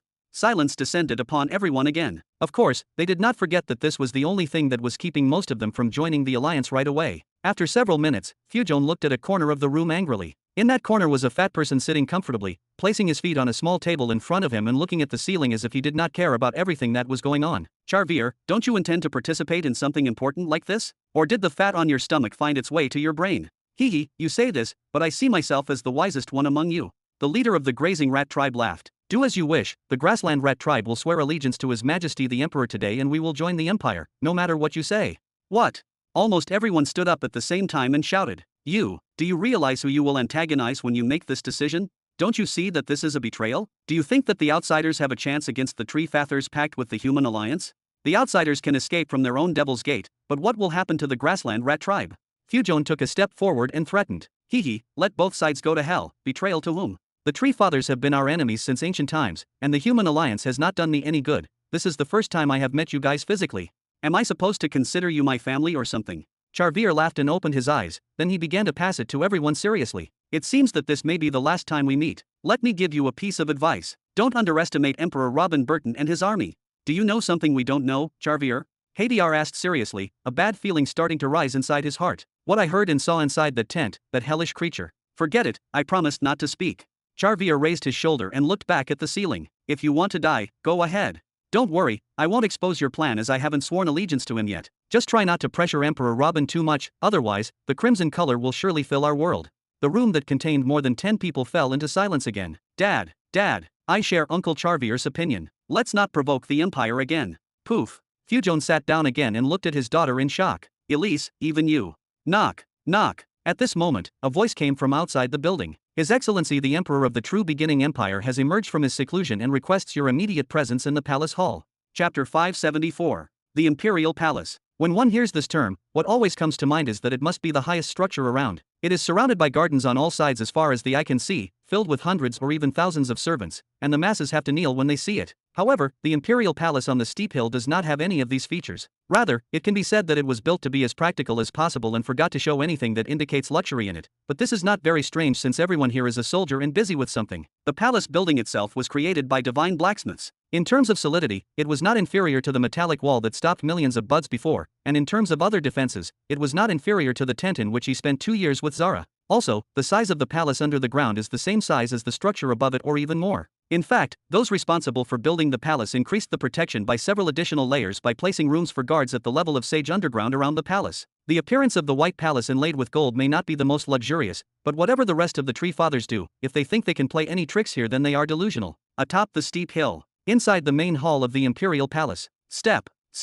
Fujon and the leaders of the other 3 tribes entered side by side, each followed by a few high-level officials in those tribes. A powerful group of people of high status and high cultivation level, yet after they entered the hall, their glow went out and their aura was overshadowed. The hall had a large table in the middle of the hall with dozens of chairs around it, around which were currently sitting the great generals of the empire, such as Alexander and Elizabeth. Even the violent Victoria, who usually couldn't care less about these meetings, was present. Next to them were the senior officers and advisors like Sage Emily, who currently heads the headquarters, and was also present. It can be said that this hall can declare war on many worlds. Sorry for being late, everyone.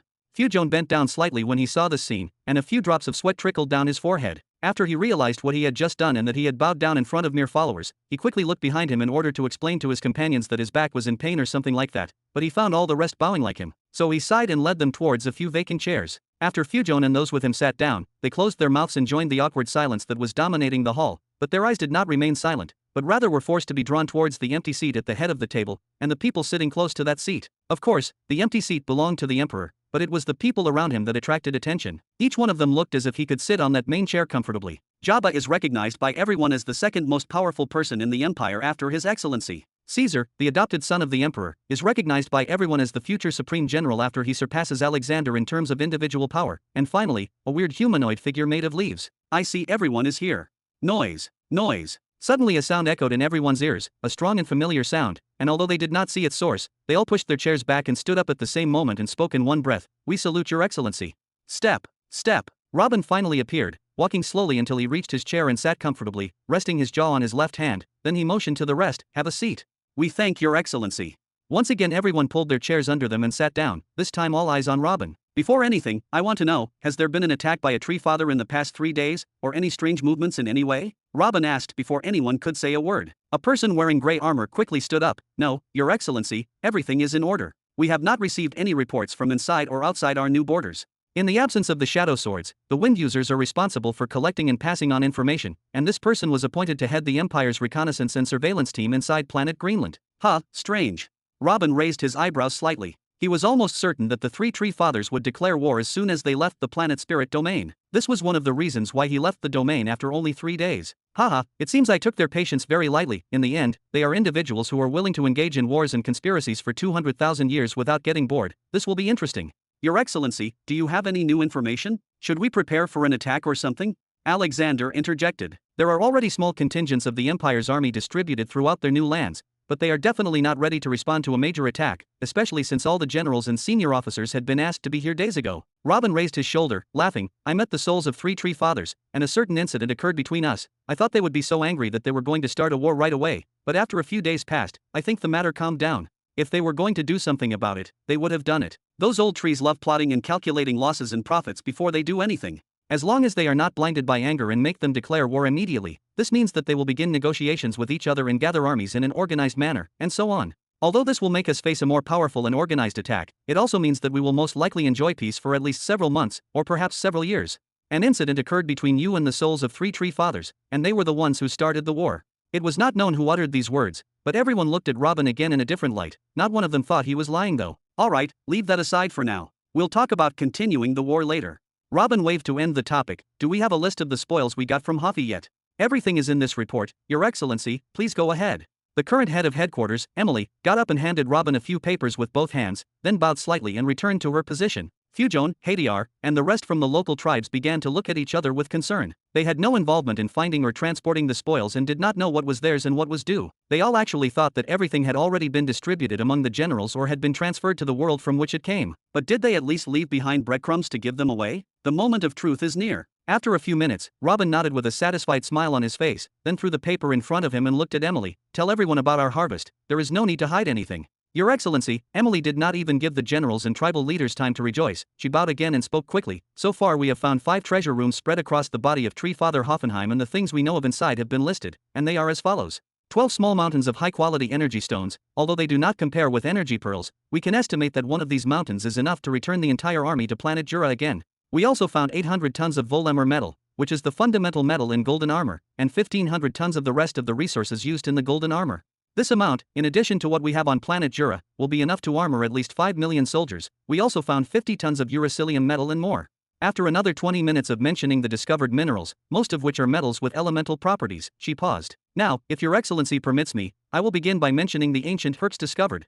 Emily interrupted herself respectfully, then continued speaking amidst everyone's stupefaction. Chapter 575. Silence. Everyone present found something and then sent a report to the headquarters. Then the headquarters sent people to list the items in the treasure rooms. Technically, only now do they know the amount of what they found collectively. And it was as huge as they expected, and some more. 12 small mountains of energy stones, and only one mountain could return an army estimated at more than 3 million soldiers back to their homeland? Doesn't this mean that these 12 mountains at the very least equal or even exceed the entire wealth of the true beginning empire? And 800 tons of Valheimer metal? This metal may not be as rare as uracilium, but it is also rare in nature and is an excellent foundation for most kinds of runes. The biggest reason behind the slow production on planet Jura is that all continents are constantly searching for mines for this metal. If the blacksmiths of the Flame continent put their hands on this amount of metal, the production of golden armor and weapons would take a completely different curve. This is without mentioning uracilium. They found 50 tons? This is an extremely valuable metal, valuable to the degree that they do not even know what to use it for. And what about the rest of the elemental metals that Emily mentioned?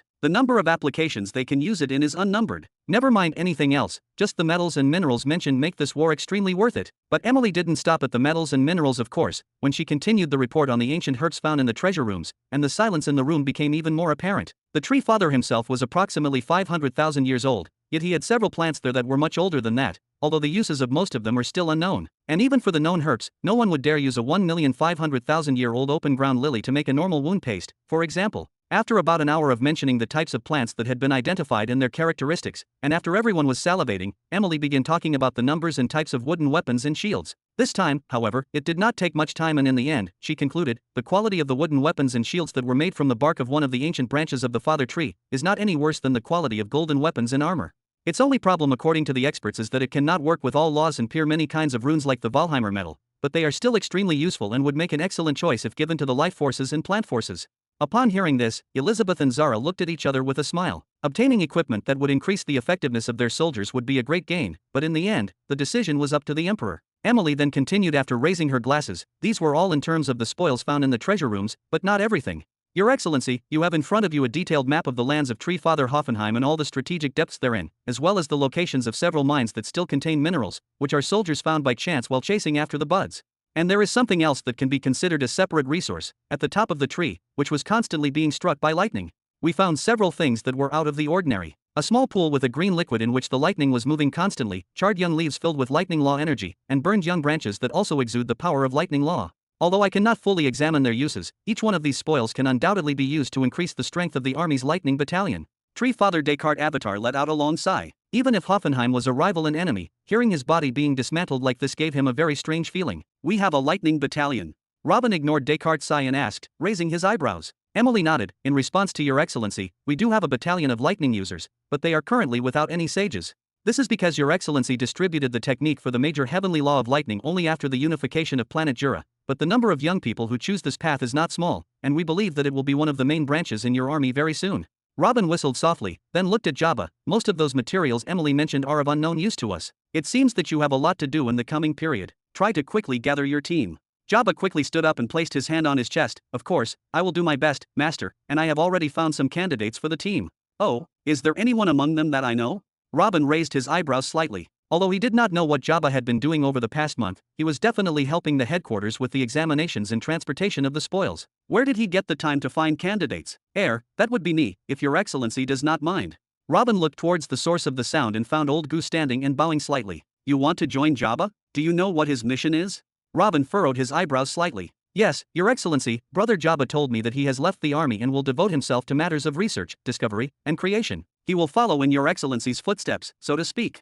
Old Goo nodded inside. My old bones are no longer able to engage in battles directly, but during my rest period as an advisor to my son previously, I dedicated myself to reading and contemplating, and I have some ideas.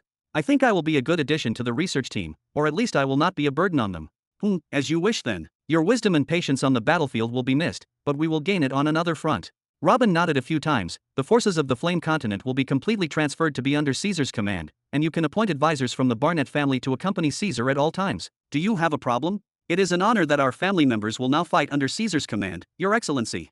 Old Goo showed an ugly smile and nodded. Although he did not like his entire army being transferred to Caesar, the only good thing in this arrangement is that Caesar is destined to be the supreme general of the entire army. If his officers and advisors were from the Barnett family, then at least the command would be transferred back to them after Caesar became the supreme general, and if they served him well they would have a much higher standing in his heart than the other forces, making it a temporary loss but with long-term benefits. Did His Excellency think of all this before he made this decision? Did he know that I cannot refuse? That guy. Old Gu thought to himself as he sat down. Well then, let us get back to what you are all here for. You've all heard about the spoils, and the moment you love so much has arrived.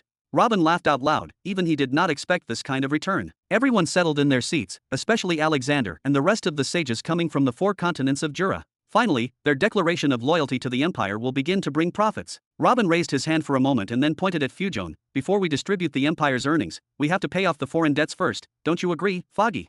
All eyes turned to Fujon and the rest of the tribal heads sitting next to him, some eyes looking at them with disdain and envy as they saw that those locals should thank heaven that they killed their enemy and should get lost already. Some of the other officers and generals looked at them with pity because they knew what would happen if they accepted their lot today and left without declaring their full loyalty to the empire. However, Fujon, Jabba, and the rest did not care about these eyes, they did not even notice them. For them, time had already stopped for a while, specifically when General Gu Barnett said that the emperor's disciple, Jabba, would follow the footsteps of his master, leave the army, and go to research. These 2 monsters were devoted to research. Chapter 576. Holding breath. Off. Of course, Your Excellency, as long as you see this appropriate, we are ready to receive our share. Fujon stammered when he finally felt Robin's eyes on his body. Robin nodded with a smile. Then he pulled a dagger from Caesar's waist that was sitting right next to him and threw it carelessly on the table. Keh.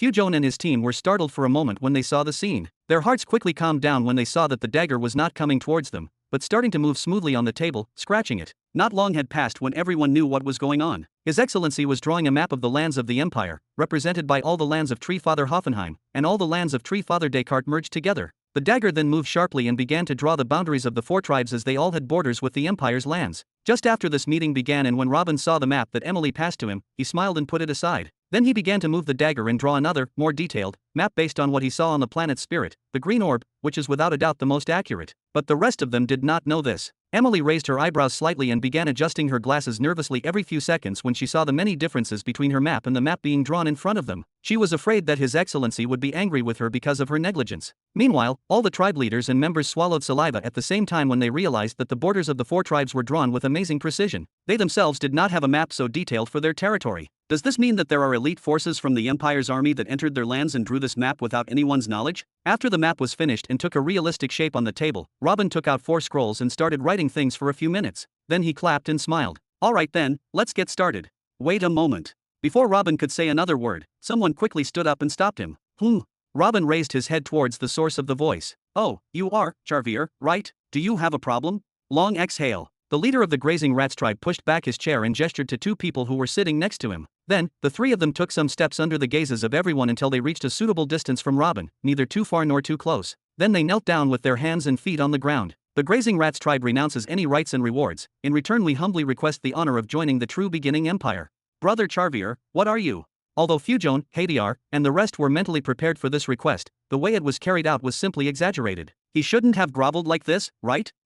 Interesting. Robin leaned back in his chair and looked Charvier up and down. I read the report on the contributions of the grazing rats tribe. You did a good job. We were just following Your Excellency's teachings. We don't dare take any praise for ourselves. Charvier shook his head quickly. Tack, tack. Robin's light taps on the back of his chair sounded like drums beating in the hearts of Charvier and his 2 followers. They made Fujon and the rest even more nervous. Alright then, I don't see why not. Robin smiled and raised his finger, and an oath tablet came out and fell in front of Charvier. Swear here to be completely loyal to me personally, and set death as a penalty in case of violation. You have no problem, right? Of course not. Charvier quickly raised his head, grabbed the oath tablet, and quickly began the process. Finally, he and the 2 behind him breathed a sigh of relief. With a slight movement, Robin pulled the oath tablet towards him and put it back in his space ring. He then pointed at Charvier and the 2 beside him, laughing. You may stand. There is no longer such a thing as the grazing rats tribe. You are now part of the true beginning empire. Yes, Your Excellency. Charvier and the other 2 felt a shiver when they heard these words, knowing there is no more grazing rats tribe. But they bowed again and returned to their seats quietly anyway. They had sworn allegiance out of fear of the demon army anyway and not out of love for the justice of their new emperor. It was better for the name of the grazing rats tribe to disappear than for the entire tribe to be eaten by those hellish monsters. Fujon looked at Hadiar and Debas with the corner of his eyes as if to tell them that he had told them they wanted them to be slaves. Neither he nor anyone else dared to say a word out loud. Well, it looks like we won't need these for now. Robin put one of the 4 scrolls aside and then looked at the rest of the clan leaders. It's your turn. Should I start distributing or do you have something to say? All the tribe delegates looked at each other, and then Jabba asked nervously. Your Excellency, may I ask what will happen to the grassland rat tribe's quota now that they have joined you? Will it be doubled or something? This is none of your business, and they no longer have lands or property of their own to double it for them anyway. Robin laughed and then moved the dagger again, this time blurring the boundaries between the grazing rats tribe and Tree Father Descartes, merging them. Jabba looked down and grabbed both of his knees as if he was about to crush them. He knew he had to make a fateful decision now. So will they take any additional benefits that we won't take? Will they be considered soldiers who failed to collect points and will have to wait for the next war to get anything? Will they be forced to emigrate from their lands or be treated like second-class citizens? Will they still have their own army? Please answer, Your Excellency, perhaps the answer will help us make a decision here. Robin shrugged. I have no need for your decision. We had an agreement. Take your share of the contributions and leave if you wish. No one will touch a hair on you, you have my word. Your Excellency, please. This is not how a conversation works. Deepus felt extremely frustrated at this point. Robin looked at Jabba with disdain. Don't think I don't understand your little tricks, I just don't see the need to play alone. At the beginning of the war, I did not harm any of you and told you to just accompany my army, kill your enemy, and get a reward for it. I did not force you to join me at that time or threaten you in any way. Now, almost 6 years have passed, and you have fought alongside the Empire's army long enough. You still can't make a decision. If you still want more promises, benefits, and flowery words, then you are simply dreaming. But, Jabba began to mutter, but couldn't find a word to relate. Hadar and even Fujon next to him started sweating. It is clear that Emperor Robin knows what they are thinking, and it is even more clear that he does not give a damn. They understand his words. How is it possible that they have not yet understood the power of the Empire? Their weapons, their talismans, their cultivation techniques, everything is diverse and everything is much stronger than what they know. They know for a fact that the only thing the locals have an edge at right now is their numbers and the beasts' battalions. They simply didn't think about the possibility that there were other armies that the Empire could summon, and for a simple reason that they were almost annihilated several times during the 2 years of siege and no reinforcement came to them. And of course, they also had not witnessed the horror of the Draco flock when put to action yet. But on the other side, there are the armies of all the Tree Fathers and the Human Alliance side by side. This combined army, in their view, is not even slightly weaker than the army of the Empire. Another problem is that Emperor Robin doesn't even try to attract them to his side. What is the solution? What is the solution? As the pressure inside the hall increased, Billy's voice was heard. Your Excellency, why don't you tell everyone about your future plans for the Grazing Rats tribe? I think the generals here will be grateful to know what will happen to them. Will they join our army first and take the golden weapons and armor to participate in the war and start collecting points, or maybe you will give them hundreds of our flawless law techniques? Oh, don't you say that they will move on to see our other planets directly and expand their horizons? I support the idea of giving them a break. Why make them battle as soon as they join us?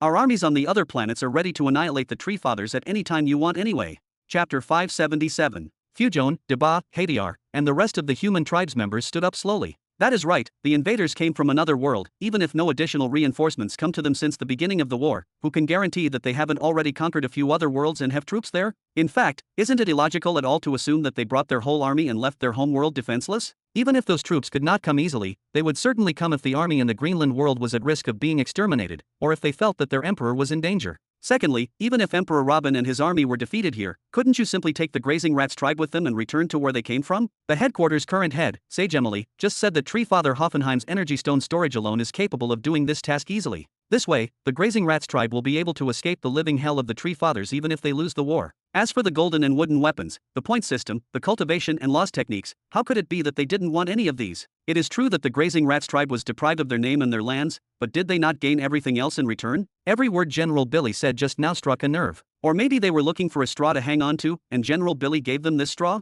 They will never know. As for Robin, he looked at Billy angrily for a few moments, then started rubbing his eyes helplessly. How could he not know what Billy wanted with these questions?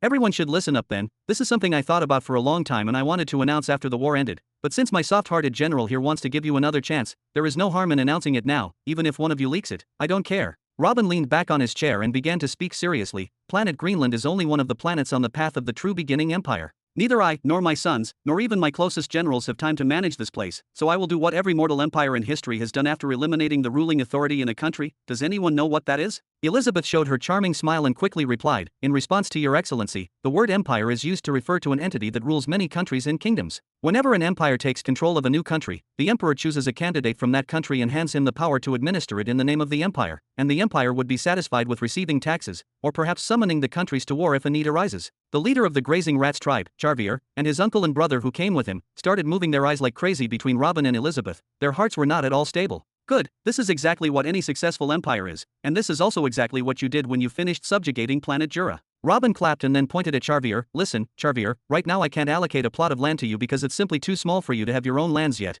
and I can't let you keep your stupid name either because there won't be any more tribes in the future. Then he declared, when I'm finished on this planet, there will be only kingdoms. Every tribal leader who swears allegiance to me without war between us will have his own kingdom to run in my name. If 10 tribal leaders swear loyalty, then there will be 10 kingdoms. And if you are the only local who swears loyalty to me before the war begins, then the whole planet will be one kingdom under your care. Then he looked beside him with a meaningful smile. Sorry, Descartes, but you do not count. You are not very good as a ruler, you should understand this. The leaf avatar showed a smile. Indeed, I have no interest in being king. I would rather follow you into the planetary wars as you promised. This.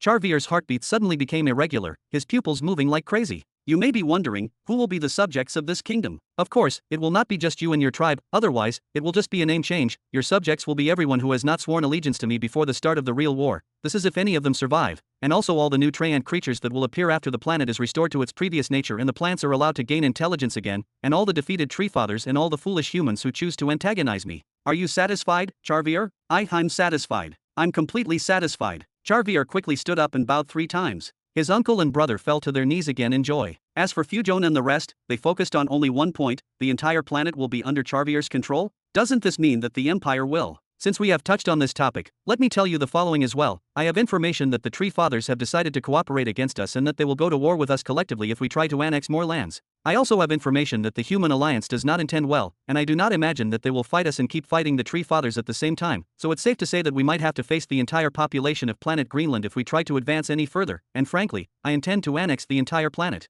General Alexander, what do you think the implications of this will be? Damn, he knows. Fujon, Jabba, and the rest looked at each other out of the corners of their eyes at the same moment. He knew about the alliance against him, and yet he was not trying to attract them to his side, but rather he was literally trying to give them their share and kick them out? Has this guy gone mad? Alexander stood up slowly with a serious look on his face. After a few seconds of thought, he spoke. The problem now is that we are not just an army that can move anywhere we want like he did with Tree Father Hoffenheim, we now have territory that we must protect as well. We cannot simply ignore our territory and penetrate deep into the enemy lands, as that will surely put us in danger of encirclement. And we cannot advance to strike certain points and then retreat quickly as well, because this will do us no good because of the large number of our enemies. No matter how many of them we kill, they will return to gather again. And if we allow the enemies to enter our lands as they wish, then everything we have gained will be lost and we will not be allowed to live in peace, and all wars will be aimless without land of our own. So the first thing we have to think about is protecting our borders first. Then he pointed towards the leaf avatar in front of him on the opposite side of the table. I happened to be talking to Tree Father Descartes before the meeting about his abilities and how we can benefit each other.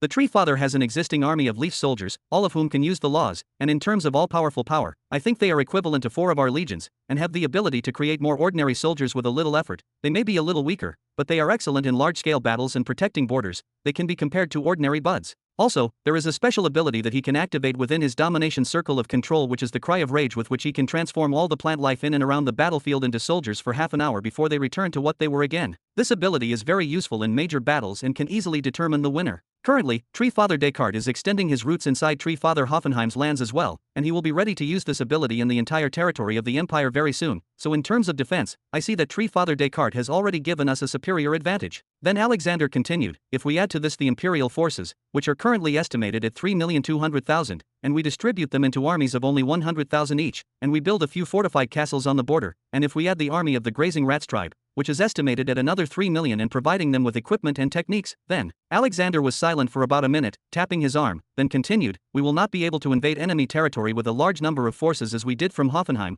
but I see that we have the full ability to protect our borders, and at the same time, we can move forward slowly. Emperor, we can surely fight this war, and we can win it within a century. Caesar nodded. I agree with brother Alexander on this. No matter the number of enemies, as long as we are in a defensive position and have our own borders and fortresses, the idea of defeat is not on the table, especially if we hand over the Draco flock to the special battalions in the army, but complete victory will be postponed due to our need to defend our lands as we advance, but I think a century would be a very optimistic number if we did not have more reinforcements coming soon. Fujon and the rest of the locals looked at each other again, after hearing the announcement about establishing a kingdom for each tribe that declared its allegiance before a war erupted. Their hearts were greatly drawn towards the Empire. But there was still the question of whether or not the Empire would be able to confront the attacks of the Tree Fathers and Humans Alliance, and now after hearing General Alexander's and General Caesar's explanation, they all had to admit that this analysis was very logical. Chapter 578. A century. Robin laughed as if he heard a funny joke. Let me remind you of something else here. You are measuring this against Hoffenheim, who you fought for 6 years, and I killed him for you in the end. But you should all know that he was fighting you with 20% of his usual soul force. If he still had his full control over 2 million buds as he was in his best shape, our losses would have doubled at the very least, right? What if the 5 tree fathers had full power in this equation? And what if I refused to help destroy their souls this time? This, Tree Father Hoffenheim's control was really painful to deal with. But as Your Excellency said, this would only have caused us more losses and would not have changed the final result. And do not forget that we were within his domination circle and under his complete surveillance all the time. We could not even fly freely or use our Draco flock, while now we have lands that belong to us. But Your Excellency is right. We have to assume the worst, because when the war begins and if we try to enter the lands of the Tree Fathers, we will have to deal with their special abilities as well within their domination circle.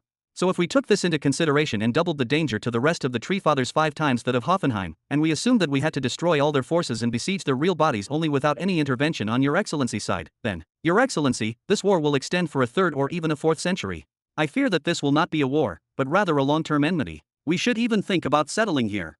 Alexander spoke weakly. He knew very well that this was not what His Excellency wanted to hear, but he must tell the truth. Robin shook his head, and looked at the rest of the generals and officers. Are you all thinking the same? That the war will take centuries? Should we just forget about the destruction of the Tree Fathers for now and relax in a defensive position forever?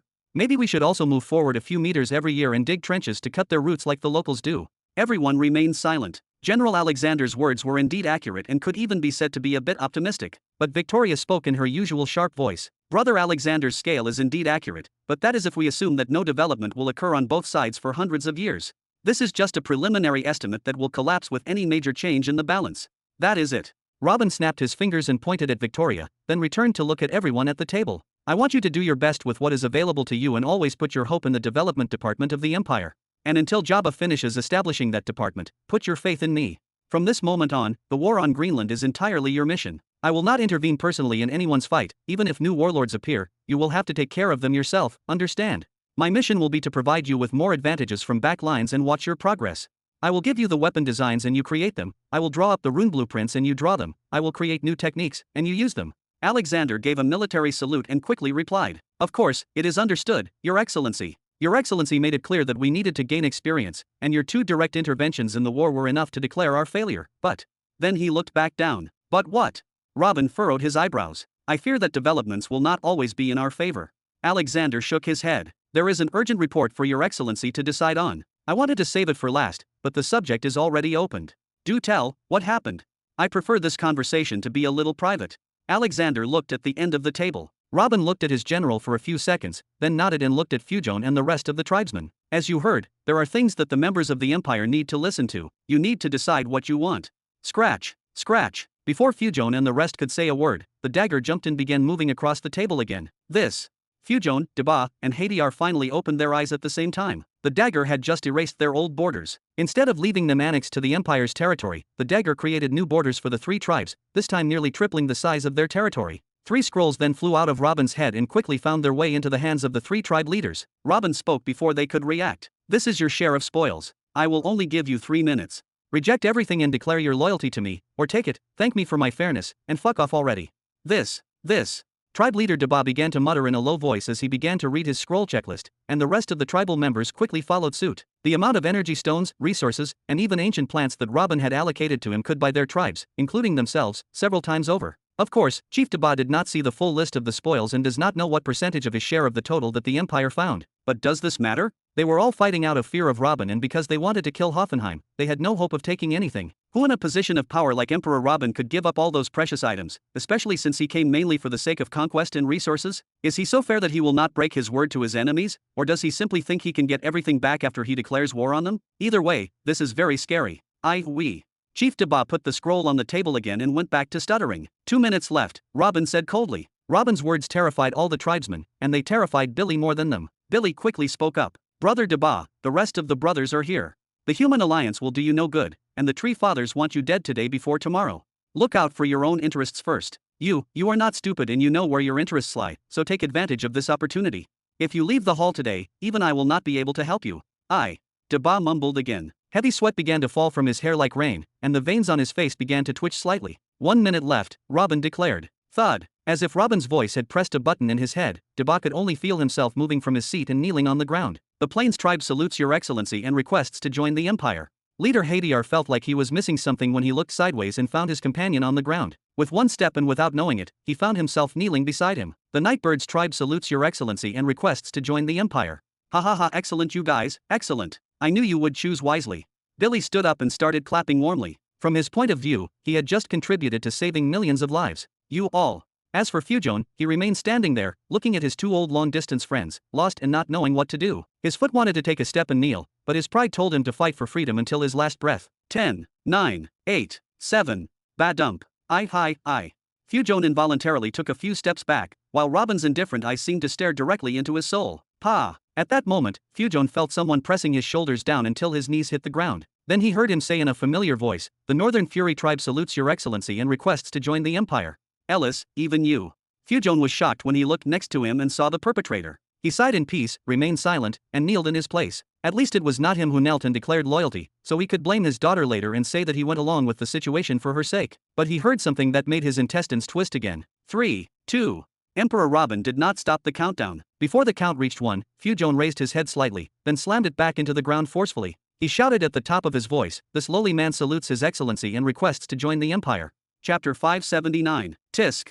Robin stopped counting before he said the number 1, and just showed an annoyed expression. Haha, welcome, brother Fujon, welcome to the Northern Fury tribe with us. Billy placed his hand over his heart for a moment and then laughed out loud, relief evident in his voice. The rest of the generals and officers were nodding towards the 3 tribal leaders in good faith. None of them was annoyed with them or tried to convince Robin to expel them because they knew the amount of pain and endurance one must have to take such a hard decision. Almost everyone present had experienced the exact same moment on the Green Hill. As for Elizabeth, she smiled and placed her hand on the table. The wood began to heal again, and the scratches made by the dagger on the borders of the 4 tribes had disappeared. Now all that remained was one piece of land extending east into the lands of Hoffenheim and northwest toward the lands of Descartes, and on the sides were the lands of the 4 tribes fused with them. The borders of the Empire on planet Greenland have finally taken form. Swoosh. Sigh. To tell the truth, I would have preferred to accept your surrender after the war began and throw you in my army as foot soldiers rather than accept the declaration of loyalty of a group of fools like you now and include you as officials and high-ranking followers. But for some reason my men here seem to be sympathetic to you and want you with us, so, Robin threw 3 oath tablets towards the tribal leaders without adding much. You know what to do.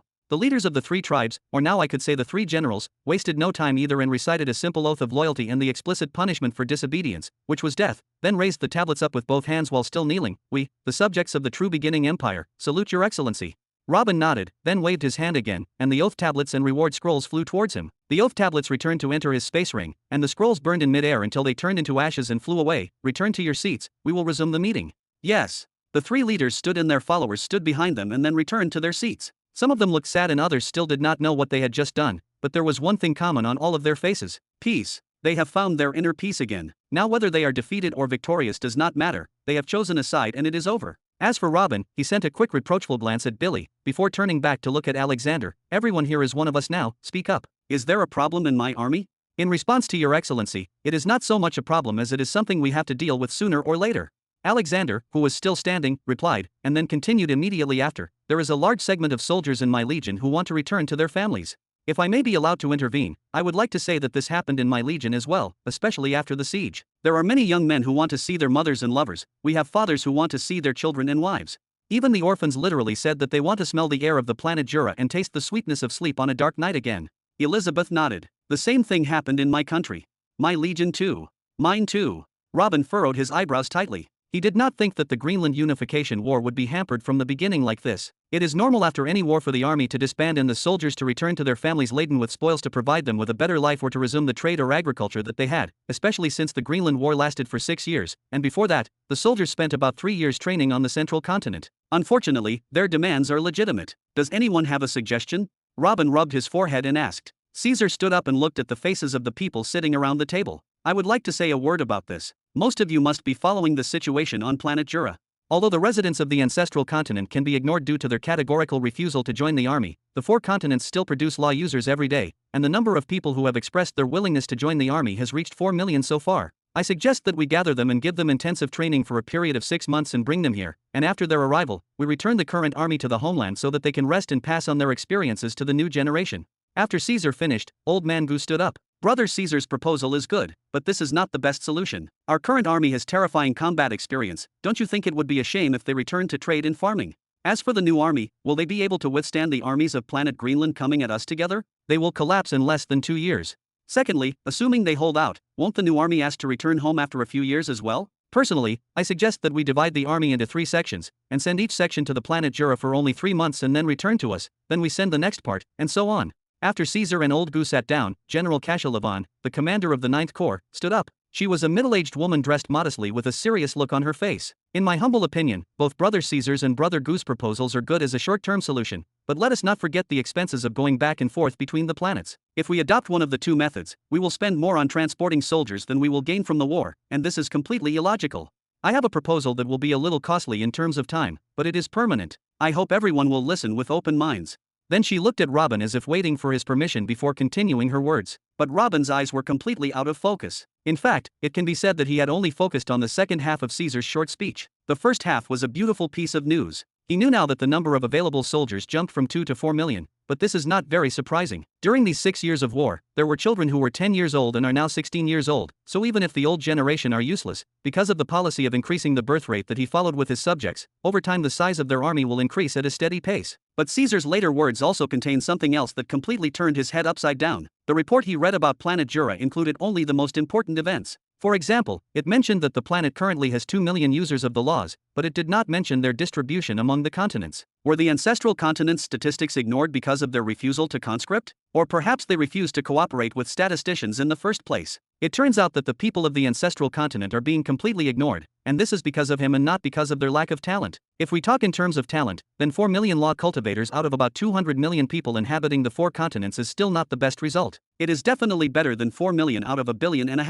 It is not as if he does not know why the people of the ancestor continent refused to join his army. How could he not know the extent to which they hate him? He made them taste hell for years. This is also why he placed a law that prevents any of them from reaching the sagehood realm unless he swears allegiance to him. Ignoring the martial call now. Does this mean that they are weak and do not use the techniques he distributed to them? Or are they using them and there are now tens of millions of knights and saints on the ancestral continent who refuse to submit to his summons? Has the ancestral continent turned into a large village where all its inhabitants want to graze, farm, and trade? Or has it become a sleeping volcano? Chapter 580. Ancestor Continent. The ticking time bomb. Robin knows for sure that most of its residents hate even mentioning his name. Perhaps some of them respect him, perhaps others have begun to forget and join the new regime, but the majority of them still harbor hatred for him deep in their hearts, and their refusal to enlist now is the greatest evidence. But what does he have to do? He gave them permission to train up to level 30 without his interference and distributed to them the best cultivation techniques and resources. He also instructed his follower to make their lives easier than it was before his rule and provided them with roads, markets, and amenities so that they would forget with time. But what if this method doesn't work?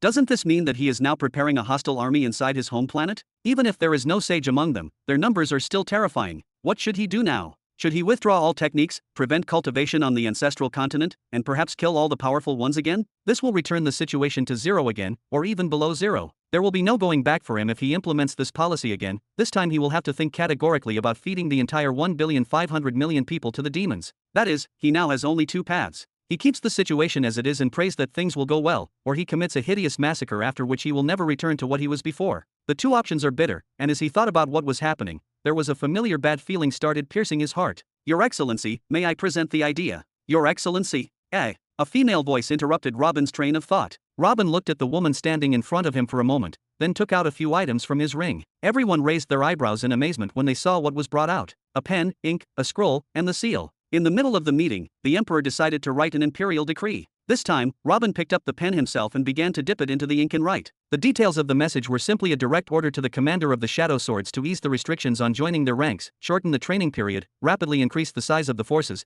and scatter them everywhere he could to compensate for the Shadow Swords who went with Theo to the planet Nihiri. He was also telling him to concentrate most of his forces in the ancestral continent and monitoring all movements there intensely. Then Robin rolled up the scroll, sealed it, and passed it to Billy. After the meeting, go to Planet Jura and hand this over to the person in charge of the Shadow Swords in Theo's absence, and tell him to prepare reports for me from time to time. Billy received the decree with both hands. Is something wrong? It was clear that Robin was thinking about something serious for a moment. No, just speculation. Robin waved with furrowed eyebrows, then shook his head and turned back to look at the woman standing there, smiling. General Kasia, right? All right, I'm with you now, you can begin. Yes, Your Excellency. Kasia Levon took a bow and then passed her eyes on everyone else. I will get to the point directly to avoid wasting time. I propose to settle our army here. I was going to say that we create our own tribe, but since Your Excellency said that you do not want a tribal system, why not create a complete kingdom on this land? The energy stones that Brother Caesar and Brother Goo suggested using to replace soldiers or give them vacations from time to time, why not use them to bring the families of the soldiers here and let them settle here forever? The land is good, plentiful, and unowned, and the level of natural energy in the atmosphere is slowly rising until it has surpassed that on planet Jura already and is still shooting up. Why not settle here?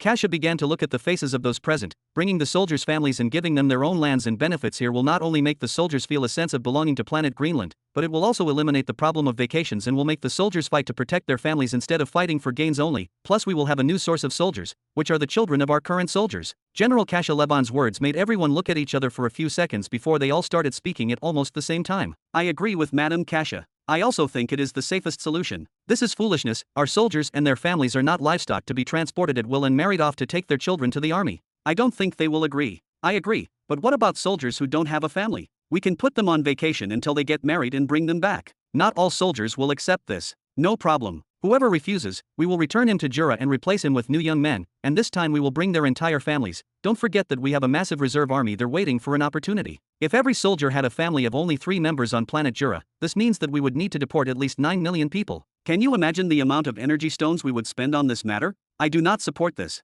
The expenses will be very high. Secondly, what will happen after all these civilians come to a burning war zone like this? Will we let the soldiers stay with their families and plow the land and build cities, or will we abandon them as soon as they come and take them to stand at the borders? Think about something else. The discussion remained open for more than half an hour, with each person saying a word, some attendees offering questions, and others offering solutions, but not a single decision or agreement on the horizon. But aren't all meetings like this? Humans can never agree on one thing, and this is also why there is no ruling system on any planet headed by a council of equal characters. There is always one person who takes the decision when everyone disagrees, so the purpose of these meetings is to present options for that one person in power to choose what he sees fit. But not everyone was interested in engaging in this hassle. Some of them were focused on the facial expressions of the person in power. The distracted emperor. Dad, are you okay? We can continue the meeting tomorrow. Zara, who was sitting next to Caesar, reached out to pat her foster father's hand. It's nothing, it's fine, I'm listening. Robin smiled in return and patted Zara's hand with his other hand, then returned to focus this time on the discussion going on around him. Soon after he understood what they were discussing, he raised his hand slightly until everyone was silent, and then he finally opened his mouth. I promised someone that I would make the planet Greenland one of the permanent headquarters of the true beginning empire and that I would station an army here, so General Kasha's proposal is acceptable to me. Then he continued before anyone could answer him, since we are talking about this matter now, let me tell you something that will be a permanent policy for the empire, which is that we are not here to destroy and withdraw, but to survive, exploit, and develop. This will be the last time we send millions of soldiers to another planet like this. As you can see for yourselves, any of the solutions you have presented now would eliminate at least half of our supply of energy stones instantly, so what is the point of all we do then? We are not here to play. I understand that we are all inexperienced in this matter and it is our first experience, but you should know that this type of spending will not be repeated. Then he turned his face towards Kasha. Since you were the one who proposed the solution, I will put you in charge of implementing it. You can use as many power stones as you want to gather the families of the soldiers and finish the transfer as quickly as possible, but inform all the soldiers that this is the last time they will use the Empire's resources without compensation. Later on, they can use the space portal,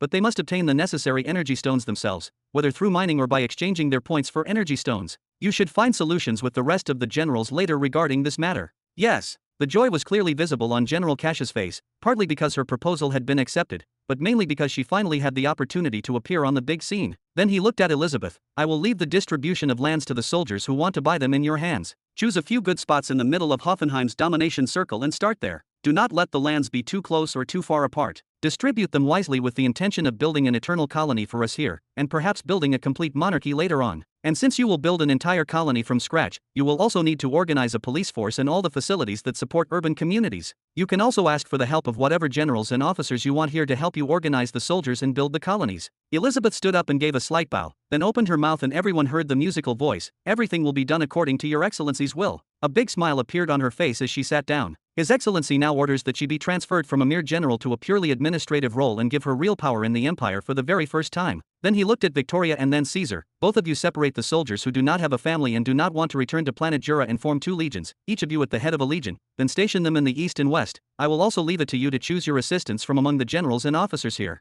You will be the only striking force of the empire in the coming period. Chapter 581. Both Caesar and Victoria stood and spoke in one breath. We will not fail, your excellency. Then they sat down again. Caesar still maintained the same cold features, as if this was something he took for granted, while Victoria smiled from ear to ear in a rare sight. After Robin received the confirmation from Caesar and Victoria, he looked at Descartes, then Fujon, and the rest of the locals. The distribution of lands and colonization process will take a long period, perhaps a year or 2. During this period, a large part of our army will be out of service to build colonies or explore mines, develop the land, and other matters, so I will leave the protection of the borders completely to you during this period. Move all your armies immediately to protect the lands of the Empire, while Caesar's and Victoria's legions will be there for support if any big attack occurs. All of you, keep in mind that we will remain in a purely defensive position for the coming period. No one will cross that border." The leaf avatar of the Tree Father stood up, affirmed, and then sat down again. Although he didn't show the same degree of submissiveness as the rest, he was good enough to be overlooked. "Yes, Your Excellency, all our armies will move, even the reserve ones." Fujon spoke on behalf of the rest in an uncertain tone. It felt strange that he would be protecting invaders as they colonized the land of his ancestors,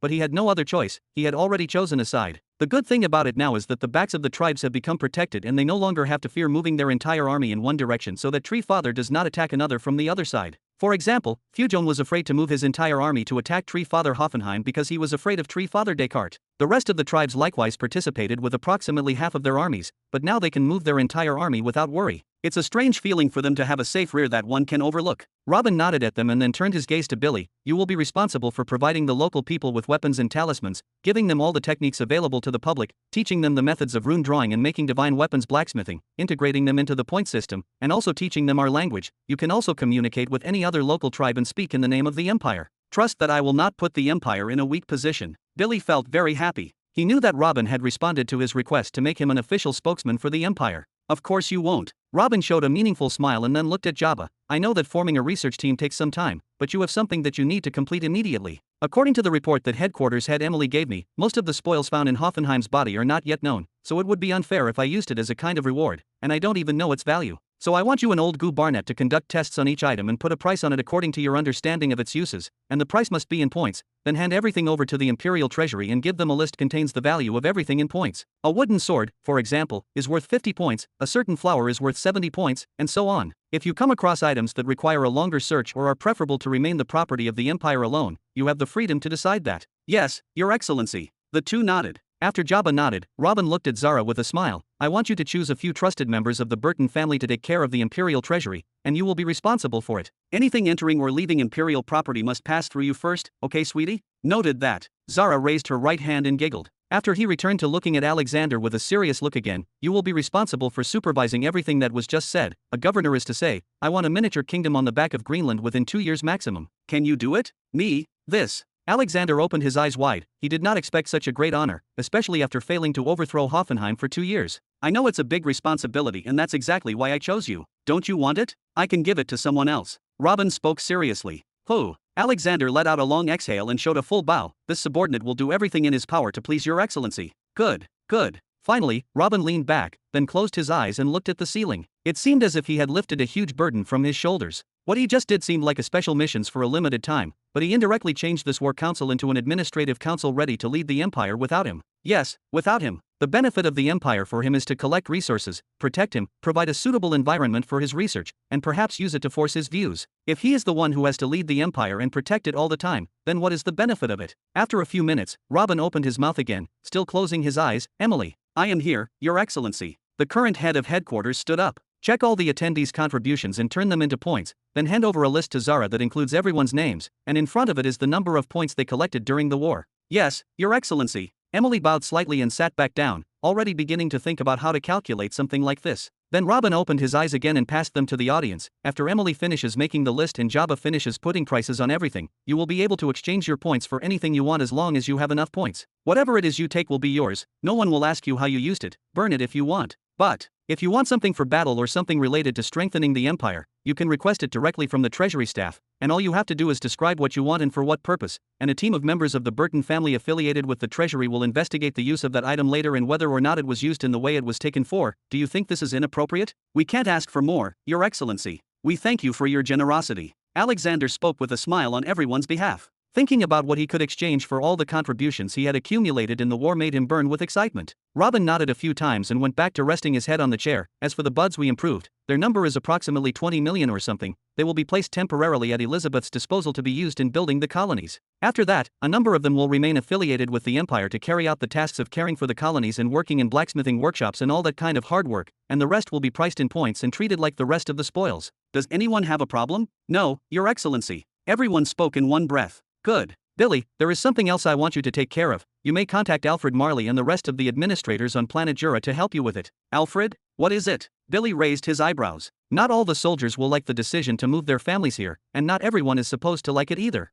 Whoever refuses to move his family and stay here forever, let him return to planet Jura in an honorable manner, and give him a house within the imperial capital on the central continent. It is time to fill this ghost city with residents who deserve it. Robin spoke slowly. Ownership of a house within the imperial capital. This, Your Excellency, perhaps you should reconsider? If you announce this, I'm afraid that at least half of the army will decide to return to Jura. What's wrong with that? Placing some of our best soldiers in our hometown is not a bad idea, and we no longer need a huge army here since we have the local tribes. They are already strong and experienced. After equipping them with weapons, giving them the foundation modification technique, and some law techniques, I refuse to believe they'll be weaker than our men. Don't you think, Fujong? Robin looked towards the end of the table, smiling. Of course, Your Excellency, of course. Fujong nodded quickly. He didn't know if this was a blessing or a curse. As you wish, then. Billy furrowed his eyebrows slightly. Housing all of these people in the imperial capital was a huge task, contrary to the way Robin said it. There's something else I want you to do, Robin muttered. Just order. He hit Billy on the chest. Robin waited for a few seconds and finally opened his mouth.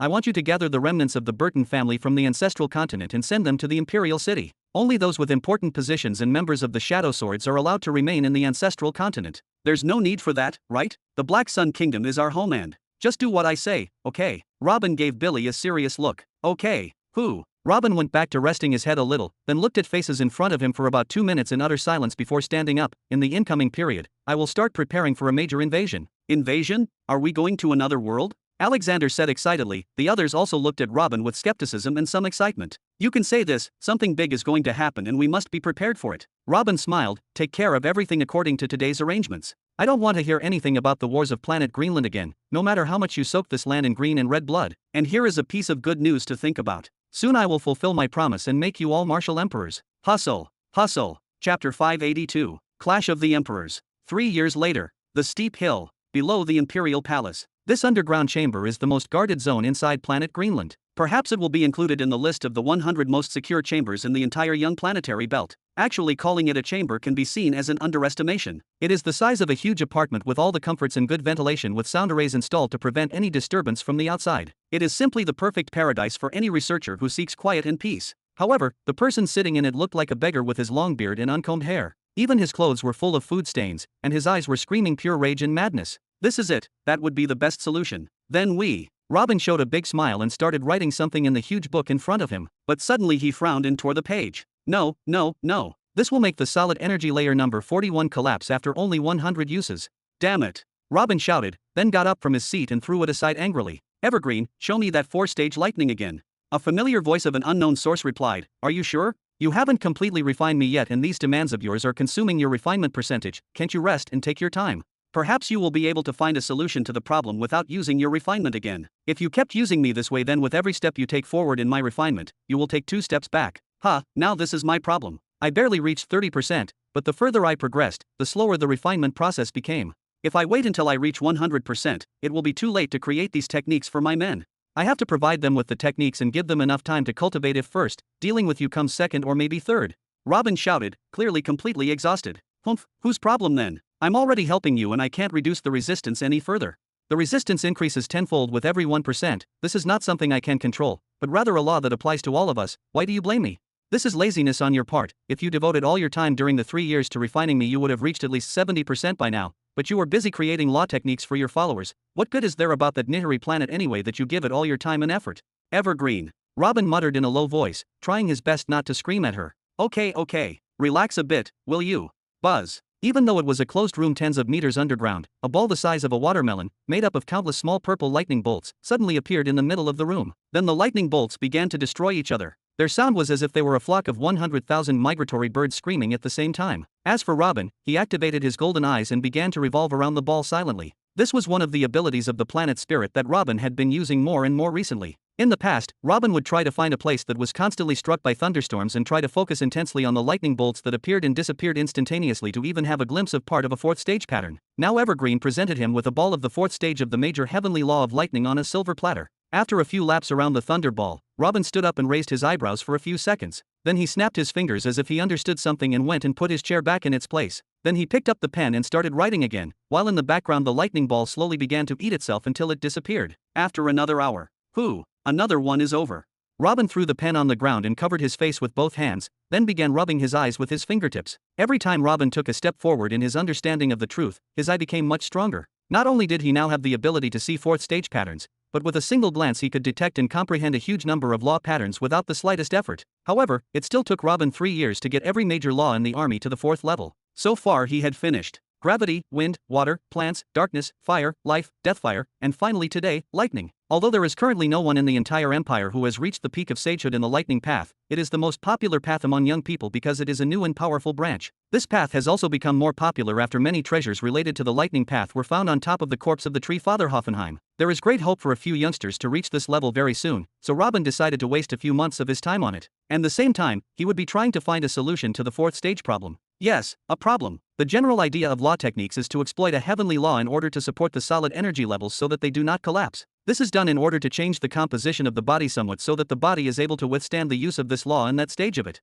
For example, if a sage from the path of water tried launching an attack from the path of lightning, the bolt he would produce would first destroy his veins, burn his flesh, and char his bones. This time, however, the issue was not that simple when discussing the 4th stage. There is something clearly different about the 4th stage that makes it very heavy on the body and on the entire internal energy system. Just building the foundation of an emperor's realm with it does not seem to be enough to change the body enough to bear it. It is very heavy and extremely strong that it will theoretically wear out even the solid foundations after a few uses. Robin himself experienced something like this when he used the 1st stage of the Master Spacetime Law, so he was able to predict what would happen when he felt the power of the 4th stage of the laws. But what does he do to stop the inevitable? Robin had never seen a martial emperor who used the internal energy system in his life, so he did not know exactly what he should do to solve the problem and prevent this terrible consumption. He had to try to improvise solutions and develop the best possible theories to prevent the consumption of solid foundations when using the 4th stage of the laws. But did he succeed or not? Theoretically yes, in practice he does not know. He had yet to receive any news about the techniques he had already finished and distributed to his generals. For people who are almost half an emperor's step to waste months or even years and not be able to break through even though they have such a detailed technique in their hands doesn't seem like a good sign. Whenever he tries to communicate with them, they say that they have tried the technique and that it is clear that it is effective. They also say that there is something complicated that they do not know, something that prevents them from reaching the next level. Finally another one finished. Ha, good, come to my domain and make up for your losses before the next one starts. This time I won't let you go until your refinement reaches at least 40%. Evergreen's voice echoed again. Robin ignored her completely, then after a few minutes he stood up with a jump, cracked his neck left and right, and began to do some simple stretches. I know you are used to having a visit from me after every technique I finish, but not this time. With this 4th stage of the major heavenly law of lightning technique done, I have now finished all of the Empire's major techniques. It's time to see what they did with my techniques. Then he took the book in his hand and walked towards the metal door of his room. Hold on right there, you can have a walk if you want, but at least change your dirty clothes, okay? My master shouldn't appear like this in front of people. Oh.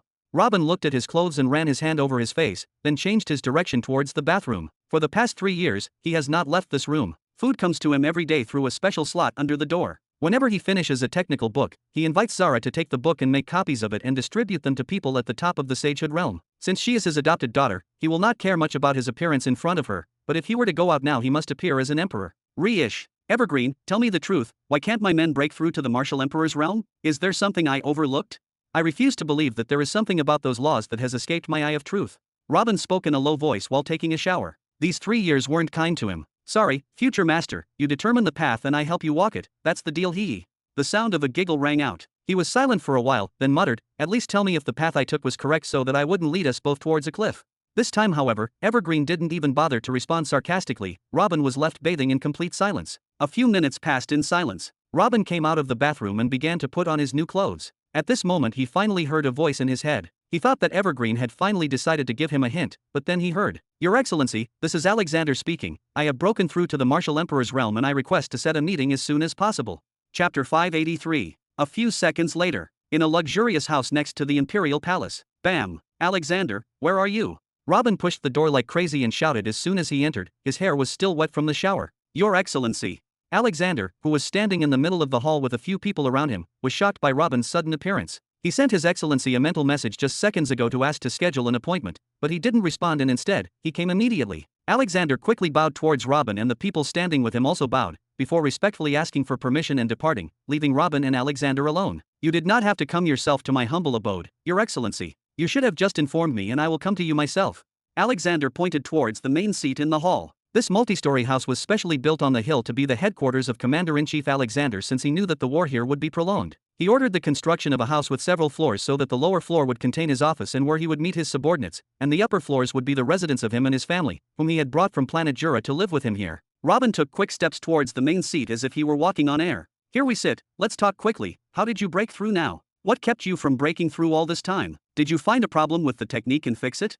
Find a problem with Your Excellency's technique and fix it? I'm not that smart, Your Excellency. It is just. Alexander moved slowly and found himself a seat next to Robin. He seemed lost for a moment, not knowing what to say. You are what? Robin furrowed his eyebrows. Okay, let's leave the details aside for now. Tell me, how does it feel to be a martial emperor? I'm afraid I still don't know this feeling. Alexander got these words out with difficulty and scratched his head. Alexander, I know we've become close since you're my second in command, but we're not close enough for you to pull me out of my seclusion with a joke like that. Did you break through? Yes or no? Robin looked a little angry now. Alexander rubbed his eyes for a moment as if he didn't know where to start. He really didn't know since he was just asking for a visit and didn't expect to see Robin in front of him now. Sigh. Your Excellency, please send your soul sense to check my energy gathering center. I'm going lessen my defenses. Although this request somewhat shocked Robin, he did as he was told, and as soon as he touched Alexander's energy gathering center with his soul sense, he quickly stood up and shouted, "This!" Alexander's energy gathering center contained 41 solid energy layers, meaning he had truly broken through to the Emperor realm. But solid layer number 41 is very strange. Up to the 40th layer, all the energy solid layers are equal in dimensions, so they form the shape of a tower, as the single floor and its columns are made by part of heavenly law, and what is inside each floor is pure energy in the liquid state waiting to emerge for consumption. The difference between the first 40 floors is that each level contains a part of the law that is higher than the one below it, and therefore it is stronger and can compress a greater amount of liquefied energy within it, and enables the body to withstand the use of that new part of the law without being harmed. As for the 41st floor, it has changed this concept. It is simply enormous in size. The 41st solid layer is dozens of times wider than the one right below it, and the distance between the 40th floor and the 41st, which is known as the pillar area, is now also dozens of times greater than the distance between any two other floors. If the solid layers previously resembled a tower, now they resemble a mushroom. Foundation number 41 alone can store many times more energy than all the previous foundations combined. Robin muttered in a low voice, still fully focused on examining Alexander's energy gathering center. This isn't entirely shocking to me. After all, this is the solution I came up with in order to prevent the destruction of solid foundations while using the fourth stage of the laws.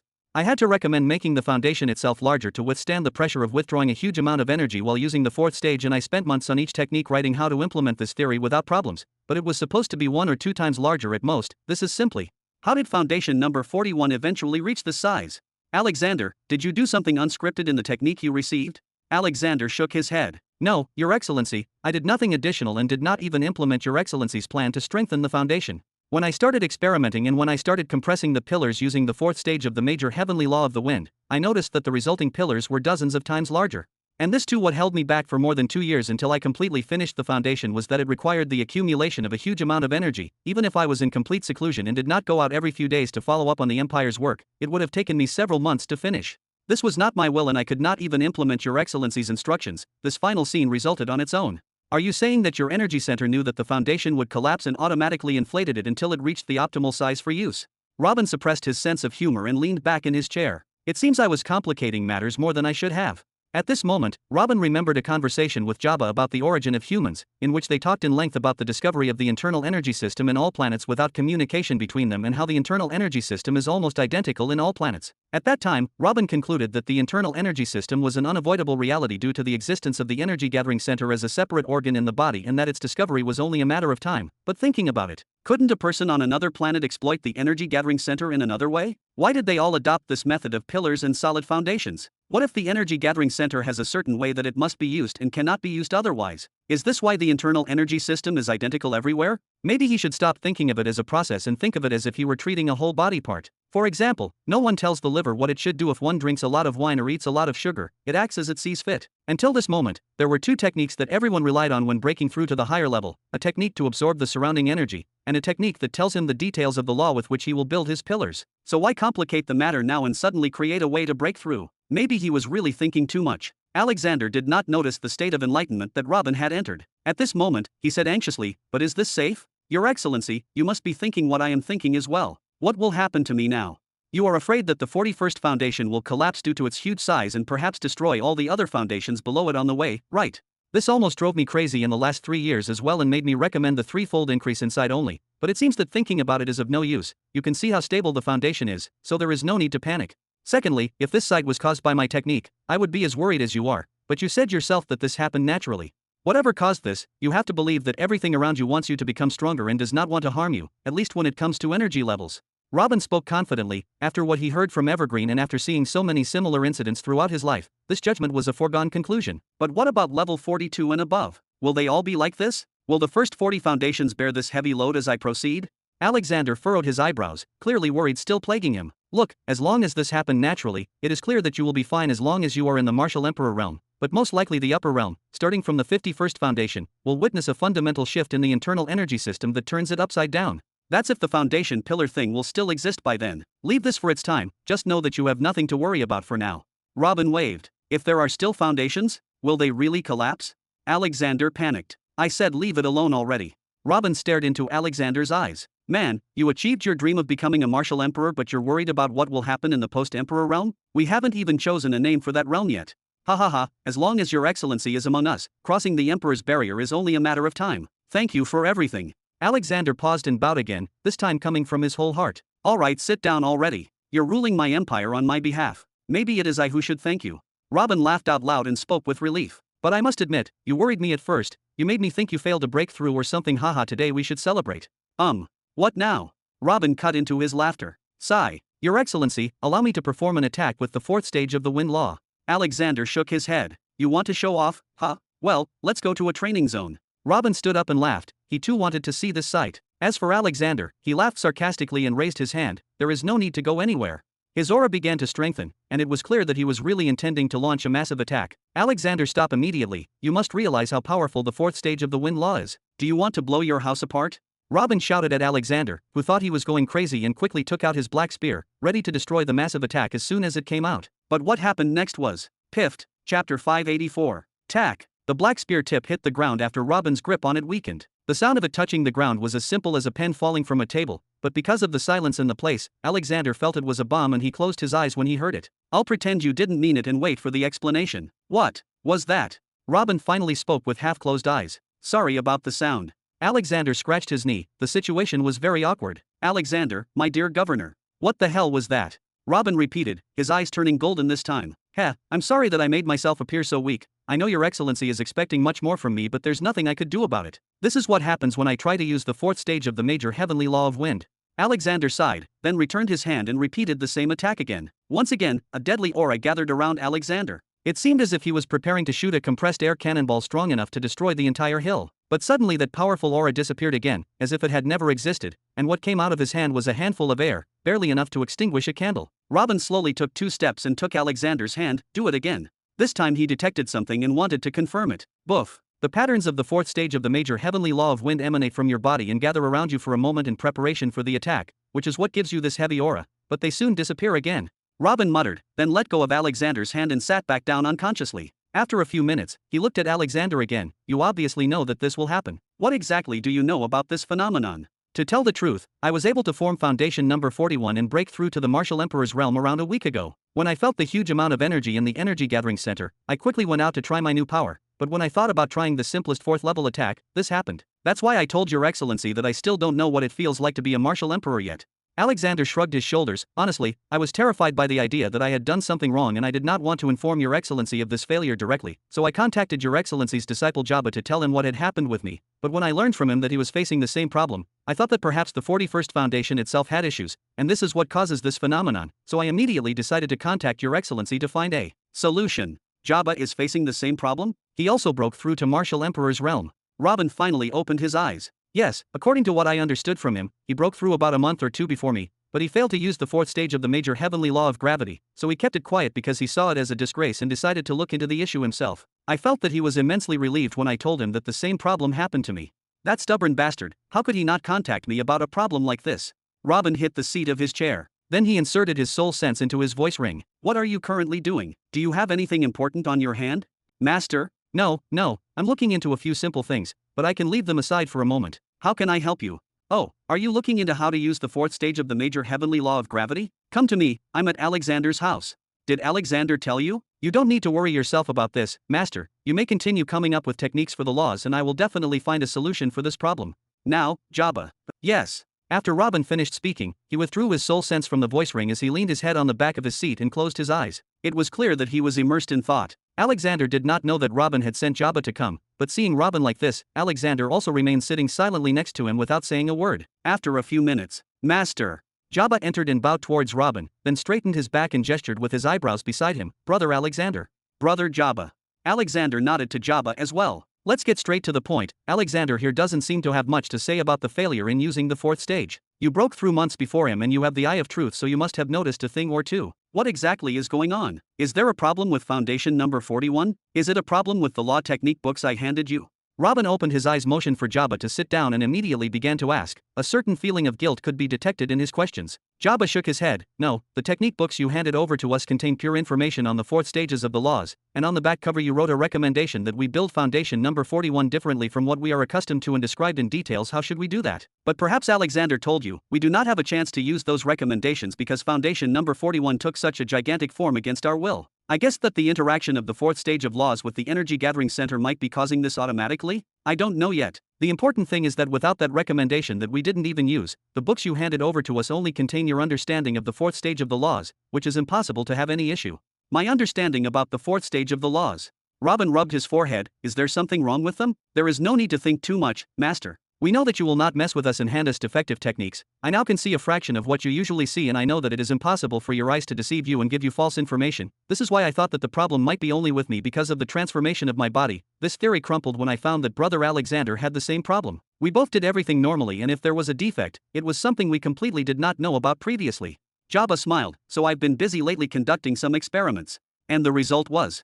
Robin stopped rubbing his forehead for a moment. Nothing. Jabba shook his head again. You may have heard or even seen what happens when we use the fourth level. The good thing is that currently Alexander and I can use stages 1 through 3 without problems, and because of the huge amount of energy stored in foundation number 41, we now can fight for days using the third stage of the laws without any fatigue, and the speed at which we absorb natural energy has also increased several times. In short, neither of us has grown stronger nor has we weakened either. The only thing that has been affected is the period in which we can fight with our full strength. It has increased from 1 hour to 3 days and nights. Bam! Robin hit his thigh hard angrily. How marvelous, how wonderful. You retained your old strength, but now you can fight for a longer period of time? What is the good news about this? Is the Emperor's domain just an extra energy reserve? I refuse to believe this. You must feel the extent of the power of the fourth stage of the laws. How can we be satisfied with this result? Have you known the cause of the problem yet or not?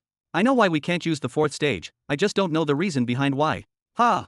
Robin did not seem to understand anything and looked at Alexander, who in turn shrugged. Let me explain. When a person at the top of the sage realm, for example, thinks about carrying out a powerful attack, what must be available? First, the necessary knowledge of the law. Second, the energy needed to carry it out. Third, the transfer of energy from the energy gathering center to the limb with which he intends to attack, correct? The problem that Alexander and I faced was that we had the necessary knowledge of the fourth stage and we had the necessary energy in the 41st foundation, but we could not transfer a huge amount of energy out of the energy gathering center at the right time. Chapter 585. The problem is with the energy transfer system.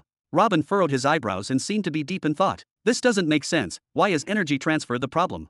Jabba nodded twice. This is what also came to mind when I noticed the problem, so I went back to researching the blood, specifically the energy transmission system in there, which is the regular molecules and the variable molecules. And this time I used the eye of truth to examine blood samples from people of different cultivation levels, as well as I watched them while they were performing their most powerful attacks, and the result astonished me. The energy transfer system does not evolve at all with different cultivation levels.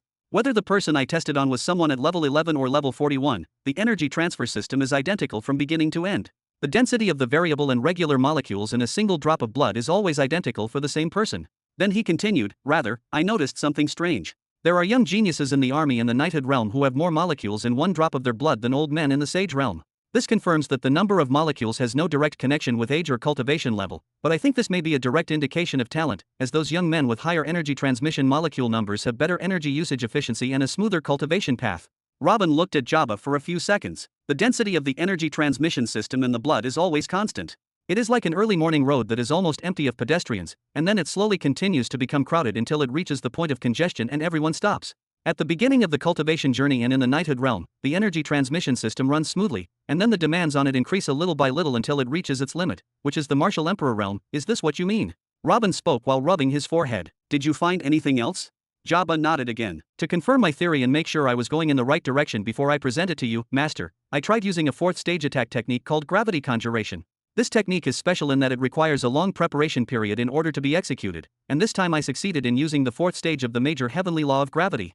I managed to produce an extremely powerful gravitational conjuration zone that destroyed a nearby hill, and this confirmed to me that the problem was not in the fourth stage itself nor in my 41st foundation, since it did not even shake. Rather, that the energy system could no longer respond to the demands of fast-paced battles. Robin laughed and shook his head. How absurd. Have you noticed that the energy gathering center does not operate randomly? I mean, since we talked the other day about the origin of the internal cultivation system and how all planets have more or less the same system and the same basic root, it turns out that the energy gathering center itself is the one that has specific requirements to work efficiently. Meaning that it must create solid foundations and support them with laws, and so on. Otherwise, you will not be able to use it in any other way. And this is precisely why the internal energy system is identical everywhere, not because our thinking is the same, but because there is only one way to use it. Why is that? I do not know yet, but it can even be said that it is one of the secrets of the universe, as we are literally discovering how to use the energy gathering center and not inventing anything new. This is a fact that I became convinced of when you said what happened to you in Foundation number 41. Then Robin waited a while and sighed with a smile. But now you're telling me that a system this complex has no benefit above the Sage realm because of a natural problem in energy transfer. Our ancestors did not face this kind of problem, yet it took them tens of thousands of years just to gather information about a few heavenly laws. Now I have to do this as well as explore a way to move forward from the Sage realm within a few years. Isn't this too much? Alexander and Jabba looked at each other from the corner of their eyes, and then Alexander said, "No need to worry, Your Excellency, you will definitely find a solution. Even if the Sage realm is the limit, we will still be at your side." Robin leaned himself forward and rested his chin on the back of his hand. "No, I built on what the ancestors found. All the levels up to the Sage realm already existed and I just provided more options for you. The Emperor realm is the first real obstacle that appears before me, my true test. And I'm not worried at all. I'm sure there are solutions and I reject the idea that the Sage realm is the end. Don't forget the powerful beings that we already know exist, like the Nihari martial emperors. The problem is that they adopt the body-strengthening divine tattoo, which contains patterns to strengthen the body itself, and even their external attacks are through other offensive divine tattoos that collect natural energy directly from the atmosphere, so it will not have to pass through the energy transmission system inside the body. We also have other examples such as the bodies of Tree Fathers, and even the strange mutation that Jabba underwent. But even these examples are all related to physical strength as well. So maybe the way to the Emperor realm is connected to bodily strength? Or maybe finding a way to use the natural energy outside the body, like using the offensive tattoos? Alexander stated. Robin showed a sarcastic smile. Don't say things without thinking, Alexander. I ordered for the offensive tattoos to be placed under the point rewards already. Haven't you discovered their flaws yet? As a wind user, if you use a third stage flame offensive tattoo, your skin will be burned, and if you use an ice offensive tattoo, your joints will freeze. Your body is simply no longer suitable for using these laws, especially since the human body is very weak, and the changes that happen to your body when you build your pillars with a certain law are only enough for you to use that certain law freely. These offensive divine tattoos are good in one case, which is launching a final attack when your life is at stake, for example. Even the giants who have been used to using these offensive tattoos for hundreds of thousands of years and have extremely strong natural bodies, their bodies still hurt whenever they use them, and that is why they rely heavily on physical strength and divine weapons in their battles. True or not, Jabba? Jabba nodded without saying a word. Robin remained silent for a while, then he started shaking his head. As for transitioning entirely to a body cultivation system, this is unfortunately easier said than done. We don't have a clean body strengthening system yet, and Nihari's body strengthening tattoo cannot be widely distributed because it is more than enough to destroy planets.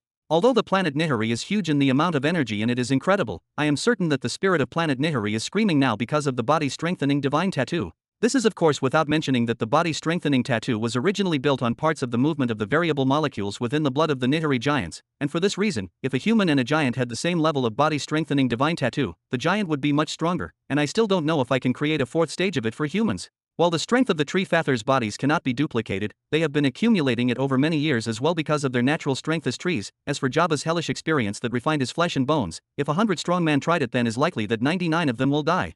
Then he looked at Alexander. There is no need to think too much.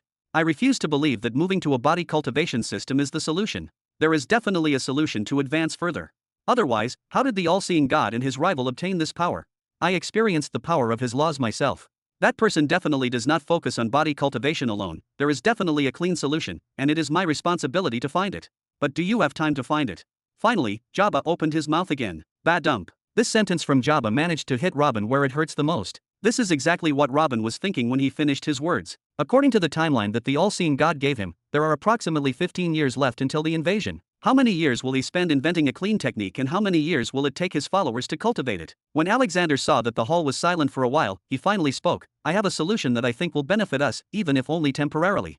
What is it? Robin replied, still rubbing his forehead. Why don't you distribute the modified body strengthening divine tattoos to your generals and high officers? Even Your Excellency puts on your body the third stage of the body strengthening divine tattoo. What's the problem if you distribute it to us? I remember that Your Excellency said that it is harmful to the planet, but if only a few hundred of us used it, it would only be an ignorable damage, right? Alexander presented his idea excitedly. Robin shook his head. If I had known that we would face an obstacle like this, I would have actually made this decision a long time ago, but we don't have much left. You don't know how slow these divine tattoos are. Some of the Dragon Realm experts in Nihiri are thousands of years old monsters, and this process is something that cannot be accelerated. Not everyone is a talented monster like Jabba in this regard, and even he took him about 20 full years for him to jump from the top of the Saint Realm to the top of the Sage Realm. How long do you think it will take my followers who are humans when they start from scratch and go all the way to Martial Emperor? How many Martial Emperors can I get in 1,000 years? Don't forget we only have 15 years left. Then I think I have the solution for this. Jabba grabbed his knees and spoke. Chapter 586. Rely on me on this one, Jabba said seriously. Ha! Robin raised one eyebrow. Rely on you for what? You will make everyone become an expert in Nihiri's body cultivation system before the 15-year time limit. You know very well that body-strengthening divine tattoos depend on a person's talent in how to deal with the amount of energy absorbed and how his body deals with the changes. This is something that cannot be accelerated, otherwise, it will backfire and paralyze the body instead. I will make everyone experts in the body cultivation system, yes, but not Nihiri's. Jabba explained. Explain further.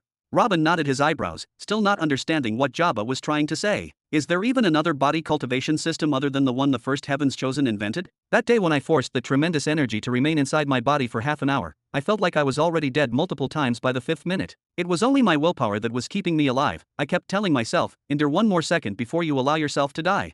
Endure one more second before you allow yourself to die. But after I regained my senses and felt the tremendous strength that I had acquired in the fundamental changes that occurred in my body, I regretted that period was not 2 or 3 hours.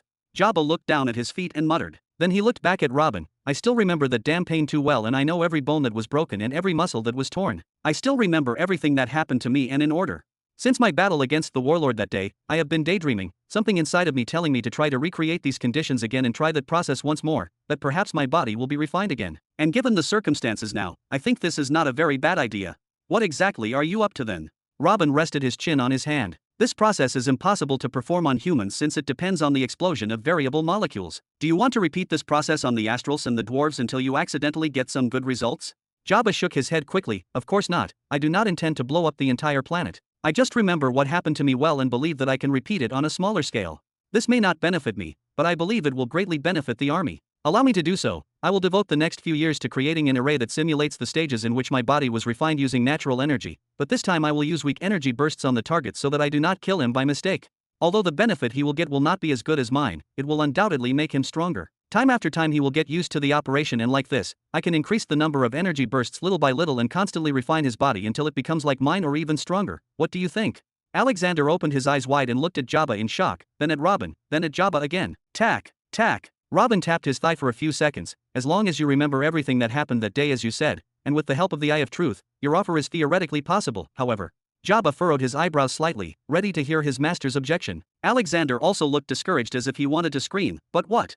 You know what, do it. Robin hit his thigh and showed a big smile. I will not say anything like, this is dangerous, or, it will take too long. Do whatever you want, we will not advance if we do not try and learn from our mistakes. Just promise me that you will test your array first on war prisoners until you are sure of its safety, alright? Yes. Jabba shouted excitedly. Consider me the first volunteer. Alexander next to him raised his hand and slapped Jabba's back forcefully out of extreme excitement. How could he not be excited when he himself was head over what Jabba's physical strength had done to the bark of tree Father Hoffenheim? That lucky bastard destroyed part of the bark from kilometers away just because of the winds of his fist. Robin kept smiling, watching the joy of the two, but he was not as excited as them, not even a little. How could an array like that finish and show results before the specified date? Even if Jabba achieved the miracle and created a power system from scratch, would he produce emperors who could stand head to head against the Nihiri emperors and the conquest emperors? There are hundreds of emperors on the planet Nihiri alone. Master, please remind Sister Zara to open the treasury for me in the coming period. I will need a huge amount of resources to try out my ideas. We may need to bring in more energy pearls from Nihiri as well. Jabba remembered and spoke quickly. More. Robin furrowed his eyebrows in shock. It is true that I do not follow the stock of energy pearls much, but there must be a lot, right? Also, energy pearls do not turn into ordinary stones or burn to ash when they run out of energy, as happens to the rest of the lower-ranking energy stones. Rather, depleted energy pearls are collected and placed in areas rich in natural energy to replenish themselves within a few years, so technically the number of our energy pearls can only be increasing and not decreasing. How many do we have now? 30 to 40 million energy pearls maybe? Why would you want more? Jabba scratched his head sheepishly. Not a small portion of them were used for transportation back and forth between the planets and are currently being recharged, and it is not known how many years it will take before they can be used again, while the rest are necessary for the continuation of the Empire's day-to-day operations. As for my array, I fear that I will need to use double what we have now until I reach the optimal result. Do not forget that it is considered a new cultivation system, and it depends entirely on energy pressure. Robin remained silent for a while. You are right, even if you do not use the new energy pearls, there is no harm in filling our treasury. Tell me, how is the examination of Father Tree's body going? Have you started cutting it up yet? Jabba kept up with the changed subject and nodded. During the examination, we found another vault full of treasures. Other than that, we found a few rare resources and insects on its trunk that the locals use to make some medicines and others that increase the affinity of those who eat them towards a certain law. Meanwhile, we have already begun cutting down a relatively young branch because it is the easiest to handle, and I think we currently have enough bark to make a few thousand of these wooden weapons. Only a few thousand. Robin looked clearly annoyed. It had been 3 years and their progress was clearly not fast enough. Jabba shrugged his shoulders. This is not in anyone's hands, and you know how tough its bark is. Only I can cut large pieces of those branches, while the men of the 6th Legion can only try cutting small pieces from the bark fairly large enough to be used as weapons, and even those young branches are still very tough for them. The 6th Legion is really having it tough only to cut a few parts every day, and they even brought their families to the side of the tree and set up their own colony around it. I can't put any more pressure on them right now, but the development team is currently working on ways to speed up the cutting process and they have already begun to achieve some results. It is only a matter of time before they find a better way to increase production. Robin remained silent for a while and then nodded. All right, let those woods be the source of funding for your research then. Talk to the Burton family's merchants and tell them to sell them to the Nihiri Union sect. Robin was silent again and took out a scroll, signed his imperial seal, and wrote something quickly. Then he handed the decree to Alexander. Give this to the merchants and tell them to deliver it to Theo or one of his close assistants in Nihiri. They will sell these wooden weapons in other regions of the planet to fetch higher prices. Alexander nodded and placed the decree in his space ring, but a few drops of sweat appeared on Jabba's forehead. Can I refuse? I remembered that I don't really need all these pearls. I will find another way. Chapter 587. Robin looked maliciously at Jabba and laughed. No need to think too much, this has nothing to do with you. If I didn't sell the wood, I was going to sell some golden weapons anyway. The treasury needs to be filled and the market in the City of Hope is now full of space rings and talismans. We have to sell something new to attract customers, you know. I really want to believe that you no longer see them as enemies, and that is why you are sending them weapons, but this isn't the case, isn't it? Jabba grasped his knee tighter. Haha, they are neither enemies nor allies, just a good choice to establish trade with. Where else can we find a consistent market that wants to buy anything we sell and their currency is the energy pearls that are not found anywhere else? Robin waved with a laugh. Jabba looked down. I wish it was only like that. Master, I didn't want to talk to you about this as I understand how you feel about my home planet, but even though you keep me in the dark at this point, I always keep my eyes on what happens in planet Nihiri and I have some guesses. Hate crimes against the giants are increasing all over the planet in an upward curve, and it does not seem that they will subside soon, and the revolutions of the other races are continuing and even inflaming more. And now you want to sell them weapons, not only to the sect but throughout the planet as well. Don't you see that sending this type of weapon would be like throwing fuel on fire?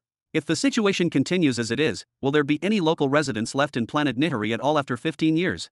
Oh, you seem to know a lot about what is happening there.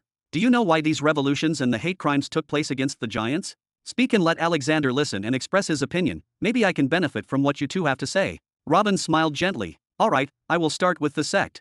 There have been rumors recently spreading within the Nihiri Union sect that the giants conspired against you, the human third heavens chosen, and expelled you from the sect in a humiliating manner because they do not want the lower races to ever shine, and that the elders of the clan stood by and watched without saying anything, and some of them even helped the giants do what they did. This rumor spread like wildfire among the residents of the City of Hope who love you overwhelmingly and went out in a massive protest demanding to see you again, but they did not find you. Jabba raised his eyes to look at the smiling Robin. Hate crimes against the giants began from that day and accelerated fast until they were completely expelled from the City of Hope, and after that, they were expelled from the rest of the cities of the sect. Anyone who tried to enter one of those cities was killed immediately. Even with this, the anger of the masses did not subside and they attacked the headquarters of their elders and high leaders of the sect, targeted their families, and killed a number of them because they helped the giants get rid of you, so they became traitors in their eyes. Even most of the sect army declared disobedience, and quite a few squads of the army went out to reform terrorist groups and went to target the cities of the giants for revenge. If the leaders of the giants' tribes had not sworn allegiance to the sect, and had the sect elders not also been targeted by the angry crowds, a real extermination war would have broken out between the races in the eastern region of Nihiri. Furthermore, currently the sect is divided, as a large number of elders and their families have gone to seek refuge within the giant tribes, leaving the sect cities behind them full of angry crowds. Now the giant tribes have returned to have clear borders and a strong army to protect them from possible attacks from the sect's people, whose numbers are currently estimated at tens or even hundreds of millions. As for the elders who remained inside the cities, they announced they were on the side of the people and they revere and respect the third heavens chosen and that they would listen to you if you decided to come back, among them the human Orzun. Then he looked into his teacher's eyes. If your excellency spoke to the Burton family merchants and asked them about the treatment they are receiving there currently, you would find a unified answer, which is that they are treated like kings, and every time they go there everyone begs them to intercede with you so that you can return to the sect, and they will do what you want this time without even discussion, even if this resulted in the death of all of them. Some of them also begged the merchants to take them on their way back to meet you, but they flatly refused. Information like this is impossible for the Shadow Swords not to convey to you, so why don't you go back and rule them? Only you can calm the situation, restore the balance, and make the sect become even stronger. But instead, you want to send more weapons to inflame the situation even more. Tack. Robin raised one eyebrow. That sounds nice, but let me clarify something. You yourself led the sect's armies to crush and subjugate all the tribes of the Nihiri giants in the eastern region until only about 7 or 5 tribes remained and they all swore allegiance, right? They are supposed to be without any personal property or even be able to make a decision without referring to the sect, which of course is represented by the Senate. I literally made them slaves to the sect's Senate. Now let's see what's going on there. They created new borders for themselves and formed new armies. The region the East, which used to extend between dozens of giant tribes, is now in the hands of a handful of them. Doesn't this mean that each tribe controls 10 times its original lands, while the sect returns to be trapped in the land of death? And of course, the new giants' armies contain most of my innovations and techniques, as since these honorable elders live among them, they will definitely leak everything to the giants so that they can protect them better, hee. Robin laughed angrily and leaned his back on the seat. The sect elders from the lower races took their families and fled towards the giant tribes, taking advantage of the fact that the leaders of those tribes had sworn allegiance to the Senate. Meaning that each giant tribe now has a few elders who can be considered their own mini-senate, and at the same time, they can ignore the decisions of that mini-senate because it is not a decision of a majority of the full Senate. These elders now live like cattle among the giants, like clowns without any authority, and the only thing keeping them alive is that the leaders of those tribes cannot kill them. Isn't that wonderful? I took away everything from the giants of Nehri and I handed it over to those elders, but they kicked the blessing and returned everything to the giants again, and even in double form, in exchange for them protecting them from their pitiful families. Isn't that lovely? Then he pointed towards Jabba. According to what you said, the entire eastern region has returned to chaos now. The clan is no longer as it was before and has become merely scattered cities in the land of death without any real authority over the eastern region or even over themselves. You say I should return to them to do what exactly? To reunite the eastern region that I already united before. How will this benefit me in any sense? I prefer to stay here and continue on my own path. The link between me and the sect is over and I see no reason to return now. Let me continue on your way. I swear to you that I will do my best to complete the body cultivation system, but you need to go back to unite the eastern region under your banner again, only you can do it. Jabba stood up and shouted excitedly. Robin let out a sarcastic laugh. Sit down. You think I'll be so free because you're going to build a new body cultivation system? Don't forget that I still have to find a way to transfer the energy for the internal energy system emperors, or at least find a reliable way to counter the enemy emperors. Sorry, but you didn't think I would put all my eggs in one basket, right? I'm afraid I'll be as busy as you, my dear disciple, or even some more. I might need a large portion of the profits from the sold wood to fund my research as well, hee. Chapter 588. Crack. Jabba sat down again and pressed his knees again until they started making strange noises. How could he not understand his master? If he really wanted to go and unify the eastern region under his banner, all he had to do was go himself for one day, show his face to the crowds, appoint one of his trusted followers as leader of the sect, and then leave again. He simply didn't want to do anything about it. But how could he blame him? His hatred for Planet Nihiri had accumulated since the first day he arrived there, and that hatred reached its peak when he learned what had happened to his son and wife, and was sealed when the sect fell out of his control. When news came to him that the Lightning Tribe had returned to owning its own lands and that its borders extended 10 times its size in the past, Jabba did not feel any joy. On the contrary, he felt pity for his father and for the entire planet Nihiri. Do they not realize the consequences of truly angering Robin? Or do they know and simply don't care? Jabba was searching for the news and then heard it with deep regret and remained silent, hoping that Robin would put aside his feelings at the critical moment and fulfill his promise to that all-seeing person and save planet Nihiri from the incoming invasion. But the actions of the Shadow Swords recently greatly worried him. That planet Nihiri is where you came from, brother Jabba, and where the demons came from, right? Are we going there after we finish Greenland? Alexander raised his eyebrows slightly.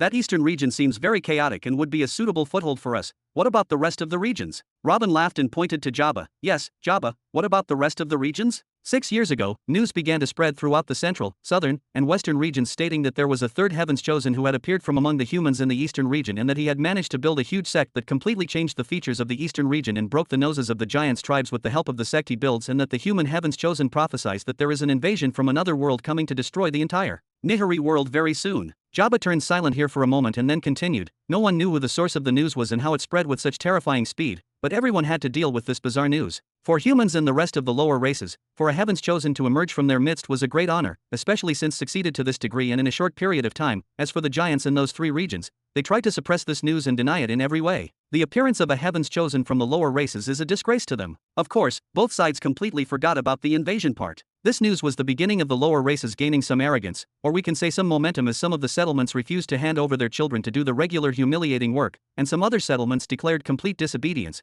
while the attacks of terrorist groups increased several-fold. By reaching this point, this news has become a pivotal role in what is happening in the three regions without any actual confirmation, so both the giants and the armed groups from the rest of the races tried to reach the eastern region and verify the authenticity of the news, although communication between the regions is almost cut off due to the mountain ranges, oceans, and even the lands of certain death that lie between them, as these regions were not determined randomly. They had to go to the eastern region no matter what. The giants wanted to kill the third heaven's chosen, if he existed at all, and the armed groups wanted to support him and find a way to gain anything from him. When the several remaining giants tribes in the eastern region heard of the arrival of people from the rest of the regions, they tried to keep the matter a secret and put in place an iron law that absolutely prohibited talking about the third heaven's chosen, and created a fabricated history to show them that they were the heroes who destroyed the rest of the tribes and swallowed them up with their own power. But their lies did not last for a long time. The reason was simply the sect cities. The 7 sect cities were simply too gigantic to ignore even if they were scattered across the land of death, and all of their residents were of the lower races. Jabba then showed a sarcastic laugh. The giants from the rest of the 3 regions who entered the eastern region set their eyes on the sect cities and decided to gather and attack those cities to eradicate these rumors once and for all,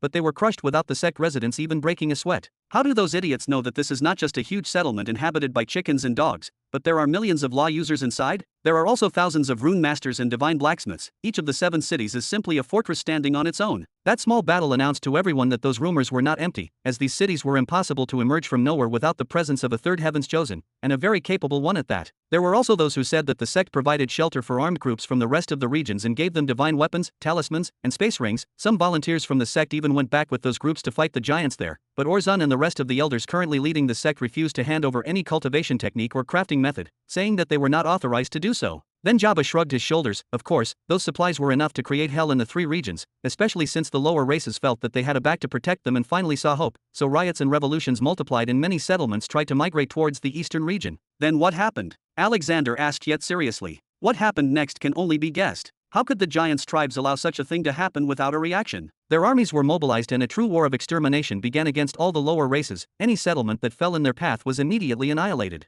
Their leader literally said that they had decided to keep 1 dog alive out of every 100 they saw. Countless lower races' settlements were turned to ashes too fast. Although the total number of low beings in those areas reached several billion and they all revolted against the giants, the power difference was enormous in favor of the giants, and yet the settlement's rebels did not fall short, and they were not that weak either after the support they received from the sect. And so the giants began to move out in standard armies, wiping anything in their faces, and the rebels of the lower races began to move in small armed groups to hunt down the giants, both soldiers and civilians. The words destruction and chaos are not enough to describe what is going on there. And the situation stayed like that until what? Alexander patted Jabba's thigh to get him to speak faster. Jabba raised his head and looked at Robin, until the absolute atmosphere energy cultivation technique and hundreds of law techniques up to the 3rd stage spread among the lower races, as did the techniques of strengthening the soul, creating talismans, ways to engrave the runes on metals, and so on. Basically almost all of the techniques of the true beginning empire. There was also information spread among them about the locations of energy stone mines, mineral mines used in divine blacksmithing, and even some vital zones belonging to the giants, such as weapons and food stores and other logistics.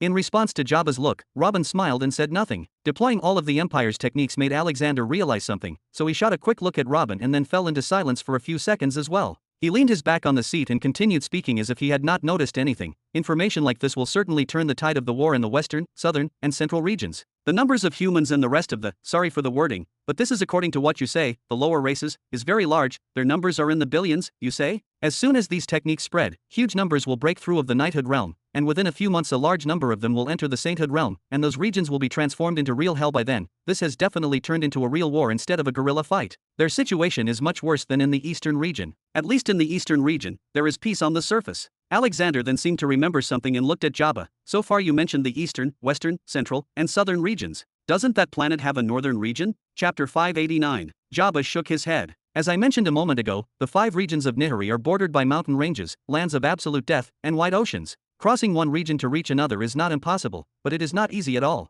Merchants and farmers are absolutely unable to do it. For example, only cultivators with high levels of strength can try their luck, but how do the rest of the regions allow the entry of high-level cultivators so easily? Who in the first place would cross all these dangers unless he is fleeing from heinous acts or intending harm? That is why these refugees are dealt with firmly, and there are agencies specialized in hunting down any survivors. For this reason, when the eastern region was unified for the first time, the rest of the regions did not know what was happening. This was more severe in the northern region, as they viewed the giants from the rest of the regions as second-class citizens. They rely on bringing news from those regions and sending orders on certain capable agencies who send their envoys to those regions from time to time to bring news, since they do not have a means of long-distance communication. Then Jabba shrugged his shoulders. The strange thing is that those agencies did not say anything about the incident in the other 4 regions. There is complete silence hanging over the northern region, as if they are completely isolated from the world. although I am not sure what is going on there. If one of those messengers opened his mouth, then at least one of the 12 northern tribes would move to arrest the third heaven's chosen or at least stop the madness that is taking over the planet. Are you saying that the northerners currently live in peace, isolated from the rest of the planet? Alexander furrowed his eyebrows slightly.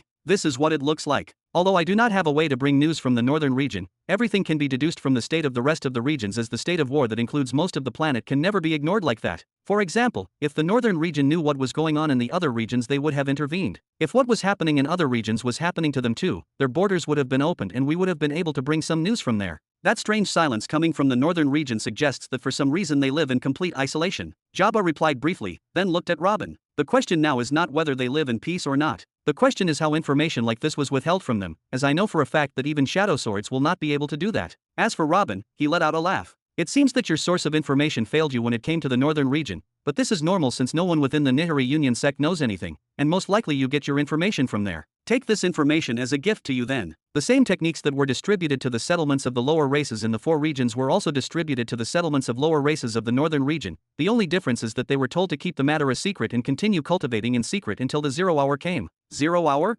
Jabba felt his heart tighten. May I ask what this 0 hour refers to and when it is? Haha, you should get a better source of information and ask him. Robin laughed out loud, then looked back into Jabba's eyes. Boy, do you want to save planet Nihiri from the incoming invasion? Naturally. Jabba sat on the edge of his chair. Robin clapped with a pure smile. Then do not worry about the little things and focus on creating your own body cultivation system, deal? Yes. Robin nodded at Jabba once and then turned his gaze to Alexander. It has been 3 years since the colonizing plan began. Is everything going well? Of course, Your Excellency, 10 colonies in total have been set up. One of them is at the foot of Tree Father Hoffenheim and another one is next to Tree Father Descartesbody, and the rest are distributed in strategic areas within your territory. Alexander explained seriously that there are more than 500,000 people who refuse to move their families and settle here, so they were sent back to planet Jura and given decent housing in the imperial capital as Your Excellency ordered. This means that our current forces have reached approximately 2,500,000 soldiers, along with their families and a large number of children who have come. In accordance with the policy of minimizing casualties ordered by Your Excellency, the number of soldiers will only increase starting from today and will not decrease.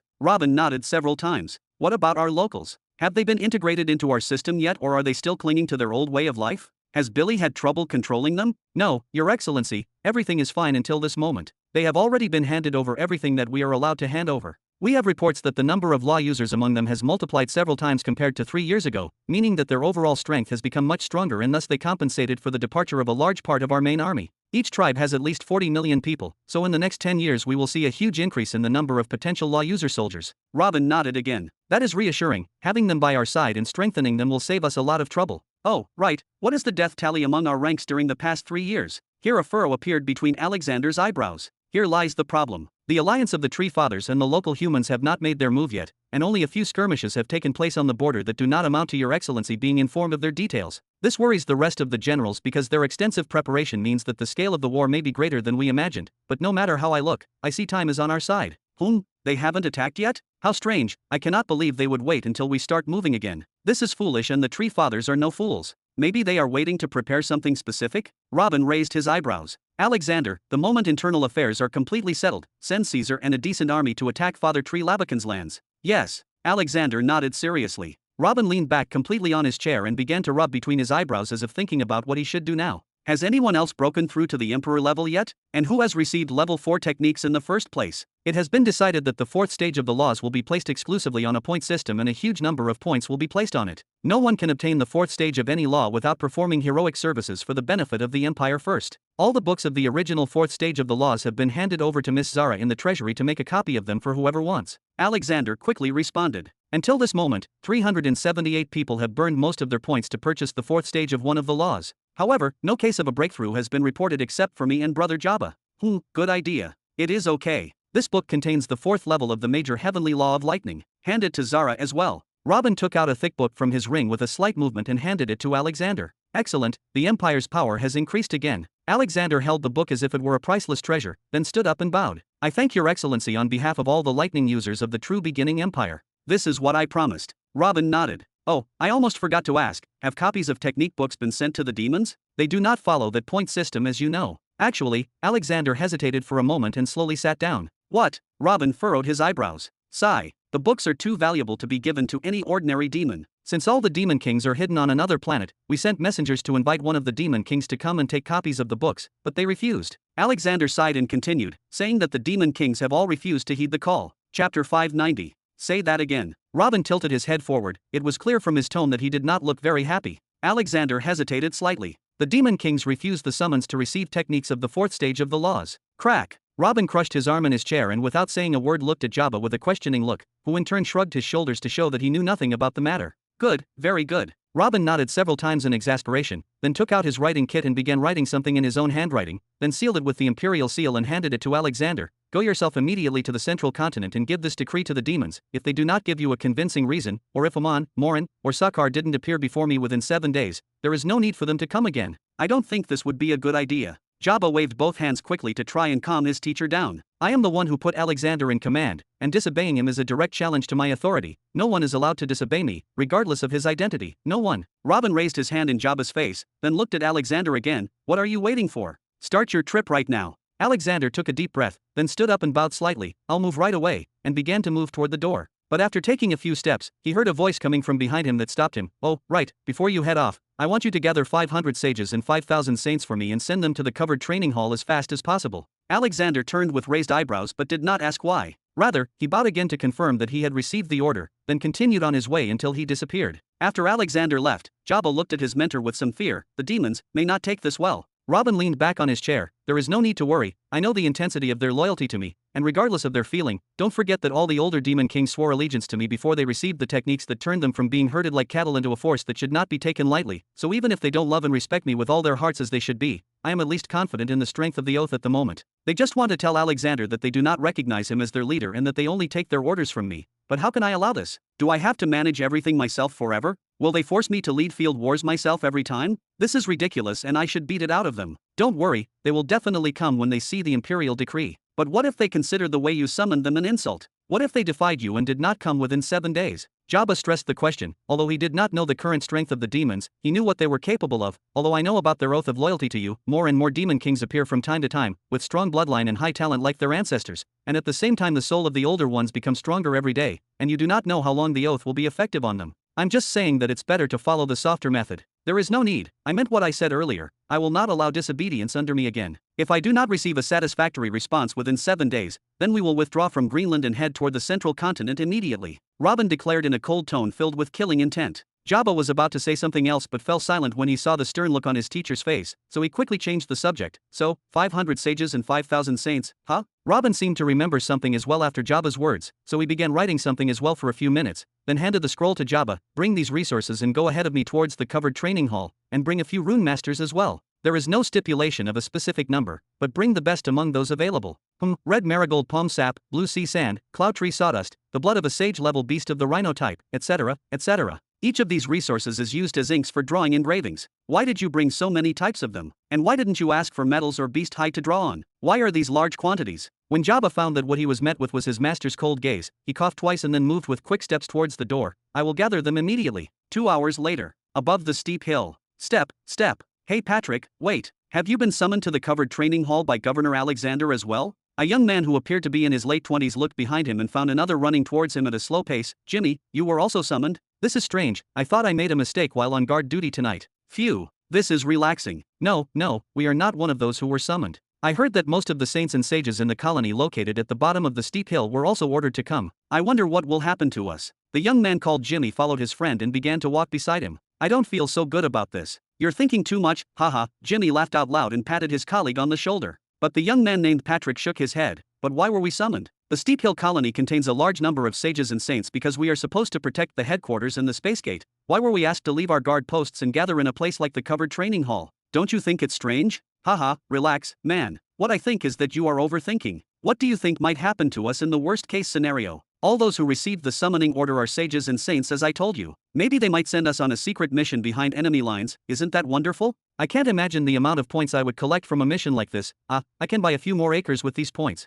The young man named Patrick looked next to him. Aren't the 100 acres and 5 shops that your huge family runs enough for you? I still can't believe you used nearly a quarter of your points to buy power stones to bring your entire mortal family here. It was a few hundred of them if I remember correctly. Do you want to start your own village or something? Leave something for the rest of us, damn. Ha ha ha, if you are jealous then do the same as me, you are not poor. All my life I looked at my mortal family, who lived to herd sheep and tend to the Frost family stores, as a burden. I thought that I cursed the fact that was born among them. Now look at me, I only care about amassing wealth and my family is running it happily for me. If I could go back in time, I wouldn't have chosen a better family. Ha ha ha. Then Jimmy pointed forward. Oh, this is the covered training hall, the moment of truth has arrived, my friend. The two took a deep breath and looked at each other for a moment, then their steps quickened until they entered the hall door. As soon as the two young men entered, they found the appearance of thousands of soldiers standing at attention. After they took a few steps forward and saw the serious faces of those soldiers, their sweaty foreheads, and the tight veins of their bodies, they wondered, hey, what's going on here? Why are you standing like that? The soldier whom Patrick asked did not move, did not even look next to him or open his mouth, but merely moved his eyes in a certain direction as if he was telling Patrick to look in that direction. What could be in that direction that would make you stand like that? Even if Governor Alexander himself were here you wouldn't be acting like this.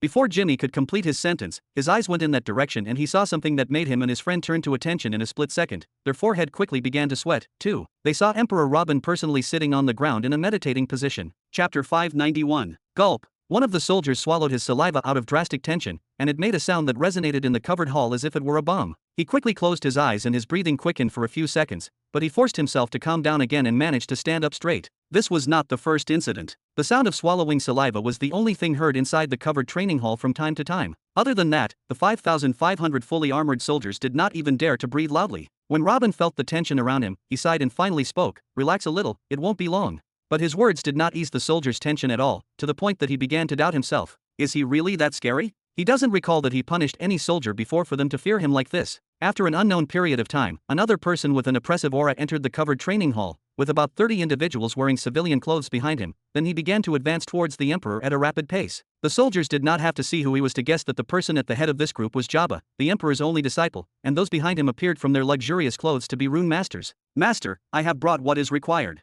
We salute His Majesty the Emperor." Robin opened his eyes, then he stood up and gestured towards the rune masters bowing toward him to raise their heads, then looked at his disciple. "You are late. I told you you'll gather these ingredients and come here before me, and here I'm the one waiting for you." "Ahaha, sorry, but I couldn't help it. The quantities were too much to gather within a short notice. Here you will find everything inside." Jabba laughed it off and extended his palm where he should 5 space rings. Robin nodded and with an unhurried move, he took 2 of the space rings and left 3 in Jabba's hands. "Keep those, you will need them." Then he, in turn, took out several scrolls of his own space ring and handed them to Jabba.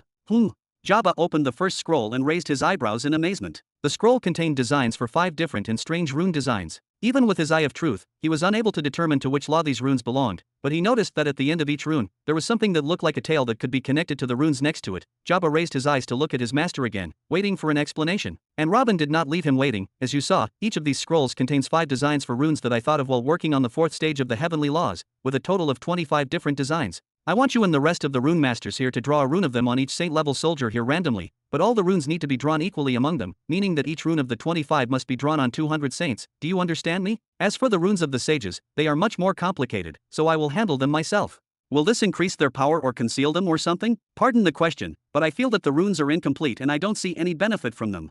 Jabba took another quick glance at the scroll in his hand, clearly not convinced. "We will see about that at the end, won't we?" Robin showed a smile and patted Jabba's shoulder. "Let's get going, we have a lot of work ahead of us." "Yes." Although Jabba still did not understand exactly what they were going to do, he shrugged his shoulders in resignation, then looked back at the soldiers. "Did you not hear, His Excellency, your worms? You will have runes drawn from His Excellency's personal designs. Why are you still standing there like fools? Come on, take off your clothes." "Present." "Hustle, hustle." In an instant, the 5,500 soldiers began removing their armor and their clothes from underneath them with unparalleled enthusiasm. Even the women among them forgot for a moment that they were standing among thousands of men, and they almost took off their clothes fully as well. Anything related to runes is very expensive, even putting aside the offensive divine tattoos that have astronomical prices. Even the high-level talismans are rare and very few of them can buy 1 or 2 of them. But now they will receive a rune designed by His Excellency for free. How could they not be excited? This was especially true for the sages whom His Excellency will personally draw their tattoos. Now all the saints are coming on this side and the sages are on that side. Move. Jabba shouted again, momentarily seeming to regain his former function as a general. Planet Nihari, Northern Region. Midnight in the heart of the capital of the Azil tribe. Fuck. Shoo. Boom. A Nihari giant kicked a pebble on the ground so hard that it smashed the wall of a nearby house. "Damn it, my precious wall. What bastard did this? I will rip you apart. I will." A male giant came out of that house and started shouting. "I did it, do you have a problem? Come and bite me if you have one." The person who kicked the pebble took a few steps forward and released his aura, which quickly reached the beginning levels of the Sage Realm level of strength. I'm sorry. Thank you so much for changing the decor of my house. The giant who owned the house bowed several times and entered again, closing the door behind him. Even the remaining few giants in the street dispersed quickly until no one remained except the man who kicked the pebble and 4 individuals around him. Mahobal, calm down, this is not a place where we can do as we please, we are still within the territory of the Azil tribe. One of the remaining giants patted the shoulder of the giant named Mahobal and spoke with furrowed eyebrows. Damn the Azil tribe, what can they do to us, the sons of the northern Bazana tribe? Ha, force us to pay for the wall? I will gladly pay. The angry giant kicked another pebble, destroying a new wall. We should calm down and think about what we should do. Which one of them will we go to this time? One of the giants asked. Mahopal looked back and shouted, I'm not going to anyone else. Don't you see what's happening? We've been searching for one of the Ashura tribe's emperors for over a year now, but to no avail. Even after we heard about the monarch of the 9 Suns' presence here for some reason and traveled a huge distance for him, we found that he had left as well. Where the hell did they all go? Or are they all refusing to meet us? Are they looking down on us or something? How can they refuse to meet with us when we are one of the largest suppliers of stolen goods that fill their warehouses? And how would they dare to look down on the northern Bazana tribe when we are just as strong as them? No, there is another reason. I think that since they all refuse to meet with us, it seems that they became arrogant and want to reduce the prices at which they buy our goods. We must report this situation to His Majesty. Another giant spoke with sparks shooting from his eyes. They had wasted almost a year tracking down the Ashura tribe's emperors to make a huge deal with them as usual, but whenever they got close to one they found him not here at the moment or unavailable. Even the 9 Suns monarch who usually cared about such matters seemed as if the ground opened and swallowed him as well. Yes, let us go back and inform His Majesty. It is better that we start our own auctions and abandon the fools from the Ashura tribe. Another giant announced his approval. The giant named Mahobal took a deep breath and slowly began to part his forehead. Tisk. There is no other solution, let us go back. But I do not think that any of their majesties would agree to start our own auctions. The problem is that our tribe does not want the bad reputation that comes from selling these suspicious goods. The Ashura scum are good at carrying this kind of bad reputation and… Rumble. What the… Suddenly, the ground beneath the giant's feet split open, and dozens of arms made of rocks extended toward their necks. Chapter 592. Arg. Get back. Boom boom. The rocky arms succeeded in arresting 3 of them and then pulled them underground quickly. As for the strongest of them, called Mahobal, he managed to destroy 3 of the arms and quickly jumped back until he moved away from the huge gap in the ground and pulled with him the closest giant of his companions. Car. What the hell is going on? The giant Mahobal shouted as he saw the rocky hands being pulled into the ground again and the gap in the ground closing in on itself. He quickly raised his hand and gathered all his strength, then sent one fist after another towards the ground. After a little hesitation from the impact, the other giant followed with him, took out the axe hanging on his back, and started attacking the ground as well, trying to get their companions back. The sounds of shouts and explosions were very loud, but no one dared to open a door or window to see what was happening, as just a few minutes ago they had seen for themselves how crazy those 5 giants were. Also, no one wants to be a victim of the angry ghost. Boom boom. The attacks of the 2 giants continued for several seconds, but the ground had already coalesced again by now as if nothing had happened. And no matter how hard they tried to smash the ground, they found nothing but more dirt and rocks. It seemed as if his 3 companions had vaporized into thin air. What? What was this? What was that? No, it's the angry ghost. It's the angry ghost. We have to get out of here. The giant who was carrying the axe threw it aside and began to slowly move backward with a trembling body. Then suddenly he turned his body and began to run at full speed. But he did not go far, as suddenly one of the lampposts in the street moved like a snake and wrapped itself around the giant. Then the ground beneath it opened and the lamppost disappeared, along with the giant, with a scream that shredded the ears. No. When Mahobal heard the scream and saw his friend disappearing into the ground as if he were standing on quicksand, he took 2 reactive steps back and looked around frantically. Who is there? What the hell do you want from us? I can give you everything you want. Just stop this madness already. Swoosh swoosh swoosh. The only answer he received was that all the lampposts around him attacked him like snakes finding prey, and even the reinforced bricks that made up the road crept out and caught his feet. Mahobal hit his foot without mercy, crushing his fingers. Then he ignored the pain and jumped away from the attack of the lampposts. It was clear that he had a wind or lightning type offensive divine tattoo because his speed was unreasonable. After he covered a decent distance and was able to avoid the obstacles in his way, he was sure that he could escape alive. So he looked behind him and shouted, don't think this is over, wait until I tell His Majesty, you are dead. Do you hear me? You will be dead even if we had to flip this city upside down. Pa! At this moment, the giant collided with something that stopped him immediately, something that made him feel cold in all his limbs. When the giant slowly looked forward, he saw a short person with an ugly face so full of scars that the left part of his cheek was almost non-existent. Even he, the giant Mahobal, who was killed until the rivers turned to blood, had to admit that he had never seen such cold eyes in his life. Then he looked down and found 2 short swords piercing his chest. Before Mahobal could say another word or raise his hands to throw a punch, several other individuals came up behind him, bound his arms and legs, and gagged his mouth. The scarred person let go of the 2 swords and allowed the giant to fall to the ground as he tried to scream in pain and terror. The scarred person merely gestured towards his companions coldly. Well done, return to your positions. Swoosh swoosh. Small gusts of wind formed around their bodies and they disappeared in the blink of an eye. As for the scarred person, he went back and grabbed the gagged giant by the back of his neck and returned to the same direction from which the giant was running away until he settled inside an empty narrow alley, and threw him again on the ground. Then he raised his face and began speaking to the wall. Take him to your place and do what you have to do, he still has his life intact. Car. The ground beneath the giant opened again and began to slowly swallow him, ignoring his muffled, terrified screams. Then the stones that formed the wall in front of the scarred person began to move and stand out until they formed a face, and the face began to speak. I have troubled you with me, third brother, I did not mean to involve you in my affairs. Car. Richard, I don't want to hear you say such foolish things again, your affairs are mine too. Now will you explain to me why you risked everything you had been building for years? Your victims were always alone or at a level you could easily handle. Why did you suddenly raise the scale this time? Do you know what would have happened if this giant had managed to escape? The scarred person, or peon, put his hand behind his back and spoke reproachfully. The stone face showed a worried expression as if it were a child being pampered. You know that I need those captives to absorb more life energy to strengthen my army. If I wait until I take the life energy out of one giant every few months as I used to do before, I will never accumulate enough to escape. Dune furrowed his distorted eyebrows. And when did I tell you to stop what you are doing? On the contrary, ever since Theo left to take care of the Shadow Sword's affairs and I took his place to protect you, I noticed 1 or 2 giants disappearing every day around your house, and then the rate began to increase until at least 1 giant disappeared every hour. When I investigated the matter and noticed that you were the one doing this, I offered to hunt for you whoever you wanted so that you would not risk exposing yourself. You were refusing help from me and the rest of the Wind team, but today you risked everything and attacked a large group and one of them was too strong for you to deal with him from such a great distance. Don't worry, brother. My circle of influence now extends for a kilometer in all directions, and in this city live more than 10 million giants, who can link the events of the disappearance to me. You were able to guess that I am the kidnapper only because you have knowledge about the life fire capabilities and because you are watching the surroundings of my house day and night. No one else would have ever linked these incidents to me. The stony face showed a gentle smile. Peon pointed at the stone face and shouted, nonsense. Maybe this was in the beginning when you were kidnapping 1 to 2 a day. It could have been said that they left the city or died fighting with the gangs or something, but how many have you kidnapped so far? Not less than 10,000 giants, right?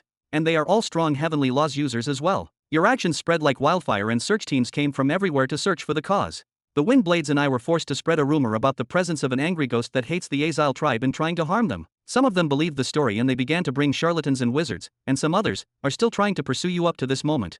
But you give them false evidence to lead them away or simply kill them. The stone face smiled. Bune's anger calmed down a little and he lowered his hand. I can't understand you anymore. The stone face's eyes went slightly to the side. Honestly, when I heard them talking about being from the Bazuna tribe, I thought that their disappearance here would create a rift between them and the Azil tribe. I couldn't resist the idea.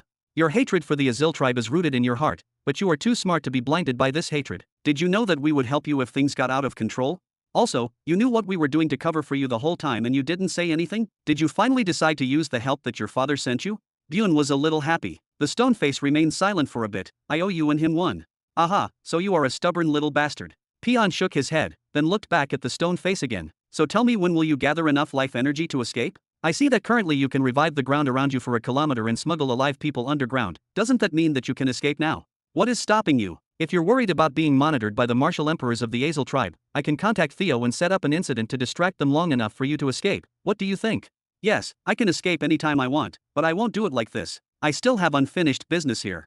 The stone face spoke sternly. Thank you again, third brother Peon, I may need your help again soon. Car. Peon stood with a stunned face as he watched the stone face disappear. Unfinished business? Is it possible that this boy is thinking about getting revenge on the Azil tribe by himself? Chapter 593. 6 days later, above the steep hill, inside the covered training hall. Bam! Ha! Ha! After finishing the last touch on a saint's shoulder in front of him, the rune master fell on his knees, looked up, and began gasping for air with a loud voice as if someone had been keeping his head underwater for the past hour. Then he started laughing hysterically. Ha! Ha ha ha! I finally did it. I have finished my quota. I have. But suddenly he fell on his face as his eyeball rolled up, and he fainted from extreme exhaustion. The weird thing is that no one was surprised to see him faint like that. The saint in front of him just sighed, picked up the rune master, and placed him near a wall next to a few others like him. This was not an uncommon sight, but the entire covered training hall was full of bodies lying on the floor or leaning against the walls. They were all rune masters. The rune masters who had entered so splendidly, wearing clean, expensive clothes with their noses raised sky high, now all of them looking like beggars lying around with their clothes stained with sweat and ink. With how weak they looked right now, it seemed that even a random child from any colony could kill them all with a stick. Not far away, Robin was sitting in the same spot as before, his eyes fully focused as he drew something on the shoulder of a man in front of him.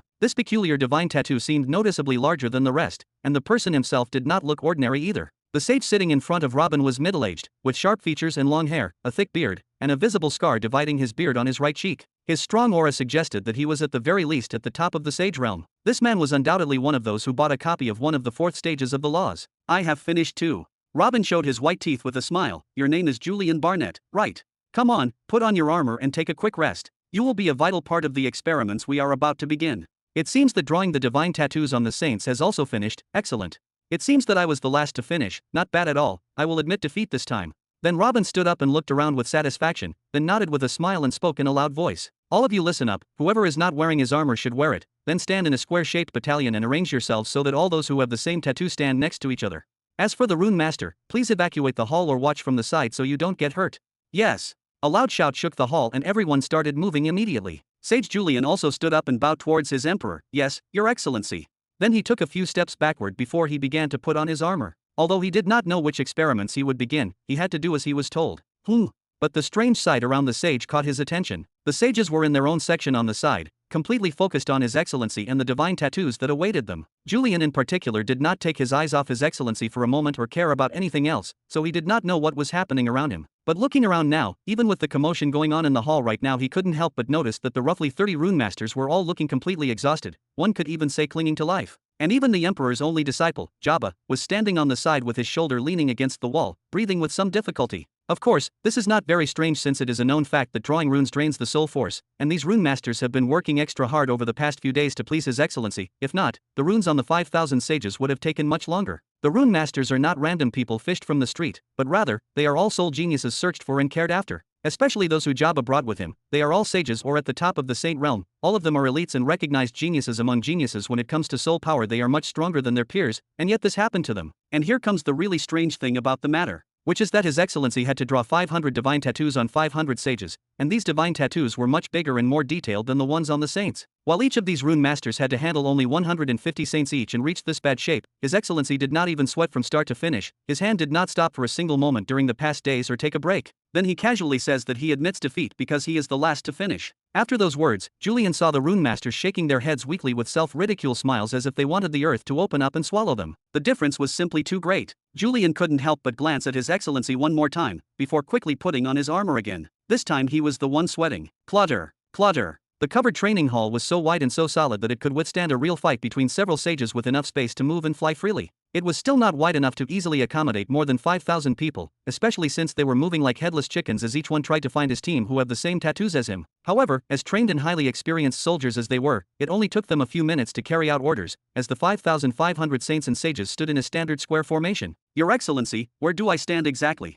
Sage Julian came forward and bowed before Robin in awe. Even after a few minutes had passed, he did not find another person with the same tattoo as him. You will stand in front of them, of course. Every battalion needs a leader, right? Robin patted Sage Julian on the shoulder and laughed, then pointed to him exactly where he was supposed to stand. Me? I will fight for your excellency until my very end. Sage Julian could not contain his happiness that had been appointed as a commander by the emperor himself, so he bowed again and then moved forward with quick steps to take his position, literally ready to lead this battalion to death if necessary. Deep inhale. Jabba managed to regulate his breathing again and stepped forward to stand next to his master. So, what are you going to do with all of these? The stress is still evident in him since he finished drawing his share of the divine tattoos on 150 saints and then helped the rest of the rune masters draw several people in their teams as well so that they could finish quickly. Even though he did not know how many tattoos he had drawn, the number was definitely not less than 300. You'll see, just prepare yourself because you will test it yourself. Robin gave a chuckle.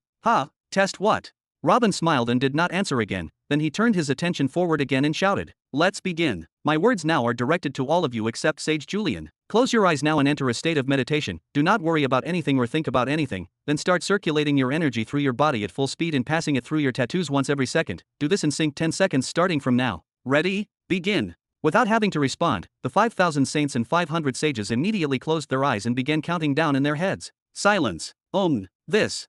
After the 10 seconds were up, Jabba noticed something strange happening. The covered training hall, where only a little light entered, began to gradually light up until he was forced to put his hand over his eyes. Arg. The battalion of soldiers in front of him was covered with a silky layer of golden color that was very bright and very hot. This layer began to increase little by little until it seemed as if the soldiers were drowning under a sea of gold water. No, this golden sea was extremely wild and sizzling hot as if a sun had melted. Chapter 594. Arg. The rune masters who preferred to remain inside the covered hall could no longer bear the pressure. Some of them clutched their chests in pain and quickly fled outside. As for the stronger ones, they extended their hands forward and created an energy shield to relieve the pressure and heat on them. They wanted to see the result of their fatigue throughout the 6 days, no matter what the price. ZZNN. But the strangest thing happened. The smell of burning flesh immediately filled the covered hall as the rune masters who extended their hands with energy shields to stop the sea of golden light's advance had their skin burned as soon as contact occurred. Yes, contact. That dense golden light was not just a shape. The sage-level rune masters who tried to stop it felt as if their hands had touched oil due to its intensity. Step. This feeling? Jabba furrowed his eyebrows and took 2 steps forward, forcing himself to look again towards the sea of light. Okay, that's enough. Robin finally said something. Julian, you can now follow the same instructions I gave them, but do not enter a meditative state. You must keep your mind sharp and present. Yes, Julian replied in a pained voice. He was standing very close to the battalion of soldiers behind him, and it could be said that he was immersed in the sea of light. If it were not for his strong cultivation, which had already begun his path towards the martial emperor's realm, and his strong will that forced him to remain standing in the place His Excellency ordered him to, he would have escaped while screaming out of pain already. Deep inhale. Julian exhaled slowly to calm himself and relax his body, then he began to follow the instructions and send bursts of energy toward his divine tattoo. Shwela. Huff. The rune masters who had stayed inside the covered training hall were finally able to breathe a sigh of relief as the pressure on them eased. Their joy quickly turned into shock when they looked up. As for Jabba, his reaction was even stronger, as he quickly took a few steps forward, looking up with his green eyes and placing his hands on his head, as he shouted, "No, hell no, is that what I am thinking? Impossible. How did you think of something like that? How did you even gather the needed patterns to complete it? Do you think that your eye is just a cheating tool for seeing patterns of laws and then writing them down? What is important is not what you see, my dear student, but how you use what you see. You greatly underestimate the capabilities of the Eye of Truth." Robin laughed hysterically as he looked up. He hadn't felt this proud of making something in a long time. Developing the internal cultivation system and increasing its available levels to the martial emperor realm, modifying the divine tattoo system to suit humans, and reviving the craft of creating divine weapons were all great achievements. He was just a developer, someone who found a building that had been standing for years and decided to build a new floor or repair the existing floors. No matter how hard he worked for it, he would never feel that this building was his. As for what he sees before his eyes now, it is one of the few innovations that he thought about and created from scratch. It is the essence of his research throughout these years, the crown jewel of his achievements. What a strange feeling. Sage Julian raised his hand and scratched his head. He felt a huge energy surge for a moment that made him lose the feeling of his body. Then in the next moment everything turned black, and now he was once again in control of his senses and movement, but there was still something strange. He is trying to look around to look for His Excellency or the battalion that was behind him, but there are only metal plates stacked right above his head. Did he do something wrong and get imprisoned in this small place? Psst, hey Julian, is everything okay up there? Julian heard something that made him look around more. Perhaps he would find someone to ask him why he was imprisoned here. Hey, look down. Julian looked down as the speaker asked, to find a very strange sight. Your Excellency, what happened to you? Oh, what happened to my voice? Wait, is that my body down there? When he looked down, he found His Excellency looking at him proudly with a big smile from ear to ear. He saw His Excellency's disciple, Jabba, looking at him drooling in shock, as if he had seen the largest jewel in the world. But the strange thing was that they both had become the size of a mouse. What happened was that the sea of golden light that had almost destroyed the covered hall began to change rapidly after Sage Julian activated his tattoo. Instead of expanding to the sides, the sea of golden light began to shrink from the sides and extend upwards, then limbs began to emerge into that sea of light, and human features resembling Sage Julian appeared. Within just a few seconds, that viscous sea of light transformed into a 25-meter-tall humanoid. That is the height of an 8-story building. It's not what happened to us, my friend, but what happened to you. Robin laughed loudly as he watched his favorite artwork. Hey, I want you to calm down. Since the experiment has been successful, I will explain everything to everyone in detail, but first I want to test your strength a little. Are you ready? Julian is always ready to serve your Excellency. The giant raised his hand and hit his chest. Although he did not fully understand what was happening, this was definitely a result of the runes they had received. This is the spirit required. Robin clapped excitedly, then looked over and slapped his disciple on the back. Go play with him. At the same time, the space portal was located on the steep hill. BZT. When the space inside the gate began to become turbulent, a few sages in charge of protecting it stepped forward in a defensive position. When they saw the person who came out, they saluted. We welcome Governor Alexander and the... Their tongues were tied and their hearts trembled when they saw the person, no, the thing that came out after him. It is not as if they had never seen a demon before, with the same crimson skin filled with dark scales, the same long white hair, the spiral horns that pointed upwards, and the same face devoid of everything except a mouth full of sharp teeth. This thing was a monster like the rest of them, but this one in particular was different.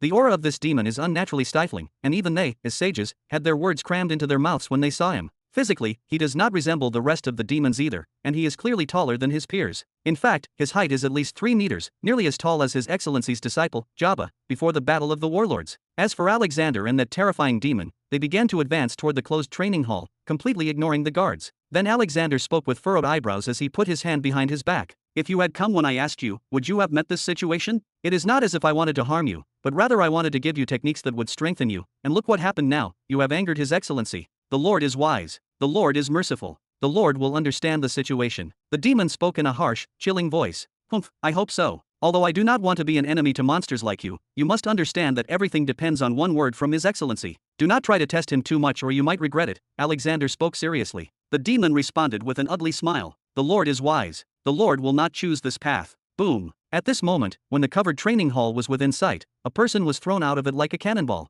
Swoosh. The demon moved quickly before Alexander could react and caught the projectile person spitting out blood. With a quick inspection, the demon opened his mouth again to speak. Are you Lord's disciple Jabba? How did you become so short? Jabba wanted to open his mouth to say something, but poof, a significant amount of blood spurted from his mouth. Jabba? Who the hell could do this to you? What happened? And where is His Excellency? I left him with you. Alexander ran next to them and asked in panic. The Lord is with him? Where is the Lord? Speak. The demon lifted Jabba by the collar until his feet no longer touched the ground and shouted to him. Jabba wiped the blood off his face and almost punched the annoying demon with the bad breath away. A strange smile suddenly appeared on his face as he pointed towards the hall. He is there, the golden giant inside the hall wants to kill him, go and save him quickly. The Lord must be protected. The demon threw Jabba and rushed toward the covered training hall. Chapter 595. Your Excellency. Following the demon, the wind gathered around Alexander and he almost rushed forward as well, but Jabba's hand suddenly extended and grabbed his arm, so he looked behind him and shouted loudly, What are you doing? Let me go. I might not be as strong as you or that demon, but I need to help.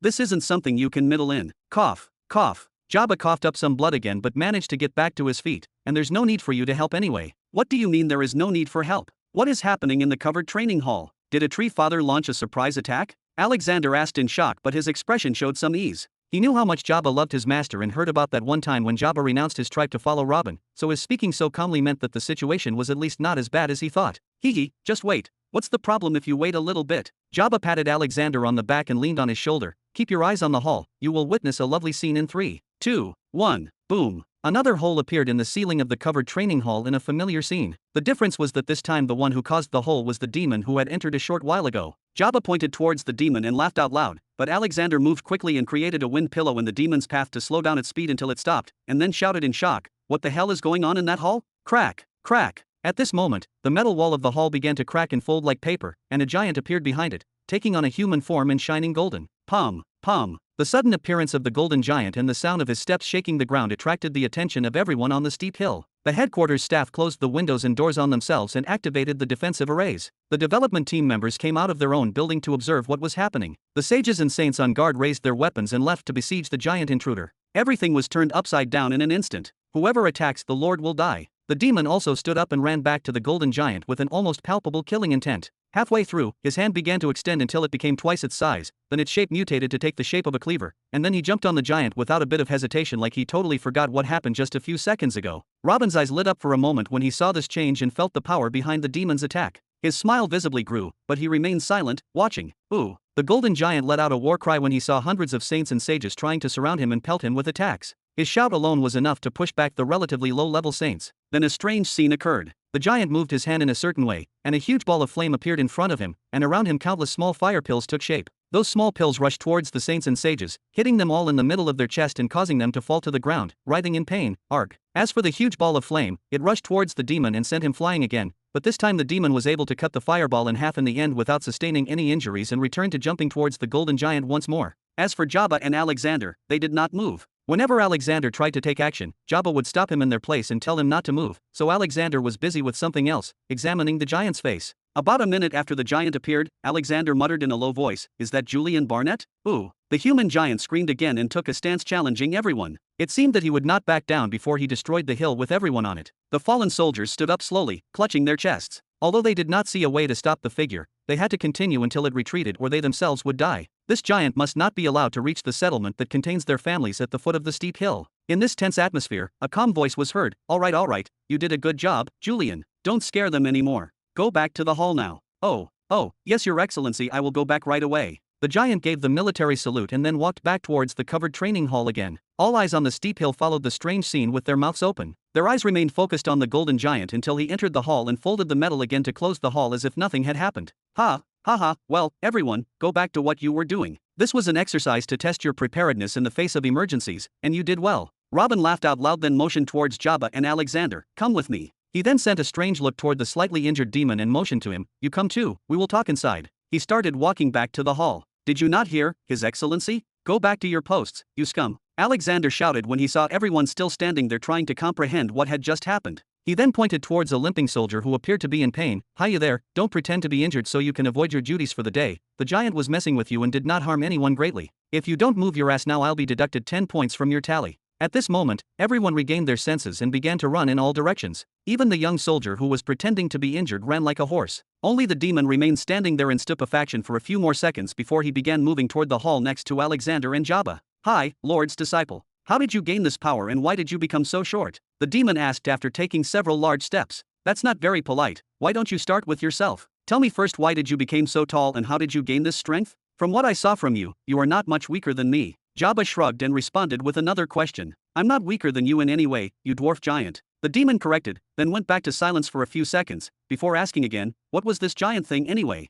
It has terrifying power. Did the Lord invent something new? Oh, you have an unusually large number of words in your mouth for a demon. Are you beginning to feel afraid that your standing with Master will diminish? You carrion eater? Good. Jabba laughed when he heard the demon's question. Although these things rarely show any emotion, the hesitation was evident in his voice. The Lord will never abandon us, not without a strong reason at least. As long as we obey him and carry out his orders, he will ignore everything he hears about us from the insects that want to create a wedge between us, and he will leave us clinging to his feet. After thinking for a few moments, the goblin spoke in his hoarse voice, then looked to the side. But the same cannot be said about your kind, you short giant. Jabba stopped in his tracks and looked at the demon seriously. What do you mean? My Nitari giant race are not followers of my master in the first place, so how can he abandon them? Exactly, Kakik, they are not his followers since they rejected this blessing because they could not imagine being ruled by someone from a lower race. We are often called stupid monsters, but is there anyone more stupid than your father and the rest of your kind? The demon looked up and laughed out loud. If I were you, I would stop fooling around and worry about my family instead. You know how special you are in the hearts of us demons, right?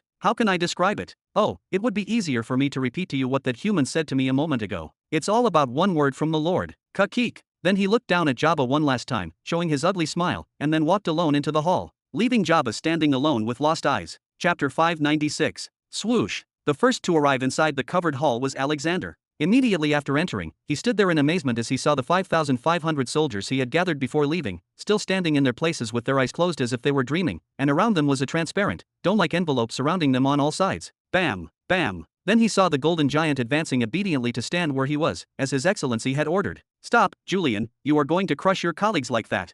Alexander shouted when he noticed that the giant was about to step on the soldiers. However, the moment the golden giant's foot touched the golden dome, his feet vanished and turned into pure energy that invaded the dome. Then the giant continued walking above the dome as if he were floating until he reached the middle of it and then settled in his place in a military stance. Alexander looked up in amazement for a few more seconds, before he let out a long sigh and shook his head. He then took a few steps towards Robin and gave a full bow. Congratulations, Your Excellency, on this unparalleled achievement. My concern about the weakness of the emperors of the true beginning empire was misplaced. As long as Your Excellency is present, we will never fall. Haha, this is too early, this is still a preliminary experiment. Robin laughed proudly as he looked at the golden giant, then turned his gaze to Alexander. Secondly, do you think that I will succeed in creating warlords and not succeed in solving the problem of the martial emperors? Don't worry, it is just a matter of time before I find a solution for your case. Warlord? You mean? Alexander straightened his back and looked again at the giant. I was inspired by this idea when I saw how warlords were made and fought them. Although the process is completely different, it can be said that the basic idea is the same, which is to combine the strength of a large number of soldiers to form something stronger. Robin crossed his arms around his chest and looked back at the golden giant. This warlord was not formed by any aid from the planet spirit or in a way that harms the natural energy, nor were the soldiers harmed in the slightest during his formation process. I created a massive array to bind the energy of a large number of targets, and then I divided this array into small pieces and drew them on the soldiers. For example, a number of saints have a part of the array that collects energy to form the right leg, and some sages have the part that specializes in materializing the bones, and others have the task of materializing the veins that transmit energy. Everything in this array is carefully calculated and there is nothing missing or can be added. Perhaps the only thing that can be eliminated is a small part of one of the laws of the path of light to give this golden color to the energy, since it has become a distinctive mark for the soldiers of the empire. Then Robin pointed towards the giant's face. And here comes the roll of the crown jewel, which is the huge tattoo on Julian's back. It is the heart of the array that connects all the other pieces around it. It also contains parts inspired by the Divine Decree incarnation technique, which I modified to create a human-shaped body that resembles the owner of the heart of the array tattoo, and another part of the tattoo allows the owner of the heart of the array tattoo consciousness to expand outside his body to control the outcome of all this. Controlling a warlord made from the energy of 5,000 saints and 500 sages, with total power equal to a martial emperor unbeatable in the middle levels, no one below level 48 can stand against this warlord. Amazing. Alexander raised his head again and looked at the warlord with a dreamy look, thinking of all the ways he could use him in the upcoming battles. By now, Jabba and the demon had also arrived at the hall. The demon merely looked at the warlord with vague expressions, and no one could tell how he felt now. But Jabba wasn't as polite. So what are his weaknesses? Can't I make something flawless? Where is your trust in your master? Robin shook his head with an embarrassed smile. Yes, there are definitely weaknesses. Jabba nodded twice. So what if there are a few weaknesses here and there, you brat? This is a prototype. Robin walked up to his disciple and gave him a light slap on the back of the head. Who do you think I am to make something like this and be perfect the first time? Then he pointed with one hand towards the warlord and with the other hand he placed it under his chin. There are things I noticed while preparing the array, but I had to make sure it was working first and then look for solutions to the issues. For example, look at the soldiers below the warlord. They are in a completely relaxed state and can't defend themselves or even escape, although I have allocated part of the array's power to protect them with an energy dome that can withstand attacks from people up to the top sage level. If one martial emperor level character attacks them a few times, he will kill them all. Then he began to take a few steps forward towards the small battalion as he muttered. Secondly, how many sages and how many saints do we currently have in our army? After a long silence, Robin looked behind him. I was not talking to myself, so please would someone answer me?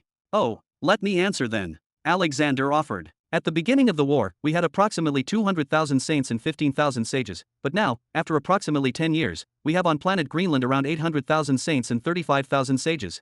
As for on planet Jura, although the total number of law users in the continents of the four elements is approximately 5,500,000, most of them are still knights, and the numbers of saints and sages there are approximately 300,000 and 15,000, respectively.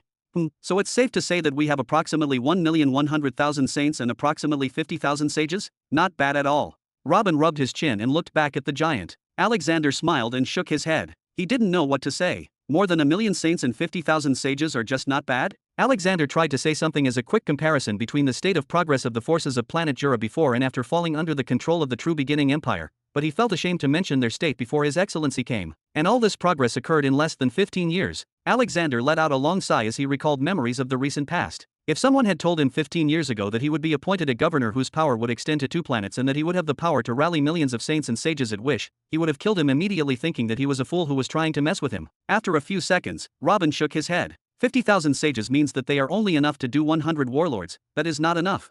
Master, don't forget that the warlords will all be at the top of the middle levels, roughly level 47. 100 middle emperors will be enough to dominate any battle. Jabba stated cheerfully, the hope of protecting Nihari beginning to rekindle in his eyes. Robin shook his head. They are not enough, we do not yet know the total strength of our enemies. Alexander quickly interjected. Allow me to say a word here, Your Excellency. We cannot restrict all the sages into arrays like this unless you intend to engage in battles with only warlords. Robin waited for a moment and then nodded. You're right, using only warlords is neither logical nor useful. Their benefit is to stop enemy commanders. We can't just send 100 warlords and leave them swimming in an army of millions of enemies on their own. Rather, there must be an army below them that spreads and dominates the earth at the same time. 100 warlords will not be able to do anything on a planet containing billions of beings, and against another empire experienced in colonizing and destroying planets, they should be treated as an additional weapon that strengthens the current army, not a replacement for it. This is also my opinion, Your Excellency, so if you intend to use your entire army of knights, other saints, etc., there should be a number of free sages with them to help them, so of the 50,000 available, 30,000 of them should remain free with the army. Robin slammed his palm against the other. Now we have only 40 warlords left. Then he looked at Jabba. Are you happy now? Chapter 597. What did I do?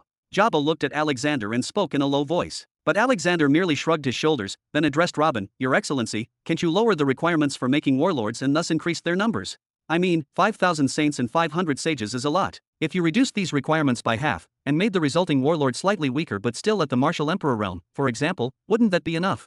Robin waited for a moment before shaking his head. There is a minimum requirement for the array to work and form a warlord, which is 2,000 saints and 200 sages. This array will form a warlord at the elementary levels, and a weak one at that, according to the number of sages that we can allocate to the warlords currently. This means I can make 100 primary warlords. Tell me, Alexander, as a general, would you rather have 40 warlords with the strength of an intermediate martial emperor or 100 with the strength of a primary martial emperor? Alexander opened his mouth several times and wanted to say something, but he couldn't find anything to say. 40 warlords with the strength of an intermediate martial emperor could crush the 100 with the strength of a primary martial emperor without question, but the 100 would have a wider reach and help him during the battle better. As for Robin, he ignored all of this and began to walk back and forth, muttering without interruption. I know what you are thinking. We can then divide them as the general in charge wishes. Maybe we can make a bunch of intermediate warlords like this and a bunch of primary ones to make numbers, but for now, let us rely on the current model and calculations since it is the actual power of the empire. Then he added after a short silence, 40 warlords with the power of an intermediate martial emperor will undoubtedly give us a foothold in Nihiri, but they will not make much difference if a planetary war breaks out. According to Jabba, there are 12 tribes in the northern region of Nihiri, and each of them contains exactly 27 emperors due to some kind of agreement, which makes the number of known martial emperors currently in Nihiri 324, whose levels are unknown. And of course, we cannot ignore the possibility that those tribes contain more hidden martial emperors, so it is safe to say that planet Nihiri currently has between 400 and 500 martial emperors. What will 40 warlords do against all of these? Jabba remained silent until the end, listening, but he could not remain silent any longer and the words came out of him. Master, I believe you meant to count the emperors in the invading forces, right? These are the ones we will be fighting, right? Ka-ki-ki. The demon laughed lowly, but his entire focus was still on the warlord. You. Jabba wanted to curse the demon, but his master's voice interrupted him. Jabba, you don't think I'll abandon my vengeance against the northern territory, do you? No, I don't think so, but there are priorities, right? Saving Nihiri from destruction is the most important thing right now, don't you think? Jabba took 2 steps forward, looking as if he were about to plead. Robin fixed his eyes on Jabba for a few seconds as if he was thinking about something, then he went back to walking back and forth again. Dealing with the invading emperors will be even more difficult, as the all-seeing god's rival certainly knows the extent of Nihiri's strength more accurately than I do, and yet he decided to send his dogs to attack it. There is another element worth noticing, which is that he decided to attack planet Nihiri in order to control resources and invest them in another ongoing war. This means that he does not intend to sacrifice many of his followers, otherwise victory would turn into defeat in his view, so it is safe to say that the incoming army will have sufficient forces to control Nihiri and kill its martial emperors without taking heavy losses. I'm afraid they might have 1,000 emperors at the very least. Then he continued walking while shaking his head. And on our side, what do we have now? 40 warlords and 2 true martial emperors, Jabba and Alexander, and even you two are still not complete martial emperors, and I still have to find a way for you to use the 4th stage of your laws. Sigh. During the remaining 15 years, everyone must work twice as hard. There is no need to be so hard on yourself, Master. Nihiri is a planet whose martial arts age has exceeded 400,000 years, while planet Jura's combat age does not exceed 60,000 years, and on top of that the invaders are supported by information and techniques from a powerful entity. The scales are not just from the beginning, but I am confident that you can do it. You can carry out your mission and save everyone in Nihiri, only you can do it. Jabba waved both hands quickly, intending to lift his master's morale. Ka-keek. The demon laughed again. Is there nothing in your language other than laughter, you annoying red fuck? This time Jabba couldn't stop himself. The demon completely ignored Jabba and finally moved his gaze from the warlord to Robin. Lord, why did you not count me among your emperors? Have I not demonstrated my strength before the Lord enough? Robin finally stopped. I will not count you with them until I know where the demon's loyalties lie, Morin. Why do you say this, my lord? The demon's eternal loyalty is to you alone. Morin's neck and all his bloodline are at your disposal. Morin stepped forward and shouted loudly, some panic evident in his voice. This is the Goblin King Morin we know. Alexander raised his eyebrows and looked at Jabba questioningly. Jabba shrugged his shoulders indifferently. He didn't recognize him either, even though he had seen him a few times before. Morin's physique and aura had completely changed, but he did not care much. In his eyes, all demons were alike and there was no difference between them. Robin turned and faced the demon with furrowed eyebrows. Then why did you not heed Alexander's summons to receive your share of the law techniques? Did my appointment of him as a governor not please your lordships? Or have you become so powerful and no longer want my law techniques? The demon quickly replied with his harsh voice and strong accent that made it seem as if he was speaking another language. How dare we, Lord? Although we do not take our orders from this Alexander, we are not fools to refuse to receive your lordship's heavenly law books and give new momentum to our power. It is just that your governor was too narrow-minded and insisted that one of the demon kings be the one to receive it, and the demon kings are all busy. Is this my fault now? Don't soil my name in front of His Excellency. Those techniques are very precious and cannot be transmitted by ordinary people, and if you cannot come then let one of our generals come to you then. If you had asked for me personally to deliver them, I would not have thought twice. Alexander quickly intervened, refusing to take even a little blame. No one can go where we are. These are orders from the Lord personally. If you have an objection, speak to the Lord about it. The goblin looked sideways. Humph, forget about him, Alexander, he is a liar. The demon kings number in the dozens, and not one of them was free for a single day. It is just a trip through space portals that ends in a few hours, and even when you went to fetch this Morin with an imperial decree in your hand, it came 6 days later. Secondly, what might make them busy? Exactly. They are a race similar to beasts that do not know anything except eating and reproducing. Were their administrative offices full of papers that needed to be signed? Jabba scoffed. You'd better keep your tongue in your mouth, dwarf giant, or you might get hurt. The Lord's protection may not last forever. Morin showed his pointed fangs and threatened. Robin furrowed his eyebrows and spoke seriously. Oh, do you think I'll die early or something, Morin? I don't see any other reason why my only disciple's protection would be lifted. Excuse me, Lord, I was hot-headed and didn't know what I was saying. Morin lowered his head. Don't speak at all then. Robin spoke without caring, then looked at Jabba. Will you stop too? I don't know your problem with demons, but try to curb it inside yourself. We're on the same side here. Then he looked back at the demon. You said that all the demon kings are so busy that you can't send even one of you. Busy with what exactly? Chapter 598. Things are not good there, we need a prolonged look in this matter, but. The demon merely said these words, then glanced at Alexander and Jabba. Alexander is the one who runs the affairs of the empire and should know sooner or later, and Jabba is my disciple and knows about the farm planet already, so there is no need to monitor your words. Robin waved to the demon to continue. What exactly is happening on the farm? Didn't you tell me yourself that the farm planet contains a large number of demi-humans and they are all enemies to each other? Didn't you say it was an ideal environment for you? What happened now? I will do as the Lord desires then. Morin hesitated a little, but he quickly gave up and began to speak. For the first few years of our arrival on the farm planet, everything was really perfect. The number of demi-humans there is large and there is no specific ruling system, just tribes who love those who are similar to them and want to kill those who are different from them. If we attack one or two villages of one of the tribes, that tribe will not even know who attacked them or how many enemies they have. And even if they knew it was us and decided to confront us, they will fight us alone and no one will help them. And of course, at that time we had enough strength to battle one or two tribes at full force without any problem. Then the demon slowed down here a little. But everything changed when we asked the Lord to allow us to bring our families from planet Nihiri, and the Lord agreed to our selfish request. We couldn't leave them all on the central continent where there was not enough food, so we had to bring a large number of our cubs to the farm planet to hunt their own food and to feed their mothers and elders.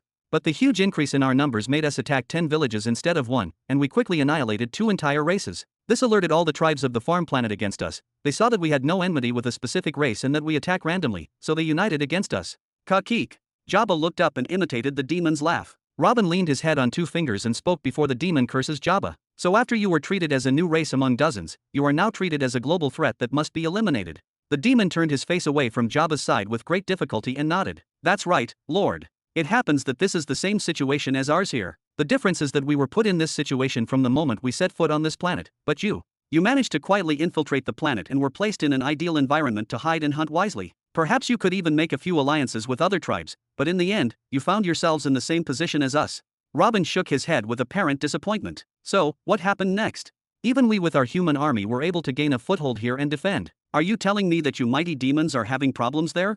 My lord, this is not a peer-to-peer battle, or we are fighting respectable enemies like the humans, who have an organized army, lands, and known borders. Members of those tribes are accustomed to spreading out in small groups to hunt, and this is also their style of war. If we go out in an army, we will not find anyone there our way. We can even reach the main headquarters of their tribe and find it in ruins, and we find their kids and elderly people committing suicide, while the young men and women among them have fled to another place, and then they come back to attack us in the form of small groups later.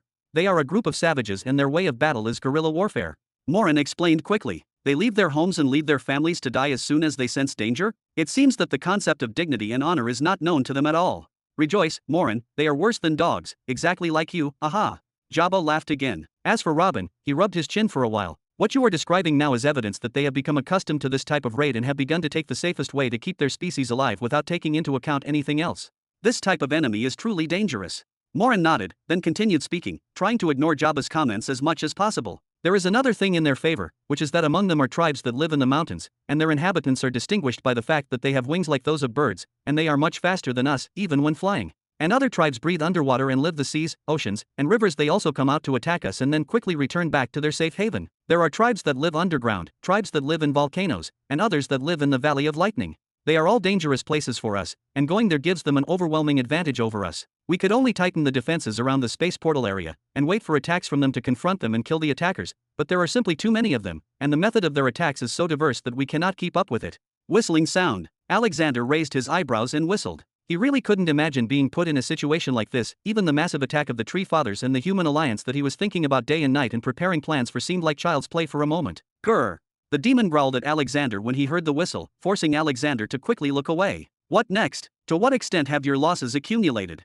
A kind of quiet anger took over Robin's face. His fixed features and half-closed eyes looked peaceful, but anyone could tell he was about to eat someone alive. Robin ordered the demons to use the farm planet as a literal farm forever, hunting whatever food they wanted and slowly strengthening themselves. He didn't even dare give them the order to overhunt when he was fed up and felt that the third stage of the master law of truth was still too far away from him. The reason for this was that he still wanted to hold on to a semblance of his humanity, but another reason was that he knew that overhunting would bring the demon into a world war that would make their losses greater than what they gained. Morin's words were embellished to the utmost degree. Even though he as a demon still had to show respect to Robin, so he came up with this story, but the result was the same. They ignored his orders and started overhunting without his permission. But what can he say? They did the same thing on the ancestral continent. They were creating problems and fabricating charges against the residents of the ancestral continent so that they would find an opportunity to prey on them. Even with the orders of the Demon Kings and Billy's intense monitoring, the number of casualties among the residents of the ancestral continent had accumulated to a terrifying degree, which is the reason for their deep hatred for Robin and his regime. They did it in Robin's hometown, how can he expect them to respect his will on another planet far from his sight? We are experienced in this type of battle too, and with the help of the rune masters and divine blacksmiths assigned to us by the Lord, we were able to confront them, but they gathered themselves and launched waves at us 6 times so far, and each time hundreds of thousands were killed on both sides. Our kinsman losses are estimated in the millions currently, but that does not matter since the demon's reproductive rates are high and our cubs only need 5 years to reach puberty. You don't have to worry about that. The demon spoke as if the death of millions is really a weightless side thing to think about, then looked at Alexander. And during these waves in particular, we received messages requesting the presence of one of the kings, and someone here felt sad and complained because we did not comply. How do I know all this? Alexander defended himself. All this happened to you while you were among them, Mr. Emperor? Tisk tisk. It seems that the demon emperors are not that powerful. Jabba shook his head, smiling, but the bait did not work, as Morin looked at Robin instead. Lord, Brother Sakar was the first emperor among us and he was able to achieve this mutation only 10 months ago. Do I understand that the war ended 10 months ago? Robin raised his eyebrows. According to what he knew about the strength of the emperors, the presence of Sakar and a handful of demon kings around him was enough to destroy hundreds of armies easily. No, Lord, after Sakar showed his new power as an emperor during the 5th wave, the 6th wave came and included 2 enemy emperors. Chapter 599. What did you just say? Emperors? What do you mean by emperors exactly? Robin stopped pacing back and forth and looked at the demon king in shock. Jabba and Alexander also had completely changed expressions. Emperors, my lord. I mean martial emperors like me and that dwarf giant. There were 2 of them in the 6th attack wave. The demon explained as if it did not concern him. Jabba suddenly shouted when he heard this. Real martial emperors? Why did they wait until the 6th wave to show themselves? And why only 2? Is this a game to them? But the demon king completely ignored him. He wasn't in the mood to explain anything to a Nihari giant. No, this shouldn't have happened. I asked the all-seeing god for planets to grow my army, not to destroy it. Robin looked back at his feet for a moment with his eyes wide open and then began to move again. I ignored the fact that the Tree Fathers can be considered emperors because they could not move and cannot benefit from their power directly. But now even the farm planet has true martial emperors who can participate in battles themselves? What does this mean? The demon quickly raised his arm and waved when he heard Robin talking about big things. Lord, I don't know about these complicated matters, but I have to mention the full picture here before you jump into assumptions because of this lowly follower. These 2 emperors who appeared in the 6th wave were not strangers. It can be said that we know them very well. One of them is Arrow, the lord of the Lightning Bull tribe, and the other one is the daughter of the leader of the Flame Dragon tribe and her name is Flora. They are 2 young geniuses, perhaps the same age as this dwarf giant or just a little older. They were among the first leaders to bring their followers to fight us from the 1st wave, and they kept showing up in every wave all the way to the 5th and they even came to attack us in raids between the waves. Sakar, Amon, myself, and a small handful of the strongest among the demon kings were able to confront them and force them to retreat at that time, even though they were at a peak level of the sage realm like us. Robin stopped again and looked at the demon. Are you saying that the 2 of them were not emperors during the 5th attack wave, and they both suddenly became emperors at the 6th? Robin furrowed his eyebrows until they almost touched. At the farm, they can use the 4th level of laws without the problem of energy transfer? Did the people of the farm planet find the solution I was looking for? Brother Morin, as for our questions. When Alexander found that the demon was completely silent, he reminded him. Shush. The demon king put his finger to his mouth, not giving any face to Alexander, clearly waiting for what his lord had to say. After a few minutes of deep thought, Robin looked up again at Morin. Answer your colleague's questions. Yes, Lord, the answer to the temporary governor and the dwarf giant is the same. It is that yes, there were no martial emperors on the farm planet before the 6th wave, and this is something that we are completely certain of. And yes, we have some evidence that they were created. As for how, we do not know that yet. But something happened to them that forced them into the emperor's realm despite a large number of loopholes in their law techniques. What makes you say that? Robin asked interestedly. This is because of the prisoners of war from the villages and tribes that we have been attacking since the beginning of the invasion on the farm. They were all repeating that heaven's punishment would fall on us if we continued what we were doing, and that the world guardians would inevitably come, and things like that. At first, we thought it was their way to plant doubt in our hearts, but when the Thunder Bull Arrow and the Flame Dragon Flora appeared in the 6th wave, the millions of soldiers on their side began shouting excitedly, "World Guardians!" Morin replied without the slightest change in his features or voice as if he was narrating a distant past. Connecting all these events together, with the fact that we had known Arrow and Flora for a long time and fought with them dozens of times before, made us jump to the conclusion that something had helped them in some way. Or do you think we are wrong, Lord? No, you are not wrong. There is indeed something strange happening on the farm, something that may be the key to many of the things that are troubling me. Robin tapped his chin slowly. Can you arrest this Arrow or Flora for me? This would be a little too difficult, my lord. How can a martial emperor be captured alive? Although we face major waves every few months, we are always surrounded and the fighting never subsides. If one of us tries to put his foot outside the wall that the divine blacksmiths built for us, he will find a small group of half-humans attacking him. We cannot organize a large army to go to the headquarters of the Thunder Bull or Flame Dragon tribe either, because first of all, these two tribes are two of the most powerful on that entire planet and need a strong army to attack them, and if that happened the space portal would be in danger. Secondly, because they live in a dangerous environment that they are accustomed to, and they will have the advantage if we battled there, and they can simply disband their tribe and flee in the middle of the battle. At least Arrow and Flora will surely flee if they sense what we are up to. Demon King Morin shook his head. But if my lord must have one of them, I suggest you wait until the 7th wave. When they come to us, we can isolate one of them and capture him somehow. Chapter 600. The 7th wave, when do you think it will be? Robin looked down for a moment, then nodded and asked. The demon shook his head. We don't know. Sometimes the waves occurred within just 2 months and sometimes a year, and in between there were smaller waves to kill a number of our families and then withdrew, so the Demon Kings were always present at the headquarters to confront them at any time. Even Arrow and Flora still stealthily attack from time to time, so Brother Sakar and Brother Amon stand guard all the time. Even I had to be with them, as we do not know when the 7th wave will begin and how many emperors will be in it. Amon also entered the Martial Emperor's realm. Happiness was evident on Robin's face. Yes, my lord, in the demon race currently there are no emperors except me, Amon, and Sakar. Amon and I completed our mutation at approximately the same time, and currently, there are a number of other kings who have begun the process of evolution as well, and it will not be long before they become emperors as well. Morin nodded and showed his ugly smile. The major and minor waves put great pressure on us and killed millions of us, but they also provided us with endless amounts of corpses. Although our numbers decreased by at least half, the survivors are doubling in strength after each wave. Very soon, the development of the rest of the Demon Kings will begin. All of them will mutate sooner or later.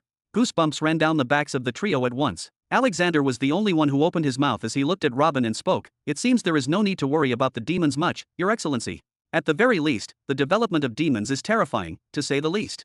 If the 7th wave does not come within the next few days, with at least 10 emperors with them, they will lose their chance forever. I am afraid that within a few years, the demons will not need to stay behind that wall anymore. Jabba began to sweat lightly as he remembered the words that Morin had said a while ago. The giants were never friendly towards the demons. They drove them from place to place like beasts to hunt down the lower races in Nihiri and then went to kill their cubs at night. They even killed any demon that reached a certain level of strength. They only leave one of them to be king of his tribe to control them so that they do not try to spread and it is difficult to find them. The first heavens chosen created the formula for invisibility powder from the demons so that the giants could avoid their evil, but the giants used it in the worst ways possible. And the demons did not forget that. In fact, it would be strange if they did. According to Morin's words, all the demon kings will begin their mutation sooner or later. According to his knowledge, there were about 70 demon kings before they left the farm planet, and this number has certainly doubled. For example, Amon was just a demon at strength level 27 when Robin found him, but he has become an emperor now. Certainly, there are other demons who rode the wave and took over the title of a king like Amon. If all of these became emperors, if all of these angry monsters gained enough power to exact their revenge on the giants, would he even have to think about the invasion at all? These things alone will expose the race of giants to the danger of extermination. Robin then looked at Alexander. I want you to collect the designs of the arrays I designed to protect the steep hill and hand them over to Morin for the divine blacksmiths and rune masters at the farm headquarters to work on them. These arrays will greatly reduce the number of casualties on our side there. I also want you to crack, sush, boom. At this moment, a powerful energy wave erupted inside the covered hall, forcing Robin and the rest to retreat a few steps. Then the energy wave continued its path until it exploded the ceiling of the covered hall and brought down the walls, and in the blink of an eye, the covered training hall was gone. What the? Robin shouted and looked towards where the wave was coming from, and found something that forced him to quickly silence. The warlord had lost an arm and started to stagger. Julian, what is going on with you? Robin's tone quickly changed, and he flew to stand in front of the warlord's face. Your Excellency, I do not feel so good. Wise Julian spoke weakly, then cluck. The warlord's other arm fell and created another energy wave. Urgh! Robin barely managed to defend himself against the energy wave and then shouted at Julian. Neutralize the array. All of you, stop powering your tattoos immediately. V-Room. Contrary to the orderly scene that Robin had imagined, which was to gradually slow down the supply of energy to the warlord until it became smaller and smaller until he disappeared, the reality is that the warlord collapsed like a pile of mud, and then the energy fell until it disappeared before it even touched the ground. Gasp! Gasp! When he looked under the warlord, he also saw an unexpected scene. The 5,500 saints and sages were all lying on the ground, panting as if they were in a race against death. Maybe if he brought a 12-year-old child knight, he would be able to kill them all now. Alexander, quickly bring a squad of life troopers. Robin shouted behind him, then quickly flew towards Sage Julian, who was in even worse condition than the rest of the soldiers behind him. Are you all right? Ha, ha, this subordinate is fine, Your Excellency, I am just a little tired. Julian got out the words with difficulty, and then his pupils disappeared under his eyelids and he lost consciousness. To be continued. Thanks for listening. If you enjoyed this video, hit that like button and subscribe so you never miss an update. Check out the playlist to catch up on the rest of the series. I'll be back with the next part soon, stay tuned.